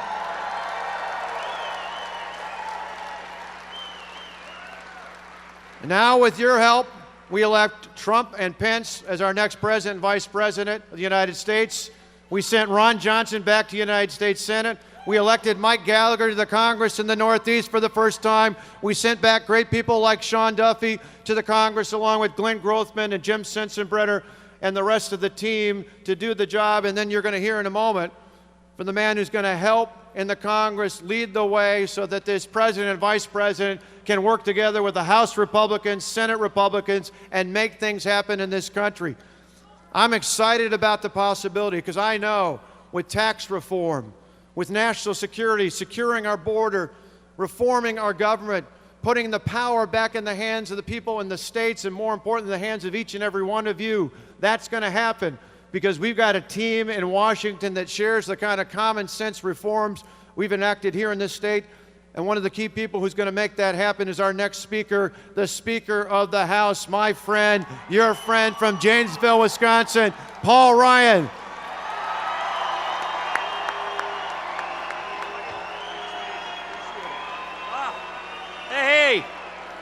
Wisconsin, how about it, huh? Oh my gosh. Is this not so cool? Is this not incredible? It was before I had my driver's license the last time Wisconsin went Republican. This is amazing. Here's what I want you to know. Because of the hard work of the people in this room, you are helping us get this country back on track. I want to thank Donald Trump. I want to thank Mike Pence for helping Wisconsin, Michigan, Pennsylvania, the Midwest finally see the light of the day and put a Republican back in the White House. I also want to thank you for sending us Ron Johnson back to the United States Senate. Ron Johnson's here with us tonight. We have got so much work to do, and I got to tell you something. The last 8 years, they have not been fun or pleasant years in Washington. The last 8 years with Barack Obama have been years of divided government. And that is why we're so excited about having 4 years of a unified Republican government to rebuild our military, to reform our tax code, to clean up the regulations, to repeal and replace Obamacare, and to get people working in this country again. That's why we're here. That's why we're so thankful. Join me in saying thanks and in welcoming a man from the heart of the conservative movement, a man from the heartland itself, a person we're going to be so proud in just about a month to call our Vice President of the United States. Join me in welcoming the next Vice President of the United States, Mike Pence.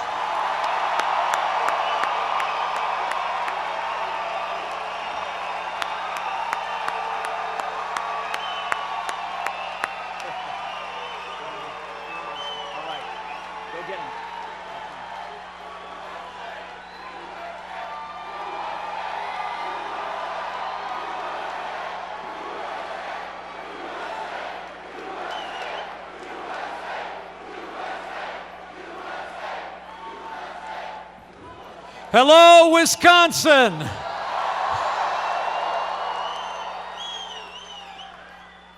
I'm Mike Pence. I'm from Indiana. And because of your support, your hard work, and your prayers, 37 days from today, I am deeply humbled to say it will be my honor to raise my right hand and take the oath of office to serve as Vice President of the United States of America.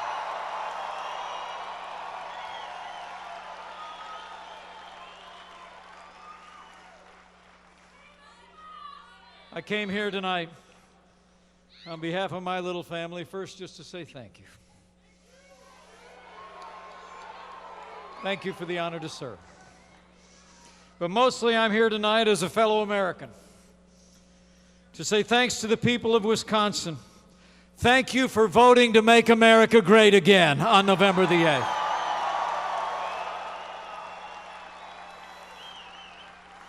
Thank you, Wisconsin, for doing your part to make Donald Trump the 45th President of the United States of America.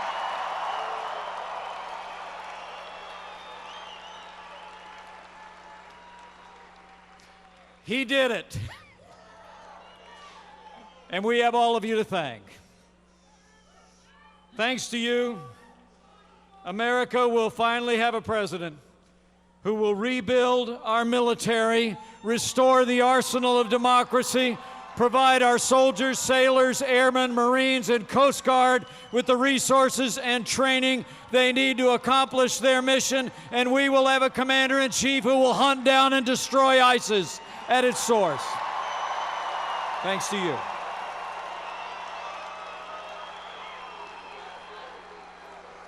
Thanks to you. Thanks to you, we'll have a president who will stand with the men and women who serve in law enforcement across this nation at every level. We will provide them the resources and the tools to protect our families and go home safe to theirs, and we will have a president who will not rest until we restore law and order to every city and every community in this land.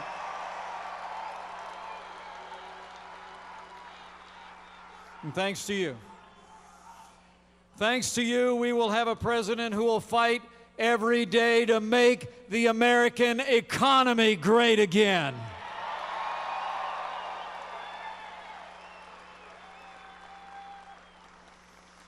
In just 37 days, we'll have a president who will repeal Obamacare lock, stock, and barrel and replace it with free market solutions to health care reform. We'll have a president who will cut taxes, roll back excessive regulations, and repeal every single unconstitutional executive order signed by Barack Obama.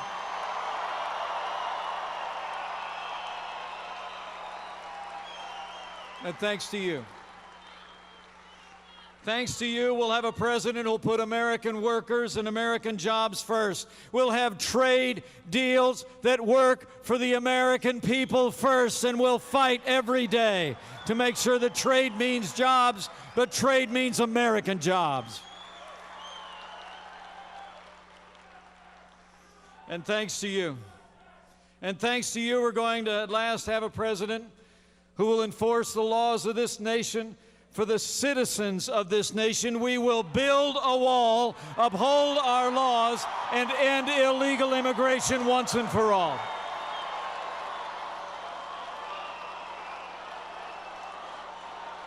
And thanks to you,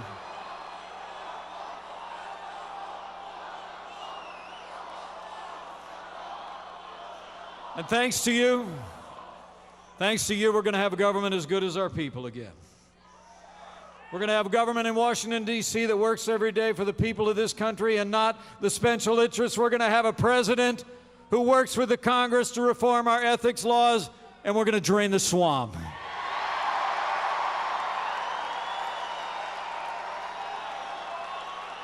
And lastly, and thanks to you, we're going to have a president of the United States who will make appointments to the highest court in the land.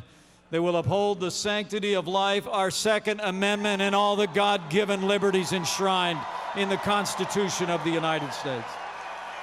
Thanks to you. So I'm really here to say thank you. Thank you from the bottom of my heart. Thank you for giving America a new president.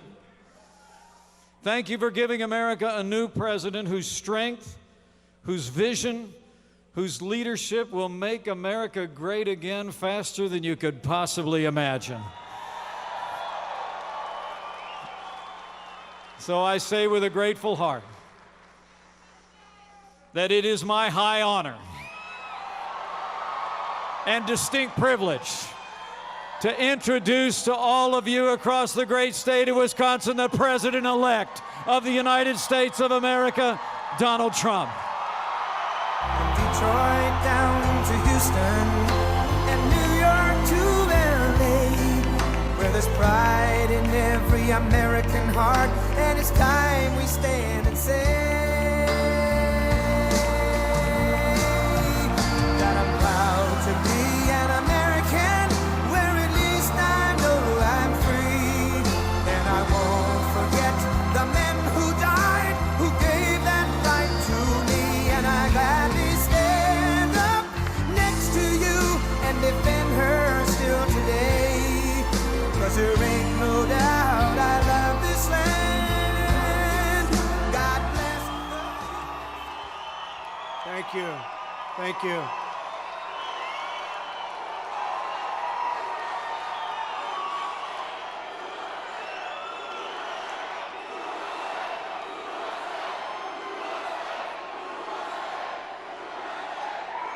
Thank you, everybody.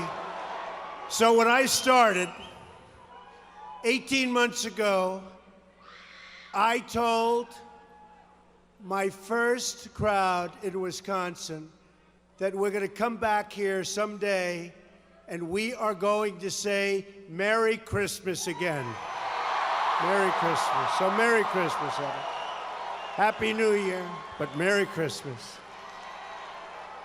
And I'm here today for one main reason, to say thank you to the people of Wisconsin.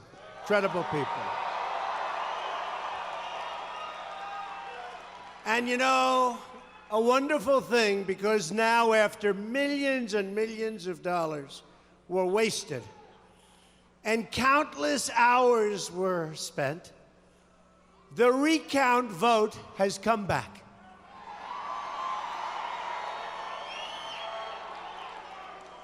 You know, I called it a scam, but I won't say that because we want to be nice, okay?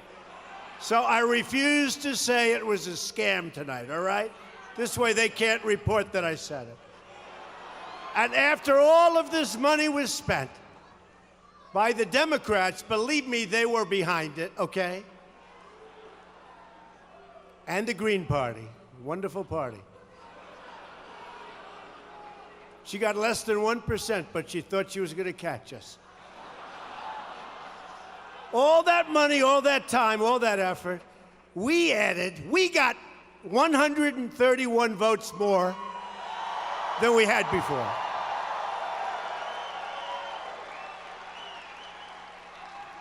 I think it was worth it. Well, they spent $3.5 million, $4 million for 131 votes. That's okay. Tells you how important every single vote in America is, right? We won Wisconsin for the first time since 1984, 32 years ago. You went out and you pounded the pavement, organized your fellow citizens, and propelled to victory a grassroots movement, the likes of which the world has never seen before. Now, all over the world they're talking about this, and they're now comparing what is happening in other places, faraway places, with what happened here. So, and Brexit now is sort of a small version of what we did. But I predicted Brexit. And when I predicted Brexit, they all said, he doesn't know what he's talking about. And when it happened, they refused to acknowledge that I predicted it, which is standard. I will never forget you, and I will never, ever stop fighting for you, okay? Never.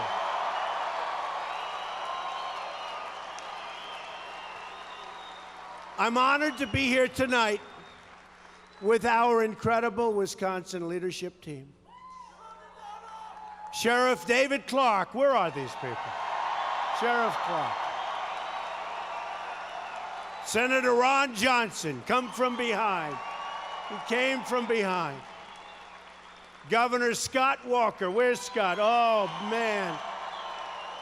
He was tough. He was great. He's a great governor. He really is. He's a great person, and he's a great governor. And I went against him for a while, and I want to tell you, he was tough. So now it's going to be your turn very soon. I don't know. You and Pence are going to have to fight it out. I don't know. Thank you, Governor. Appreciate it. Speaker Paul Ryan, I've really come to I've come to appreciate him. Speaker Paul Ryan. Where's Speaker? Where is he? He has been, I'll tell you, he has been terrific. And you know, honestly, he's like a fine wine. Every day goes by, I get to appreciate his genius more and more. Now, if he ever goes against me, I'm not going to say that, okay? He's a great guy, and we have some amazing things in store. And we're going to work on taxes. We're going to work on Obamacare. We're going to work on things, and he's going to lead the way. So thank you. Oh, we're going to work on the wall, Paul.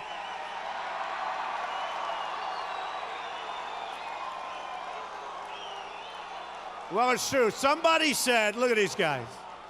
You think we're playing games, right? Somebody said the other day, well, now that Trump won, he's really not going to build the wall. I said, what are you? We're going to build the wall, okay? Believe me.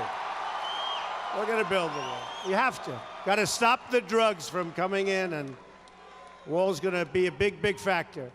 And I also want to thank a man who is another star from your territories. There's some very good water in this state. Chief of Staff Reince Priebus. Fantastic guy. Fantastic guy. He's done an incredible job. And now he's a superstar. You know, I thought he was a superstar, but you got to win to be a superstar, right? You got to win. I said, Reince, you are a superstar, but we got to win first before I really go crazy. And we won, so now you're the superstar that we said. Together, we're going to Washington.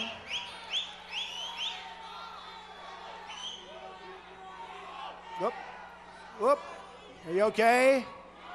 Do we have a doctor in the house, please? Doctor in the house? Doctor in the house. Okay. Good. We love this lady. Doctor in the house. Thank you.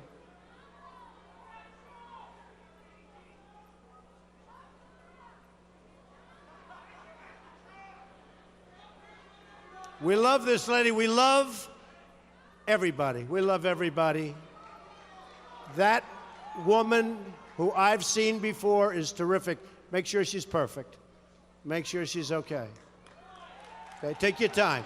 We have time, right? We have time.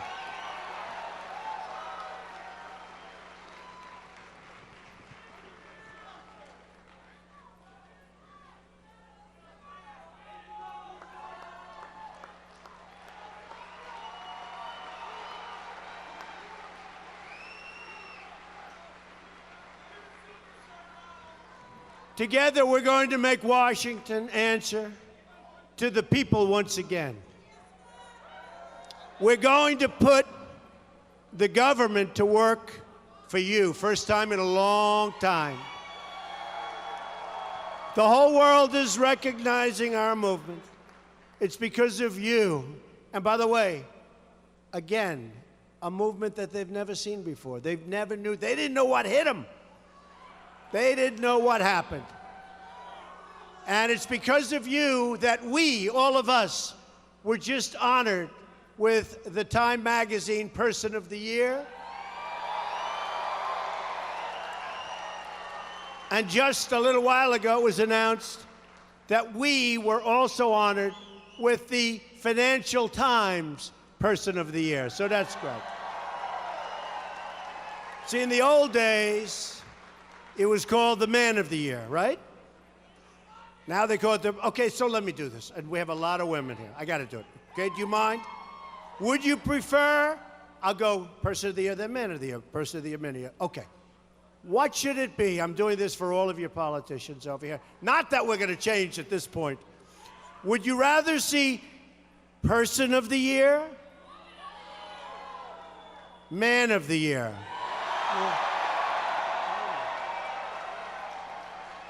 These guys are so politically correct. Now, so far I've done that 3 times, and I'll tell you what, Person of the Year is not doing well. I also want to give a very special thanks to all of our great veterans that are here, service members, military families. By the way, the military and law enforcement, I don't know what our numbers were, but I know they were record-setting highs. So to all of those veterans and service people and law enforcement people, I want to thank you because you are special people, special, special people. Because the fact is that America's men and women in uniform are the finest and bravest the world has ever known. We're going through something very, very difficult in the world and even in our country. The world has ever known. So to all of you who have worn the uniform, I say to you now on behalf of a very grateful nation, thank you. Thank you. Thank you very much. We're in your debt, and we will never let you down. We will honor your service and sacrifice, and that begins with defending and respecting the American flag.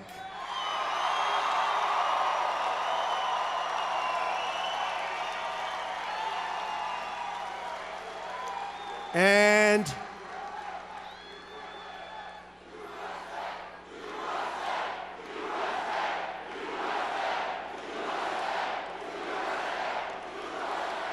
we don't like seeing people burning our American flag, okay? We don't like it. And we're going to take a look at that, okay, folks? All right? We're going to take a look at that. We'll all take a look at that together. One man who understands the meaning of service is somebody that's become unbelievably popular because he's tough, he's strong, and he doesn't lose. General Mad Dog Mattis, right? He is a popular guy because of his record. You ever hear of somebody named Vince Lombardi? You've never heard of Vince Lombardi. Never. He was popular, too, because he wins. We like people that win. We want to start winning again. Our country's going to start winning again, okay? Would anybody like to keep it the way it is? I don't think. We're going to win. We're going to win. We're going to win a lot. We're going to win so much, you're going to go to Paul Ryan, you're going to go, Mr. Speaker, please, please, we can't stand winning this much. We can't take it. And he's going to come to see me and he's going to, Mr. President, the people in Wisconsin are tired of winning so much. You're winning with health care. We're winning on the border. We're winning with ISIS because we are going to get ISIS out. We're winning all over, Mr. President. They just can't take it anymore. I say, Paul, I'm sorry. I'm sorry. You have to go back and tell them we're going to keep winning and winning and winning, whether they like it or not. Last week, I formally announced my plans to nominate General Mattis as your new Secretary of Defense. And I believe we're in the process of putting together one of the great cabinets. Certainly a cabinet with the highest IQ that anybody has ever. I mean, these are seriously great people. Did you see today? The president of Goldman Sachs. This is the president of, that's big stuff. And we have General Kelly. We have incredible people. Dr. Ben Carson, great guy. I think it's going to be one of the great cabinets ever. Ever, ever. Leaders and titans of industry, art, sports, science are reaching out and want to find ways to help. I mean, today, as an example, in my office, the great Jim Brown, right? Jim Brown. Bill Gates, Anna Wintour, Kanye, that's right. Right, I like Kanye. Ray Lewis. We've had so many people, they come up and they want to be a part of what we're doing, and we want to use everybody. We want to use all of the brain power because we're going to bring us back. We're going to be not only great, we're going to be greater than ever before. You watch. You watch. And tomorrow, coming up to the office, the true giants of Silicon Valley. We're going to talk about how to grow jobs. We're going to talk about how they can stay on top. We're going to talk about a lot of great things, but the real giants are coming up tomorrow, so it's going to be great. Today I announced my plans to nominate Rex Tillerson, right? The Chief Executive Officer and Chairman of ExxonMobil, to be the next Secretary of State. Rex is one of the greatest and most skilled global business leaders of our time, made some of the greatest deals ever made in the oil industry or any industry. A great diplomat, a strong man, a tough man, a man who's already earned an avalanche of endorsements and growing praise from our nation's top leaders, including Condoleezza Rice, Bob Gates, James Baker, Dick Cheney, Majority Leader Mitch McConnell, and so many more. And people are looking at this resume, and honestly, they've never seen a resume like this before. Rex will be a fierce advocate for America's interests around the world and has the insights and talents necessary to help reverse years of foreign policy blunders and disasters. Blunders and disasters. Very excited about Rex. And you know, Rex is friendly with many of the leaders in the world that we don't get along with. And some people don't like that. They don't want him to be friendly. That's why I'm doing the deal with Rex, because I like what this is all about. And we're going to have somebody that's going to be very special. America has been caught in a cycle of failed interventions that have weakened our security and undermined totally our stability. We've spent $6 trillion in the Middle East. $6 trillion. You know what that is? We could have rebuilt our country 3 times. And yet the situation today is far worse than when we started 15 years ago. Far worse. It's not even a contest. It's a mess. The cost in both dollars and lives has been immense. We need a new direction. We need a new direction. Americans' foreign policy has lacked a clear vision, a clear goal, and a clear understanding of the threats, and the threats are immense. Instead of jumping recklessly from one intervention to another, my administration will build a long-term strategy for stability, prosperity, peace, and rebuilding our own country, folks. We're going to rebuild our country. We need it. That strategy will be guided by our values, our principles, and our patriotism. We will seek goodwill among nations, a strengthening of vital alliances, and the pursuit of shared goals when interests align. And we will not be taken advantage of by other countries. We will not be. No more. No more. We'll get along great with other countries. We will not be taken advantage of. Our goal is not to build new nations in far-off lands that most of you have never even heard of, but to crush ISIS, we have no choice, and to defeat radical Islamic terrorism.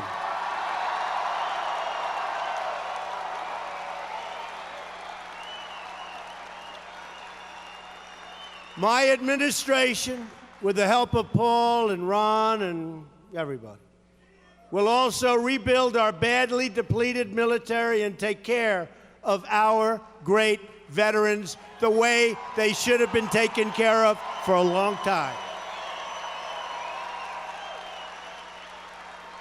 We are building up this great military power in the hope that we never have to use it. We believe strongly in peace through strength. Our military is going to be modern and powerful again, believe me. But to be a strong nation, we must also be a rich nation. Doesn't sound so nice. A woman came up to me. She said, "Mr. Trump, I loved your speech, but I don't like when you say rich nation." I said, "Ma'am, you're a fabulous woman. But if we're not going to be a rich nation, we can't rebuild our military. We can't take care of all of the problems we have, including our medical problems. So we're going to be a rich nation." And after I spoke to her for a few minutes, she was okay. It was okay. My administration will be focused on 3 very important words: jobs, jobs, jobs. Whether it's building cars, producing steel, or curing disease, we want the next generation of innovation and production to happen right here in America and right here in Wisconsin, right? First, on taxes. This is where we really need Paul. We're going to undertake one of the great tax reforms and simplifications in American history. This includes a massive tax cut for the middle class and middle-class families from Wisconsin, too. We're also going to lower our business tax rate so that new companies will come to our shores and hire workers in cities like right here. Is that okay? That's what we want. We're going to bring our rates down from 35%. We're going to try and get it down to 15%. So right now, And by the way, the jobs will pour in. So right now, we're the highest taxed nation in the world. And when we finish, we'll be one of the lower tax. One of the lower. On regulations, which is perhaps even more important because our companies are dying and being strangled through regulation. We're going to eliminate all wasteful, job-killing regulations. On energy, we will cancel the restrictions on the production of American energy, including shale, oil, natural gas, and clean, beautiful coal. We're going to put our miners back to work.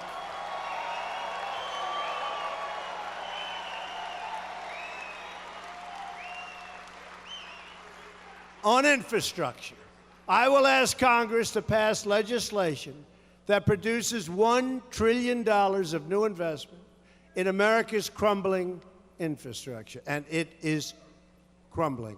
You know, I have a friend, big guy, one of the biggest in the world, trucking. And he used to buy these beautiful trucks, beautiful, beautiful, the most expensive. And he calls me up recently. He said, I can't buy them anymore because we go from California to New York. And by the time they get to New York or California, if they're going the other way, they're all beat to hell because of the potholes on the highways. I said, was it ever like this? He's been doing this for 45 years. He said, it's never been like this. So we have to fix our infrastructure. We have no choice. And we're going to put our people back to work in the process. It's time to help get Americans off of welfare and back into the labor market. Rebuilding this country with American hands and with American workers. My administration will follow two simple rules. Buy American and hire American, right? We're going to do it. Because from now on, it's going to be America first. America first. I look at some of these deals we make and some of the treaties and some of everything, and I say, I think these people were thinking about the other nations. I honestly do. I say it's impossible for this to happen. Either that or campaign contributions were magnificent with people. But they're so bad, the deals are so bad, so disgraceful, that I actually think they're putting other countries ahead of our own. On trade, we are now, you people don't stop.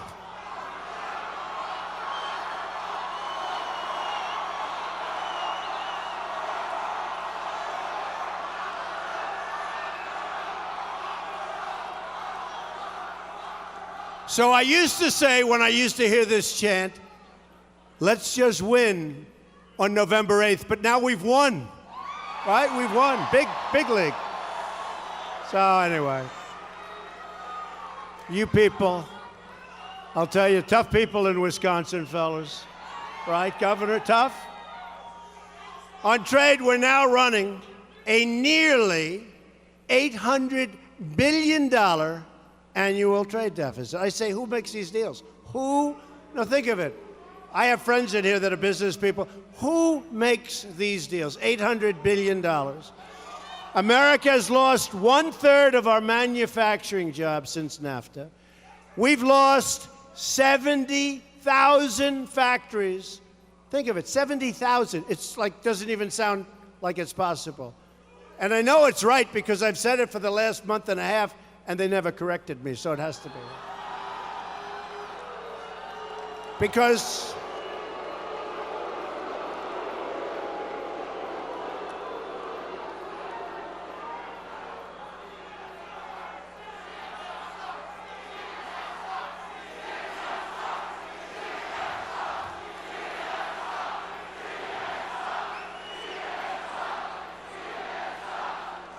I mean, it is, look, it is hard to believe. Look, they're very nice. Look at all those cameras.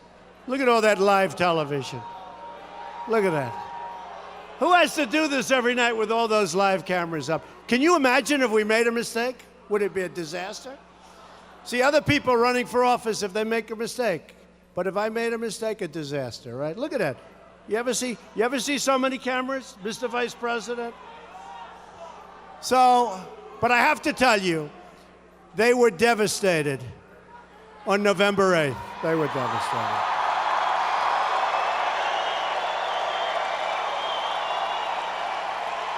They were devastated.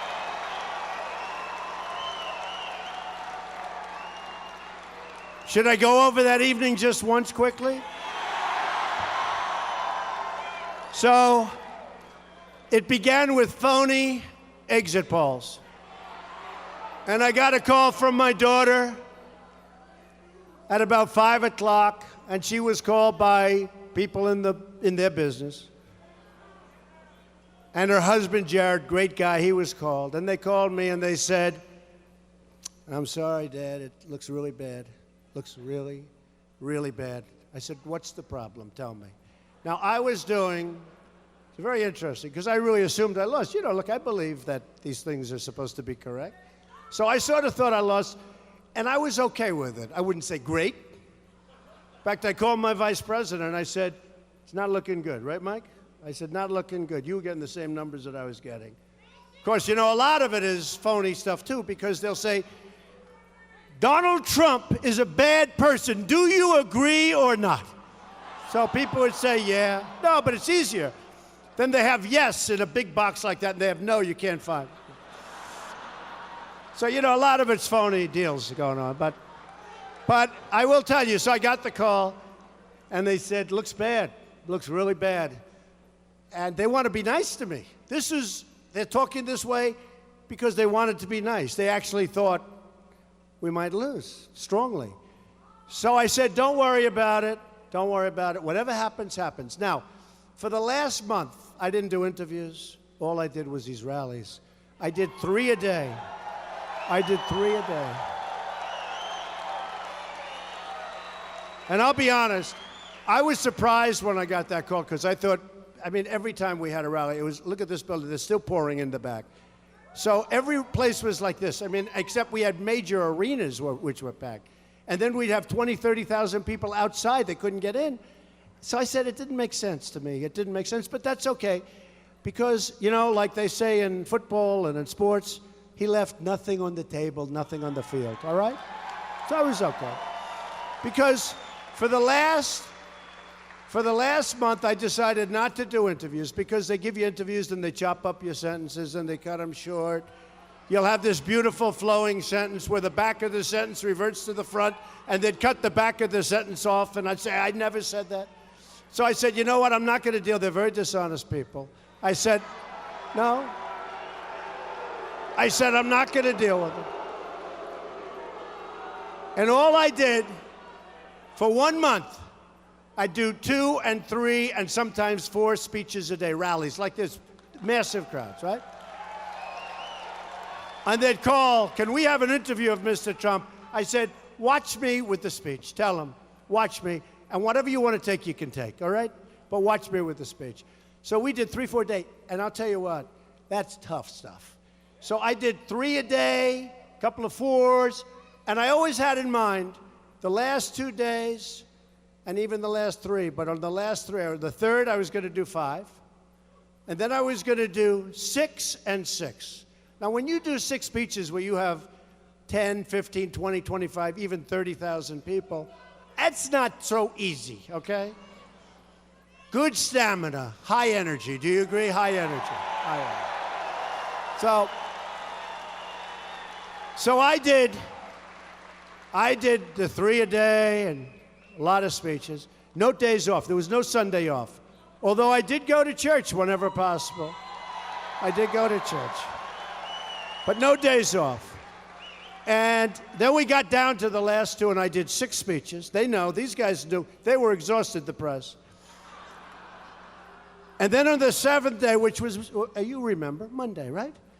I did 6 speeches. And then I heard that my opponent, does anybody remember my opponent? No?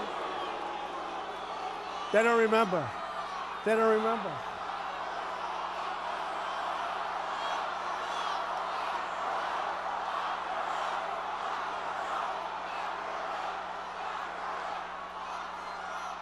Governor, these people are brutal.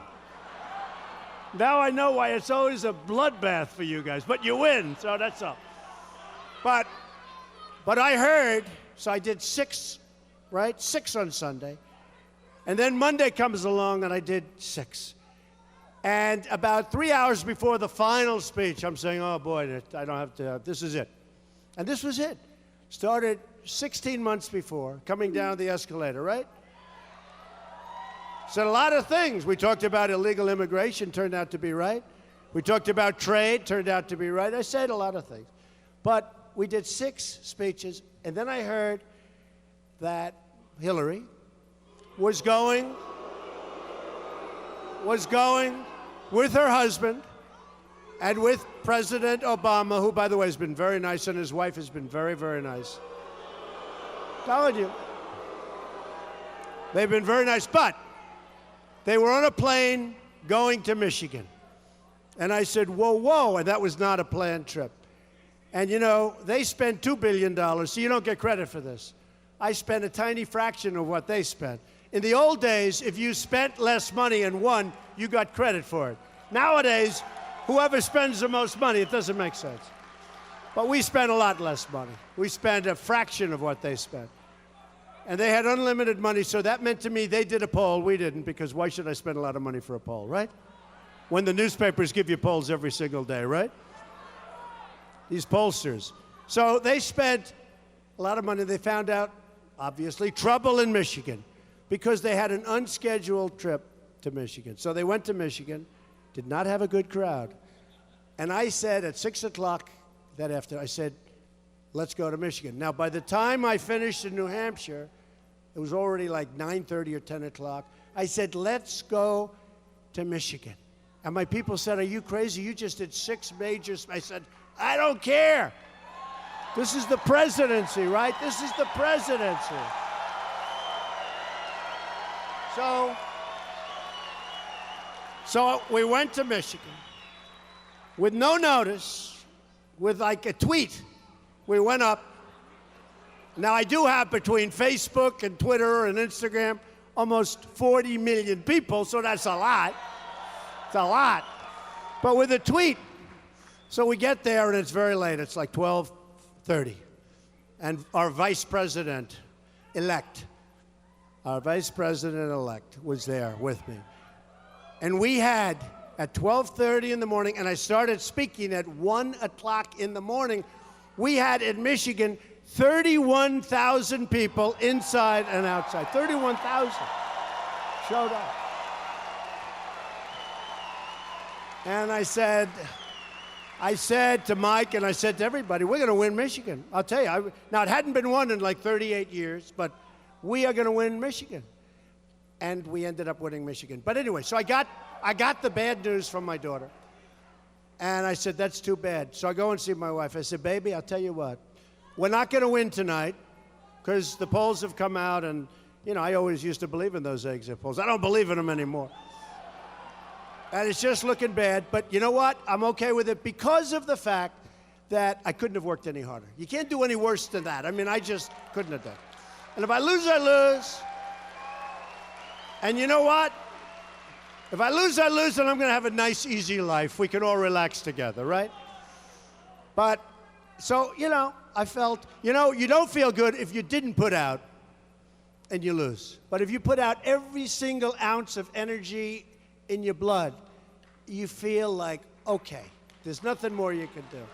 So I told her,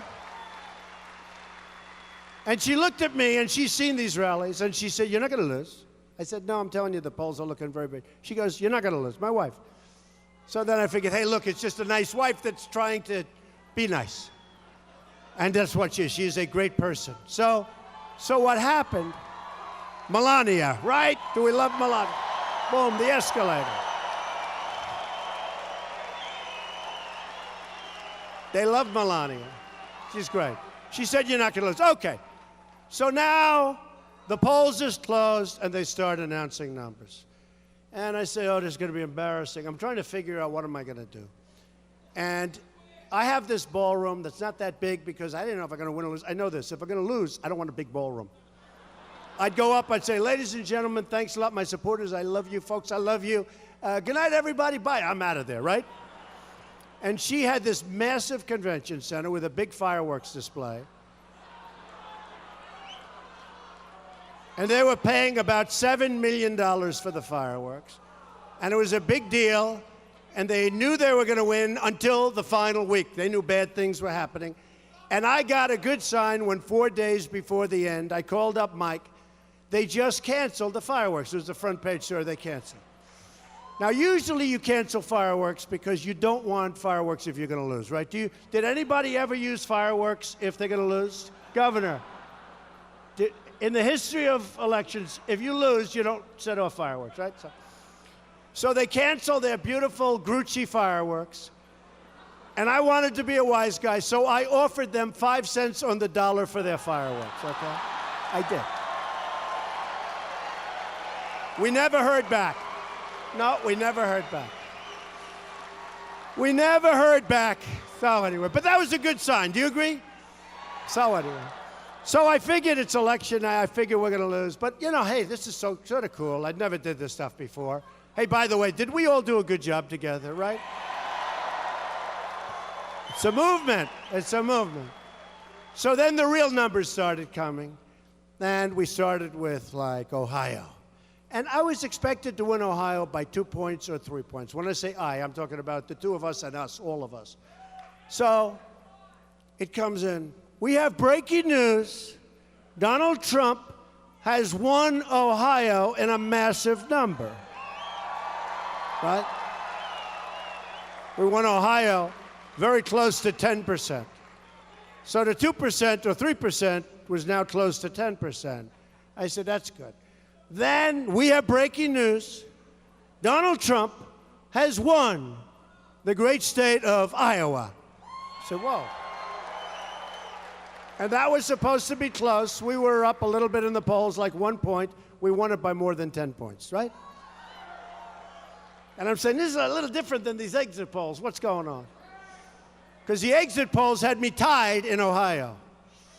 Then they were getting a little bit like, they were surprised by the numbers, right? You know, these people that are standing back there. 2, 3 of them I see. 3 of them. I see 3 of them, and 4 of them I think are hiding in the back. They're in the... So then they go to Florida. And they're doing pretty well in Florida. Unfortunately, they forgot to count our votes. So all of a sudden, they get to areas that we just dominated. And we're sort of tied. And we haven't gotten to the panhandle yet. She loves the I love the panhandle, too. And they told one of the networks they were interviewing, yes, we feel very good about Florida. Florida is going to be ours. And North Carolina will be ours. That's the firewall, North Carolina.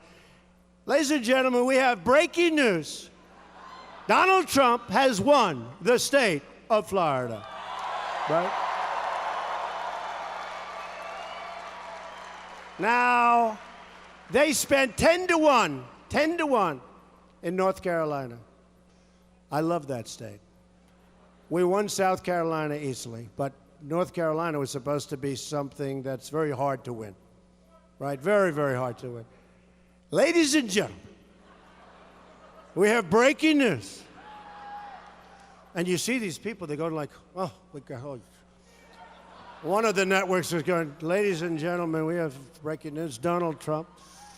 They're like in a state of absolute, like they're getting sick. One of them, they say, broke down and started to cry, but I don't think she did, really. I don't think she did.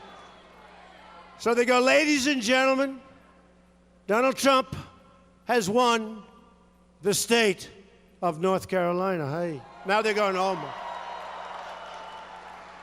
Now we're running up the East Coast. I mean, it's like a marathon. It's like, and now we hit Pennsylvania, and they don't want to call it, right? You saw that. They don't want to call it. So we're left with 1%. And if they got 100% of that 1%, they still get killed in Pennsylvania. Now, Pennsylvania was tough because every Republican forever thought they were going to win the great state of Pennsylvania, right? They said, not me, the bride that got away. That's the expression. It's always the bride that got away. Pennsylvania, great state. And I said, we're going to win Pennsylvania, but I keep thinking about every time you see the Republicans are going for 38 years or something, they hadn't won Pennsylvania. So it's one of those states, very, very tough to win. But I just felt so good. We're getting these massive crowds. In fact, we're going there in 2 days to celebrate. Hershey, Pennsylvania. We're going to Hershey. A big crowd. So Pennsylvania, they don't want to call it. They don't want to call it. There's like 1% left, and there's no way they can catch it. And I'm looking, and I'm starting to do interviews now because now I'm thinking, boy, this is fun. This is great. I can't lose Pennsylvania. But they refuse to call it because they're dishonest people, okay? So, it's all right. So then we go up the coast, and then it happened, right? Before Pennsylvania, even though they should have done Pennsylvania at about 11:30 in the evening. Of course, there's two reasons. Number one, they like the commercials because the audience they had that night was massive. The debates, did I win those debates, folks? Right? The debates had a massive, over 100 million people. And by the way, did Mike Pence, did he win his debate? Mike Pence.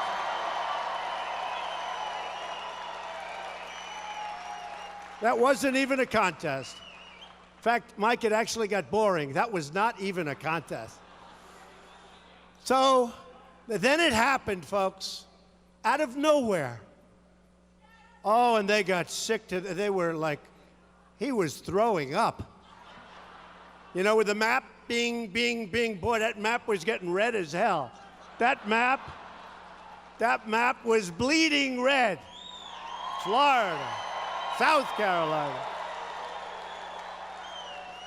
And before that, remember, Texas. They said for 3 months, Texas is in play. Texas, that means we're like even. And Republicans win Texas. Even if you're a lousy candidate, you win Texas.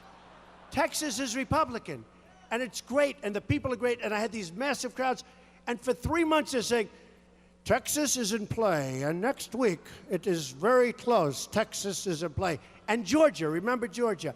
Georgia is in play, and I'm saying, man, can you imagine if I lose Texas? Or if I lose Georgia, it's in play. I'm saying to my kids and my wife, Texas is in play, Georgia's in play, this is going to be a disaster.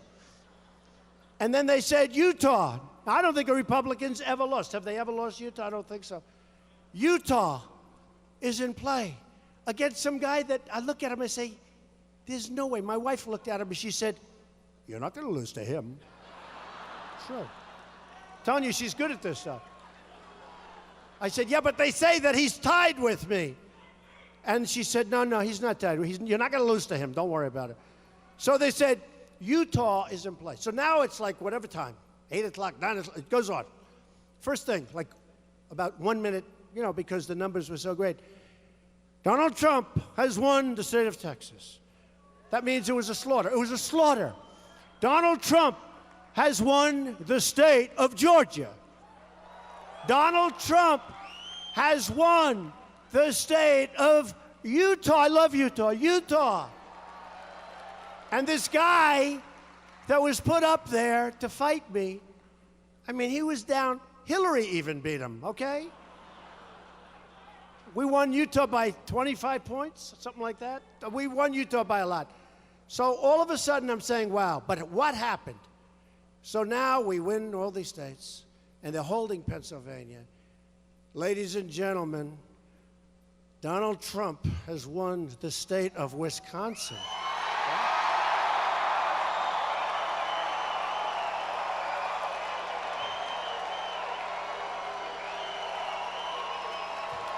Right? Donald Trump.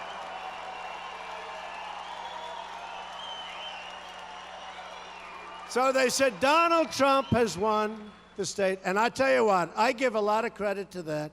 To your governor, a lot of credit. I give a lot of credit to Paul Ryan. Give him a lot of credit. And I give a lot of credit to Vice President Mike Pence, because they stood up here And they campaigned like you never saw before. So that was out of the blue. Now we pick up a state that we weren't really expecting. We knew it was close, but we didn't know that that was going to happen. And then after that, Michigan was announced, and now. And the greatest was when Pennsylvania came in, because that's a big, big, big, beautiful state. Donald Trump has won the state of Pennsylvania. And they're going even before Pennsylvania, but they're doing all this red, and that map was so beautiful looking. And I'll never forget the guy. There's no path to 270 for Donald Trump. But there was a path to 306. No path. There was no path to 270. In fact, they couldn't get me up. They couldn't get me up to 270, but they got me to 269. So I kept going back to Maine, one vote. And that's part of the beauty of the electoral system. I have to tell you, I went back to Maine 4 times for 1. The beauty is I went to 17 different states. I was going all over. And there is a beauty to it. There's a genius to it. Now, the other would be easier. Just a popular vote would be easier because I go to New York and California, go to Texas, go to Florida. That's it. And it would be easier. But the Electoral College is genius. It's genius. You go everywhere. And unless you see it, it's a very different way of campaigning. It's sort of like if you play golf. It's match play versus stroke play. You know, it's very different. But unless you see how this works up close and personal. So we ended up winning. And I'll never forget when they were on the map and they put up Wisconsin.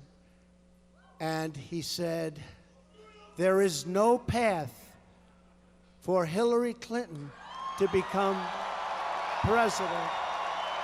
Donald Trump is your next president of the United States. Because of you.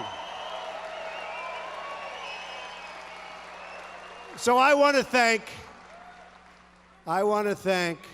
the people of Wisconsin. You're incredible people. You're incredible people. Really do. And I can tell you this. We are going to work so hard for you. We're going to work so hard. We're going to have the best people in the world. And you see the people we're getting. If you don't mind, we won't be totally politically correct. If you don't mind, okay? Is that all right? All right. We are going to work so hard for you. And we're going to bring back your jobs. And we're going to terminate Obamacare. We're going to come up with a great, great health plan that Paul Ryan is working on right now. And we're going to cut your taxes. And we're going to have strong borders. And we're going to have the wall. Going to have the wall. Going to have that wall. And we're going to stop the drugs from pouring into our country. And we're going to build up our military, big league, and we're going to take care of those vets. We're going to take care of them. And we are going to make you, look, here's the bottom line. We are going to make you so proud of your country again. So proud.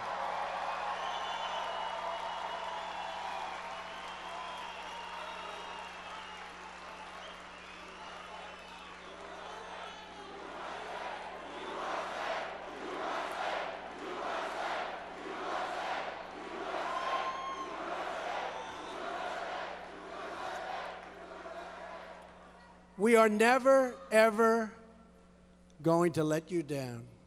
We are never going to let you down. Believe me, and I'm saying this from the heart, this is me to you. This is not reading anything, no speeches, no nothing. This is me to you. I say it to the heart, and maybe even more so. I know how hard you worked in this state, and my people were so incredible in this state, the people that got out the vote, and they said they didn't even have to work to get out the vote. It's so incredible. So we're never going to let you down, Wisconsin. And I just want to tell you, in the truest sense of the words, it's a theme that we started right from the beginning. We're going to make America strong again. We're going to make America powerful again. We're going to make America rich again, wealthy again. We are going to make America great again. So I want to thank you, Wisconsin. God bless you. Merry Christmas. Merry Christmas. God bless you. Thank you, Wisconsin. Thank you. Thank you.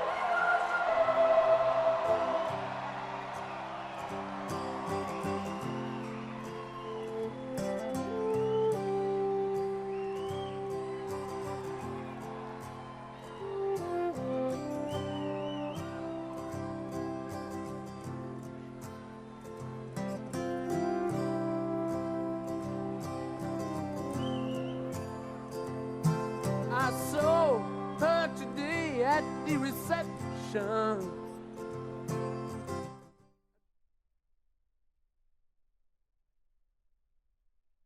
All right, everybody. Well, that was Donald Trump speaking live in Wisconsin for one of his many thank you rallies. This is part of his Thank You Tour 2016. And if you're just joining us and you did miss this rally, we're going to replay it for you guys. A little encore here. For those of you that are just joining us and you missed this thank you rally, we're going to start it over in just a few moments.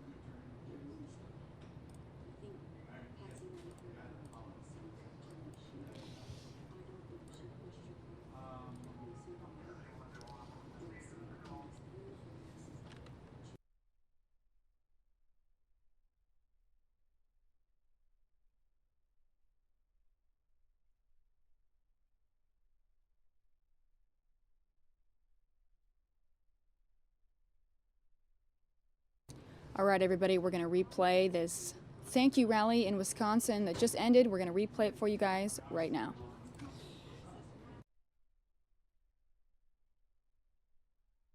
Every American heart, and it's time we stand and say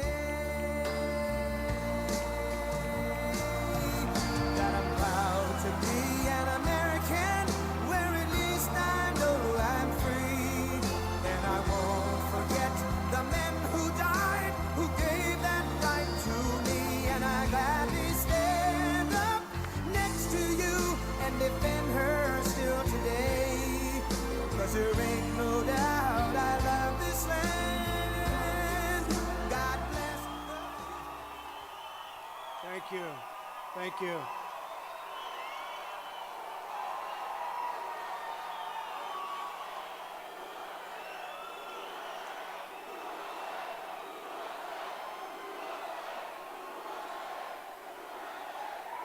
Thank you, everybody.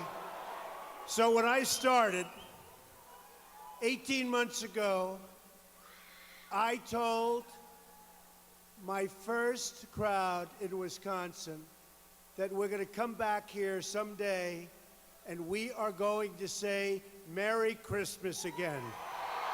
Merry Christmas. So Merry Christmas, Evan. Happy New Year, but Merry Christmas. And I'm here today for one main reason, to say thank you to the people of Wisconsin, incredible people. And you know, a wonderful thing, because now after millions and millions of dollars were wasted and countless hours were spent, the recount vote has come back.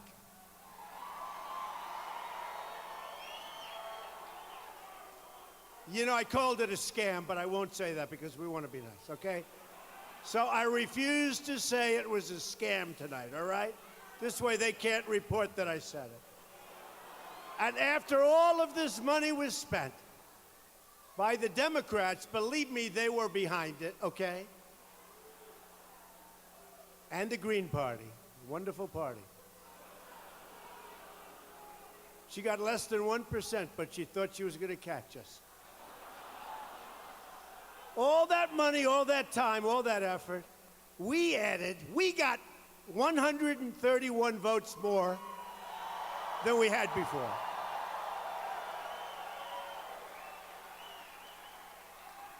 I think it was worth it. Well, they spent $3.5 million, $4 million for 131 votes. That's okay. Tells you how important every single vote in America is, right? We won Wisconsin for the first time since 1984, 32 years ago.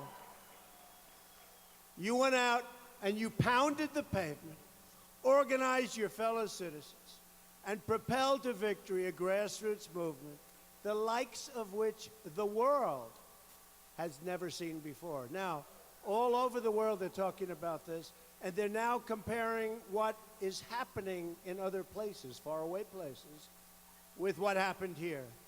So, and Brexit now is sort of a small version of what we did. But I predicted Brexit. And when I predicted Brexit, they all said, he doesn't know what he's talking about. And when it happened, they refused to acknowledge that I predicted it, which is standard. I will never forget you, and I will never, ever stop fighting for you, okay? Never.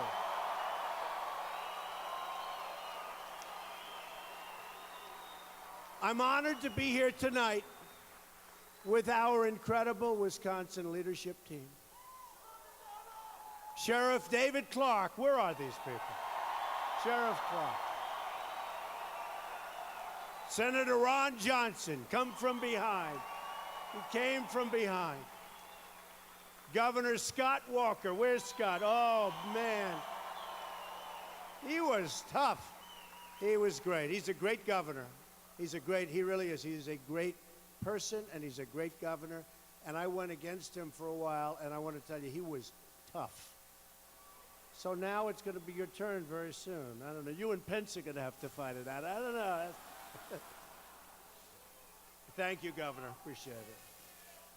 Speaker Paul Ryan, I've really come to I've come to appreciate him. Speaker Paul Ryan. Where's Speaker? Where is he? He has been, I'll tell you, he has been terrific. And you know, honestly, he's like a fine wine. Every day goes by, I get to appreciate his genius more and more. Now, if he ever goes against me, I'm not going to say that, okay? He's a great guy, and we have some amazing things in store. And we're going to work on taxes. We're going to work on Obamacare. We're going to work on things, and he's going to lead the way. So thank you. We're going to work on the wall, Paul.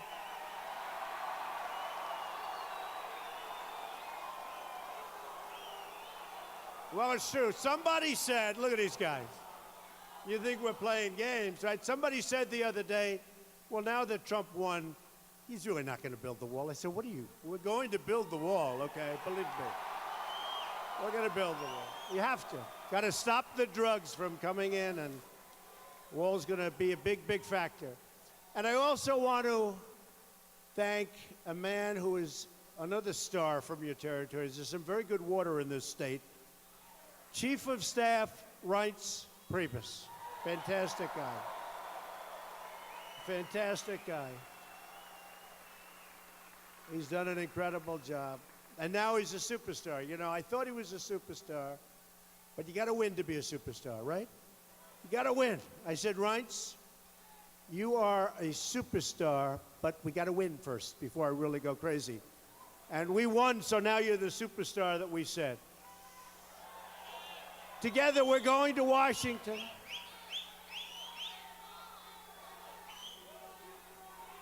Whoop. Whoop.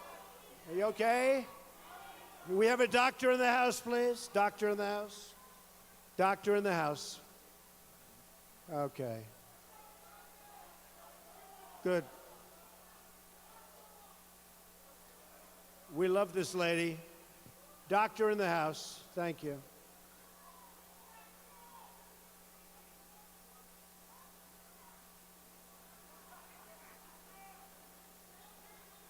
We love this lady. We love everybody. We love everybody. That woman who I've seen before is terrific. Make sure she's perfect. Make sure she's okay. Okay, take your time. We have time, right? We have time.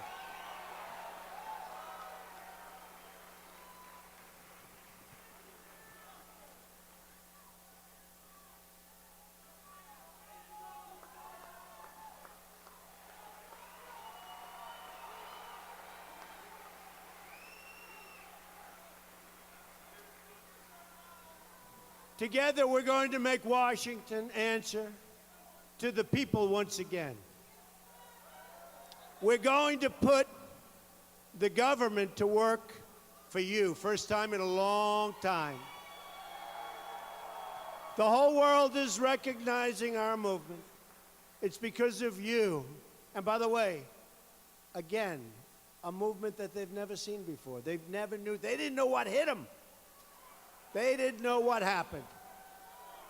And it's because of you that we, all of us, were just honored with the Time Magazine Person of the Year. And just a little while ago, it was announced that we were also honored with the Financial Times Person of the Year. So that's great. See, in the old days, it was called the Man of the Year, right? Now they call it the... Okay, so let me do this. And we have a lot of women here. I got to do it. Okay, do you mind? Would you prefer... I'll go Person of the Year, then Man of the Year. Person of the Year, Man of the Year. Okay. What should it be? I'm doing this for all of you politicians over here. Not that we're going to change at this point. Would you rather see Person of the Year? Man of the Year? Yeah. These guys are so politically correct. Now, so far I've done that 3 times, and I'll tell you what, Person of the Year is not doing well. I also want to give a very special thanks to all of our great veterans that are here, service members, military families. By the way, the military and law enforcement, I don't know what our numbers were, but I know they were record-setting highs. So to all of those veterans and service people and law enforcement people, I want to thank you because you are special people, special, special people.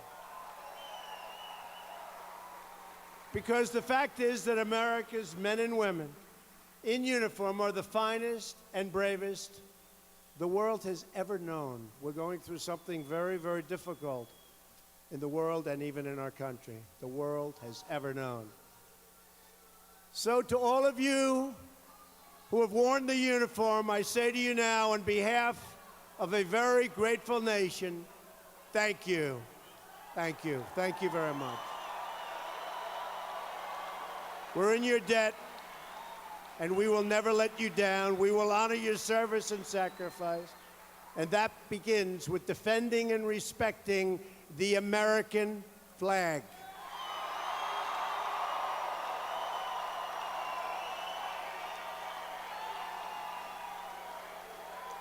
And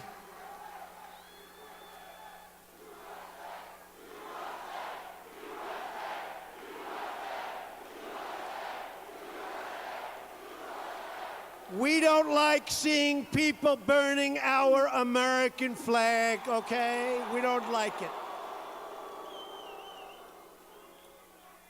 And we're going to take a look at that, okay, folks? All right? We're going to take a look at that. We'll all take a look at that together.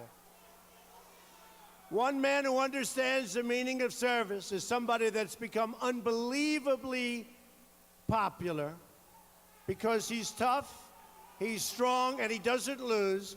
General Mad Dog Mattis, right?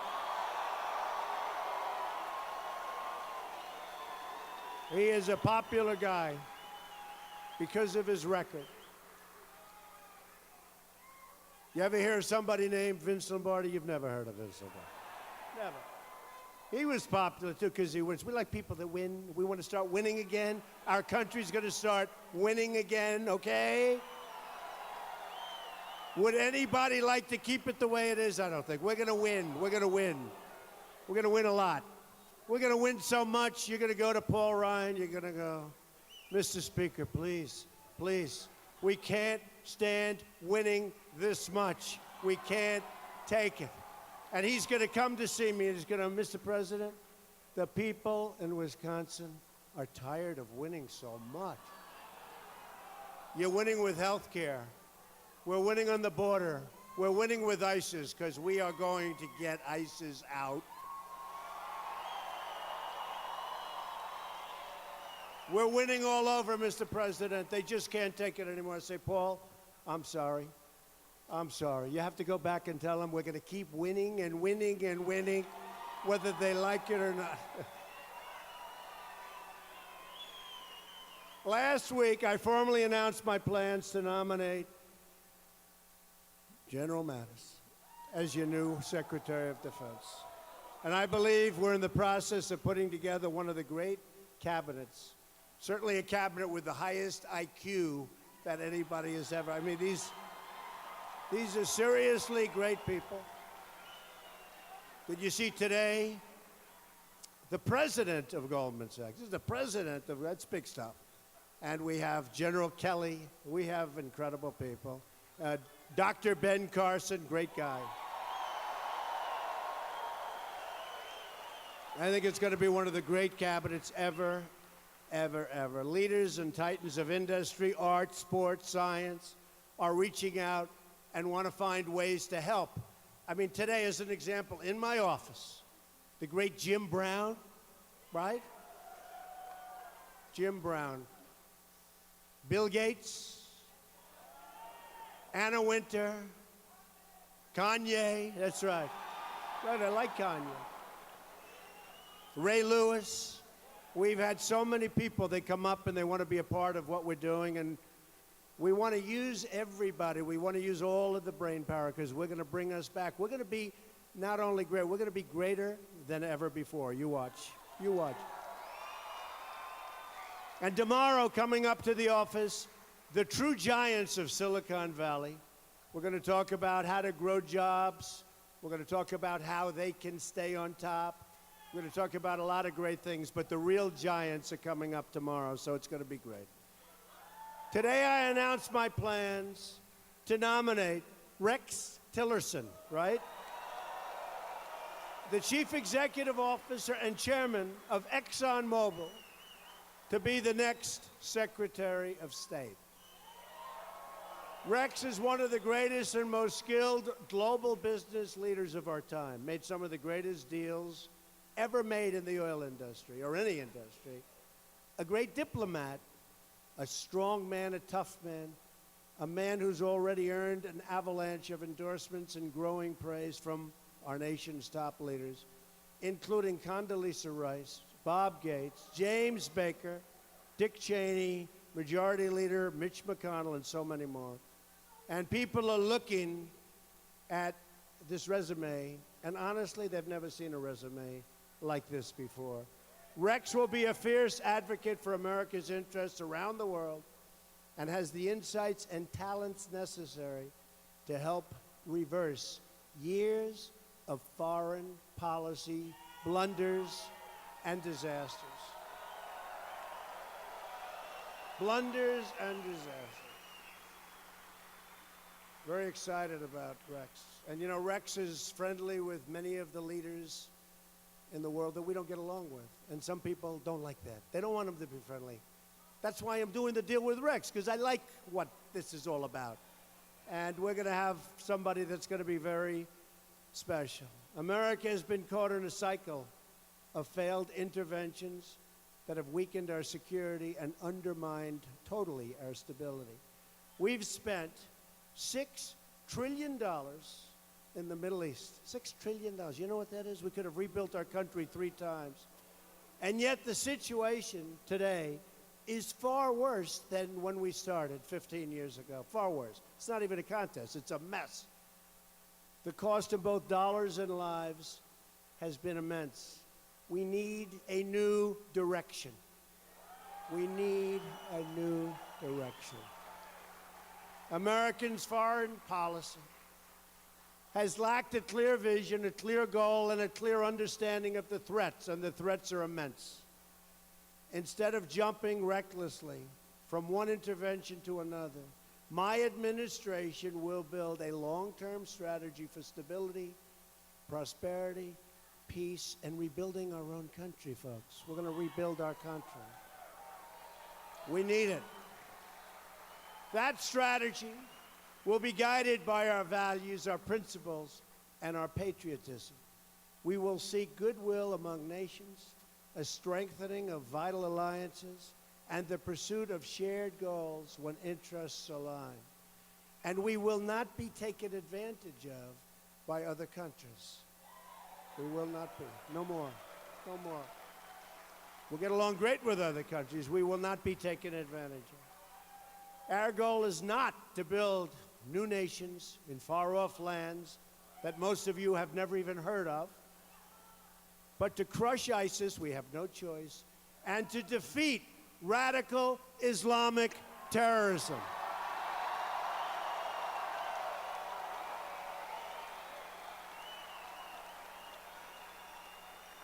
My administration, with the help of Paul and Ron and everybody, will also rebuild our badly depleted military and take care of our great veterans the way they should have been taken care of for a long time.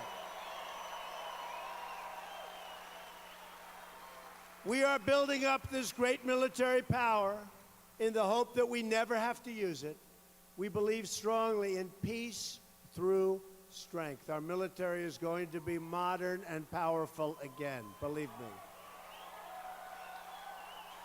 But to be a strong nation, we must also be a rich nation. Doesn't sound so nice. A woman came up to me. She said, "Mr. Trump, I loved your speech, but I don't like when you say rich nation." I said, "Ma'am, you're a fabulous woman. But if we're not going to be a rich nation, we can't rebuild our military. We can't take care of all of the problems we have, including our medical problems. So we're going to be a rich nation." And after I spoke to her for a few minutes, she was okay. It was okay. My administration will be focused on three very important words: jobs, jobs, jobs.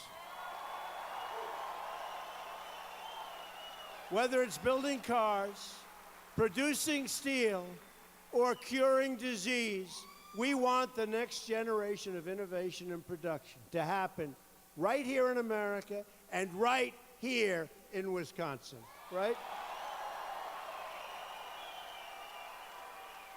First, on taxes. This is where we really need Paul.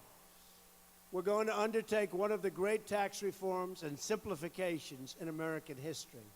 This includes a massive tax cut for the middle class and middle-class families from Wisconsin, too. We're also going to lower our business tax rate so that new companies will come to our shores and hire workers in cities like right here. Is that okay? That's what we want. We're going to bring our rates down from 35%. We're going to try and get it down to 15%. So right now, and by the way, the jobs will pour in. So right now, we're the highest taxed nation in the world. And when we finish, we'll be one of the lower tax. One of the lower. On regulations, which is perhaps even more important because our companies are dying and being strangled through regulation. We're going to eliminate all wasteful, job-killing regulations. On energy, we will cancel the restrictions on the production of American energy, including shale, oil, natural gas, and clean, beautiful coal. We're going to put our miners back to work.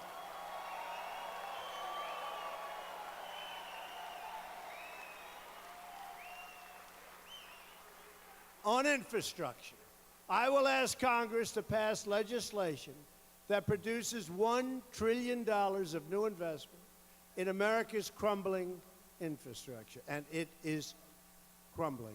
You know, I have a friend, big guy, one of the biggest in the world, trucking, and he used to buy these beautiful trucks, beautiful, beautiful, the most expensive, and he calls me up recently, he said, I can't buy them anymore, because we go from California to New York, and by the time they get to New York or California, if they're going the other way, they're all beat to hell because of the potholes on the highways.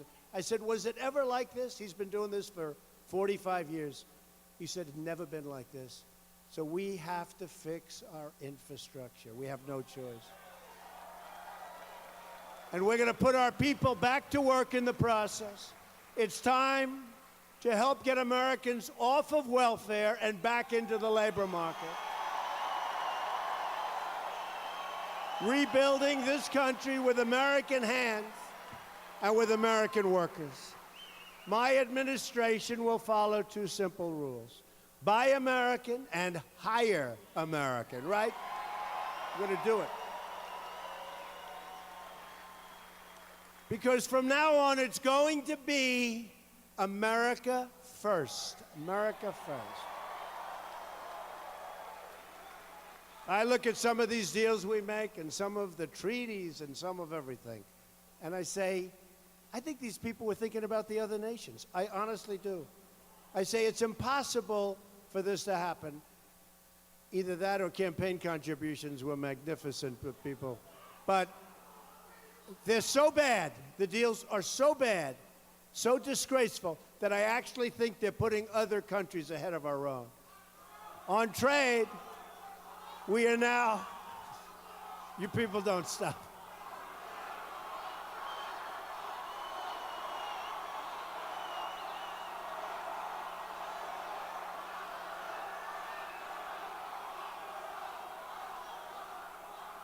So I used to say, when I used to hear this chant, let's just win on November 8th, but now we've won, right? We've won, big league.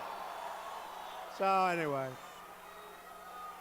you people, I'll tell you, tough people in Wisconsin, fellas, right? Governor, tough. On trade, we're now running a nearly $800 billion annual trade deficit. I say, who makes these deals? Who? No, think of it. I have friends in here that are business people. Who makes these deals? $800 billion. America has lost 1/3 of our manufacturing jobs since NAFTA. We've lost 70,000 factories. Think of it, 70,000. It's like, doesn't even sound like it's possible. And I know it's right because I've said it for the last month and a half, and they never corrected me, so it has to be. Because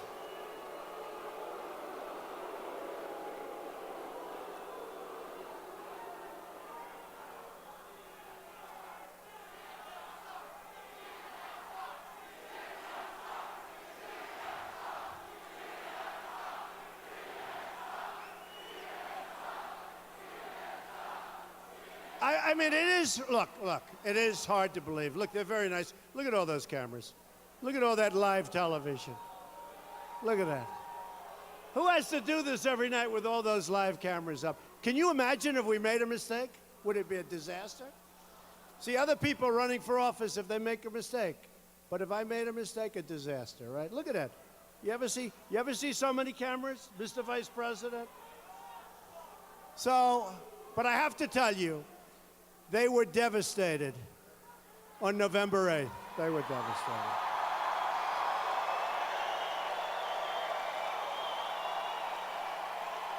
They were devastated.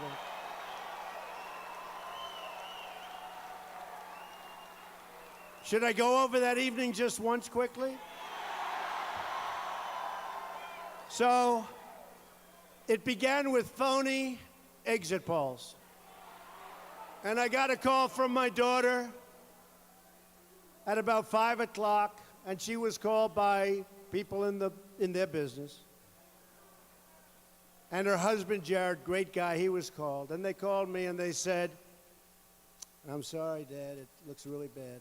Looks really, really bad. I said, what's the problem? Tell me.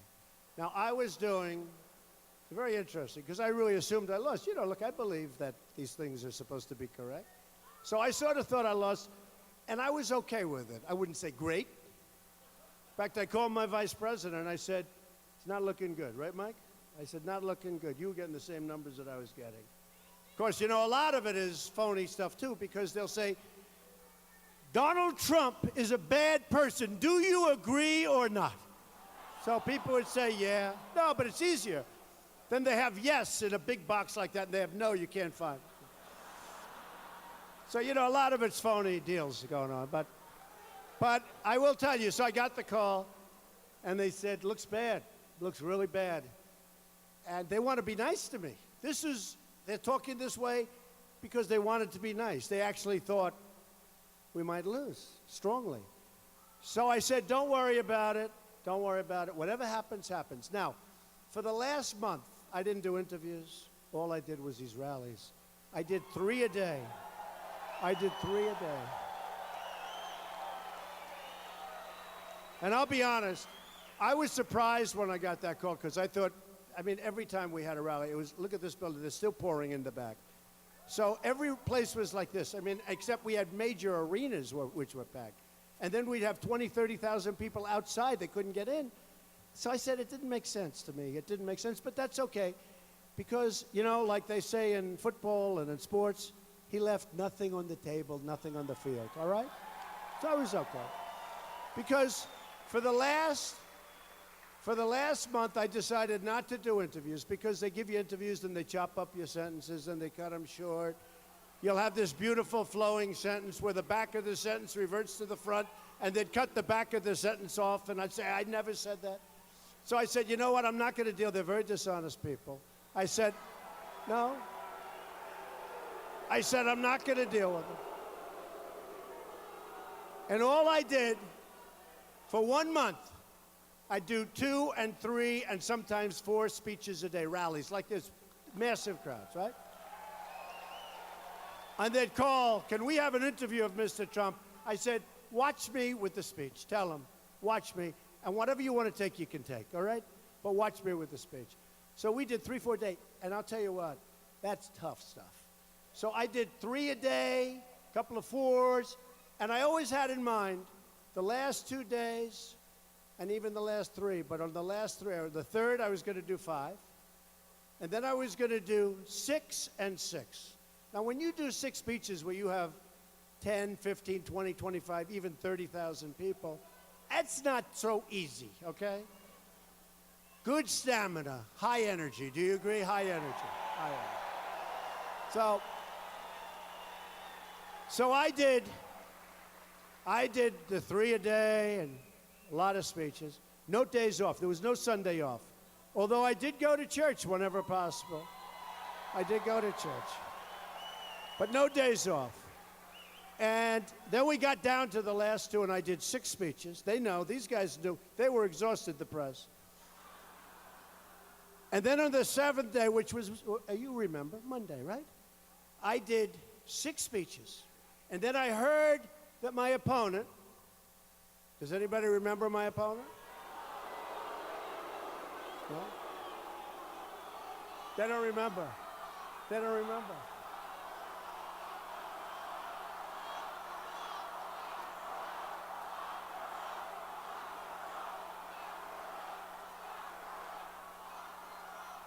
Governor, these people are brutal.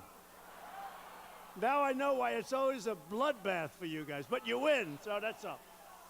But I heard, so I did 6, right? 6 on Sunday. And then Monday comes along and I did 6. And about 3 hours before the final speech, I'm saying, oh boy, I don't have to, this is it. And this was it. Started 16 months before, coming down the escalator, right? Said a lot of things. We talked about illegal immigration, turned out to be right. We talked about trade, turned out to be right. I said a lot of things. But we did 6 speeches, and then I heard that Hillary was going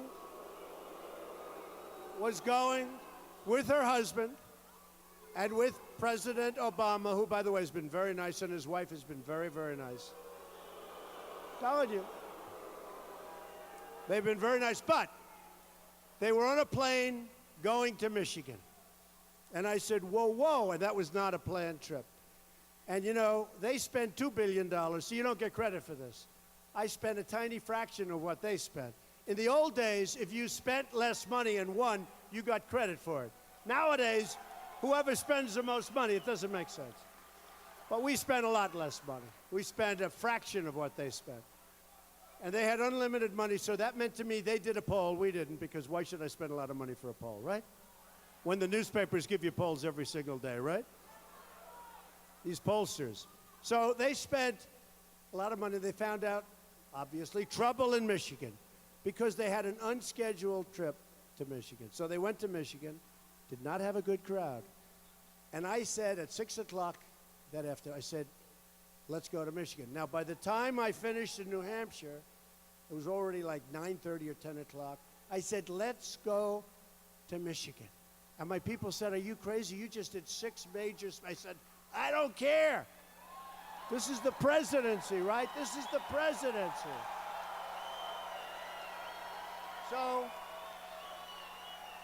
So we went to Michigan with no notice, with like a tweet. We went up. Now, I do have between Facebook and Twitter and Instagram almost 40 million people, so that's a lot. It's a lot. But with a tweet, so we get there, and it's very late. It's like 12:30. And our vice president-elect was there with me. And we had, at 12:30 in the morning, and I started speaking at 1 o'clock in the morning, we had in Michigan 31,000 people inside and outside. 31,000 showed up. And I said to Mike, and I said to everybody, we're going to win Michigan. I'll tell you. Now, it hadn't been won in like 38 years, but we are going to win Michigan. And we ended up winning Michigan. But anyway, so I got the bad news from my daughter. And I said, that's too bad. So I go and see my wife. I said, baby, I'll tell you what. We're not going to win tonight because the polls have come out. And, you know, I always used to believe in those exit polls. I don't believe in them anymore. And it's just looking bad. But you know what? I'm okay with it because of the fact that I couldn't have worked any harder. You can't do any worse than that. I mean, I just couldn't have done it. And if I lose, I lose. And you know what? If I lose, I lose, and I'm going to have a nice, easy life. We can all relax together, right? But, so, you know, I felt, you know, you don't feel good if you didn't put out and you lose. But if you put out every single ounce of energy in your blood, you feel like, okay, there's nothing more you can do. So I told her, and she looked at me, and she's seen these rallies, and she said, you're not going to lose. I said, no, I'm telling you, the polls are looking very big. She goes, you're not going to lose, my wife. So then I figured, hey, look, it's just a nice wife that's trying to be nice. And that's what she is. She is a great person. So what happened? Melania, right? Do we love Melania? Boom, the escalator. They love Melania. She's great. She said, you're not going to lose. Okay. So now the polls is closed, and they start announcing numbers. And I say, oh, this is going to be embarrassing. I'm trying to figure out what am I going to do. And I have this ballroom that's not that big because I didn't know if I'm going to win or lose. I know this. If I'm going to lose, I don't want a big ballroom.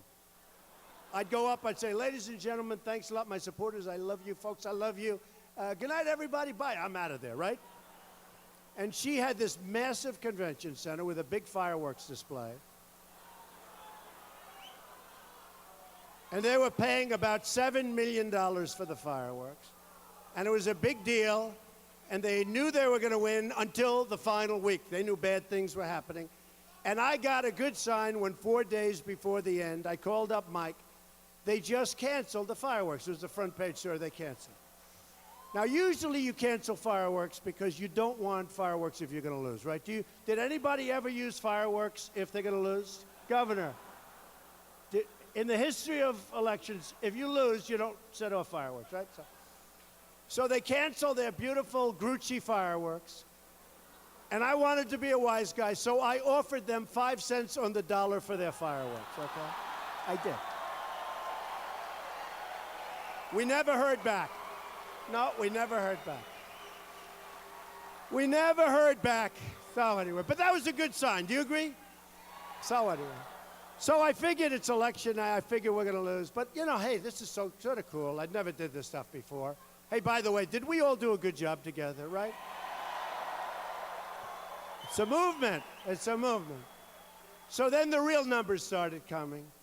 And we started with, like, Ohio. And I was expected to win Ohio by 2 points or 3 points. When I say I'm talking about the two of us and us, all of us. So it comes in. We have breaking news. Donald Trump has won Ohio in a massive number. Right? We won Ohio very close to 10%. So the 2% or 3% was now close to 10%. I said, that's good. Then we have breaking news. Donald Trump has won the great state of Iowa. I said, whoa. And that was supposed to be close. We were up a little bit in the polls, like 1 point. We won it by more than 10 points, right? And I'm saying, this is a little different than these exit polls. What's going on? Because the exit polls had me tied in Ohio. Then they were getting a little bit like, they were surprised by the numbers, right? You know, these people that are standing back there. 2, 3 of them I see. 3 of them. I see 3 of them, and 4 of them I think are hiding in the back. They're in the... So then they go to Florida. And they're doing pretty well in Florida. Unfortunately, they forgot to count our votes. So all of a sudden, they get to areas that we just dominated. And we're sort of tied. And we haven't gotten to the panhandle yet. She loves the I love the panhandle, too. And they told one of the networks they were interviewing, yes, we feel very good about Florida. Florida is going to be ours. And North Carolina will be ours. That's the firewall, North Carolina. Ladies and gentlemen, we have breaking news. Donald Trump has won the state of Florida. Right? Now, they spent 10 to 1 in North Carolina.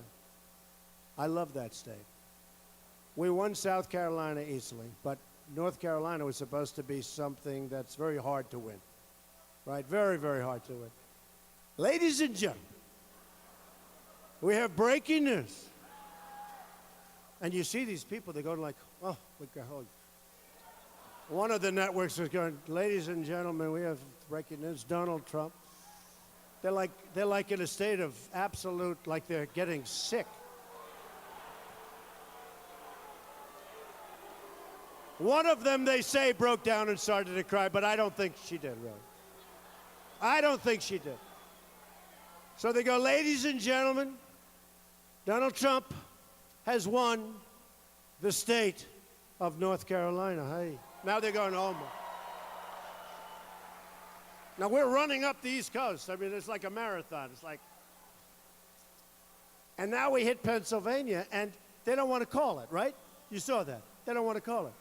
So we're left with 1%. And if they got 100% of that 1%, they still get killed in Pennsylvania. Now, Pennsylvania was tough because every Republican forever thought they were going to win the great state of Pennsylvania, right? They said, not me, the bride that got away. That's the expression. It's always the bride that got away. Pennsylvania, great state. And I said, we're going to win Pennsylvania, but I keep thinking about every time you see the Republicans are going for 38 years or something, they hadn't won Pennsylvania. So it's one of those states, very, very tough to win. But I just felt so good. We're getting these massive crowds. In fact, we're going there in 2 days to celebrate. Hershey, Pennsylvania. We're going to Hershey. A big crowd. So Pennsylvania, they don't want to call it. They don't want to call it. There's like 1% left, and there's no way they can catch it. And I'm looking, and I'm starting to do interviews now because now I'm thinking, boy, this is fun. This is great. I can't lose Pennsylvania. But they refuse to call it because they're dishonest people, okay? So It's all right. So then we go up the coast, and then it happened, right? Before Pennsylvania, even though they should have done Pennsylvania at about 11:30 in the evening. Of course, there's two reasons. Number one, they like the commercials because the audience they had that night was massive. The debates, did I win those debates, folks? Right? The debates had a massive, over 100 million people. And by the way, did Mike Pence, did he win his debate? Mike Pence.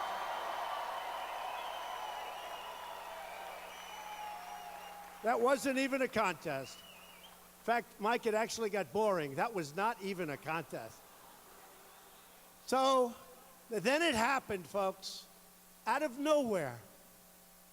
Oh, and they got sick they were like, he was throwing up. You know, with the map being, boy, that map was getting red as hell. That map was bleeding red. Florida, South Carolina. And before that, remember, Texas. They said, for 3 months, Texas is in play. Texas, that means we're like even. And Republicans win Texas. Even if you're a lousy candidate, you win Texas. Texas is Republican, and it's great, and the people are great, and I had these massive crowds. And for 3 months, they're saying, Texas is in play, and next week, it is very close. Texas is in play. And Georgia, remember Georgia? Georgia is in play, and I'm saying, man, can you imagine if I lose Texas? Or if I lose Georgia? It's in play. I'm saying to my kids and my wife, Texas is in play, Georgia's in play. This is going to be a disaster. And then they said Utah. I don't think the Republicans ever lost. Have they ever lost Utah? I don't think so. Utah is in play against some guy that I look at him and say, there's no way. My wife looked at him and she said, you're not going to lose to him. Sure. Telling you, she's good at this stuff. I said, yeah, but they say that he's tied with me. And she said, no, he's not tied. You're not going to lose to him. Don't worry about it. So they said, Utah is in play. So now it's like whatever time, 8 o'clock, 9 o'clock, it goes on. First thing, like about 1 minute, you know, because the numbers were so great. Donald Trump has won the state of Texas. That means it was a slaughter. It was a slaughter. Donald Trump has won the state of Georgia. Donald Trump has won the state of Utah. I love Utah. Utah. And this guy that was put up there to fight me, I mean, he was down. Hillary even beat him, okay? We won Utah by 25 points, something like that. We won Utah by a lot. So all of a sudden I'm saying, wow, but what happened? So now we win all these states, and they're holding Pennsylvania. Ladies and gentlemen, Donald Trump has won the state of Wisconsin.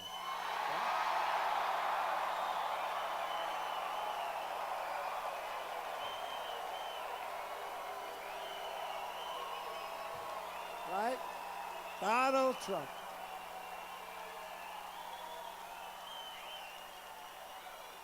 So they said Donald Trump has won the state. And I tell you what, I give a lot of credit to that.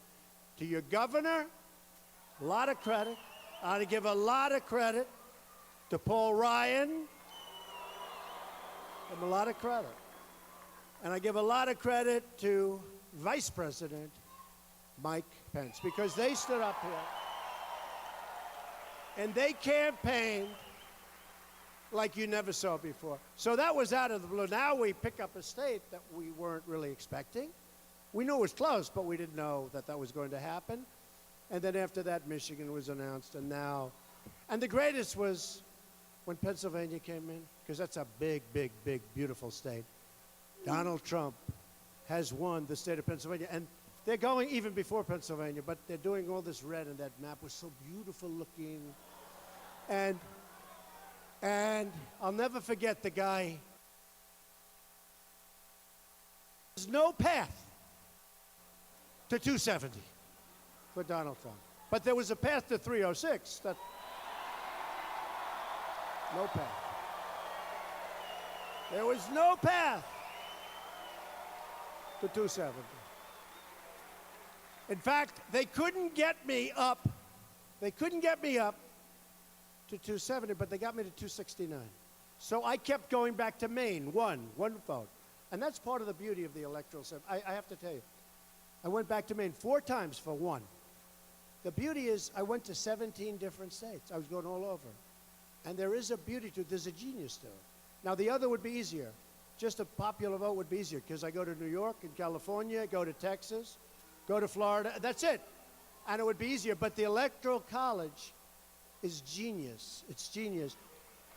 You go everywhere. And unless you see it,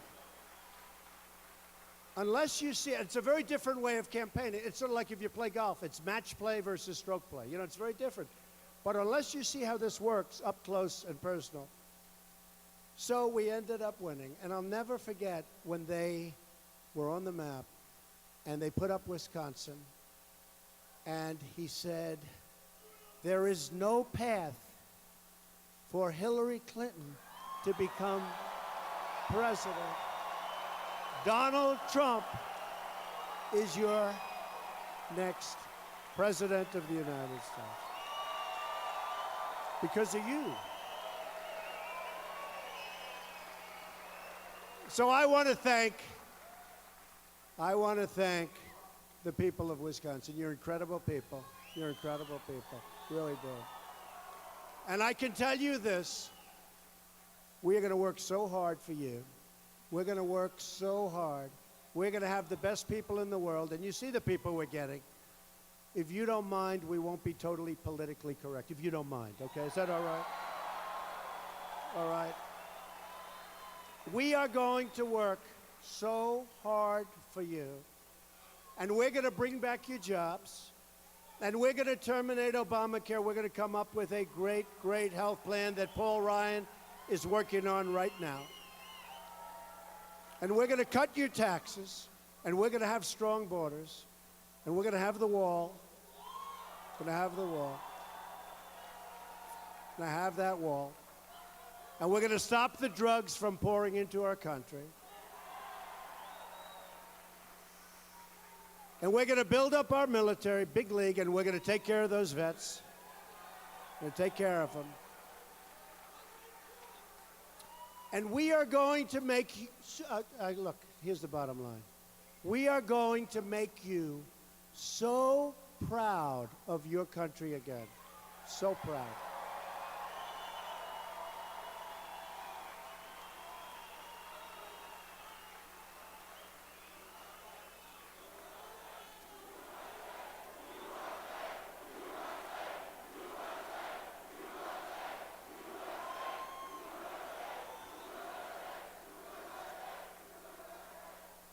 We are never, ever going to let you down. We are never going to let you down. Believe me, and I'm saying this from the heart, this is me to you. This is not reading anything, no speeches, no nothing. This is me to you. I say it to the heart, and maybe even more so. I know how hard you worked in this state, and my people were so incredible in this state, the people that got out the vote, and they said they didn't even have to work to get out the vote. It's so incredible. So we're never going to let you down, Wisconsin. And I just want to tell you, in the truest sense of the words, it's a theme that we started right from the beginning. We're going to make America strong again. We're going to make America powerful again. We're going to make America rich again, wealthy again. We are going to make America great again. So I want to thank you, Wisconsin. God bless you. Merry Christmas. Merry Christmas. God bless you. Thank you, Wisconsin. Thank you. Thank you.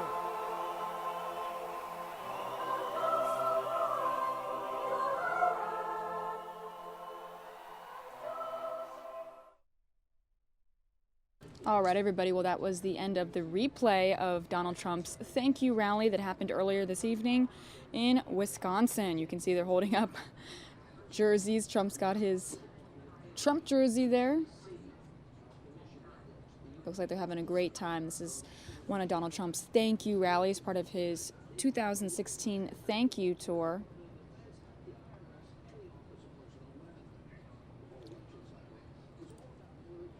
I'll take you to a live look of the Capitol building right now.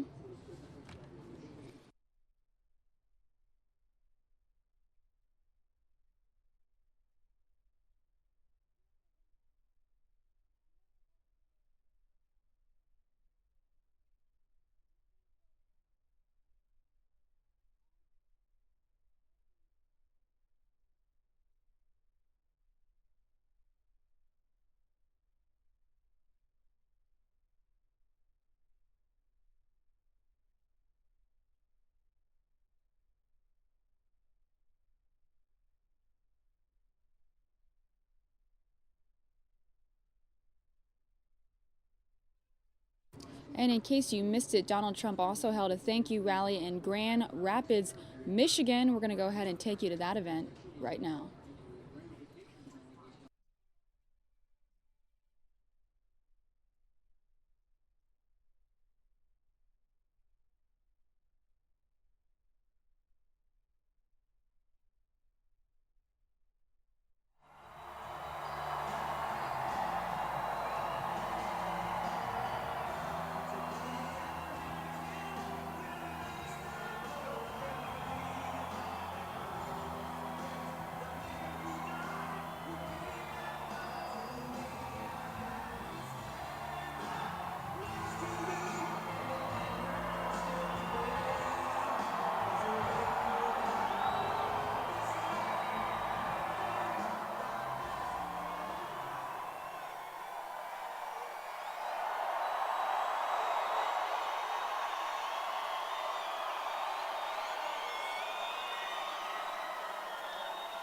I'm here tonight for one main reason, to say thank you to the incredible people of Michigan. Incredible. You went out and pounded the pavement, organized your fellow citizens, and propelled to victory a grassroots movement, the likes of which actually, the world, we don't just have to say the country, the world has never seen. And now we're going to bring back your jobs. We're going to bring back your jobs. I also want to give a very special thank you to our veterans who have been so incredible to me and to you. Our service members and our military families. Boy, did we get their votes. Thank you. Big numbers. America's men and women in uniform are the finest and bravest the world has ever known, as far as I'm concerned. So to all who have worn the uniform, I say right now, on behalf of all of us, thank you. Thank you very much. Great people. We're in your debt. And we will never, ever let you down, believe me. And you'll see that with the vets, because we're going to take care of our vets. We are going to honor your service and sacrifice, and that begins with respecting the American flag. We're going to respect the American flag. That's the flag that our soldiers fought and died for. And we're going to protect it. You'll see we're going to protect it. One man who understands the meaning of service is General Mad Dog Mattis. Earlier this week, I formally announced my plans to nominate him as your new Secretary of Defense. And everybody's happy about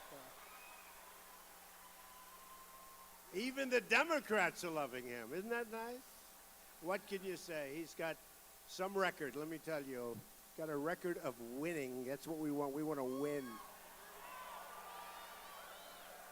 You know, when he had to do battle, whether he agreed with it or not, but when he had to do battle, he won, and he won fast. And there were no games. There was no games.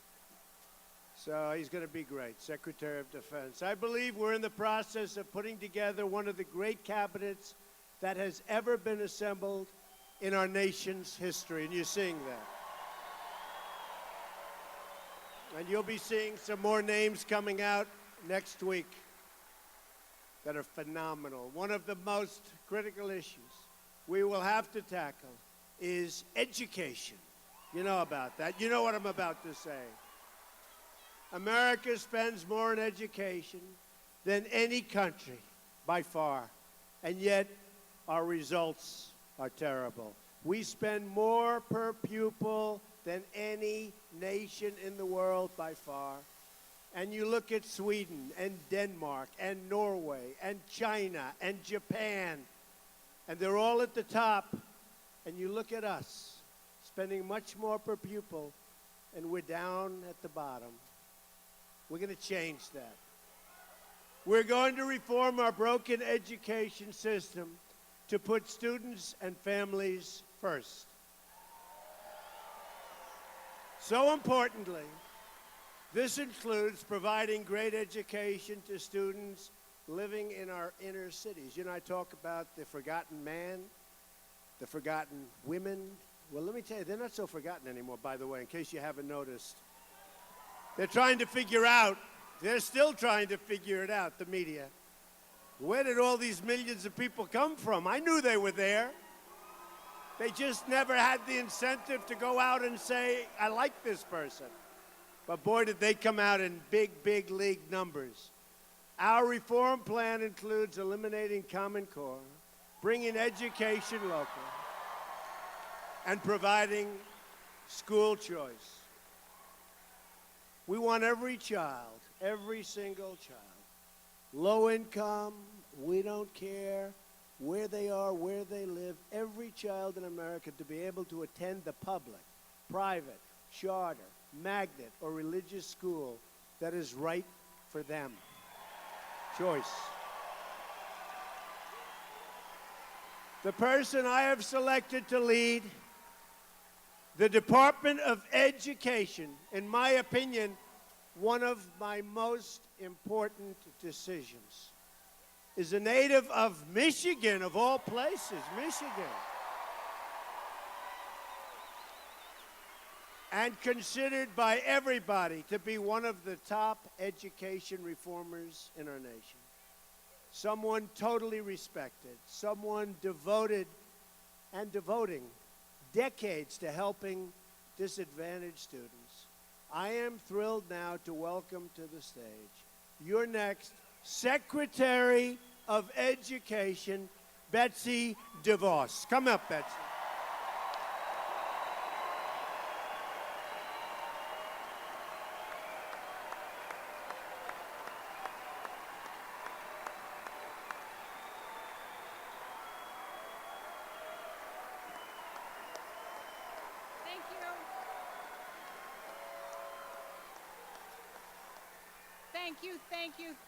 Thank you, Mr. President-elect. What an amazing leader. West Michigan, aren't we proud of President-elect Trump?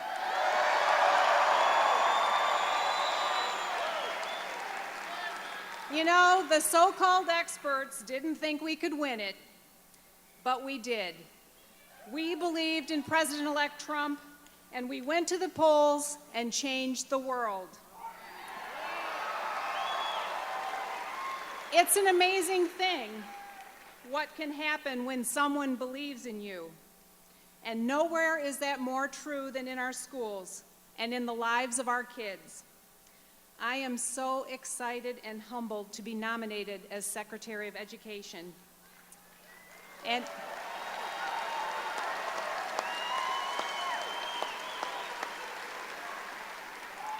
in deference to the U.S. Senate confirmation, I'm not giving interviews, but just between us, let me share this. It's time to make education great again in this country.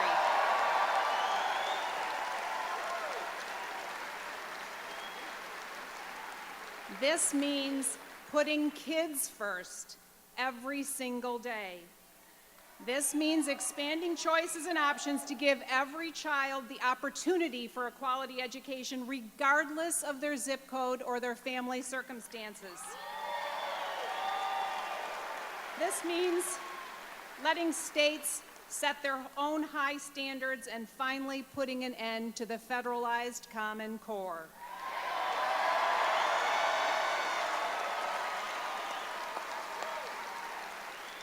For me, it's simple. I trust parents and I believe in our children. But it won't be Washington, D.C. that unlocks that potential. It won't be a giant bureaucracy or a federal department. Nope. The answer isn't bigger government. The answer is local control, it's listening to parents, and it's giving more choices.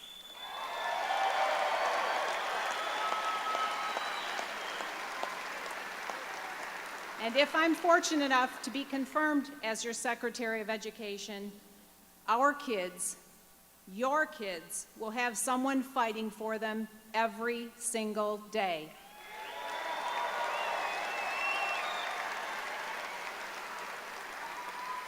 I've been involved with education issues for 28 years as an activist, a citizen volunteer, and an advocate for children.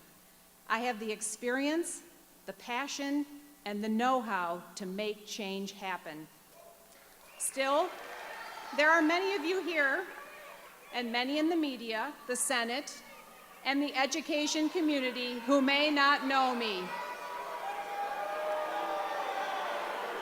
In fact, there is a lot of false news out there.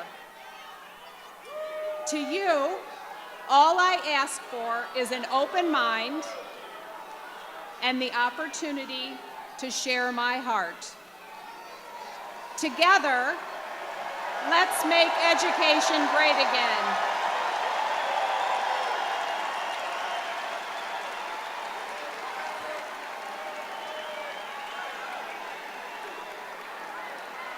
So let me repeat, there's a lot of false news out there. All I ask for is an open mind and the opportunity to share my heart. Together, let's make education great again, and let's win for kids. Thank you very much.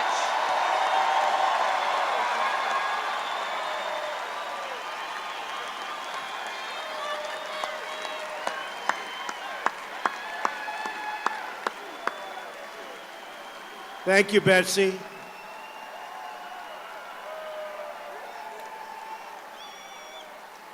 Is Michigan proud of Betsy? Yes. And you're going to be even more proud as time goes by. She's going to do an incredible job. And with Betsy at our side, I know we will make great strides in fixing our broken schools all over the country. It's going to be a beautiful thing to watch. So just hold on and watch, because she'll do it, I have no doubt. But to accomplish our goals for this country, government must stop listening to the special interests and start delivering for the national interest and for the people. Have to. It's time to deliver for you, the American people. Our plan begins with bold reforms to create millions and millions of great paying jobs. Whether it's building cars, producing steel, or curing disease, we want the next generation of innovation and production to happen right here in America and right here in Michigan. And you know, so I won Michigan. And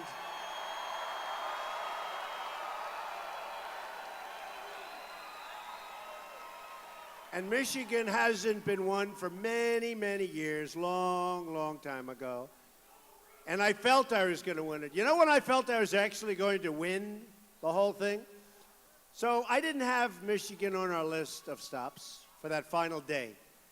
And I did the speeches. I did 6 of them. It's a lot. I did 3 a day for a month. And these were big speeches. And we didn't need any entertainers to come and entertain. We needed no entertainers. Nope. We didn't need anybody. We had packed houses, thousands and thousands. But at the last moment, I said, 9 o'clock in the evening, let's go to Michigan. Okay? Right? Because I heard my opponent had scheduled Michigan unexpectedly. It was like all of a sudden with President Obama and Michelle and Bill and Hillary, and they were going to Michigan. No, it's okay. No, forget it. That plays great before the election. No, we don't care, right? But I said, let's go to Michigan. And some of you, I see some faces, some of you were here. And tell me. So we had, between inside and outside, we had 31,000 people. And I started speaking at almost 1 o'clock in the morning. So now it was election day, right? Because now it was Tuesday. I left on Monday. By the time we got here, it was almost 1 o'clock in the morning. We had 31,000 people at 1 o'clock in the morning. And I said, we are going to win Michigan. I felt it. I said, how does somebody else win it? And we did. And by the way, I heard a half an hour ago the courts ruled we totally won it. It's over. Not that we care about that. That was just a way of somebody trying to raise some money for themselves because they weren't very successful during the race, that I can tell you. But the courts, we had great people. And Ronna and the whole group. You spoke very well. I was very impressed with you. She didn't sleep for about 6 months, I will tell you that. But and Merry Christmas, everybody. Merry Christmas, right? Merry Christmas. That's right. They reminded me. We're going to start saying Merry Christmas again.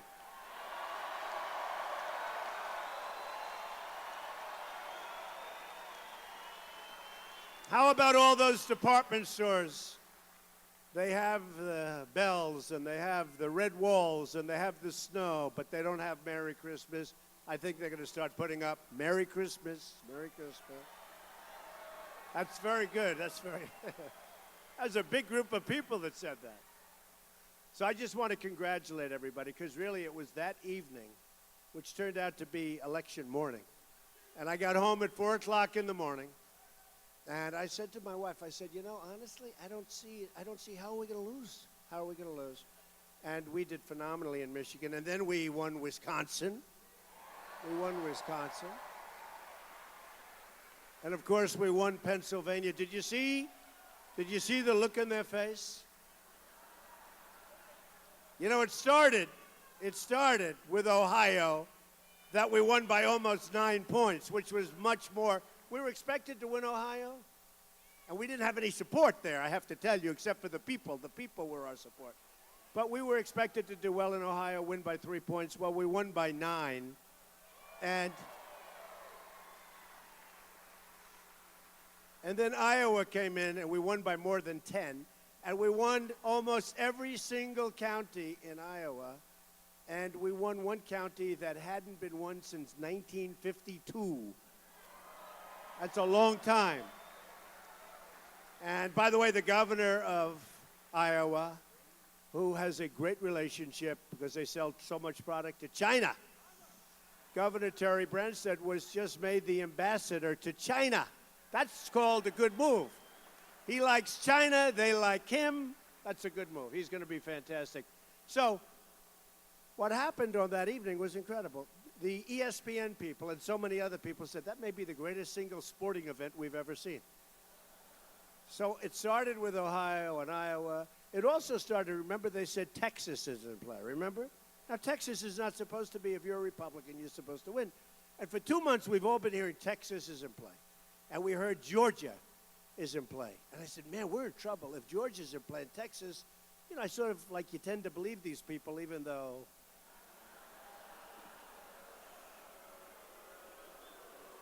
Right? So the polls open and close, And now we go live on television with the numbers. And we got lousy exit polls, right? The exit polls, in fact, I got a call from Ivanka. And she said, Dad, it's not looking good. It was like 5 o'clock, you know, the exit polls. It doesn't help, fellas. You don't have to give bad exit polls. In 2 hours, you're going to know. They didn't have to do that. She said, it's not looking good, Dad. Those exit polls are not looking good.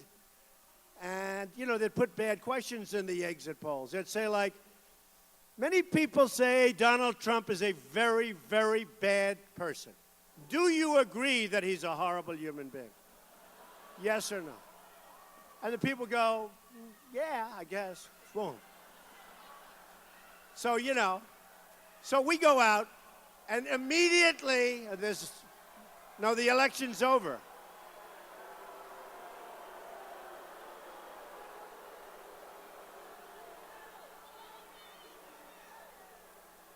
That was a Bernie fan.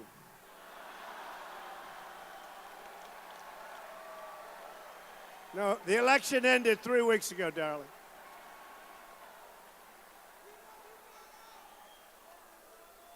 Someday soon, she will be on our side. You watch.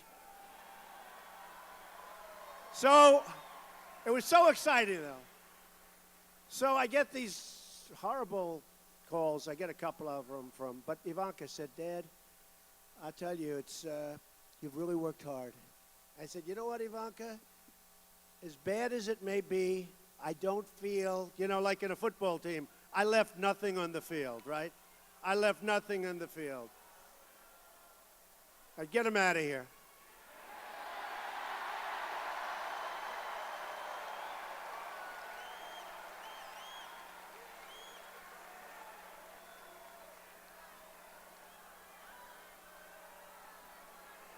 Where do these people come from?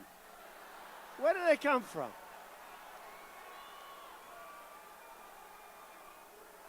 Unbelievable.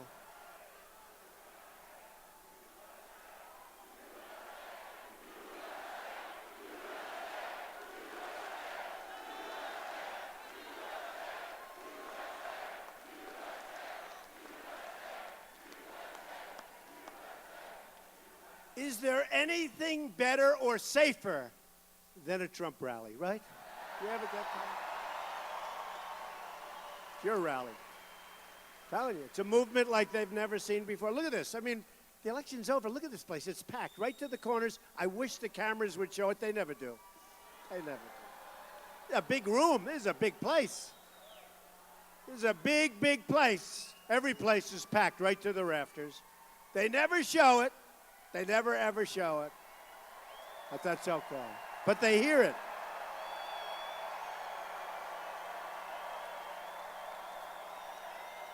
You know, they'll never show it. They never do. But you know what I do, what I say? They hear it. Because there's a big difference between a massive crowd like this and having like 250 people in a room, right? Big, big difference. So people say, we never saw the crowd, but man, that sounded like Michigan or Michigan State, right? Which do we like? I won't say it sounded like Ohio State. We'll say it at that, right? But, so the polls close, and they go live. Now, I'm hearing that Texas is close, so I'm saying, but I'm getting all these horrible calls from my kids, from Jared, from everybody. Too bad, Dad, because they had me written off, right? They said, no, the polls. And I said to Ivanka, you know, honey, I may have lost. Because I really, you know, based on what they were saying, it was sort of like going to be it was going to be an early evening. They didn't realize it was going to be an early evening for us. And even though they refused to call it, it should have been an early evening, but they just refused. But I said, but I left nothing out there. I felt so good because, again, I was getting this news, which really sounded like it was sort of over. And I said, it's like a team. I left nothing out there. I couldn't have worked harder. I couldn't have worked harder. That month, we outworked anybody that ever ran for office, all right? Nobody ever ran for office that worked harder. So I was okay with it, you know. I was okay. I wouldn't say I was great. I wouldn't say I was thrilled, but I was okay. And then the polls closed, and now we get the real numbers. And that's when Ohio came in. And that's when, I love Ohio. They were so great. I know you guys have a little competition, but that's all right. But they were so good. And that's when Iowa came in. 10 points, that never happens. All these counties won, almost every single county, and won the ones that weren't won till the 50s, since the 50s. And then I hear these states that were in play. Texas. We have breaking news. Donald Trump has won the state of Texas. And I couldn't understand it because when I went to Texas, we had these massive auditoriums and these stadiums that were packed with people. Lines that were 20 blocks long. You couldn't get in. Thousands of people left outside. So I won Texas. But they said it was going to be close, and it was a landslide. Then they have another one. Georgia was going to be, again, they use the word in play. In play means that, it's going to, go either way. Donald Trump, breaking news. Donald Trump has won the state of Georgia. Right? This is like in the first 2 seconds. This is the one that they're saying for 2 months. Oh, Georgia's in play. Texas. Okay, so that's done. Great states. Then they had this character that nobody ever heard of before from Utah. I love Utah. And they had him like tied with me and beating Hillary. And I said, who the hell is this guy? And as a Republican, you never lose Utah. It's like, hate to say it, but, I don't think has anyone ever lost Utah? So they said, Utah's in play for months. And they talked about this guy. And, I looked at him. I said, is he going to beat me, that guy? Where does he come from? Who is he? Who is he? What's he doing? If he wins, we louse up the Supreme Court of the United States. What's he doing, this guy? Anyway, so then right after Texas, it's it. Breaking news, Donald Trump has won the state of Utah. Like what? By 25 points. And by the way, in all fairness, Hillary came in second, and this guy that nobody ever heard of, he fell off the planet. So we won all these states. But then, and a certain person said to me, very important person, who I actually got along with very well, said, when did you think you won? And I said, no, when did you think that you guys lost?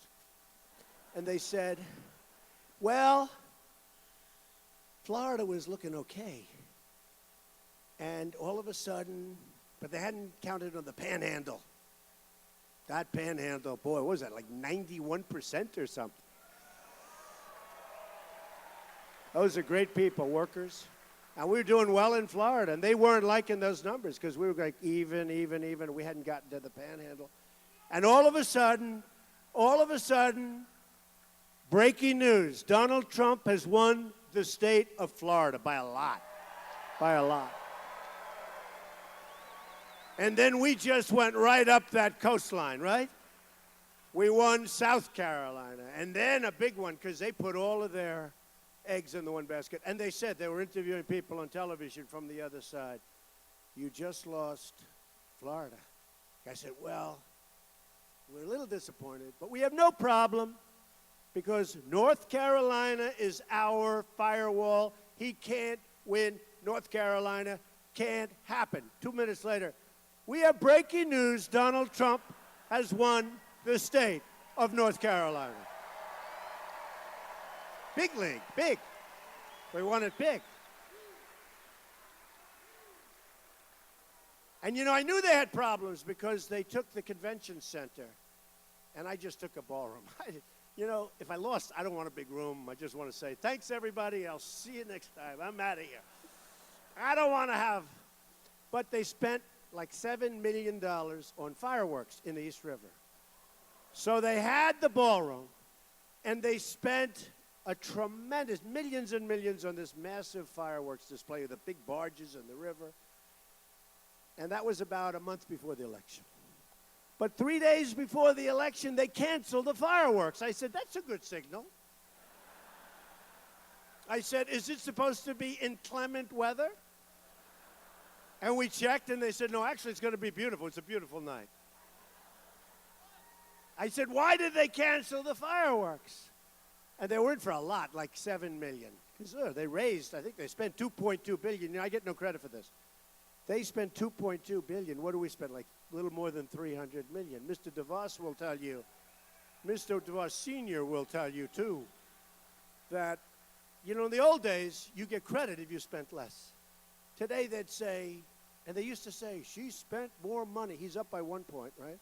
She spent more money, like it's good. No, it's bad. If you can spend less money and win, that's good. We got to remember, it's good, not bad.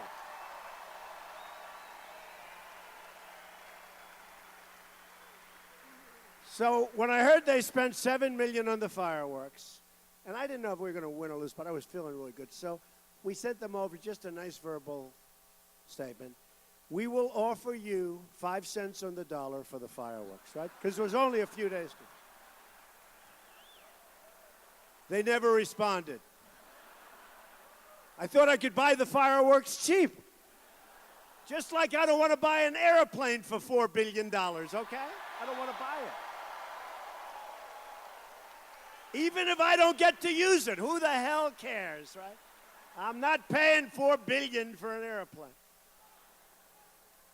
So we had an amazing night.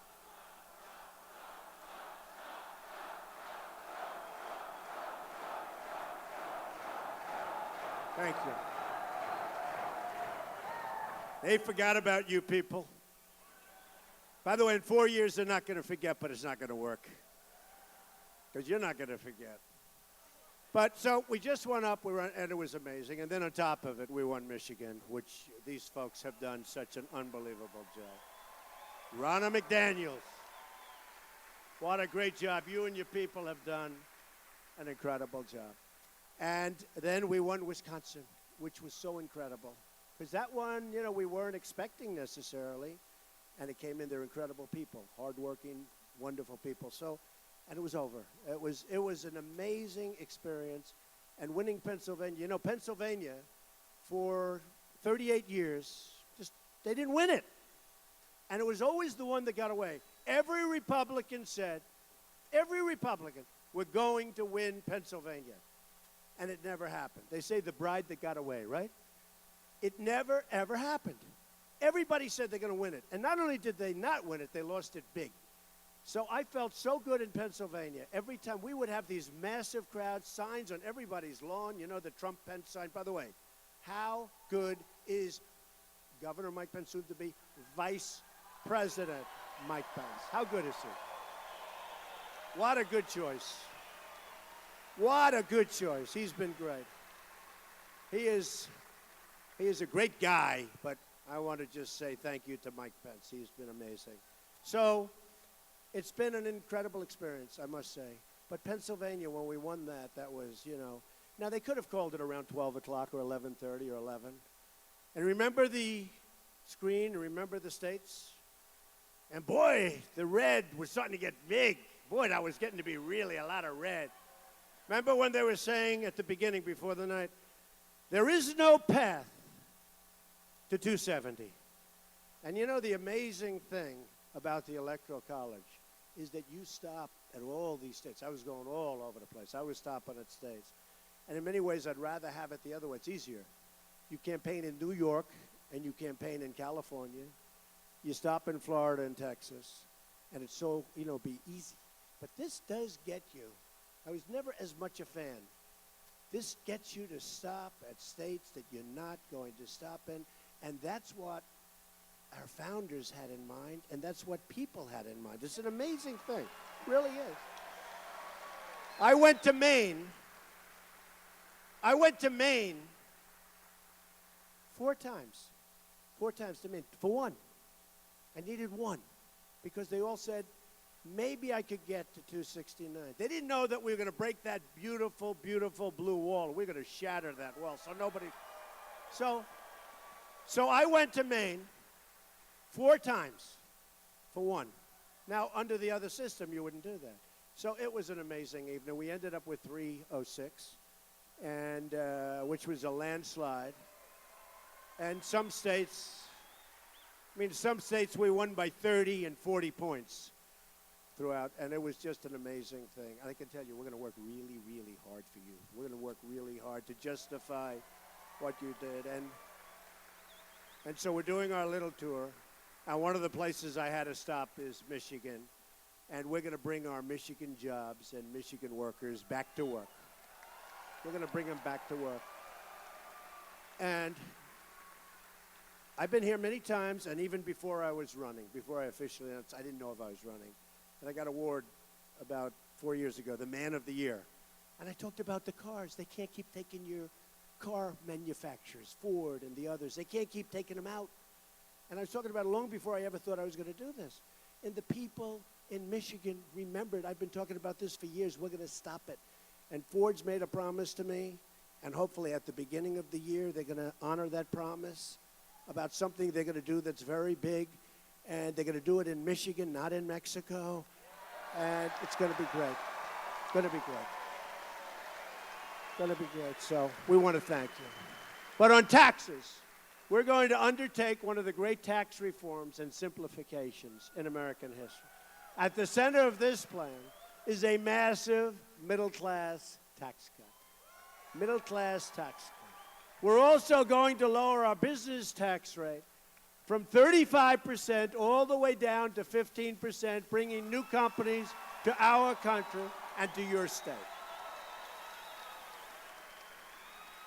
So we go from the highest taxed nation in the world to one of the lowest. Not the lowest yet, but okay, don't get greedy, okay? But to one of the lowest. On regulations, we're going to eliminate wasteful, job-killing regulations that undermine the ability of our workers and our companies to compete with the rest of the world. Big thing. Bigger than the taxes. I think it's bigger than the taxes. On energy, we will cancel the restrictions on the production of American energy, including shale, oil, natural gas, and clean coal. We're going to put our miners back to work. Miners, we love our miners. Wyoming, I think it was my highest percentage. The opponent almost didn't register in the state of Wyoming. Almost didn't register in the state of West Virginia, which we love.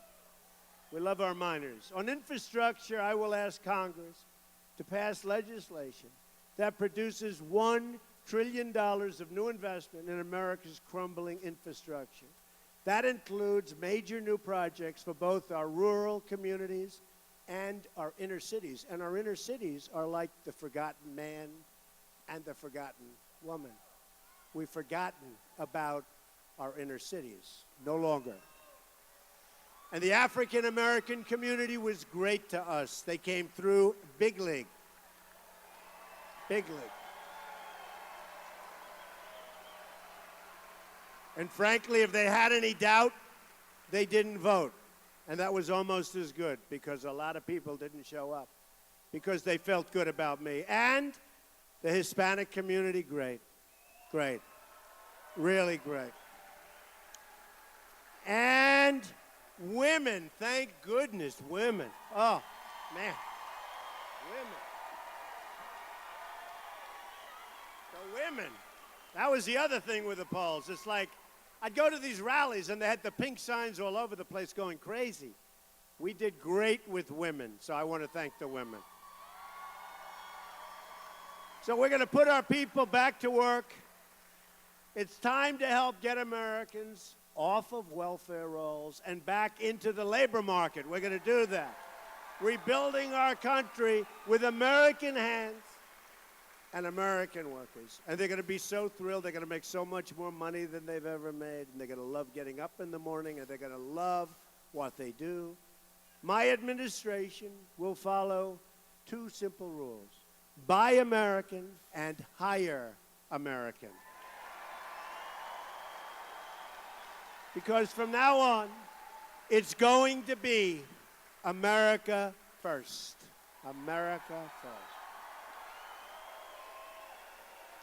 Our trade deficit is now nearly $800 billion a year. Can you believe that? Any business people in the room? Raise your hand. Do you think you could do slightly better than that? I think so. It's a chronic drag on growth, and it's a destroyer of our country's wealth and our country's jobs. $800 billion a year. You actually say, who's making these deals? Who's making them? You look at deals that Mexico and other countries have with other countries, and the deals they have with us are always the worst deal. But that's going to change. That's going to change.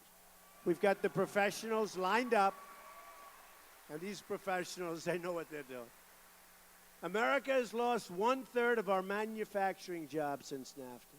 We've lost 70,000 factories. I always tell during this, for the last month, I've been talking about it. I always say it's a typo. You mean 700 factories. You mean 70 factories. 70,000 factories since China joined the World Trade Organization. Think of what 70,000 factories is. It's the greatest jobs theft in the history of the world. No state has been hurt worse by our trade deals than the state of Michigan. That's why I knew I was going to win Michigan. That's why I knew I was going to win. No state. And it's the car industry, the automobile industry. But you watch, they're going to come roaring back. They're going to come roaring back, and you're going to be happy. You've lost more than 40% of your automobile jobs since NAFTA was approved. Think of it, 40%. And I'll tell you what, if I wasn't elected, 40%, you wish you had 40% in 2 years from now. You wish. It would have gotten much worse. Plenty of deals are going on. And, you know, we did a great job for Carrier with the help of Mike Pence. We did a great job, but you got to understand, we got to that table a little bit late. They already had built their factory in Mexico and lots of other things, and yet we saved a tremendous number of jobs. And the rest of those jobs, I mean, look, they have to be prepared, Carrier and everybody else, that when they make those air conditioners or whatever they're making, I think they're going to make pumps, not air conditioners. Was going to be air conditioners. We left them back here. But whatever they make, and other companies, they're going to have to pay a tremendous tax to get that product back into this country. The point is, the jobs that are gone, I think they'll be coming back soon, too. It used to be the cars were made in Flint, and you couldn't drink the water in Mexico. Now the cars are made in Mexico, and you can't drink the water in Flint. We're going to change that.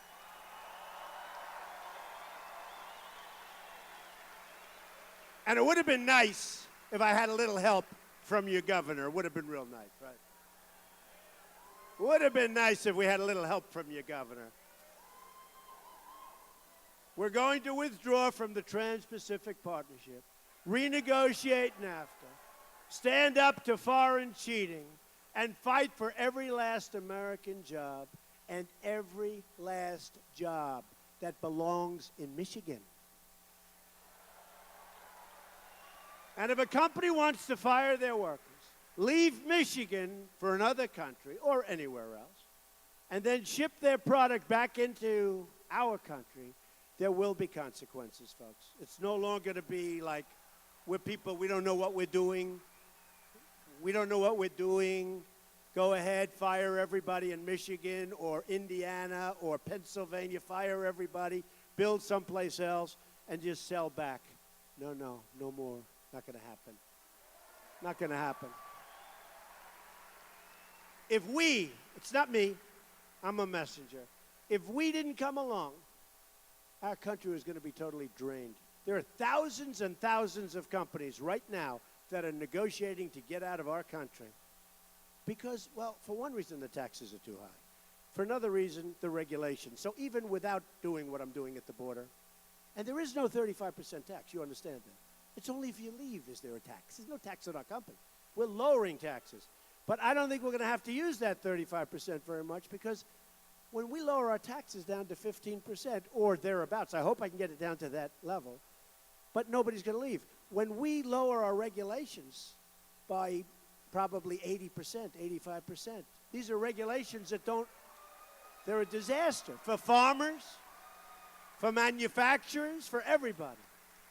I also have an important announcement, and I'm going to make it tonight. You mind?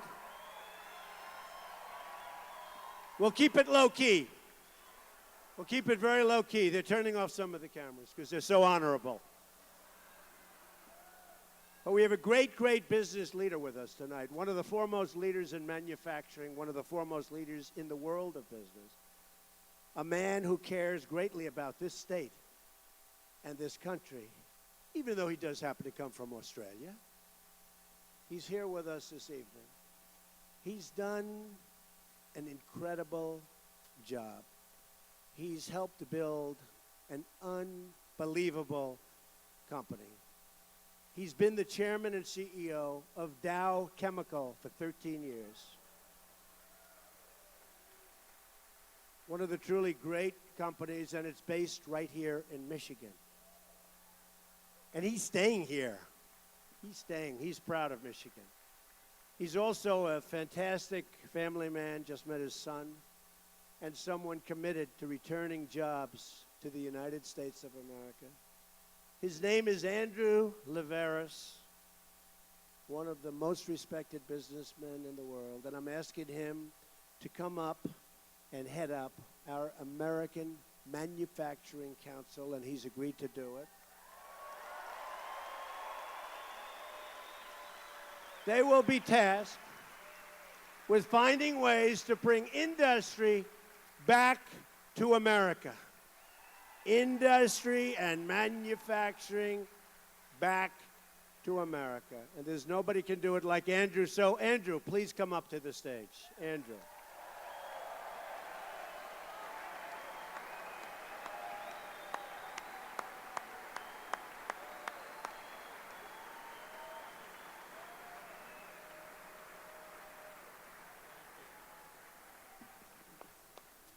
Doesn't the president-elect sing music?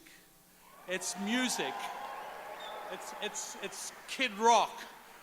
It's Detroit Motor City music. It's Michigan music. It's American music. I'm very proud to be here. We love him too, and we're very proud as a Michigan-based company to be. We were founded here in Michigan, just up the road in Midland, in the Bay communities. We're global, but we've been expanding our operations here in Michigan. We've been expanding our operations in the United States. Over 7,000 jobs, factory jobs, construction jobs, technicians, engineers, service jobs. Invested over $7 billion in the last 4 or 5 years, and we aren't stopping there. We aren't stopping there. We're going to add value by getting this incredible workforce in front of me, this incredible American worker, this incredible Michigan worker, and we're going to put you all to work. We've got ideas and we've got plans. And tonight, in honor of the president-elect and his being here to thank you all, we've made a decision. We're going to invest a new state-of-the-art innovation center in Michigan. We're going to put an R&D center in place. This decision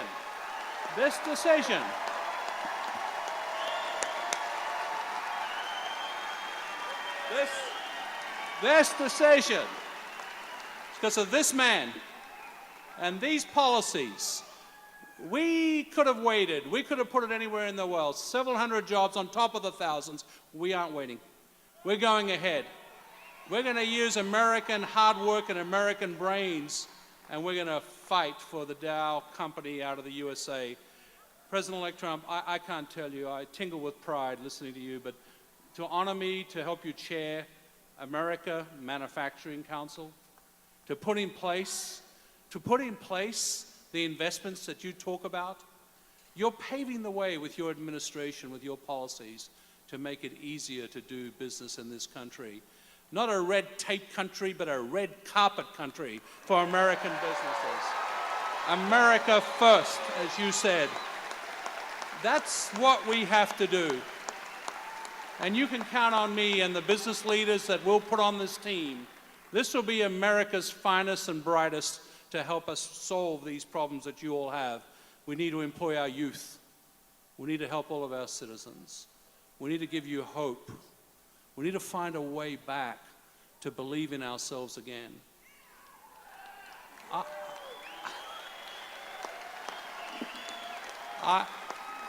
As you rightly said, I may have a funny accent. We Aussies love America a lot.